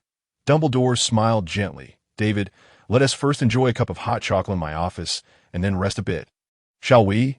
Once you are rested, I will provide you with the answers, though, and I have taken care of the unicorn's bloodstains for you. In the headmaster's office. David curled up in a plush armchair at the dark brown table. In front of him sat a half-drunk cup of steaming hot chocolate. On a shelf to the left stood an elderly phoenix, its feathers nearly all plucked. Upon David's entrance, it perked up slightly, chirping incessantly until David tossed it some meat, which quieted it somewhat. On the right side of the long table, a tattered sorting hat was indignantly berating David for neglecting to visit since the sorting ceremony. As if he had forgotten this old friend, Professor Dumbledore sat in the chair directly opposite David, remaining still after handing him a cup of hot chocolate, an odd contrast to the lively surroundings. Professor, David called to draw his attention. Oh, Dumbledore snapped back to reality. Smiling, David, have you had a good rest? David nodded now. You should tell me the answers, of course, Dumbledore replied. But where shall I begin? After a moment's contemplation, he suggested, how about I start from the very beginning? Initially, everyone believed Voldemort was dead. Dumbledore continued, yet I knew he had not truly perished. He would return. So, excuse me, Professor, how are you certain he was not dead? Did not all reports state he was obliterated, leaving nothing behind? David inquired, somewhat puzzled. What they said was not entirely untrue. His body was destroyed, but he survived in a state of soul. Dumbledore smirked slyly. The crucial point is that Professor Snape showed me his mark. Voldemort's dark mark did not vanish with his death. Did others not know this? David asked. A few individuals were aware. After all, following Voldemort's demise, that group concealed their marks from others, and even those who saw them were reluctant to believe it. The shadow Voldemort cast over them was too profound. Dumbledore sighed. So, is Harry the weapon you prepared to confront him? Merely due to a prophecy, David found it hard to believe that such a powerful wizard as Dumbledore would be swayed solely by a prophecy. Dumbledore nodded. Certainly, but it is not solely for that reason. Other factors guided me towards this plan. David, I am confident that we will succeed. David suddenly felt Dumbledore's deep gaze upon him, startling him, momentarily believing Dumbledore was using legilimency on him. Yet he quickly realized he was not. For David felt no unusual sensations. Even when Queenie, a natural legilimens, read his thoughts, he would feel a slight tingle. Professor, David called out again I've recalled something else. Aging makes one easily distracted. Dumbledore tapped his forehead. Where were we? Ah, yes. Harry, in Sybil's prophecy, the child born in July could defeat Voldemort, and I believe he can do it. However, not the Harry of now. Rather, the future Harry, for he still has much to comprehend. And it is my task to ensure he understands these matters, such as the challenges on the 4th floor. David inquired. Have you traversed them? That would certainly violate the rules I established. Dumbledore winked. Normally, I would have to deduct points from you. David rolled his eyes. Today, I even ventured into the Forbidden Forest. If you keep deducting, Gryffindor will become a mere shadow of itself. That may be true. It is as you surmise. Those challenges were designed to test Harry and his friends. Such simple challenges would not deter Voldemort. He is merely a tutor I enlisted for Harry, should he wish to escape his state of soul. He must teach Harry. Of course, he cannot take the Philosopher's Stone. I have devised an amusing challenge for him. He must wait for Harry to arrive in order to obtain the Philosopher's Stone. And I have faith that Harry can safeguard it. But what if Harry fails? If I recall correctly, they referred to me as the greatest wizard of our time on the Chocolate Frog cards. Perhaps I might be able to thwart him. Dumbledore chuckled. But what if Harry is unwilling? David inquired. Dumbledore fell silent for a moment, then asked, Well, David, would you be willing? No, David replied firmly, but then sighed. Yet I have no choice. Even if I choose not to participate, if Voldemort truly resurrects, my grandfather would inevitably be involved. That is the drawback of being a Hufflepuff graduate. One cannot expect him to roam about his age. Dumbledore's eyes narrowed into crescent shapes. Harry, too, will have those he wishes to protect. Love is the most powerful magic in the world. Ah, yes, that's so. Love? David pondered, deciding not to dwell on the matter further. Is that person in the Forest Voldemort? Well, you are correct to an extent, yet he cannot be entirely classified as Voldemort. It is merely Voldemort's soul that resides within his body, Dumbledore explained. So, he could be considered two individuals. David suddenly had an epiphany. He understood why his disillusionment charm had failed. Of course, one could argue that point. Professor Quirrell? David mused, realizing that he was the only one in the school who fit the description. Hagrid knew him. He behaved oddly, and even in the sweltering heat, he wrapped himself in a thick scarf. Voldemort could very well be concealed within that scarf. Fred and George often plotted to pull off Quirrell's scarf, and David hoped they would abandon that idea. Oh, you just realized this? Dumbledore seemed somewhat astonished. Isn't it obvious? Who wouldn't be surprised? David retorted, taken aback. Who would suspect a professor brought in by a white wizard who had fought Voldemort for years? It was akin to discovering that the officer who sent you undercover in a gang was, in fact, the gang leader you had been investigating all along. Initially, David had merely suspected that a troll kept by a certain professor had been utilized by Voldemort, never imagining they were one and the same. You allow him to roam freely within the school? Is that not problematic? David queried. He cannot roam freely. I am watching him closely. Does he know you are aware of his identity? David asked. I believed he did. But upon further observation, it seems he is oblivious, perhaps in becoming a soul. He has lost his intellect. Dumbledore's tone grew serious. Violating the fundamental principles of magic comes with a price. David, remember that. David nodded. What about today? He fled before I emerged. However, it matters not, for he is overconfident and rather impatient. He covets the Philosopher's Stone and believes he can elude me. Dumbledore smiled. The other professors know his identity? They seem to trust me as blindly as you do. Dumbledore replied with a hint of exasperation. Point one last question. Professor, what role do I play in your plan? David inhaled deeply. Dumbledore regarded him for a moment. To be honest, I have yet to determine that. Initially, I had not intended to include you in the plan, but your talent has altered my perspective, and, judging by your performance today, my decision appears to be sound. Upon hearing Dumbledore's response, David frowned. Do not worry, my child. Dumbledore said kindly, I shall ensure your safety. Now, go rest, or else Professor McGonagall will trouble me tomorrow. You may also seek out Professor Snape. I will inform him that you require some potion to treat unicorns. As David was leaving, Dumbledore added, Furthermore, please refrain from disclosing today's events to others. Sometimes, knowing the truth too soon can be detrimental. Also, do not offer Harry assistance too early, such as revealing that the three-headed dog falls asleep when it hears music. David glanced back at Dumbledore, puzzled that we have Hagrid. Dumbledore chuckled. He will help us convey the message to Harry. You are welcome to visit my office more often. The Sorting Hat and Fawkes both quite like you. The next day, in the potions classroom, David waved as Hermione entered. Here, Hermione. Yet Hermione seemed still vexed by yesterday's altercation. She huffed, hesitated, and ultimately chose to sit at another table. Observing this, Neville quickly occupied the seat beside David.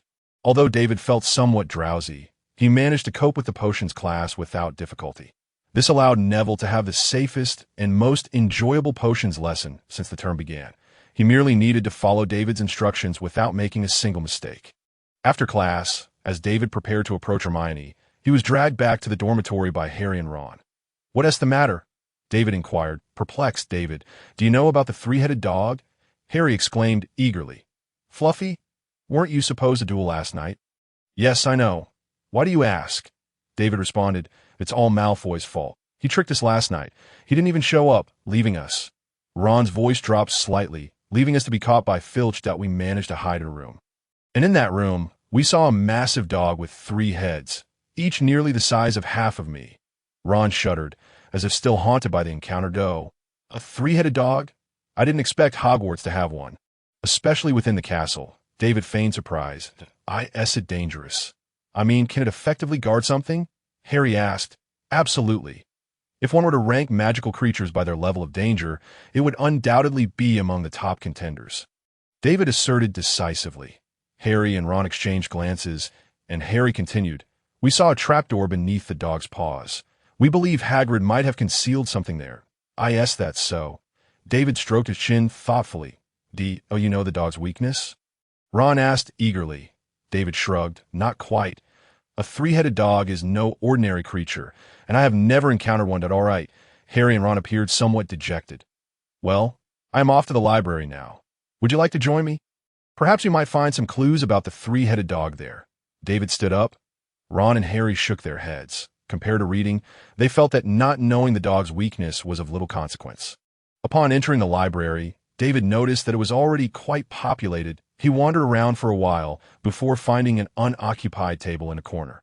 After sitting down, David pulled out several of Newt's notes, intending to summarize a potion recipe that would aid in the swift recovery of unicorns before seeking out Professor Snape. May we sit here? There are no other spots available. A melodious female voice chimed in after David had been writing for a while. He looked up to see a girl he had met at the beginning of the term. Carrie Lopez? She appeared less awkward than before and seemed to be doing well at school. Beside her stood a girl with golden braids, affectionately linking arms with her. Of course. Lopez? David inquired. I am honored that you still remember me. You may call me Carrie, she smiled, pulling out a chair to sit down. This is Hannah. It's a pleasure to meet you. After exchanging pleasantries, David resumed searching for the information he needed in his notes. About an hour passed, and David managed to compile a reasonably good potion recipe on a piece of parchment. Satisfied, he stretched and said to Carrie, I am heading to the Great Hall for a bite to eat. Would you like to join me? Carrie smiled and shook her head, indicating that they still had more studying to do. As David made his way through the library, he suddenly spotted Hermione and waved. Hermione, would you like to join me in the Great Hall? Hermione cast a fleeting glance at him before turning away and departing in another direction. David shrugged his shoulders, resigned, and made his way toward the Great Hall. The absence of Hermione, who usually accompanied him, left him with an unsettling sense of incompleteness. Later that afternoon, at the threshold of Snape's office, David knocked softly on the door. "Professor, are you there?" After a brief pause, the door swung open with a sharp crack, revealing a tall, gaunt figure clad in flowing black robes, his hair slick and somewhat greasy. It was Professor Snape. Professor, Dumbledore mentioned that you could assist me in concocting a potion," David said softly. Snape regarded him coldly, his voice devoid of warmth as he replied, "Oh, is that so? A student who can barely keep his eyes open in my potions class dares to ask me for assistance?" David inclined his head slightly in apology. "I apologize, Professor. I haven't been resting well lately. I assure you it won't happen again," Snape huffed, stepping aside to allow him entry. "Come in, then." "Thank you, Professor." David quickly stepped inside. The moment he entered, he felt as though he had descended into a basement, reminiscent of a horror film's setting. The dimly lit room was lined with shelves brimming with an assortment of jars, containing various ingredients and some rather revolting specimens. David scrutinized the contents but could not discern their origins. "What are you still doing there?" Snape's tone was stern. David hurried to his side. "The recipe?" he asked, promptly handing over the parchment. After perusing it for a moment, Snape scoffed, "It appears you possess more skills than merely sleeping." With that, he returned the recipe to David. David exhaled softly in relief. "You will prepare the potion yourself here, and I will provide you with some basic guidance that, of course, do not expect me to do everything for you. I hope you haven't forgotten everything from my lessons, or you may find yourself here all day." Snape then rummaged through his cabinet, retrieving 3 portions of the ingredients listed in David's recipe, which he placed on the table before stepping aside. Relinquishing the stage entirely to David, David swallowed hard. He felt that Snape's presence was far more intimidating than Dumbledore's. Moreover, Dumbledore had not explicitly stated that David was to undertake the task alone. As Snape's impatience grew apparent, David quickly categorized the ingredients on the table according to their required treatment methods. He then selected some easier-to-handle ingredients, washed them, and diced them into small pieces, all while Snape stood silently by. However, when David began to process the next ingredient, Snape suddenly barked, "Fool! Is this how I instructed you? Take a good look again." Snape snatched the item from David's hand and began to work swiftly. David wiped the sweat from his brow, his eyes wide with concentration as he observed Snape's technique. He felt that if he made another mistake, Snape would not hesitate to dose him with his own potion. Emerging from Snape's office, David clutched a vial of dark red potion, leaning against the wall as he let out a deep sigh of exhaustion. Watching the young wizards bustling in and out at the entrance, he felt as though a century had passed, despite having spent merely 2 or 3 hours inside. During that time, any misstep on his part would have summoned a torrent of Snape's relentless reprimands.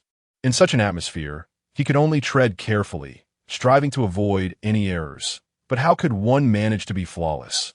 If he were that skilled, he would be a master of potions himself, needing no guidance from Snape. After leaning against the wall for a while longer, David realized he no longer heard Snape's incessant voice, prompting him to cross the castle's threshold and approach Hagrid's hut. "Are you there, Hagrid?" David knocked on the door. Soon, the door swung open with a click. "David, is that you? Why have you only just arrived?" Hagrid's voice boomed even before he fully emerged. "Dumbledore told me this morning to take you to tend to the unicorn. But I waited ages for you. So, I went on my own and I found it. And your bandaging skills are commendable, but it seemed rather averse to my presence. The moment I approached, it bolted away as David attempted to step inside. Hagrid yanked him back. "Shall we first head to the forest? The unicorn is still waiting for your healing touch." All right, but Hagrid, could you please let go of my hand? You're gripping too tightly." David winced, his face contorting in discomfort. "Oh, sorry. I got a bit carried away," Hagrid stammered, hastily releasing David's hand. He then awkwardly attempted to pat David's back, unsure if he might hurt him, causing his hands to flail about in the air. "It's fine, Hagrid," David reassured him, patting Hagrid's substantial belly. "Now, let's hurry. It will be dark soon."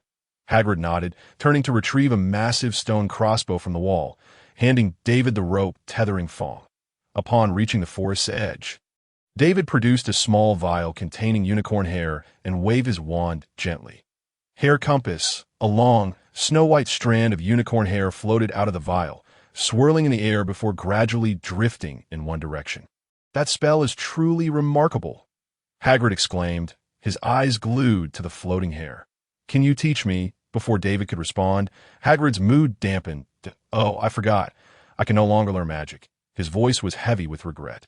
David couldn't help but pat Hagrid's belly again. "But it's all right, Hagrid. You are the guardian of this forest. You don't need such spells. Are there any places or creatures in the forest you cannot find?" "Of course not. You could locate them with your eyes closed. Such magic would be superfluous for you." Hagrid remained silent, but from the way he struggled to suppress his smile and the tremor of joy in his body, it was evident that he was quite pleased.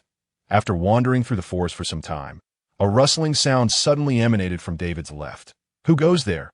Hagrid swiftly lowered his massive crossbow, knocking an arrow with a taut string. David peered closely, saying, "Hagrid, don't be too tense. It's probably one of my friends." Hagrid lowered his weapon slightly, though he still held it at the ready.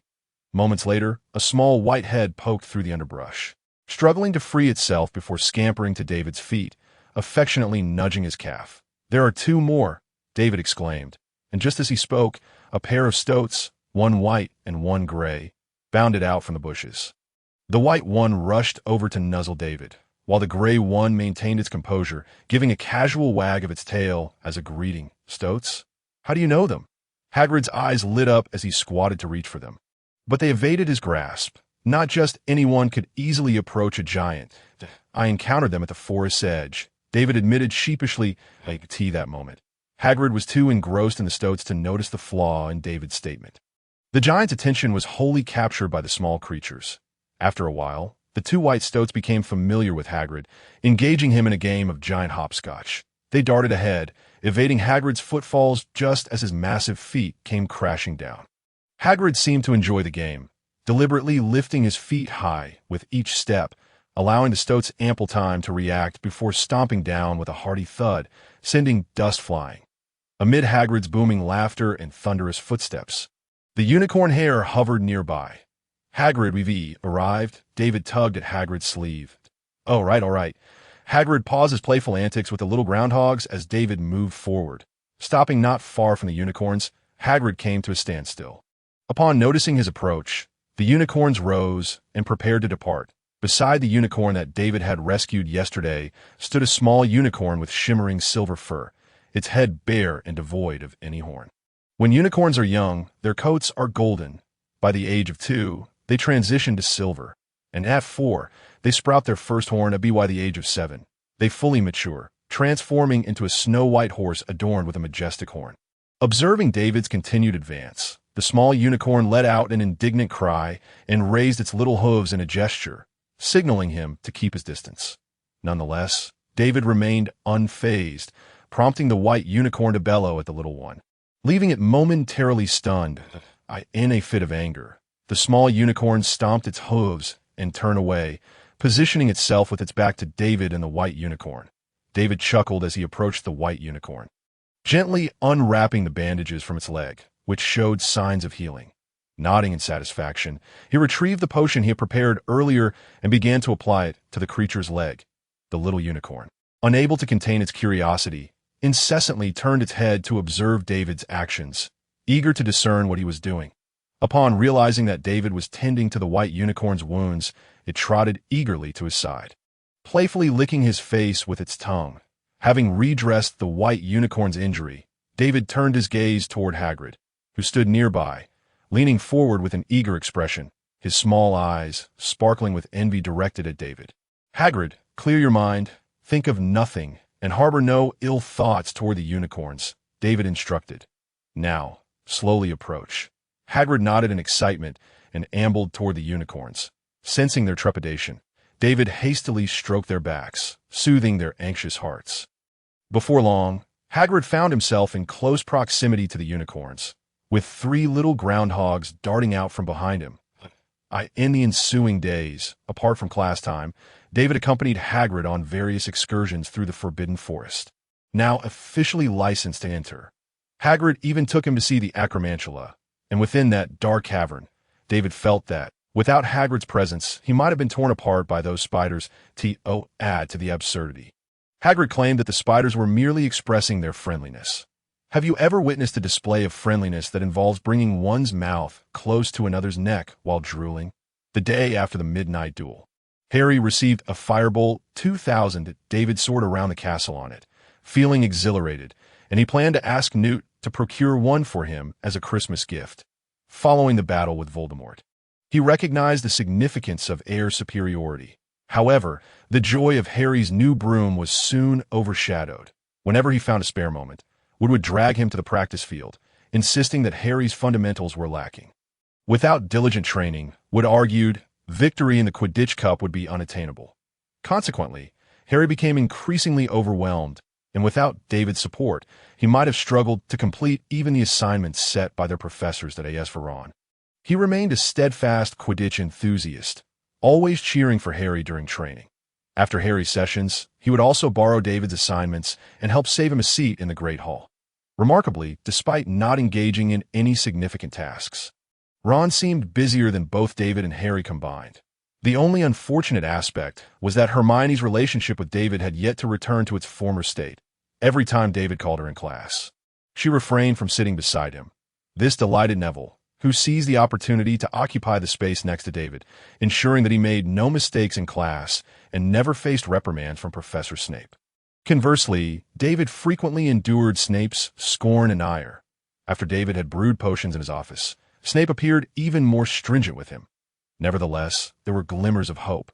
Hermione's seat in class gradually drew closer to David's, and when he greeted her, she no longer turned away in haste. Yet, Ron's disposition toward her inexplicably soured. During the rift between David and Hermione, he often criticized her seriousness and her irksome, dogmatic mindset. This state of affairs persisted until a few days before Halloween, when Professor McGonagall discovered that David had been lawfully entering the Forbidden Forest. Enraged, she stormed to the headmaster's office to reprimand Dumbledore, demanding that he revoke David's permission to enter the Forbidden Forest. Hagrid was equally disheartened. Upon receiving Dumbledore's notification, he lavished David with rock cakes and assured him that he would seek an opportunity to petition Professor Dumbledore for a reinstatement of David's access. As Halloween approached, David and Harry stepped out of the dormitory, immediately enveloped by the festive atmosphere. The corridors were adorned with jack-o'-lanterns, and the air was infused with the scent of pumpkin. Entering the Charms classroom, David noticed a feather placed on each desk. "Professor, what is this for?" David inquired, examining the ordinary swan feathered. "Oh, today we will be learning a delightful spell, and you will discover its purpose in due course," Professor Flitwick cheerfully announced from the podium. "By the way, please sit according to the groups I have assigned." With a wave of his hand, shimmering golden names appeared above each desk. David glanced around. Harry and Seamus were seated together, while Ron and Hermione sat apart, both clearly reluctant to share a table, each clinging to the edges of their seats. "Wonderful, David. I'm your partner," Neville exclaimed, taking the seat beside him. David smiled at him, ready to respond when applause erupted from the front. It was Professor Flitwick. He clapped his hands vigorously, saying, "May I have your attention, please? After our period of study, we have explored various theoretical aspects of charms." Once the class quieted down, Professor Flitwick continued, "I trust you are all aware of the precautions necessary when casting spells. Today, we shall delve into a somewhat more challenging charm. Can anyone guess what it is? It relates to the feather before you." Professor Flitwick looked around, encouraging participation that if you guess correctly, I might award your house an extra point. "Miss Brown?" He directed toward a young witch with brown hair. "Is it the color-changing charm? We need to change the color of this feather," Lavender suggested, rising to speak that, "Oh, close, but not quite what we are studying today," Professor Flitwick replied with a hint of regret. "Anyone else? Think about what is best practiced with a feather. Miss Granger, would you care to enlighten us?" he called, pointing to Hermione, who had raised her hand high. Standing confidently, Hermione proclaimed, "I believe we're learning the levitation charm today. I read about it in Standard Spells, beginner level. The levitation charm is one of the foundational spells that young witches and wizards must master, and it is unique in that it requires the use of a feather for practice, as feathers are lightweight, allowing us to notice discrepancies in our movements." "Excellent, Miss Granger," Professor Flitwick applauded fervently. In recognition of your outstanding performance, I shall award you an additional point." Thus, You have secured 2 points for Gryffindor. Hermione beamed and bowed graciously to Professor Flitwick. Ron, sitting nearby, scoffed dismissively. He detested Hermione's self-satisfied demeanor. Now, please take out your wands and let's practice together, shall we? Professor Flitwick instructed. Watch my movements. A swish and a flick. Did you see that? A swish and a flick. Very well. You all did splendidly. Now, please incorporate the incantation Wingardium Leviosa into your practice for the remainder of the class. He encouraged free practice. Remember the swish and flick. And do not mispronounce Wingardium Leviosa. I would prefer not to have a wild bull appear in the classroom. As everyone appeared to have mastered the motions, Professor Flitwick humorously remarked, after Professor Flitwick finished speaking. Neville picked up his wand and followed the professor's instructions, waving and shaking it, but the feather on the desk remained utterly still. Neville, your movements are not quite right just now. Pay attention to the motion of my wrist, David said, preparing to demonstrate for Neville. Suddenly, Professor Flitwick exclaimed, Everyone look, Miss Granger has succeeded. It seemed that Neville truly lacked talent in spell casting, as he only managed to grasp the levitation charm just before the class ended. David wiped the sweat from his forehead, feeling a bit fatigued as he said, Neville, shall we give it one last try? If you succeed, we can head to flying class. Neville nodded resolutely, then gently waved his wand. Performing the motion with a flick and a shake to his delight, the feather rose gracefully into the air, spinning leisurely under Neville's control. Excellent, Mr. Longbottom, Professor Flitwick applauded, as most of the students in the classroom had already departed. Blushing, Neville thanked Professor Flitwick and followed David out the door. Just outside, David spotted Hermione hurrying away into the distance. Harry and Ron stood in the corridor, whispering animatedly, their expressions somewhat grim. What happened? David approached them and inquired. No, nothing, Ron interjected before Harry could respond. David, we should hurry to class. The time is nearly upon us. Are you really sure nothing's wrong? David asked skeptically, turning to Harry. Harry's lips moved hesitantly before he uttered 2 words. Nothing's wrong. Fine, David shrugged, not wanting to press further since they seemed unwilling to share. Let's go. Ron, walking behind David, let out a quiet sigh of relief. Upon reaching the open area for flying class, Madame Hooch was already present. After a brief wait, she called out, Is everyone here? I hope Halloween hasn't distracted you all. David scanned the surroundings but did not see Hermione. He glanced at Ron and Harry, both of whom appeared quite uneasy, nervously glancing around as if searching for someone. Did Hermione's absence relate to them? Had Ron spoken ill of her again? David furrowed his brow and approached Harry. Does Hermione's absence have anything to do with you too? Ron and Harry immediately lowered their heads, after which David heard Harry's faint voice. Ron blamed her earlier, and she must have heard, I didn't mean to. Ron murmured in explanation. Ron, I've told you many times. Hermione is our friend. You shouldn't speak ill of her, David admonished. Ron nodded slightly. David sighed and addressed Madame Hooch. Madam, Hermione hasn't arrived yet. May I go look for her? After class, all right? Rest assured, she won't encounter any trouble at Hogwarts. Madame Hooch replied. But David didn't finish his sentence when Malfoy loudly interrupted. Mocking, indeed. She's probably too frightened to show up. Coward. I've heard her scream in terror during previous classes. I wonder how she managed to get into the school at all. Don't you? Malfoy. David shot him a cold glare, vowing that if Malfoy uttered another word, he would ensure he experienced the foul breath of a 3-headed dog in a secluded spot. Harry and Ron immediately positioned themselves behind David, glaring furiously at Malfoy. After a moment of hesitation, Neville joined them. Seeing this display, Malfoy dared not speak further, as he had only 2 lackeys. Instead, he awkwardly stepped aside. Once class concluded, David dashed towards the library, believing Hermione might be there. However, halfway there, he noticed Professor Quirrell sneaking towards the Forbidden Forest. What could he be up to? After a moment's hesitation, David quietly followed Professor Quirrell. The professor stealthily made his way into the Forbidden Forest, reaching the location where the 2 trolls were situated. The larger troll had vanished, leaving only the smaller one. He unfastened the chain from the troll's neck and levitated a piece of meat in front of it. Presumably specially treated, the meat lured the troll down a secret path, winding left and right until it reached the castle's underground classroom, after which Professor Quirrell departed. David remained hidden, trailing behind him. After a while, he noticed Professor Quirrell heading toward the Great Hall without a troll. Did he intend to seize the Philosopher's Stone amidst the chaos? Wait, a troll. Hermione! A flash of realization struck David as he recalled a vivid image. He hurried back to where the troll had been, now prioritizing Hermione over the Philosopher's Stone. Upon returning, he saw the troll emerging from the underground classroom, brandishing a club and heading towards a restroom. Was Hermione inside? David rushed over, knowing that trolls did not possess the habit of using restrooms. Just as he arrived, the troll entered the restroom, and Hermione emerged from a stall.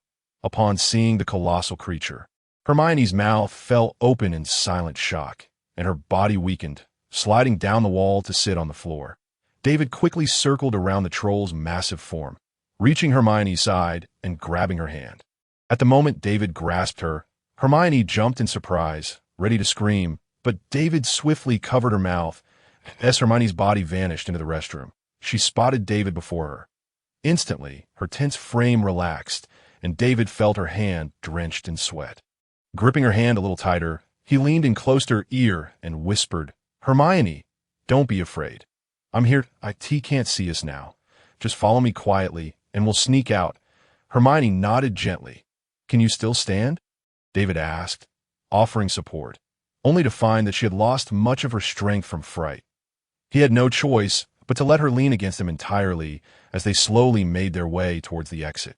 Meanwhile, the troll, unable to see them, stood confused, its small head clearly unable to comprehend the situation. With great effort, David and Hermione finally reached the door. Just as they prepared to exit, they heard a loud bang as the door was pushed shut. The troll turned its gaze towards the noise. "Blast it! Who's so cruel?" David cursed under his breath. Hermione let out a startled scream at the sudden closure, clutching David tightly. "Don't be afraid. Hermione, I'm here," David reassured her softly.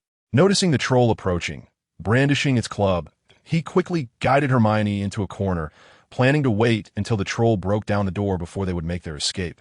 But then, with a snap, the door swung open, revealing Harry and Ron's anxious faces peering into H. "Harry, there's only the troll inside. No sign of Hermione," Ron stammered. "Then let's shut the door quickly," Harry exclaimed, swiftly pulling the door closed. "Wait, Harry," David shouted. Without hesitation, he scooped Hermione into his arms and dashed outside, simultaneously dispelling their invisibility. "Cool. David, how did you do that?" Ron exclaimed excitedly. "I'll tell you later. Right now, the pressing issue is the troll, right?" David set Hermione down against the wall, allowing her to sit as she still hadn't recovered from the fright. "We should run directly," Harry urged. "It's so big. We can't possibly take it on." "That's all right. Trolls are quite manageable creatures," David replied, glancing at the troll in the restroom, which was nearing the doorway. "Besides, you could outrun it. One of its steps equated to several of yours. You all stand aside and protect Hermione," David said, drawing his wand and pointing at the troll. Aqua eructo. A jet of clear water erupted from the tip of David's wand, spreading across the restroom's entrance. Then he waved his wand again, freezing the puddle into solid ice. "Roar!" David let out a roar at the troll, and then proceeded to make several provocative gestures. The troll, witnessing this scene, had its eyes turn an enraged shade of T angrily pounded its chest with its empty hand and charged towards David with a thunderous roar. It stepped out of the restroom and placed one foot on the icy surface. Its entire body suddenly tilted backward, crashing to the ground with a resounding thud. The ice that David had conjured shattered under the force, sending shards flying into David's face. The troll lay on the ground, emitting a pained howl, attempting to rise, but as it pushed against the nearby ice, it collapsed once more. Harry and Ron couldn't help but cheer. "Well, the troll is quite easy to handle, isn't it?" David remarked. "They're a bunch of dimwits. With just a bit of cleverness, one can defeat them. Moreover, their most fatal weakness lies in their heads, where their flab fails to provide protection." David shrugged and incanted Relatio. The large club the troll held sprang from its grasp, crashing onto the floor. Just as David prepared to wave his wand again, a thought struck him. "Ron, do you remember the levitation charm?" He sought to provide Hermione with a reason to forgive Ron, hoping to salvage her already dwindling circle of friends. Ron paused, a bit dazed, and nodded. All right, you control the club and aim it at the troll's head. David pointed to the club on the ground. Be mindful of your aim. It must strike the head. Can I really do it? Ron asked, a hint of uncertainty in his voice out of course. David replied. Hurry, Ron. My ice is not permanent. Taking a deep breath, Ron raised his wand and with a flick and a shake declared, Wingardium Leviosa. The club wobbled under his control, ascending until it reached the ceiling. Then, as Ron withdrew his magical influence, the club came crashing down onto the troll's head with a resounding thump. The troll whimpered and fainted. Excellent job, Ron, David exclaimed, preparing to assist Hermione to her feet. Just then, Professor McGonagall's furious voice echoed from down the corridor. What you lot doing here? The sound of the troll crashing to the ground had drawn her attention. Do you think you know them so well? Professor McGonagall approached David with a stern expression.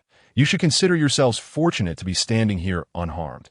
Following her were Professors Snape and Quirrell. Did we fail? David cast a casual glance at Professor Quirrell, who appeared to be feigning panic, clinging to the wall, unwilling to approach. Professor Snape, meanwhile, inspected the troll's body as Professor McGonagall was about to continue. Hermione struggled to stand up and then fabricated a story, claiming it was her idea to seek out the troll and that David and the others had come to rescue her. Professor McGonagall hesitated, clearly skeptical, but since Hermione had taken the initiative to confess, she felt compelled to relent. Thus, she chastised Hermione a few times, deducted 5 points from Gryffindor, and allowed her to leave. As Hermione departed, she glanced back at David, who silently mouthed for her to go ahead. After a moment's hesitation, she headed towards the Great Hall. Subsequently, Professor McGonagall awarded each of David's group 5 points for their efforts in rescuing Hermione. Professor, may we leave now? I wish to enjoy the Halloween feast, David said quietly. Ignoring him, Professor McGonagall turned to Harry and Ron. You two may leave now to AS for you, David. I believe you should accompany me to my office for dinner. Her expression remained impassive. Oh, David nodded dejectedly and leaned towards Ron, whispering, remember to apologize to Hermione when we get back. You mustn't speak ill of her anymore. Ron nodded seriously. Soon after, Harry and Ron departed. Come along, Mr. Scamander, Professor McGonagall said briskly as she headed towards her office. Professor Snape and Quirrell also made their way to their respective offices. David followed behind Professor McGonagall, his mind racing with uncertainty about why she had summoned him. Upon reaching her office, she closed the door with a decisive snap once David entered. David, Professor McGonagall said in a low tone, are you suggesting I inform Tina about today's events? And what about the Forbidden Forest escapade? David's head shot up, his eyes wide. Surely, that isn't necessary, Professor. My grandmother is elderly and shouldn't be troubled by such trivial matters. Humph! Professor McGonagall let out a scoff. Trivial matters? If anything had gone awry today, I might have had to go to Madame Pomfrey looking for you. Not to mention Hagrid. He has been gallivanting with you to the Forbidden Forest without considering whether he could actually protect you. David hung his head sheepishly, nodding in agreement with whatever Professor McGonagall said, as long as she refrained from informing Tina. After a moment of exhaling, Professor McGonagall's tone softened slightly. What exactly were you all doing today? I don't need to hear Miss Granger's foolish tale again. I know she was lying. Professor, we truly stumbled upon the troll by accident and were forced to confront it, David stated earnestly. Professor McGonagall pursed her lips, scrutinizing David for a moment before saying, David, do you know that whenever you lie, your eyes involuntarily dart to your nose? David blinked in surprise. Oh, I really have that habit? That's not good. I must change. He lowered his head, falling silent to avoid making further mistakes. He also pondered how to explain to Professor McGonagall. Should he mention that the troll was sent by Voldemort? But then, how did Voldemort come into play? Did Professor Dumbledore summon him? What for? To serve as practice for Harry, that would inadvertently disclose all of Dumbledore's plans to Professor McGonagall. David would bet his integrity that Professor Dumbledore had not divulged his plans to Professor McGonagall. Otherwise, she would never have consented. She would not endorse any plan that could potentially harm students, even if it were Dumbledore's. Noticing David's prolonged silence, Professor McGonagall sighed. You are quite similar to Newt, filled with goodwill towards others, yet locking yourself away. Young Newt, too, preferred to shoulder danger alone. David, you may keep your secrets, But if they are harmful, please inform me in the future. Trust me. I can protect you," Professor McGonagall continued earnestly. David remained silent for a while before muttering softly, "Professor, perhaps you can inquire with Professor Dumbledore." Professor McGonagall's brow furrowed, her eyebrows rising ominously. "Is this matter related to Dumbledore?"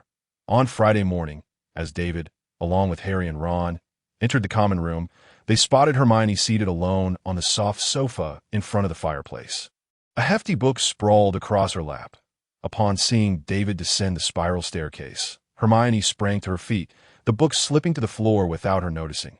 "David, good morning," she exclaimed, waving. "Good morning. Shall we head to the Great Hall together?" David replied with a smile. Hermione nodded eagerly, and Harry and Ron greeted her as well. After finishing breakfast, the group made their way to the potions classroom, where Hermione naturally took a seat beside David. When Neville entered and saw this, a look of dismay spread across his face. His savior had departed in a desperate attempt to salvage the situation. He quickly took a position behind David. The AS class began. Professor Snape entered with a noticeably sluggish demeanor, moving slowly to the lectern. David wondered if the professor had sustained an injury. Though Professor Snape made an effort to mask it, he could not conceal it from David's keen eye. As he had witnessed Newt's similar pretense at home after being bitten, David found this all too familiar. If Neville were to vote for his favorite potions class of the semester, this one would certainly rank highly. Although he was no longer seated beside David, the frequency with which Professor Snape roamed the classroom had significantly decreased, and to Neville's astonishment, the professor even overlooked his mistakes. Neville could not suppress a surge of delight within himself, wishing fervently that Professor Snape would always be like this in the future. As the lesson progressed into its latter half, taking advantage of the students' focus on the potion they were brewing, Professor Snape casually strolled over to David's side and began to inspect their concoction. Hermione instantly straightened her posture, her gaze unwavering. Most of the work had been done by her, with David merely offering a few suggestions. She made a concerted effort to calm herself in order to absorb Professor Snape's critique. After scrutinizing the potion on the table for a moment, noting that its color and aroma matched his expectations, he found no apparent flaws. However, being Snape, he then remarked, "Once you have completed your potion, you should promptly clean your workspace instead of sitting idly." Hermione was taken aback and promptly began to tidy up the items on the table. Just as David raised his hand to assist, he noticed Professor Snape discreetly passing him a note. As he prepared to unfold it, he caught a warning glare from Snape. "Not to be read now." David pondered, filled with curiosity about Snape's intentions. With a heart full of questions, he tucked the note into his bag, and Snape, seeing this, ambled away to continue guiding the other students. "Professor Snape is truly strict," Hermione remarked as she finished organizing the table, wiping her forehead. David nodded in agreement, yet he sensed that Snape's visit had been solely to deliver that note. Had Snape merely used the reprimand of Hermione as an excuse? Had she been dragged into this? He contemplated keeping this from Hermione, and his interest in the note intensified, as if it had transformed into a small kitten, incessantly scratching at his heart. After the class, Harry and Ron quickly rose to their feet and dashed to the door, with Harry turning back to David, saying, "David, we're off to get busy." "All right, go ahead," David replied. The Quidditch season was set to commence next week, and during this period would have been dragging Harry to practice whenever there was a spare moment. Moreover, since no one had witnessed Harry play Quidditch before, Wood had issued a strict command to keep Harry's participation a secret. Intending to use him as a surprise weapon against the other houses, David had attended one of Harry's training sessions and believed Wood's strategy could very well succeed. Harry was undoubtedly born for Quidditch. If the opposing team did not keep a close watch on him, David felt Harry could swiftly locate the golden snitch and secure victory for them. Once outside the classroom, David turned to Hermione and said, "Could you wait for me a moment?" Pointing towards the nearby restroom, he then entered, closed the stall door, and pulled out the note, which was hastily scrawled with 2 lines. "Could you come to my office during your free time? Remember, do not let others know." Nothing more was written, and the handwriting was clearly not Snape's. Even if someone else were to find this note, they would glean no useful information. Why do I feel like I am in a spy thriller? David mused, scratching his head. After reading the note, his confusion only deepened. Distractedly accompanying Hermione through their meal, he then escorted her back to the dormitory. David quietly approached Professor Snape's door. "Are you there, Professor?" He gently knocked. "Who is it?" Snape's voice boomed from within. "T.S. David. You seem to have given me a note during class, asking me to find you," David responded. "Wait at the door," came Snape's terse reply. After what felt like an eternity, David finally heard the sound of the door creaking open. Sweat glistened on Snape's forehead, and his lips appeared somewhat pale. He scanned the surroundings before sternly asking, "Does anyone know you are here?" David shook his head. "Then come in." Upon entering, David was met with a faint metallic scent in the air. Taking a few steps further, he spotted a wooden basin on the floor. The clear water within stained crimson, with blood-soaked gauze scattered around. "Professor, what is this?" David inquired, pointing at the disturbing sight. Snape offered no reply. Instead, he stepped forward, leaning in closely, his eyes locking onto David's as he demanded, "What has Dumbledore told you, Professor?" "What do you mean?" David furrowed his brow. "Has Dumbledore mentioned anything regarding my affairs?" Snape enunciated each word with precision that a jolt of alarm surged through David, but he steadied his composure and replied, "Aside from mentioning something about the fourth floor, Professor Dumbledore has said nothing else." "Very well." Snape straightened up. "I trust you are not deceiving me. Is there another reason you summoned me?" David's tone had shifted, tinged with hostility. Snape regarded him briefly before taking a seat, gritting his teeth as he rolled up his trouser leg. Thick bandages were wrapped around his lower leg, and without uttering a word, he slowly began to unravel them. David noticed the pulse in Snape's temple throbbing visibly. Once the bandages were fully removed, David gasped in shock. Snape's lower leg was a grotesque sight, bloodied and mangled, reminiscent of wounds inflicted by a ferocious beast. "Professor, what has happened to you?" David asked, his brows knitted together. "Dumbledore indicated you could assist me, although the act of unwrapping the bandages has caused my body to convulse." "My tone remains as calm as ever," Snape replied, devoid of any fluctuation in pitch. "You must first disclose what creature has bitten you for me to assist you," David shrugged. "The toxins vary greatly among different animals." Snape's hollow gaze lingered on David for a moment. "It was a three-headed dog." "A three-headed dog?" "Yesterday," David pondered, "has someone attempted to steal the Philosopher's Stone?" Snape nodded impassively. "Do you know who that person is?" "Quirrell." Snape cast a sideways glance at David. "Dumbledore has warned me to keep an eye on him. Do you know his true identity?" David asked, curiosity piqued. "What?" For the first time, Snape's expression shifted, his interest visibly aroused. "Oh, you are unaware. How will you explain this to Voldemort? Your espionage work is rather challenging, isn't it?" David thought mischievously, but since Professor Dumbledore had not informed him, he chose to remain silent and simply replied, "Oh, it's nothing." Snape frowned, poised to inquire further, but David seized the moment to interject, "Professor, I need to return to the dormitory for my notebook. The potion recipe is in there." "You may go," Snape replied in a low voice. "Remember, do not disclose this matter to anyone." David nodded and swiftly returned to the dormitory. Finding it empty, he scanned the room and pulled out a notebook before hurrying back. "Did anyone see you?" Snape immediately inquired upon David's entrance. "No. I was very cautious the entire way," David assured him, flipping to a page in the notebook that detailed the potential ailments resulting from a three-headed dog's bite and their corresponding remedies. He handed the notebook to Snape, who examined it for a moment before bracing himself against the armrest of his chair, gritting his teeth as he stood, seemingly preparing to brew the potion. "Professor, do you need my assistance?" David quickly offered. "This potion is not too difficult. I can manage it with some effort." The room fell silent for a moment. "But if you make a mistake, I will correct you," Snape said. David nodded, retrieving the notebook and, following the instructions, gathered a plethora of ingredients from Snape's cupboard and placed them on the table. After some time, "This ingredient cannot be handled in such a manner," Snape remarked from his seat. "Use a knife to slice it into fine strips. Otherwise, its medicinal properties will be difficult to extract." Upon hearing this, David immediately switched to the specified method. "This needs to be ground into a powder," Snape instructed a while later. "But the book states it should be cut into small pieces," David countered, recalling the processing method he had just read. Snape scoffed. "Do as I say." "Oh," David acquiesced, grinding the already chopped ingredients into a fine powder. The textbook you referenced is outdated. Powdered form yields better efficacy. Snape's tone was tinged with a hint of pride. This was his discovery. Once the potion was brewed, a viscous black substance blossomed within the cauldron. David applied the potion onto a piece of gauze and wrapped it around Snape's leg.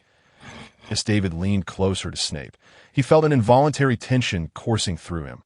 Once the bandaging was complete, Snape abruptly let his robe fall, prompting David to exhale in relief. "Professor, may I take my leave now? Will you require my assistance to change the dressing later?" "No need," Snape replied. "I shall summon others to assist me. Remember, this matter must remain confidential."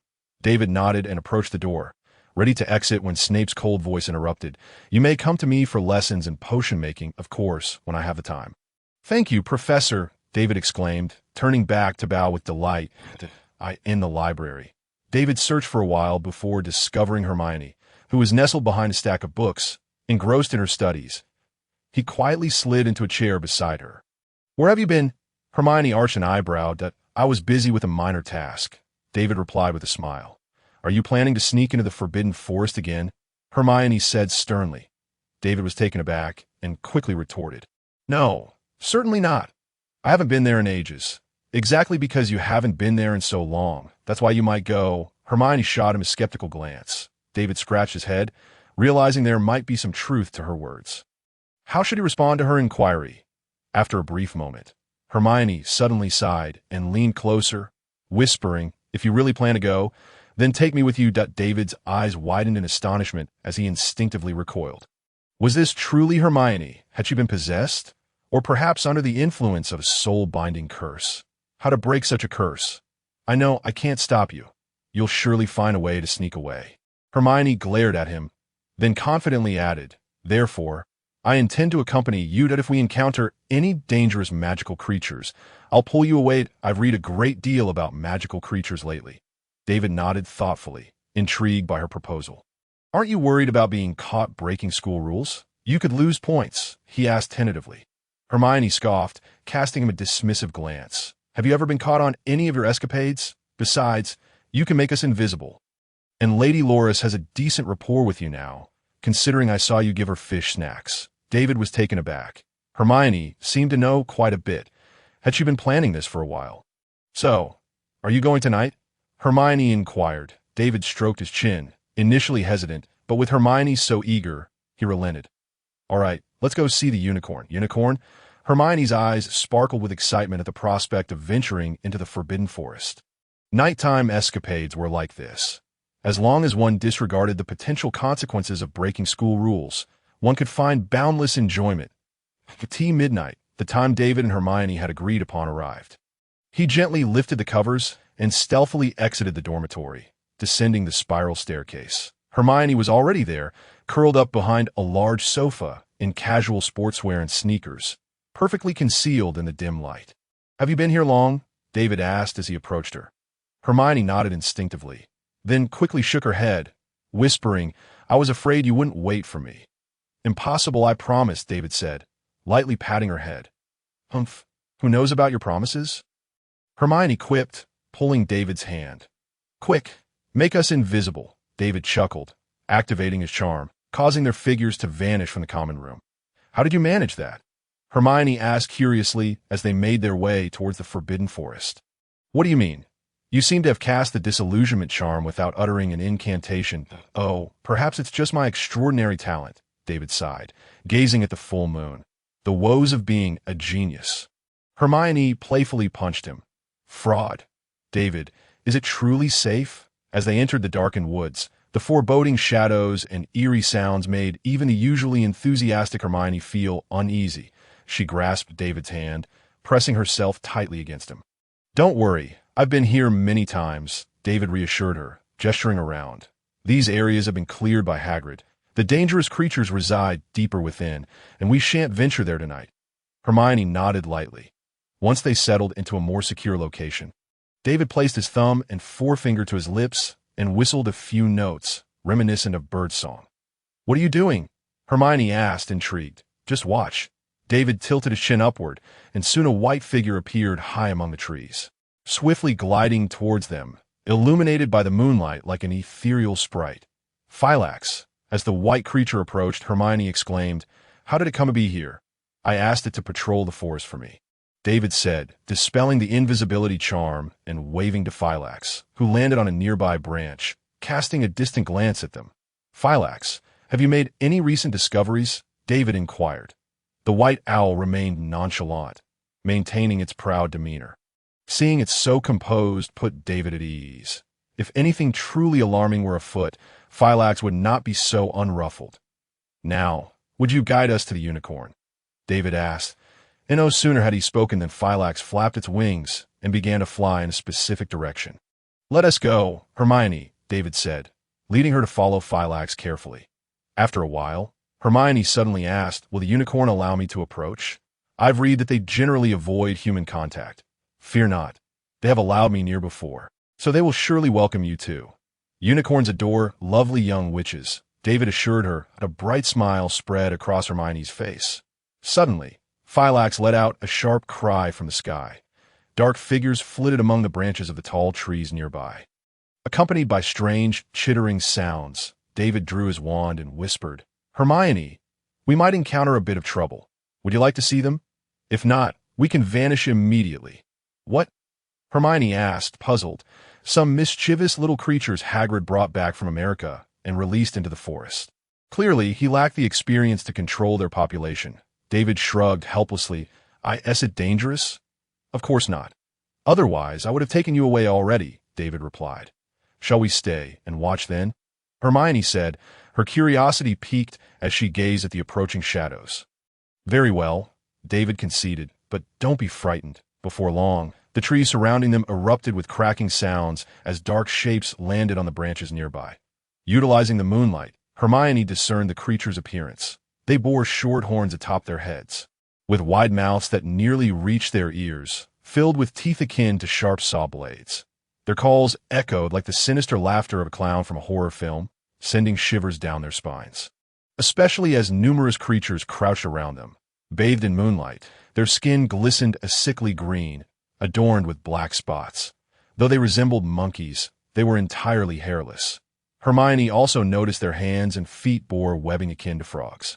Resembling a hybrid of monkeys and amphibians, their movements were remarkably agile, enabling them to leap effortlessly between distant branches. "Are those tree monkey frogs?" Hermione softly inquired. "Well, it was once only present in the southern states of America, but the American Ministry of Magic designated them as trade goods to stimulate the economy." David explained. Curious wizards rushed to purchase them and brought them back to their own countries, which is why they are now ubiquitous.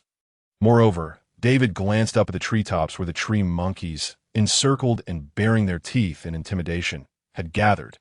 After they left America, only then did people realize the terrifying reproductive capacity of the tree monkeys once they lost their natural predators. Were it not for the centaurs, this forest heights might have entirely belonged to them. Hagrid was always indifferent to such matters, David sighed, noting that much like the acromantula he cared for, the ecosystem in their vicinity had been utterly devastated by them. The centaurs tirelessly hunted them daily, preventing their further expansion and proliferation. Otherwise, the upper canopy of this forest would belong to the tree monkeys, while the ground would be dominated by the acromantula, making survival exceedingly difficult for other creatures. Those stronger than them could not thrive, and those that could thrive were not stronger than them. Thus, the centaurs' devotion to Hagrid was genuine. They risked their lives daily in the forest to assist him. "Centaurs!"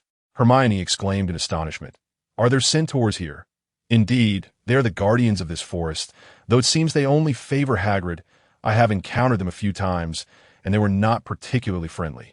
David replied that in the wizard's recollections, centaurs were once granted a human status, but they rejected it, thus remaining classified among the animals, with detailed descriptions found in Fantastic Beasts and where to find them.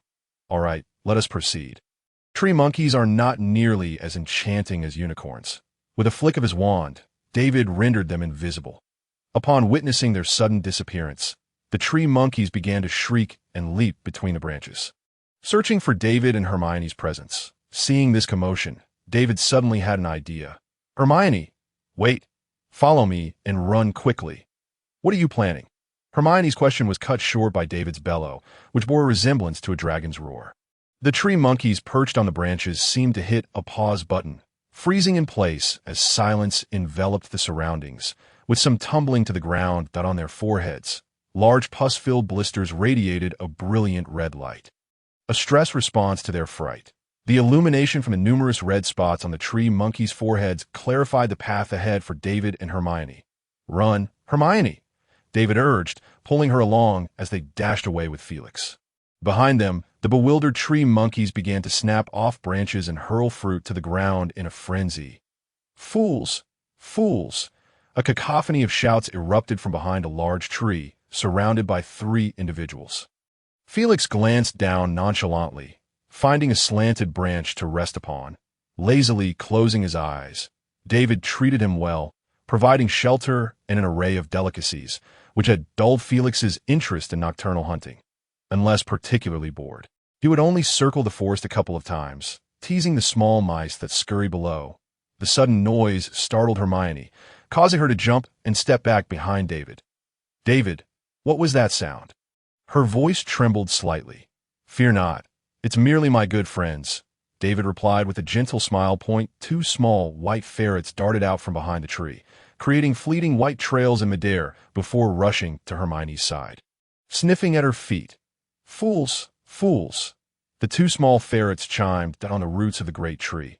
A solitary gray ferret stood proudly, surveying Hermione with an air of aloofness, maintaining a distance of "Is that a ferret?" Hermione pondered aloud. David nodded, beckoning the gray ferret, but it merely lifted its foot slightly, unwilling to approach, revealing its timid nature.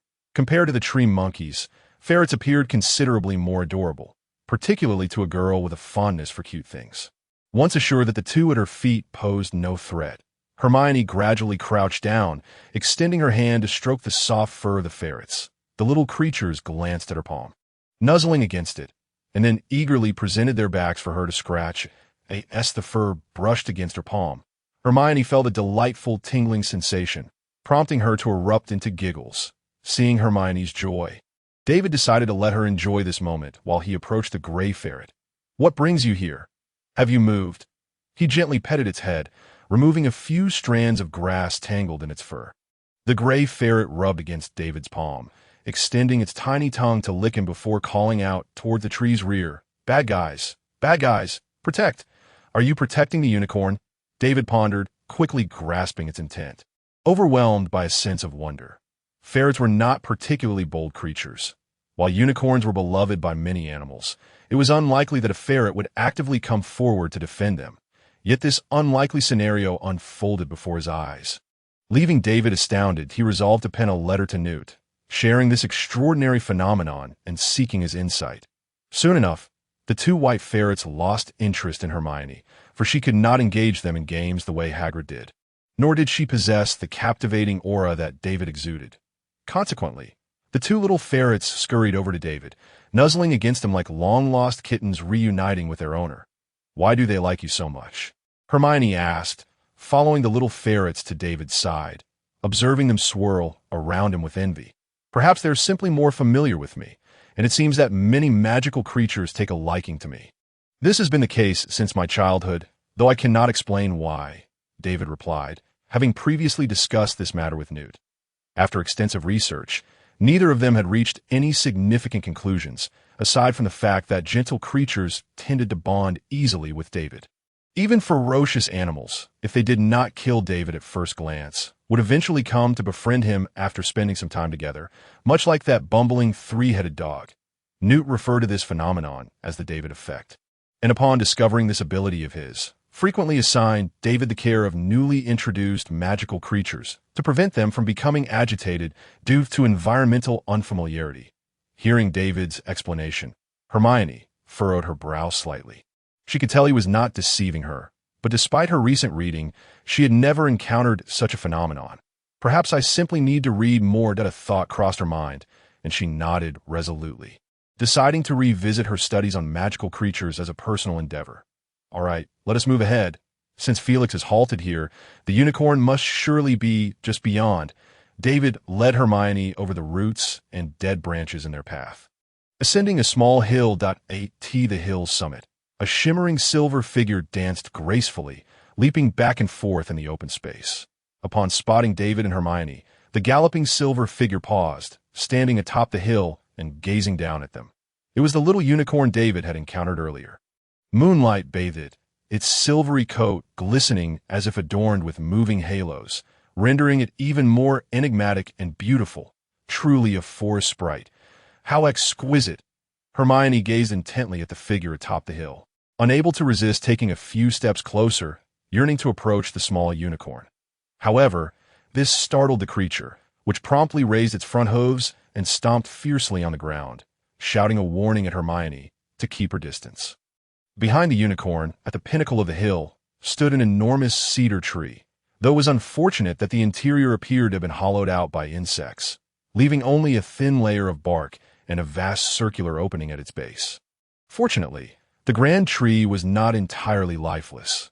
Under the moonlight, David could still discern the shadows of numerous leaves dancing in its canopy. Not long after the small unicorn called out, there was movement near the circular tree hollow, and a tall, white unicorn charged out with great vigor, appearing beside the small unicorn in the blink of an eye. Upon recognizing David, the white unicorn immediately relaxed, nodding in acknowledgement before shifting its gaze to Hermione. "Hermione, you simply need to remain calm and harbor no thoughts of causing them harm," David reassured her. "Unicorns have a fondness for little girls, so there is no need for concern." Hermione nodded, inhaled deeply, and closed her eyes, striving to quell the tumultuous thoughts swirling in her mind. Yet, the mere mention of unicorns prompted memories from her readings to surge forth, including the less favorable aspects regarding their horns, fur, and blood. Sometimes, an abundance of knowledge could prove to be a double-edged sword. The unicorns atop the hill shifted uneasily, but they refrained from fleeing immediately, likely due to David's presence. "Hermione, don't think of them as unicorns. Envision them as your pet kittens," David suggested as he guided Hermione slowly towards the unicorns. As they drew near, the white unicorn remained unperturbed, while the small unicorn suddenly leaped with excitement. Hermione gasped and halted in her tracks, fearing she had startled it. The small unicorn bounded around the white unicorn, calling out a few times as if seeking reassurance, and upon receiving a response, it abruptly dashed to Hermione's side. Tensing up, Hermione quickly stepped behind David, gripping his sleeve tightly. The small unicorn circled Hermione twice before extending its nose to sniff her, then raised its head and let out a couple of loud calls directed at the white unicorn. The white unicorn acknowledged with a gentle nod, and the small unicorn joyfully leaped into the air. Witnessing this, Hermione finally felt at ease, and David exhaled in relief as well, just as they believed they had achieved success. The small unicorn suddenly lowered its head and, with a powerful push, launched itself through the air, colliding squarely with David's backside. Caught completely off guard, David fell to the ground, wincing in pain and furrowing his brow. "That little rascal," he thought, cursing inwardly. "Are you all right?" Hermione exclaimed, bending down to assist David. However, the small unicorn leapt between them, blocking Hermione's efforts to help. He gently bit the hem of Hermione's sleeve and leaped forward, crossing over David and dragging Hermione toward the tree hollow. Though Hermione struggled to turn back and help David, she found herself unable to resist the small unicorn's strength, which effortlessly pulled her onward. The white unicorn, observing the scene from higher ground, stomped its hooves in irritation and leapt down beside the small unicorn, lowering its head to deliver a firm bump to its side. The small unicorn whimpered and nuzzled against Hermione, appearing quite aggrieved. The white unicorn shot a stern glance before approaching David, inspecting him for a moment before closing its eyes. David watched in amazement as a soft, milky light began to emanate from the unicorn's body, converging towards its small horn, which gradually transformed into a translucent, milky hue. The white unicorn brought its horn closer to David. He felt a warm sensation rise within him, and the pain from the earlier impact faded away. Is it possible that unicorns possess such extraordinary abilities? He pondered, marveling at their popularity in the forest. In the wild, minor injuries could be life-threatening, unlike in human society where such wounds were trivial. After the white unicorn completed its healing, David, astonished, patted his rear, and felt compelled to write to Newt about this newfound information, as he had not encountered any mention of such a skill in Newt's notes. Noticing the relaxation on David's face, the white unicorn leaned down and licked his cheek before turning to head toward the tree hollow. David hastily got to his feet and followed closely behind. At this moment, the 3 earth ferrets had also made their way to the vicinity of the tree hollow, where they began digging a small burrow to facilitate their patrol of the surroundings.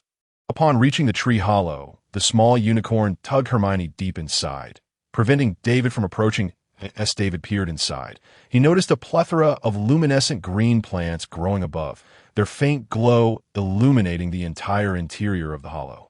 He examined the scene closely, finding no recollection of this plant in his mind. Perhaps Professor Sprout would have the answers. The ground was covered with soft grass, sprinkled with white, silver, and golden strands of unicorn hair. David crouched down to stealthily collect some into a bottle, realizing their immense value. He could sell them for galleons. When he lifted his head, he saw Hermione waving at him, prompting him to stow the bottle away and slowly approach her.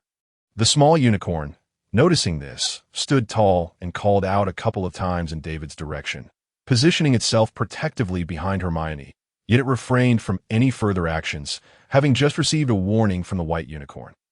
"Are you still in pain?"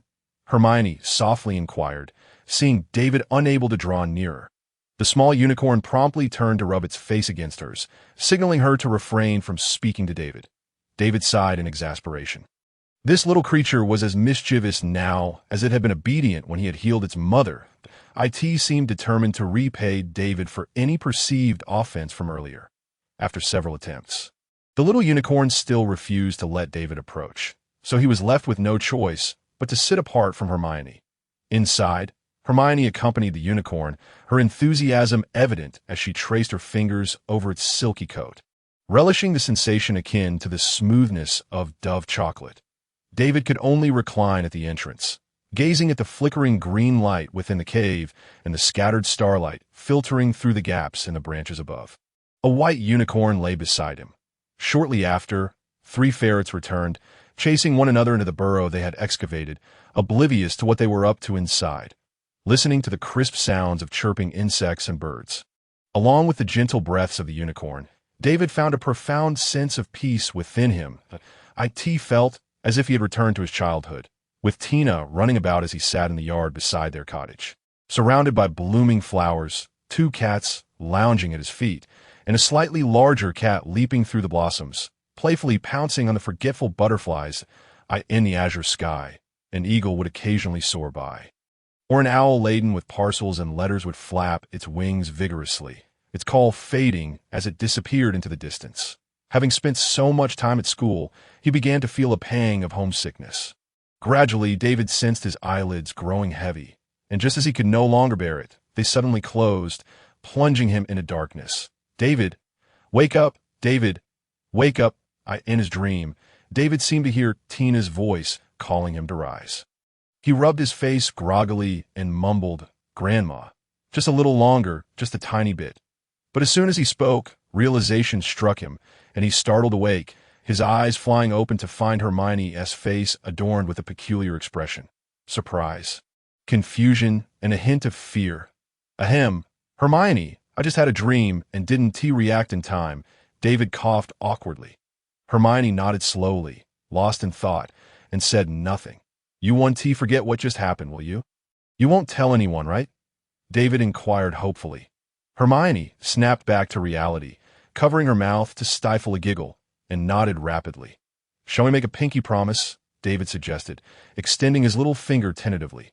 Hermione lowered her hand, tilting her head slightly to give him a sidelong glance that, "Do you not trust me?" "Not exactly. I'm just a bit uneasy," David murmured quietly. All right, I promise I won't say a word. Trust me, this is our secret." Hermione's eyes crinkled into a smile as she patted David on the shoulder. "We should head back. Otherwise, it'll be dawn before we know it." David glanced outside, noticing the sky was already lightening, indicating it was nearing 4 or 5 in the morning. Fortunately, it was the weekend, and most students wouldn't rise so early. Nodding, David took Hermione's hand, their figures vanishing as they stepped over the white unicorn that had been lying beside David. shielding him from the cold wind that had blown in while he slept. "Will we come back?"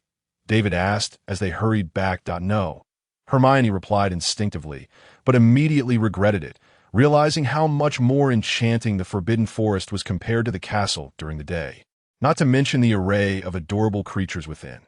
"Well, if we only come once a week, that wouldn't be too bad," she murmured quietly. David beamed with satisfaction.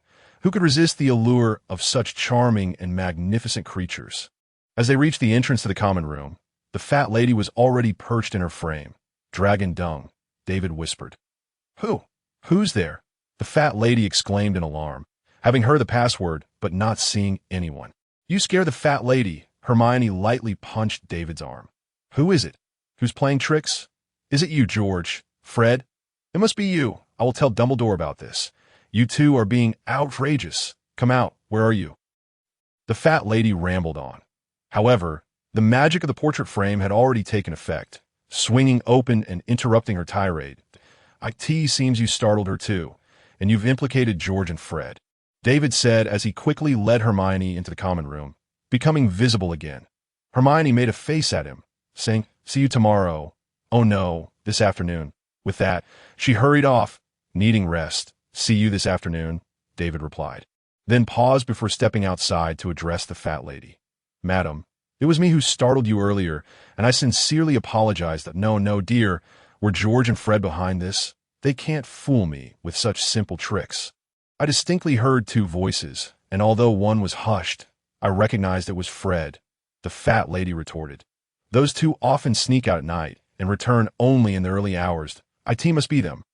I've let it slide before, but this time they dared to mock me," she exclaimed angrily. "You mustn't learn from them, child, but no need to defend them anymore. Just go back, dear."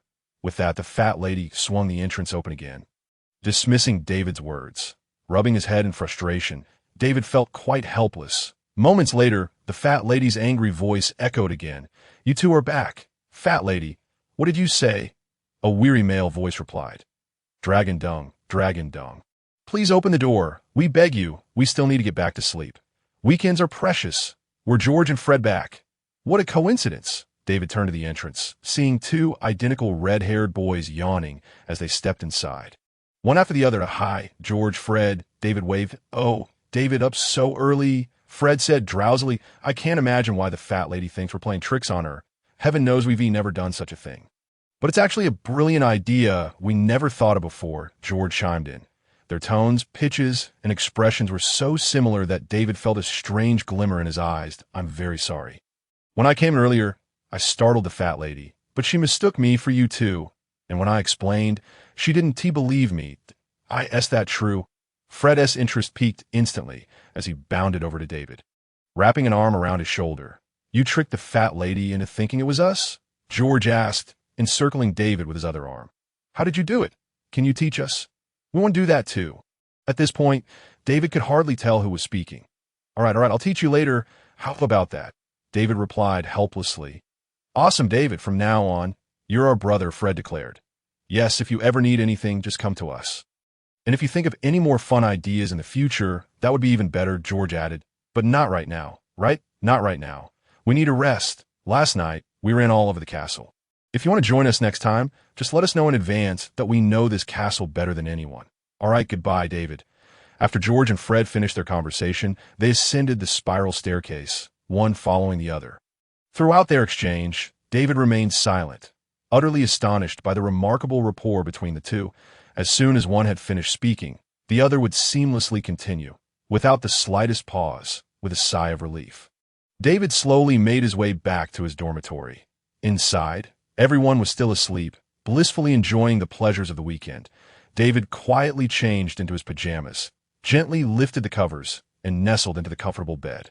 Closing his eyes, today had been another joyous day. The following days, David and Hermione ventured into the Forbidden Forest only once, where Hermione quickly became good friends with a little unicorn, although the creature remained indifferent towards David. During his free time, David visited Professor Snape's office twice to seek guidance on potion brewing. Despite Snape's consistently impatient demeanor and scathing remarks about the simplicity of David's inquiries, implying he had not been paying attention in class, he ultimately provided thorough answers to David's questions. This left David at a loss for words, as the queries he posed were anything but simple, often eluding even the pages of textbooks. Hermione could attest to this, as David had consulted her before approaching Snape. He had also discreetly informed Newt of his encounter in the Forbidden Forest, but after a considerable wait, Newt replied that he was already aware, merely neglecting to document it. Time, rich with joy, passed swiftly. And before long, it was Friday afternoon. After their studies, David and Hermione returned to the Gryffindor common room, which buzzed with excitement as everyone eagerly anticipated the Quidditch season commencing the next day. Finding a quiet corner, David and Hermione settled down to play wizard's chess. Despite the practice sessions with Hermione, David's skills showed little improvement. Though his confidence had notably grown, he felt ready to sign up for a wizard's chess championship at Hogwarts. Hermione, on the other hand, had made significant strides, evolving from being thoroughly defeated by David to winning a game or two. After a few exchanges, Harry and Ron rushed into the common room, glancing around until they spotted Hermione and Ron in the corner. "David, David!" Harry exclaimed as he approached eagerly. "David, your bishop moves 2 spaces forward than the knight can capture. It's a guaranteed win." Ron chimed in confidently, studying the board. "Oh yes." David's eyes lit up. "Bishop, advance 2 spaces." The black bishop angled across the board, capturing Hermione's rook and leaving her king exposed to the black knight. "Ron, how could you do that?" Hermione fumed. "Can you stop worrying about wizard chess for a moment?" Harry raised his voice. "What's wrong?" David asked, still adjusting the pieces. "Someone's trying to steal something from the 4th floor." Harry whispered urgently, with Ron nodding in agreement. "Who?" David inquired. "Snape." Harry leaned in closer. "In no way." Hermione gasped. "Ron and I saw it." Harry glanced around to ensure no one was watching and continued. "When we returned, we passed by Snape's office and noticed the door ajar. We overheard Filch and Snape, so we decided to investigate. I saw a massive wound on Snape's leg, though it was healing. I could tell it was from some sort of bite.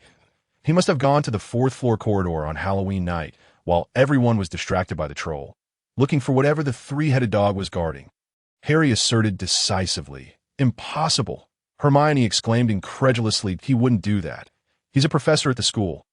How could he steal from Dumbledore? Is Grandpa's potion recipe truly that ineffective? It still hasn't improved after all this time.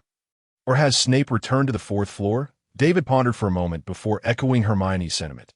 "Harry, Hermione is right. Professor Snape wouldn't resort to theft." "Oh, David, are you siding with Hermione now?" Ron sighed dramatically. "Not all teachers are good people. Given Snape's past behavior, I wouldn't put it past him." "Hey, what are you implying?" "I'm merely stating the facts," David shrugged. "We have no evidence at present. And Dumbledore would surely safeguard his possessions. Right now, the most pressing concern is not the 3-headed dog's treasure, but you, Harry." David patted Harry on the shoulder. "Are you ready for tomorrow's Quidditch match? I'm eager to see you catch the golden snitch." Harry's face fell. He muttered, "I suppose I'm somewhat prepared. It's all right. Even if you don't win tomorrow, it's not the end of the world. There will be plenty of opportunities ahead." David reassured him, noticing Harry's downcast demeanor. The next morning, the Great Hall was teeming with students, nearly every seat filled.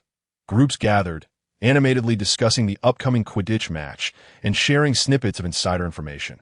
Whispers circulated about which players had caught the golden snitch in practice games and tales of others who could knock opponents off their brooms with a single strike. Some even claimed that the Gryffindor team was nearly on par with the national team of England. Gryffindor had long set its sights on the Quidditch championship, eagerly awaiting a downpour of golden, or rather, red and gold rain. After all, Gryffindor's first match was against Slytherin, making it nearly impossible for anyone to remain indifferent, in stark contrast to the vibrant atmosphere surrounding David. Harry was so anxious he could barely eat. Hermione and Ron persistently urged him to consume something. After listening for a while, David spoke up. "Harry, I have an idea that might alleviate your worries." "What is it?" Harry asked eagerly, with Hermione and Ron's attention now fixed on him. David cleared his throat before earnestly proposing. "I could sneak into Snape's office and pilfer some polyjuice potion, then transform into your likeness and take your place in the match. What do you think?" "Isn't that brilliant?" "Oh, David, are you a spy sent by Slytherin? Or how many galleons have you accepted from them?" Ron interjected before Harry could respond. "With your skills, are you planning to go for a leisurely tour?"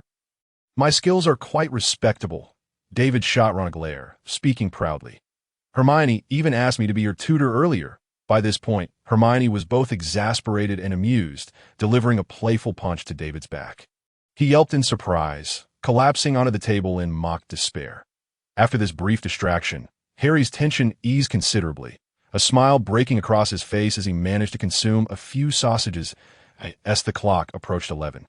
Everyone rose to make their way to the Quidditch pitch. Just before reaching it, Harry turned to bid farewell to David and Hermione as he needed to head to the players' tunnel. Leaning closer to David, he said, "David, thank you. Just a small matter." David replied with a smile, "Hey, as long as you catch the golden snitch. That will be my payment for Hermione's punch." "Great." Harry nodded solemnly. "Shall I head in?" "Go on. Go on. We'll be cheering for you from the stands." David waved them off as he and Hermione made their way to their seats. The stands surrounding the Quidditch pitch were nearly filled to capacity, with students and teachers from the entire school in attendance. If a large-scale explosion were to occur at that moment, Hogwarts would surely be erased from existence. As Madame Hooch's whistle echoed, the Quidditch match, the most fiercely contested event at Hogwarts, began. "Go, Harry!" Upon witnessing Harry seemingly having discovered the golden snitch, he sped through the air with great fervor, prompting Ron to leap up and cheer exuberantly. Hagrid, too, was beside him, exulting with such enthusiasm that his voice nearly drowned out the entire stand occupied by David and his companions. Cramped in a corner, David furrowed his brow and clenched his teeth, not out of concern for Harry, but due to Hermione's anxious grip on his thigh upon seeing Harry's discovery of the snitch. As David endured this discomfort, he fervently prayed for Harry to catch the snitch before his leg might snap under the pressure. "David, look!" Hermione suddenly exclaimed. "What is it?" David replied through gritted teeth. "Are you all right?" Noticing David's odd tone, Hermione turned to him, only to realize her hand was still tightly clasped on his thigh. She quickly withdrew it, her face slightly flushed, and asked, "I didn't hurt you, did I?" "No, it's fine." David sighed, glancing skyward. Just moments ago, Harry had been racing through the air, but now he seemed to be suspended, as if his broom were acting uncontrollably, jolting violently as if attempting to dislodge him. Yet apart from their small group, the rest of the students and professors, including commentator Lee Jordan, remained oblivious to this alarming turn of events. The match between Gryffindor and Slytherin players had reached a fever pitch, with goals being scored in the blink of an eye. Some spectators had even resorted to propping their eyelids open, fearful of missing any thrilling moments or goals. Suddenly, a wave of gasps rippled through the crowd, not due to a goal scored, but because Harry's broom began to tremble violently, ascending to the highest point, and it appeared he was on the verge of falling, with only his hands clinging to it. "David, think of something," Ron urged anxiously. Could it be Quirrell, or worse, Voldemort? Is he that eager for revenge? David frowned, quickly scanning the stands with the binoculars around his neck for Professor Quirrell. "David, let me use that," Hermione said, snatching the binoculars from him I knew it. "It's Snape, isn't it?" Hermione exclaimed in indignation after a brief glance through the lenses. "Snape? How could he harm Harry?" David was baffled. Why would it be Professor Snape? "Look, David, it really does seem to be him. He's been muttering spells at Harry," Hermione insisted. David took the binoculars, following her gaze to spot Professor Snape, as well as the equally incanting Professor Quirrell nearby. "Are you sure Snape isn't trying to protect Harry? It's no wonder Harry's broom appears to be acting erratically." It seemed Hermione's misunderstanding of Snape had deepened. It appeared the dark persona he had cultivated was difficult to shake off. With a sigh, David was about to voice a warning when Hermione suddenly sprang to her feet, exclaiming, "I've got a plan to save Harry." She hurried off towards Professor Snape, causing students in her path to stumble awkwardly. Thankfully, Professor Quirrell was also in her way. David apologized to the students she bumped into as he followed closely behind, determined to prevent Hermione from undertaking a futile endeavor that could endanger Harry. Upon reaching Snape's section, David paused as Quirrell seemed too engrossed to notice Hermione darting past him, resulting in a collision that sent him tumbling down several steps. Meanwhile, Harry's broom returned to normal. Yet Quirrell, sprawled on the steps, appeared unwilling to concede. He strained to lift his head and continued murmuring spells. Just as Harry had managed to mount his broom again, he fell once more. Such tenacity, David thought. cheering for Harry while moving closer to Quirrell. Ouch! That hurts! Get off! Quirrell howled in agony. Apologies, Professor. Are you alright? I was just focused on the match and didn't see you there, I'm so sorry. David feigned panic as he stepped on Quirrell's hand before finally moving aside. Professor, what are you doing lying here? Is this some special viewing technique? Can it offer a better view? After assisting Quirrell to his feet, David sincerely remarked, if it works, I might try it myself as I can barely see from the back. Quirrell rubbed his bruised hand, a glint of malice flashing in his eyes, before quickly adopting a meek demeanor. Yes, it's a method taught to me by an old wizard when I attended the Quidditch World Cup, who said it provides a clearer view, though it requires specific spells to maximize its effectiveness. Would you like to learn? You could come to my office, but it has to be just you. I fear I might not teach well with more than one. Once you've learned, you can teach the others. Quirrell awkwardly chuckled after his explanation. Really, Professor? David responded with delight, that I will certainly come by later. But for now, I must find my friends. Until next time, Professor. Yes, you are welcome anytime, David, Quirrell replied gently. David winked at Quirrell before making his way back to Hermione, who was hurriedly extinguishing Snape's robes, now rushing back. As for Quirrell's proposed lessons, David thought it absurd to trust someone who had previously wished him harm in the Forbidden Forest. He suspected Quirrell's teachings were not aimed at providing a better vantage point, but rather at instructing him on how to resist the killing curse. Considering he was the defense against the dark arts teacher, not a circus performer. Mission accomplished, Hermione beamed as she sidled up to David. Indeed, you were splendid, David concurred. Hermione tilted her head, raising an eyebrow at David with pride. What were you discussing with Professor Quirrell earlier? She inquired on their way back to, Oh, nothing much. He merely mentioned he wanted to teach me an intriguing spell in private, spotting Quirrell watching him intently. David smiled and raised his voice. Professor Quirrell is truly an excellent teacher. Quirrell quickly managed a strained smile and turned to gaze at the center of the field. Yes, that's so. Can I come along? Hermione eagerly asked. Probably not. Quirrell just said it could only be me. David shrugged helplessly. All right. Hermione appeared quite disappointed, though her dismay was short-lived as cheers erupted from the stands. Harry had caught the golden snitch, and astonishingly, he had done so with his mouth. Who knew Harry had such a wide mouth? David marveled inwardly that it must be Snape. We all saw it, and he's the only one in the school capable of such actions. Ron exclaimed indignantly as they gathered in Hagrid's hut following the match. Impossible! It cannot be Snape. Hagrid rapidly shook his head. But he was fixated on Harry, casting spells. I've read that if one is to cast a curse on someone, they must maintain a steady gaze upon them, Hermione asserted. Protective spells require the same focus, David muttered, recalling that he had seen Quirrell also fixated on Harry. As he cast a spell, he sought to absolve some of Snape's suspicion.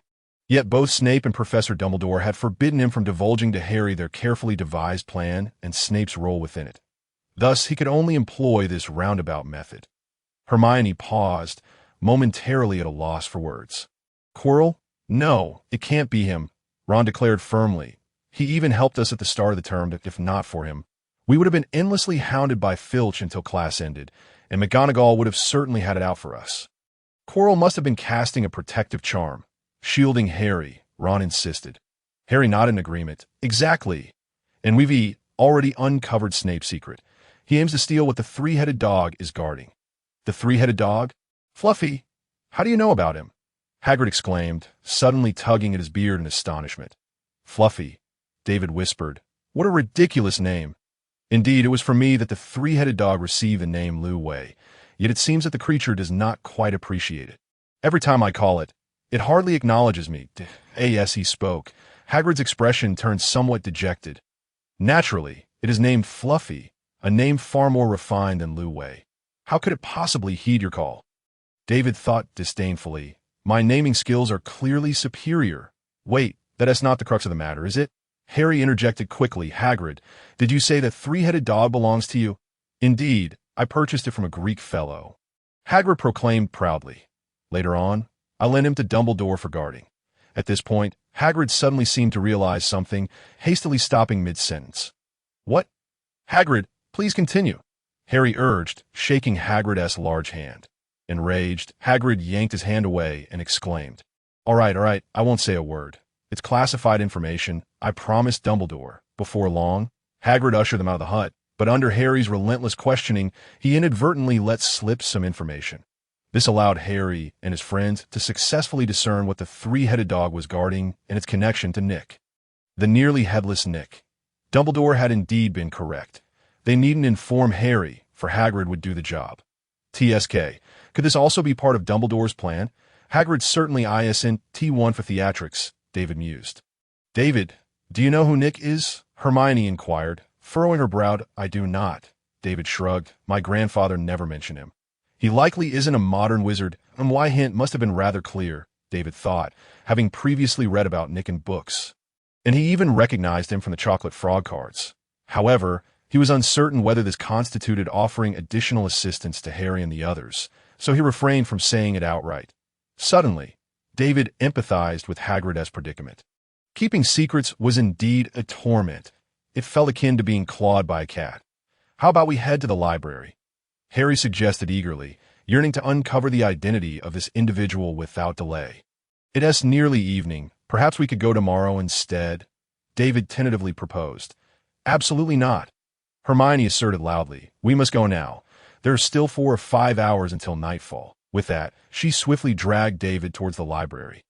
Harry hurried after them, while Ron appeared somewhat reluctant.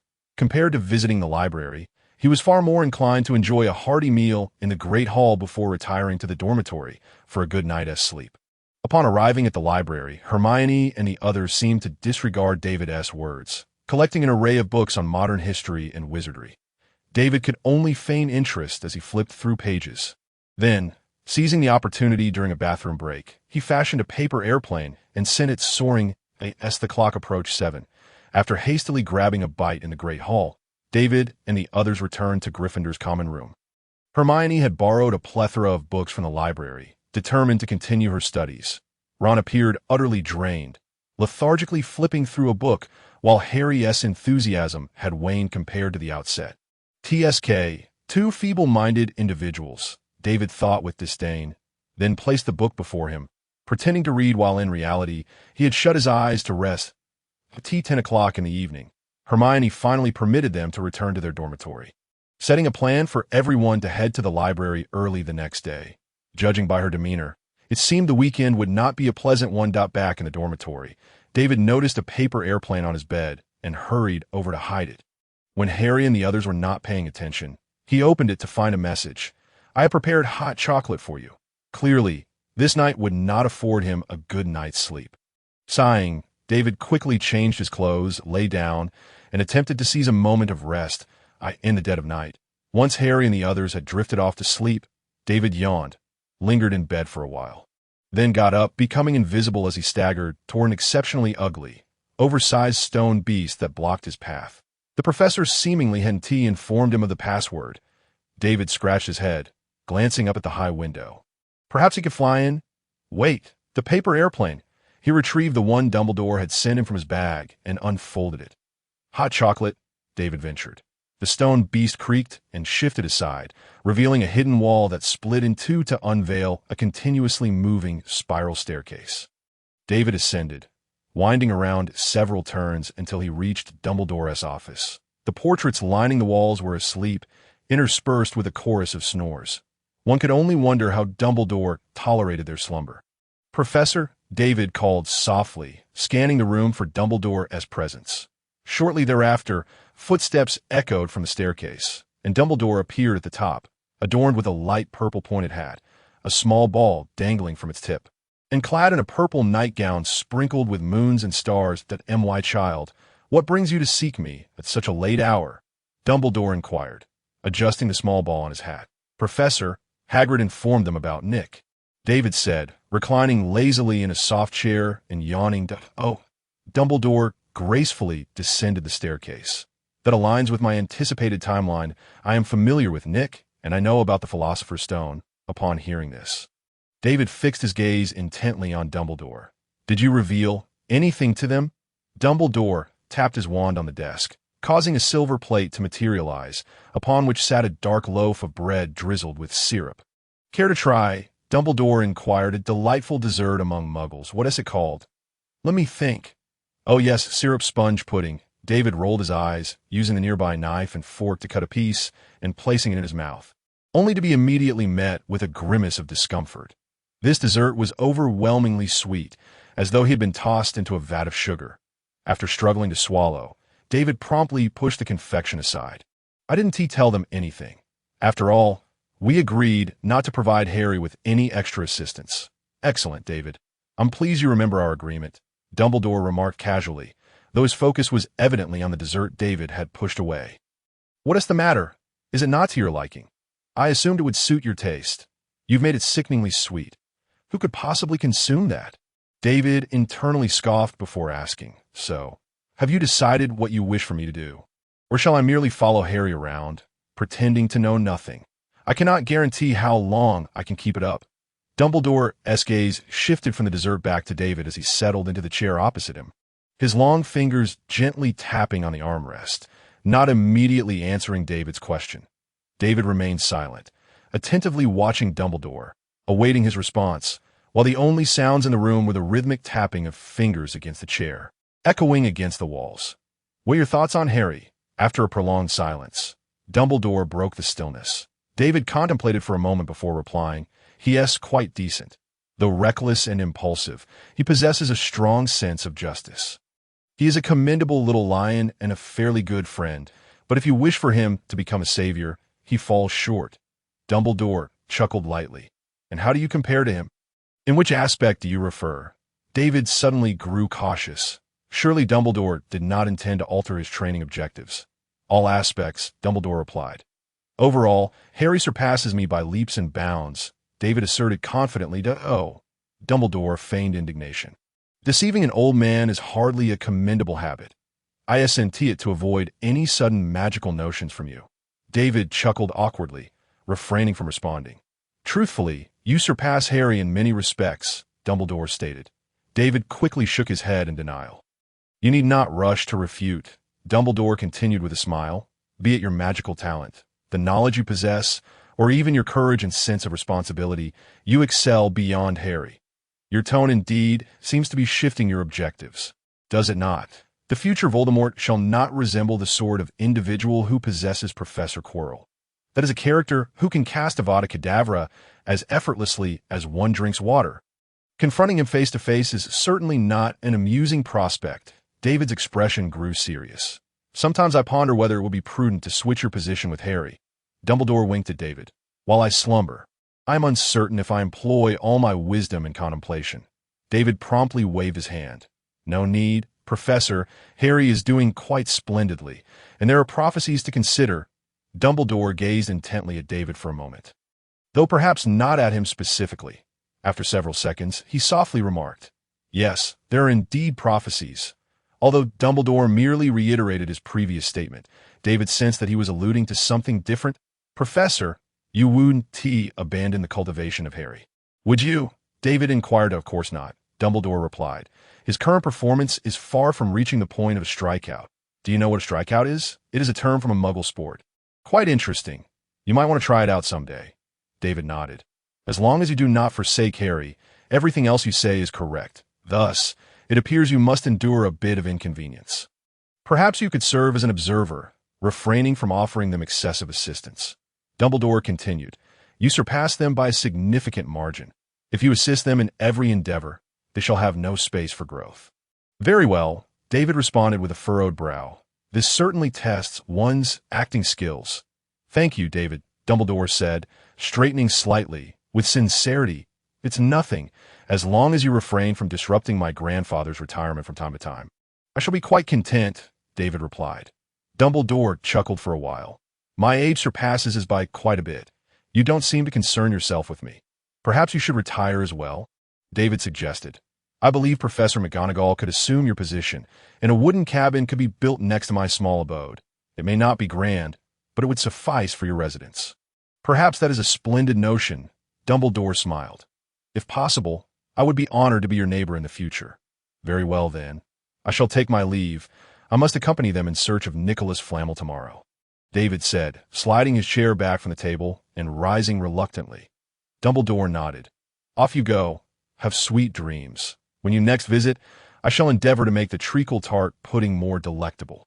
Perhaps it would be better if you prepared something else for me. With that, David turned and exited the office. After David's departure, Dumbledore did not ascend to rest. He remained seated, gazing contemplatively in the direction David had departed. Lost in thought. Early the next day, as Neville hurriedly exited the dormitory, he soon rushed back, out of breath, shaking the slumbering David. David, wake up quickly. What is it, Neville? David murmured, eyes still closed and voice lethargic. Hermione is downstairs waiting for you. Moreover, she seems rather upset. Neville replied, a hint of fear evident on his face, clearly still rattled by Hermione's earlier demeanor. David jolted upright, only to bang his head sharply against Neville's. Ouch! David groaned, clutching his head and collapsing back onto his pillow, while Neville crouched beside him. Are you all right, Neville? After a moment, David asked, rubbing his head. I'm fine. Neville winced as he stood up. I might just need to sleep a bit longer. Just as he finished speaking, he shook his head and shuffled back toward his bed. Neville, do you still remember who I am? David inquired with concern that Neville's memory was already lacking, and now he had been hit again. Since Hermione and the others learned of the name Nicholas Flamel, they had immersed themselves in the library, save for class time. They had perused every tome on the great wizards of the 20th century and contemporary famous magical figures. Regrettably, they were searching in the wrong direction. No amount of effort yielded any useful information.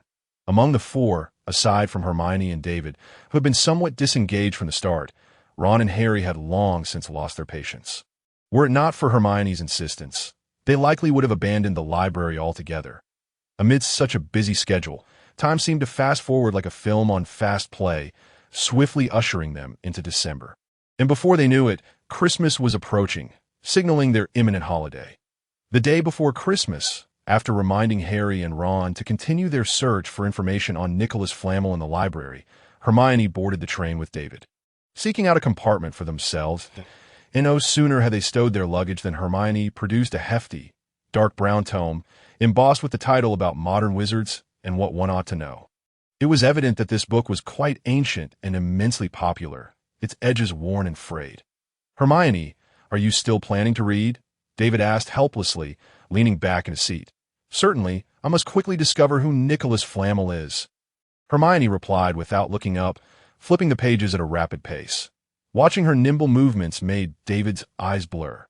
Very well. Then I shall take a nap. David opened his mouth, sighed, yet failed to voice his thoughts.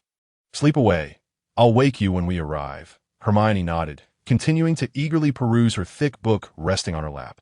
Listening to the rustling of pages, David soon drifted off to sleep. After an indeterminate amount of time, David suddenly felt someone shaking his shoulder. He opened his eyes to find Hermione seated beside him. Having moved closer during his slumber, his head now resting on her shoulder. You nearly fell to the floor just now. Hermione said, her cheeks slightly flushed, so I came over to support you.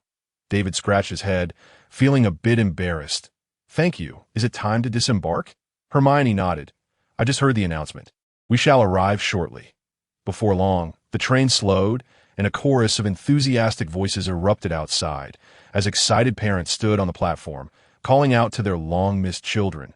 David scanned the surroundings through the window, and, with the aid of a stone pillar, spotted Newt's figure, flanked by the Granger couple.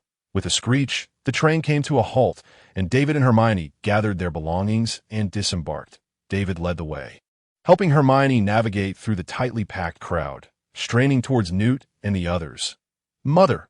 As they neared the Granger couple, Hermione dropped her suitcase to the ground and dashed forward, throwing herself into Mrs.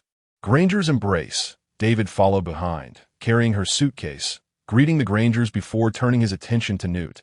Newt wore a gentle smile, yet could not conceal the fatigue etched upon his features, as if he had not enjoyed a proper rest in quite some time.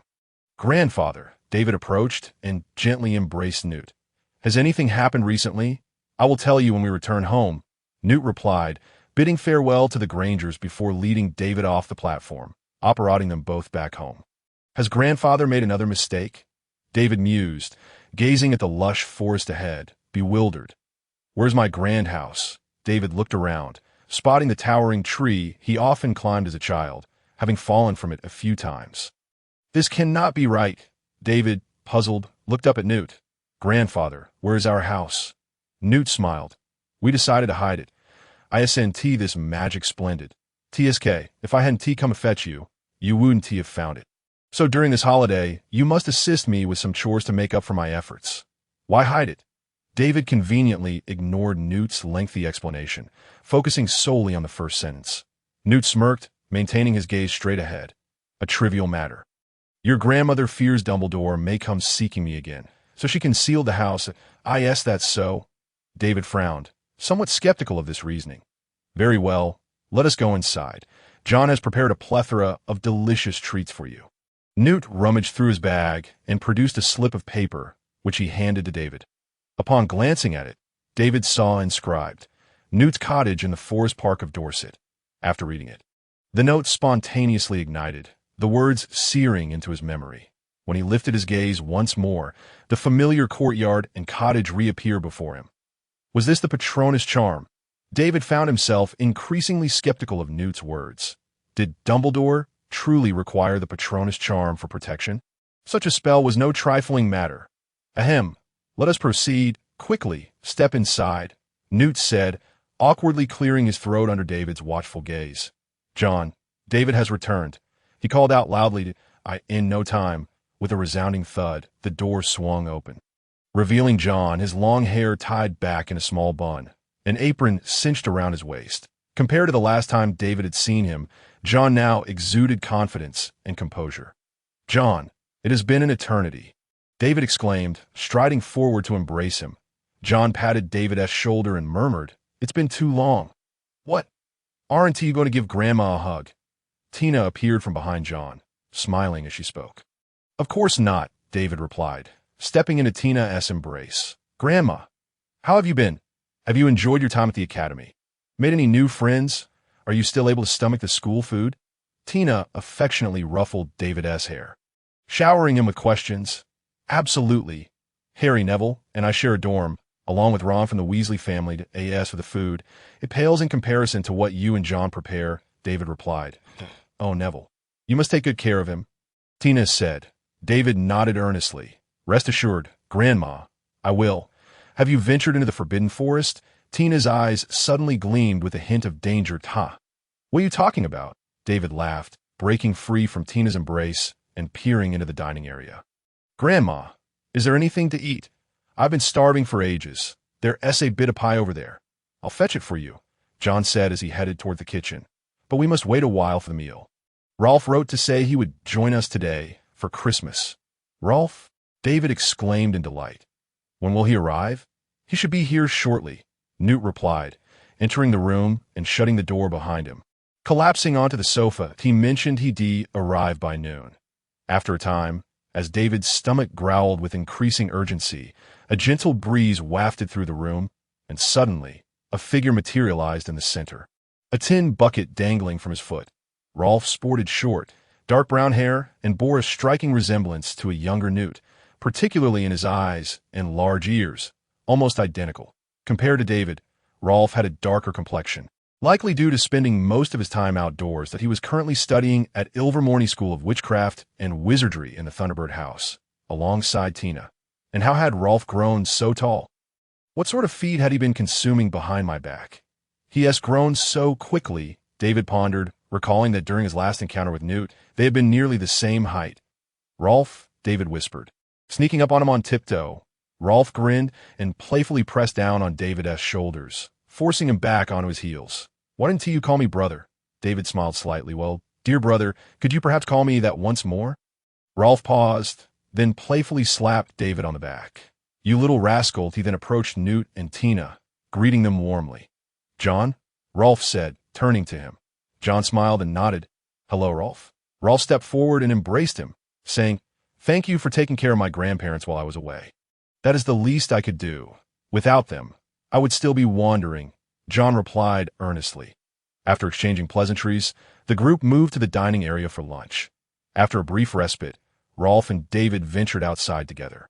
Don't you wander too far, you too, Tina called after them. Understood, Grandma, David waved back. Crossing the fence surrounding the small courtyard, Rolf and David reached the edge of the forest. David, do you remember? Right here, Rolf pointed to a nearby large tree. You were once suspended from it by a few mischievous pixies. As he recounted the tale, Rolf burst into laughter.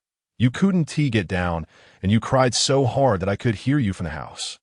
Later, you led Grandpa on a stakeout for several days, capturing all the pixies and sending them back to Cornwall. Grandma scolded Grandpa for bringing them here. David rolled his eyes, retorting, and you were no better. As a child, you couldn't even handle a hobgoblin and got stuck in a tree yourself. If I hadn't taken it away, you'd still be there. You remember such trivial matters? TSK, with all that time on your hands, why not remember something useful? Rolf scoffed. Are you not guilty of the same? David shot back disdainfully. What kind of look is that? Rolf exclaimed, "My mind is occupied with significant matters." Oh, being stuck in a tree qualifies as a significant matter? I must be far greater than Dumbledore, as no one considers a childhood mishaps worthy of note, David replied. Rolf scratched his head. I merely remember these little things from my otherwise unremarkable life. After a moment of silence, David turned to Rolf with utmost seriousness. When you recite the levitation charm, do you often confuse F with is? Certainly not. Why would you say that? Rolf asked, bewildered. Do you truly believe I am so incompetent that I would mispronounce such a simple spell?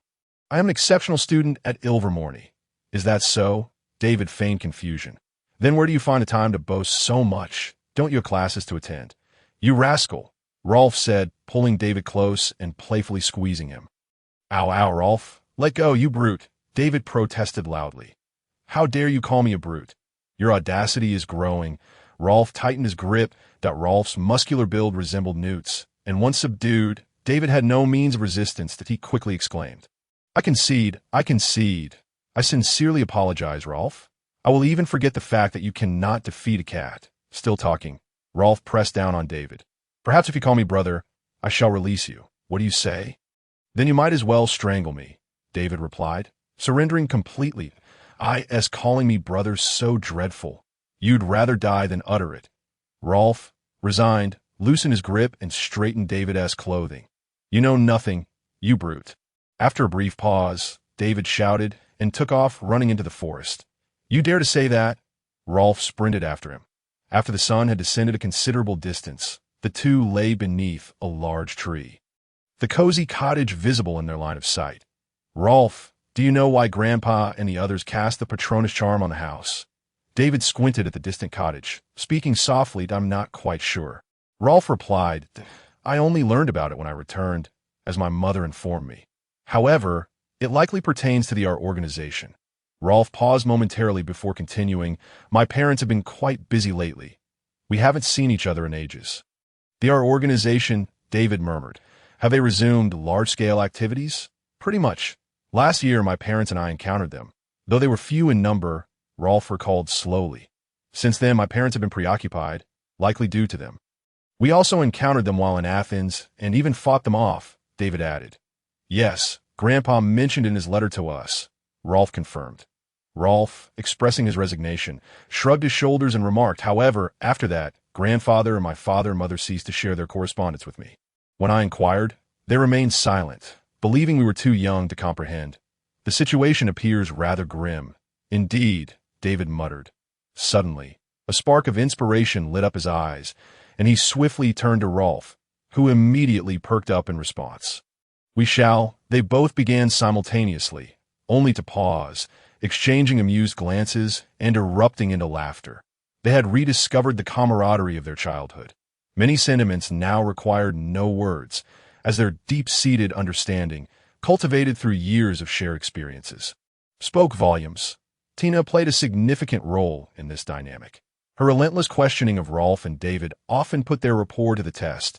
Should any misstep occur, it was invariably the three of them who would suffer. With Newt unable to evade the consequences in the dead of night, once all occupants of the small dwelling were fast asleep, David quietly unlatched the door, stepping into a dimly lit corridor illuminated only by two feeble lamps casting a meager glow across the surrounding space. Moments later, sounds emanated from the adjacent room. With a soft click, a door creaked open, revealing a curious little head that exchanged a knowing smile with David. You search here. I shall head to the studio below. How does that sound? David suggested as he surveyed the study. Sounds good.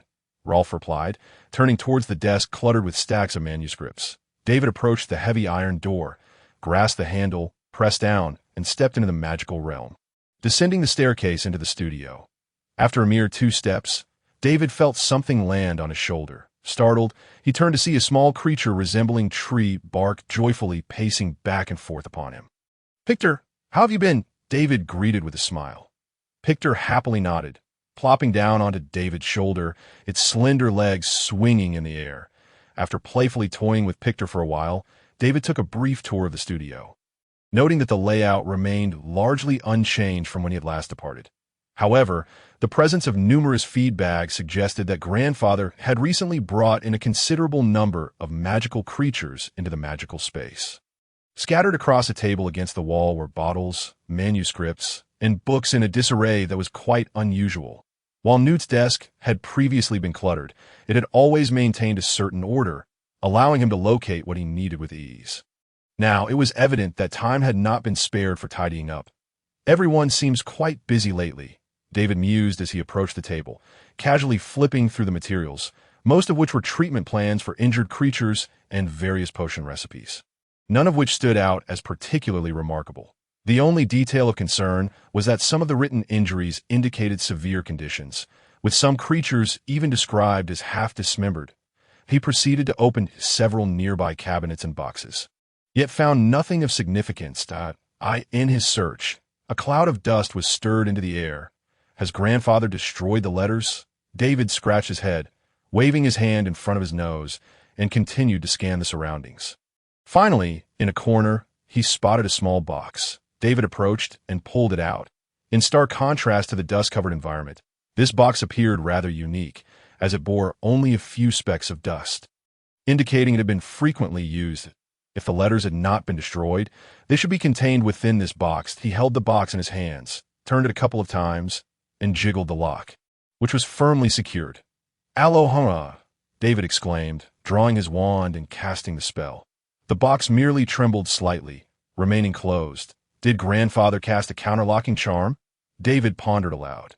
Suddenly, he turned to Pictor and said, "Pictor, it's your time to shine. Quickly, open this box." Pictor lowered its head, blinking its little eyes before quickly shaking its head. "You can't open it?" David inquired. Pictor shook its head again. "Is Grandfather forbidding you?" Pictor nodded, a hint of displeasure evident on its face. "Very well," David sighed. "I suppose I must do it myself." He waved his wand, conjuring a bowtruckle onto the table. Pictor leapt off David's arm, landing on the desk and circling the bowtruckle a few times before loudly chattering at David. "If Grandfather won't let you open it, I must consider other options," David shrugged, guiding the bowtruckle toward the small box. As the bowtruckle neared, Pictor dashed forward, shoving the creature aside. The IT positioned itself in front of the box, extending its slender, delicate fingers to poke inside, resulting in a satisfying click as the box swung open. Pictor feeling jealous. A smile broke across David's face as he dispelled the conjured bowtruckle, extending his hand for Pictor to perch upon before returning it to his shoulder. Gently, David lifted the lid of the small box, revealing a stack of letters within. He extracted them for inspection, only to find them completely blank, devoid of any writing. "What is this? Hidden," he exclaimed, hastily casting the reveal spell. After tapping the letter thrice with his wand, a beam of light flashed, yet the paper remained untouched. Still blank. This won't do. After placing the letter down, David retrieved a stack of photographs, which were equally void of any discernible images. Even after employing the reveal charm, there was no reaction. Perhaps I should consult Rolf, see if he has any insight. David ascended the stairs, gently pushing open the iron door and calling softly, "Rolf, Rolf, come quickly." At that moment, Rolf was still engaged in a battle with the manuscripts on the desk and in the cabinets, striving to uncover something useful. Upon hearing David's voice, he promptly rose and joined him in the studio. "Take a look at this," David said, handing Rolf the stack of blank letters. "I cast the reveal charm, but there was no response. However, if they were truly blank, Grandfather would never have locked them away, nor would he have employed a counterlocking charm." David shrugged. Rolf examined the letters for a moment before replying. "These must be enchanted with Grandfather's own hiding charm, known only to Father, mother, and the like, but Rolf flashed a grin at David. I just so happen to have secretly learned it. He placed the letters on the table, drew his wand, and pointed it at them, declaring, "Fire lizard." As he spoke, he traced a 6 upon the paper with his wand. Once he retracted his wand, the letters quivered slightly, and words began to materialize, written in Newt's handwriting. The contents revealed information regarding the activities of the R organization, and utilizing the same method, they managed to uncover the remainder of the letters. David discerned that the letters broadly conveyed 3 key points. First, the R organization had resumed extensive operations. Second, there appeared to be a shift in the composition of the R organization's members, as they had formed a brand new subgroup focused on biological experimentation, seemingly aiming to harness magical creatures for their own purposes. This had never occurred before. Furthermore, the members of this new subgroup seemed to be a band of desperate outlaws, unlike the other members of the R organization. When faced with an attack, they would fight tooth and nail until they could resist no longer, at which point they would retreat, destroying any magical creatures they could not take with them. Third, aside from Newt and his companions, there was another faction targeting the R organization, though their identities and intentions remained unknown. Newt and his team had made several tentative attempts to engage with them, all of which were rebuffed. However, it seemed that the existence of this mysterious group had proven beneficial to Newt and his allies, as they had relied on them during several large-scale battles, ultimately achieving victory as a result. These were the entirety of the insights David gleaned from the letters. Now take a look at these photographs. David gestured towards the photograph on the table. Rolf nodded and conjured the same magic as before. Once the image materialized, both David and Rolf leaned in for a closer look, gasping in shock. Pickett, after a fleeting glance, covered his eyes with his hands, unable to bear the sight. The two exchanged glances, their eyes ablaze with fury. These scoundrels deserve nothing less than death. Most of the photographs were taken surreptitiously. One image depicted several individuals in motion, wielding knives as they butchered the carcasses of animals on a table. Due to the low angle of the shot, David and his companions could not discern the species of the animals, but they could see the blood flowing profusely and the chunks of flesh slipping off the table, the pungent scent of blood almost wafting through the photograph. Another image showcased a group of people carrying a deceased venomous leopard, and as the perspective shifted towards the photographer, David and Rolf noticed a gaping hole, the size of 2 fingers, in the leopard's head. The most chilling image was one at the bottom, featuring an iron cage that imprisoned a serpentine creature over 2 meters long. The serpent's body bifurcated into 3 heads at the 7-inch mark, each adorned with a faintly discernible hole. Its orange and black striped skin was marred by scars, blood seeping profusely as it relentlessly battered the confines of its cage. Yet, it seemed oblivious to its plight, continuing to ram its head and body against the iron bars. Suddenly, a bizarre occurrence unfolded. The serpent twisted violently, and moments later, the 3 heads began to gnaw at one another. Before long, the left and middle heads lay motionless on the ground, while the right head, having vanquished its companions, opened its maw wide to gaze outside the cage for a brief moment before resuming its frenzied assault on the bars. In no time, its head was grotesquely deformed, bones protruding, and its body slackened, collapsing within the cage, convulsing incessantly, appearing to be on the brink of death. "Is that a Burmese python?" David inquired, furrowing his brow. Rolf nodded in response. However, while Burmese pythons may engage in combat among their 3 heads, they typically unite in the face of danger, and they certainly do not inflict harm upon themselves, David remarked, somewhat perplexed. According to accounts from those who have raised Burmese pythons, each head possesses distinct roles and thoughts. The left head, positioned behind the wizard, is responsible for decision-making and strategy, determining where the python should go or what it should do next. The middle head often drifts into daydreams, sometimes remaining motionless for days, lost in splendid fantasies. The most ferocious is the right head, which frequently berates and criticizes the actions of the left and middle heads, possessing venomous fangs. However, it is often bitten off by the other 2 heads, leading to the generally short lifespan of Burmese pythons. Yet when faced with peril, they do not engage in self-destructive behavior, as depicted in the photographs. Have you noticed that many of the animals in the photographs have a round hole in the center of their heads? Rolf spoke in a low voice, Really? David snatched up the photographs from the table and quickly flipped through them, indeed discovering that both the deceased and living animals bore a small wound at the center of their skulls. Is this round hole what drove the Burmese python to such madness? David pondered aloud, stroking his chin. Rolf, glancing at the photographs, also appeared uncertain, unable to provide a definitive answer. Suddenly, a spark of realization ignited in David's mind. He tossed the photographs to Rolf and grabbed a stack of stationery nearby, swiftly rifling through it. What's wrong? Rolf inquired.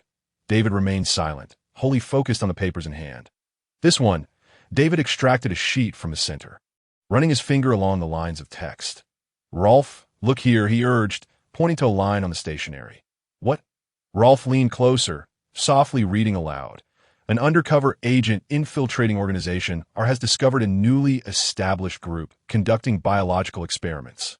They're performing vivisection to study the brains of magical creatures that I suspect they are attempting to find ways to control these creatures for their own purposes. Rolf abruptly lifted his head, his pupils dilating involuntarily. That round hole could very well be designed to control magical creatures or to house something that does. David inhaled deeply, then exhaled slowly, calming the fury simmering within him. While the compendium in his mind trembled gently under the weight of such intense emotions that it must be so, David reluctantly uttered these words, as if by not voicing them, the reality could somehow be altered. These fiends are truly ruthless. Rolf clenched the photographs in his hand, his knuckles whitening, gritting his teeth in indignation. Rolf, follow me. After surveying the manuscript on treating magical creatures for a moment, David turned and strode toward the grand, arched doorway. Inside lay a verdant expanse, a sun blazing overhead, illuminating the daylight. David, what brings you here? Rolf asked. Shoo. David urged him to remain silent, then inhaled deeply, detecting the fragrant aroma of fresh grass mingled with an unusual scent. It must still be here. Moo. David positioned his wand beneath his chin and cast an amplification charm, producing a sound akin to a cow's moo, which reverberated in waves across the grassland, traveling far into the distance. After a brief interval, a thunderous sound of hooves echoed from afar. David, you've inherited your grandfather's flair, Rolf exclaimed, patting David on the shoulder with delight. Of course, David replied, raising an eyebrow in pride. As the rumbling subsided, a magnificent bull appeared before them, standing 2 to 3 meters tall, adorned with long, ebony horns featuring spiral patterns, its golden coat glistening brilliantly under the sun. This is a Riem bull. Upon recognizing David and Rolf calling for it, the bull hesitated, pacing anxiously in place, gently grazing the grass with its hooves.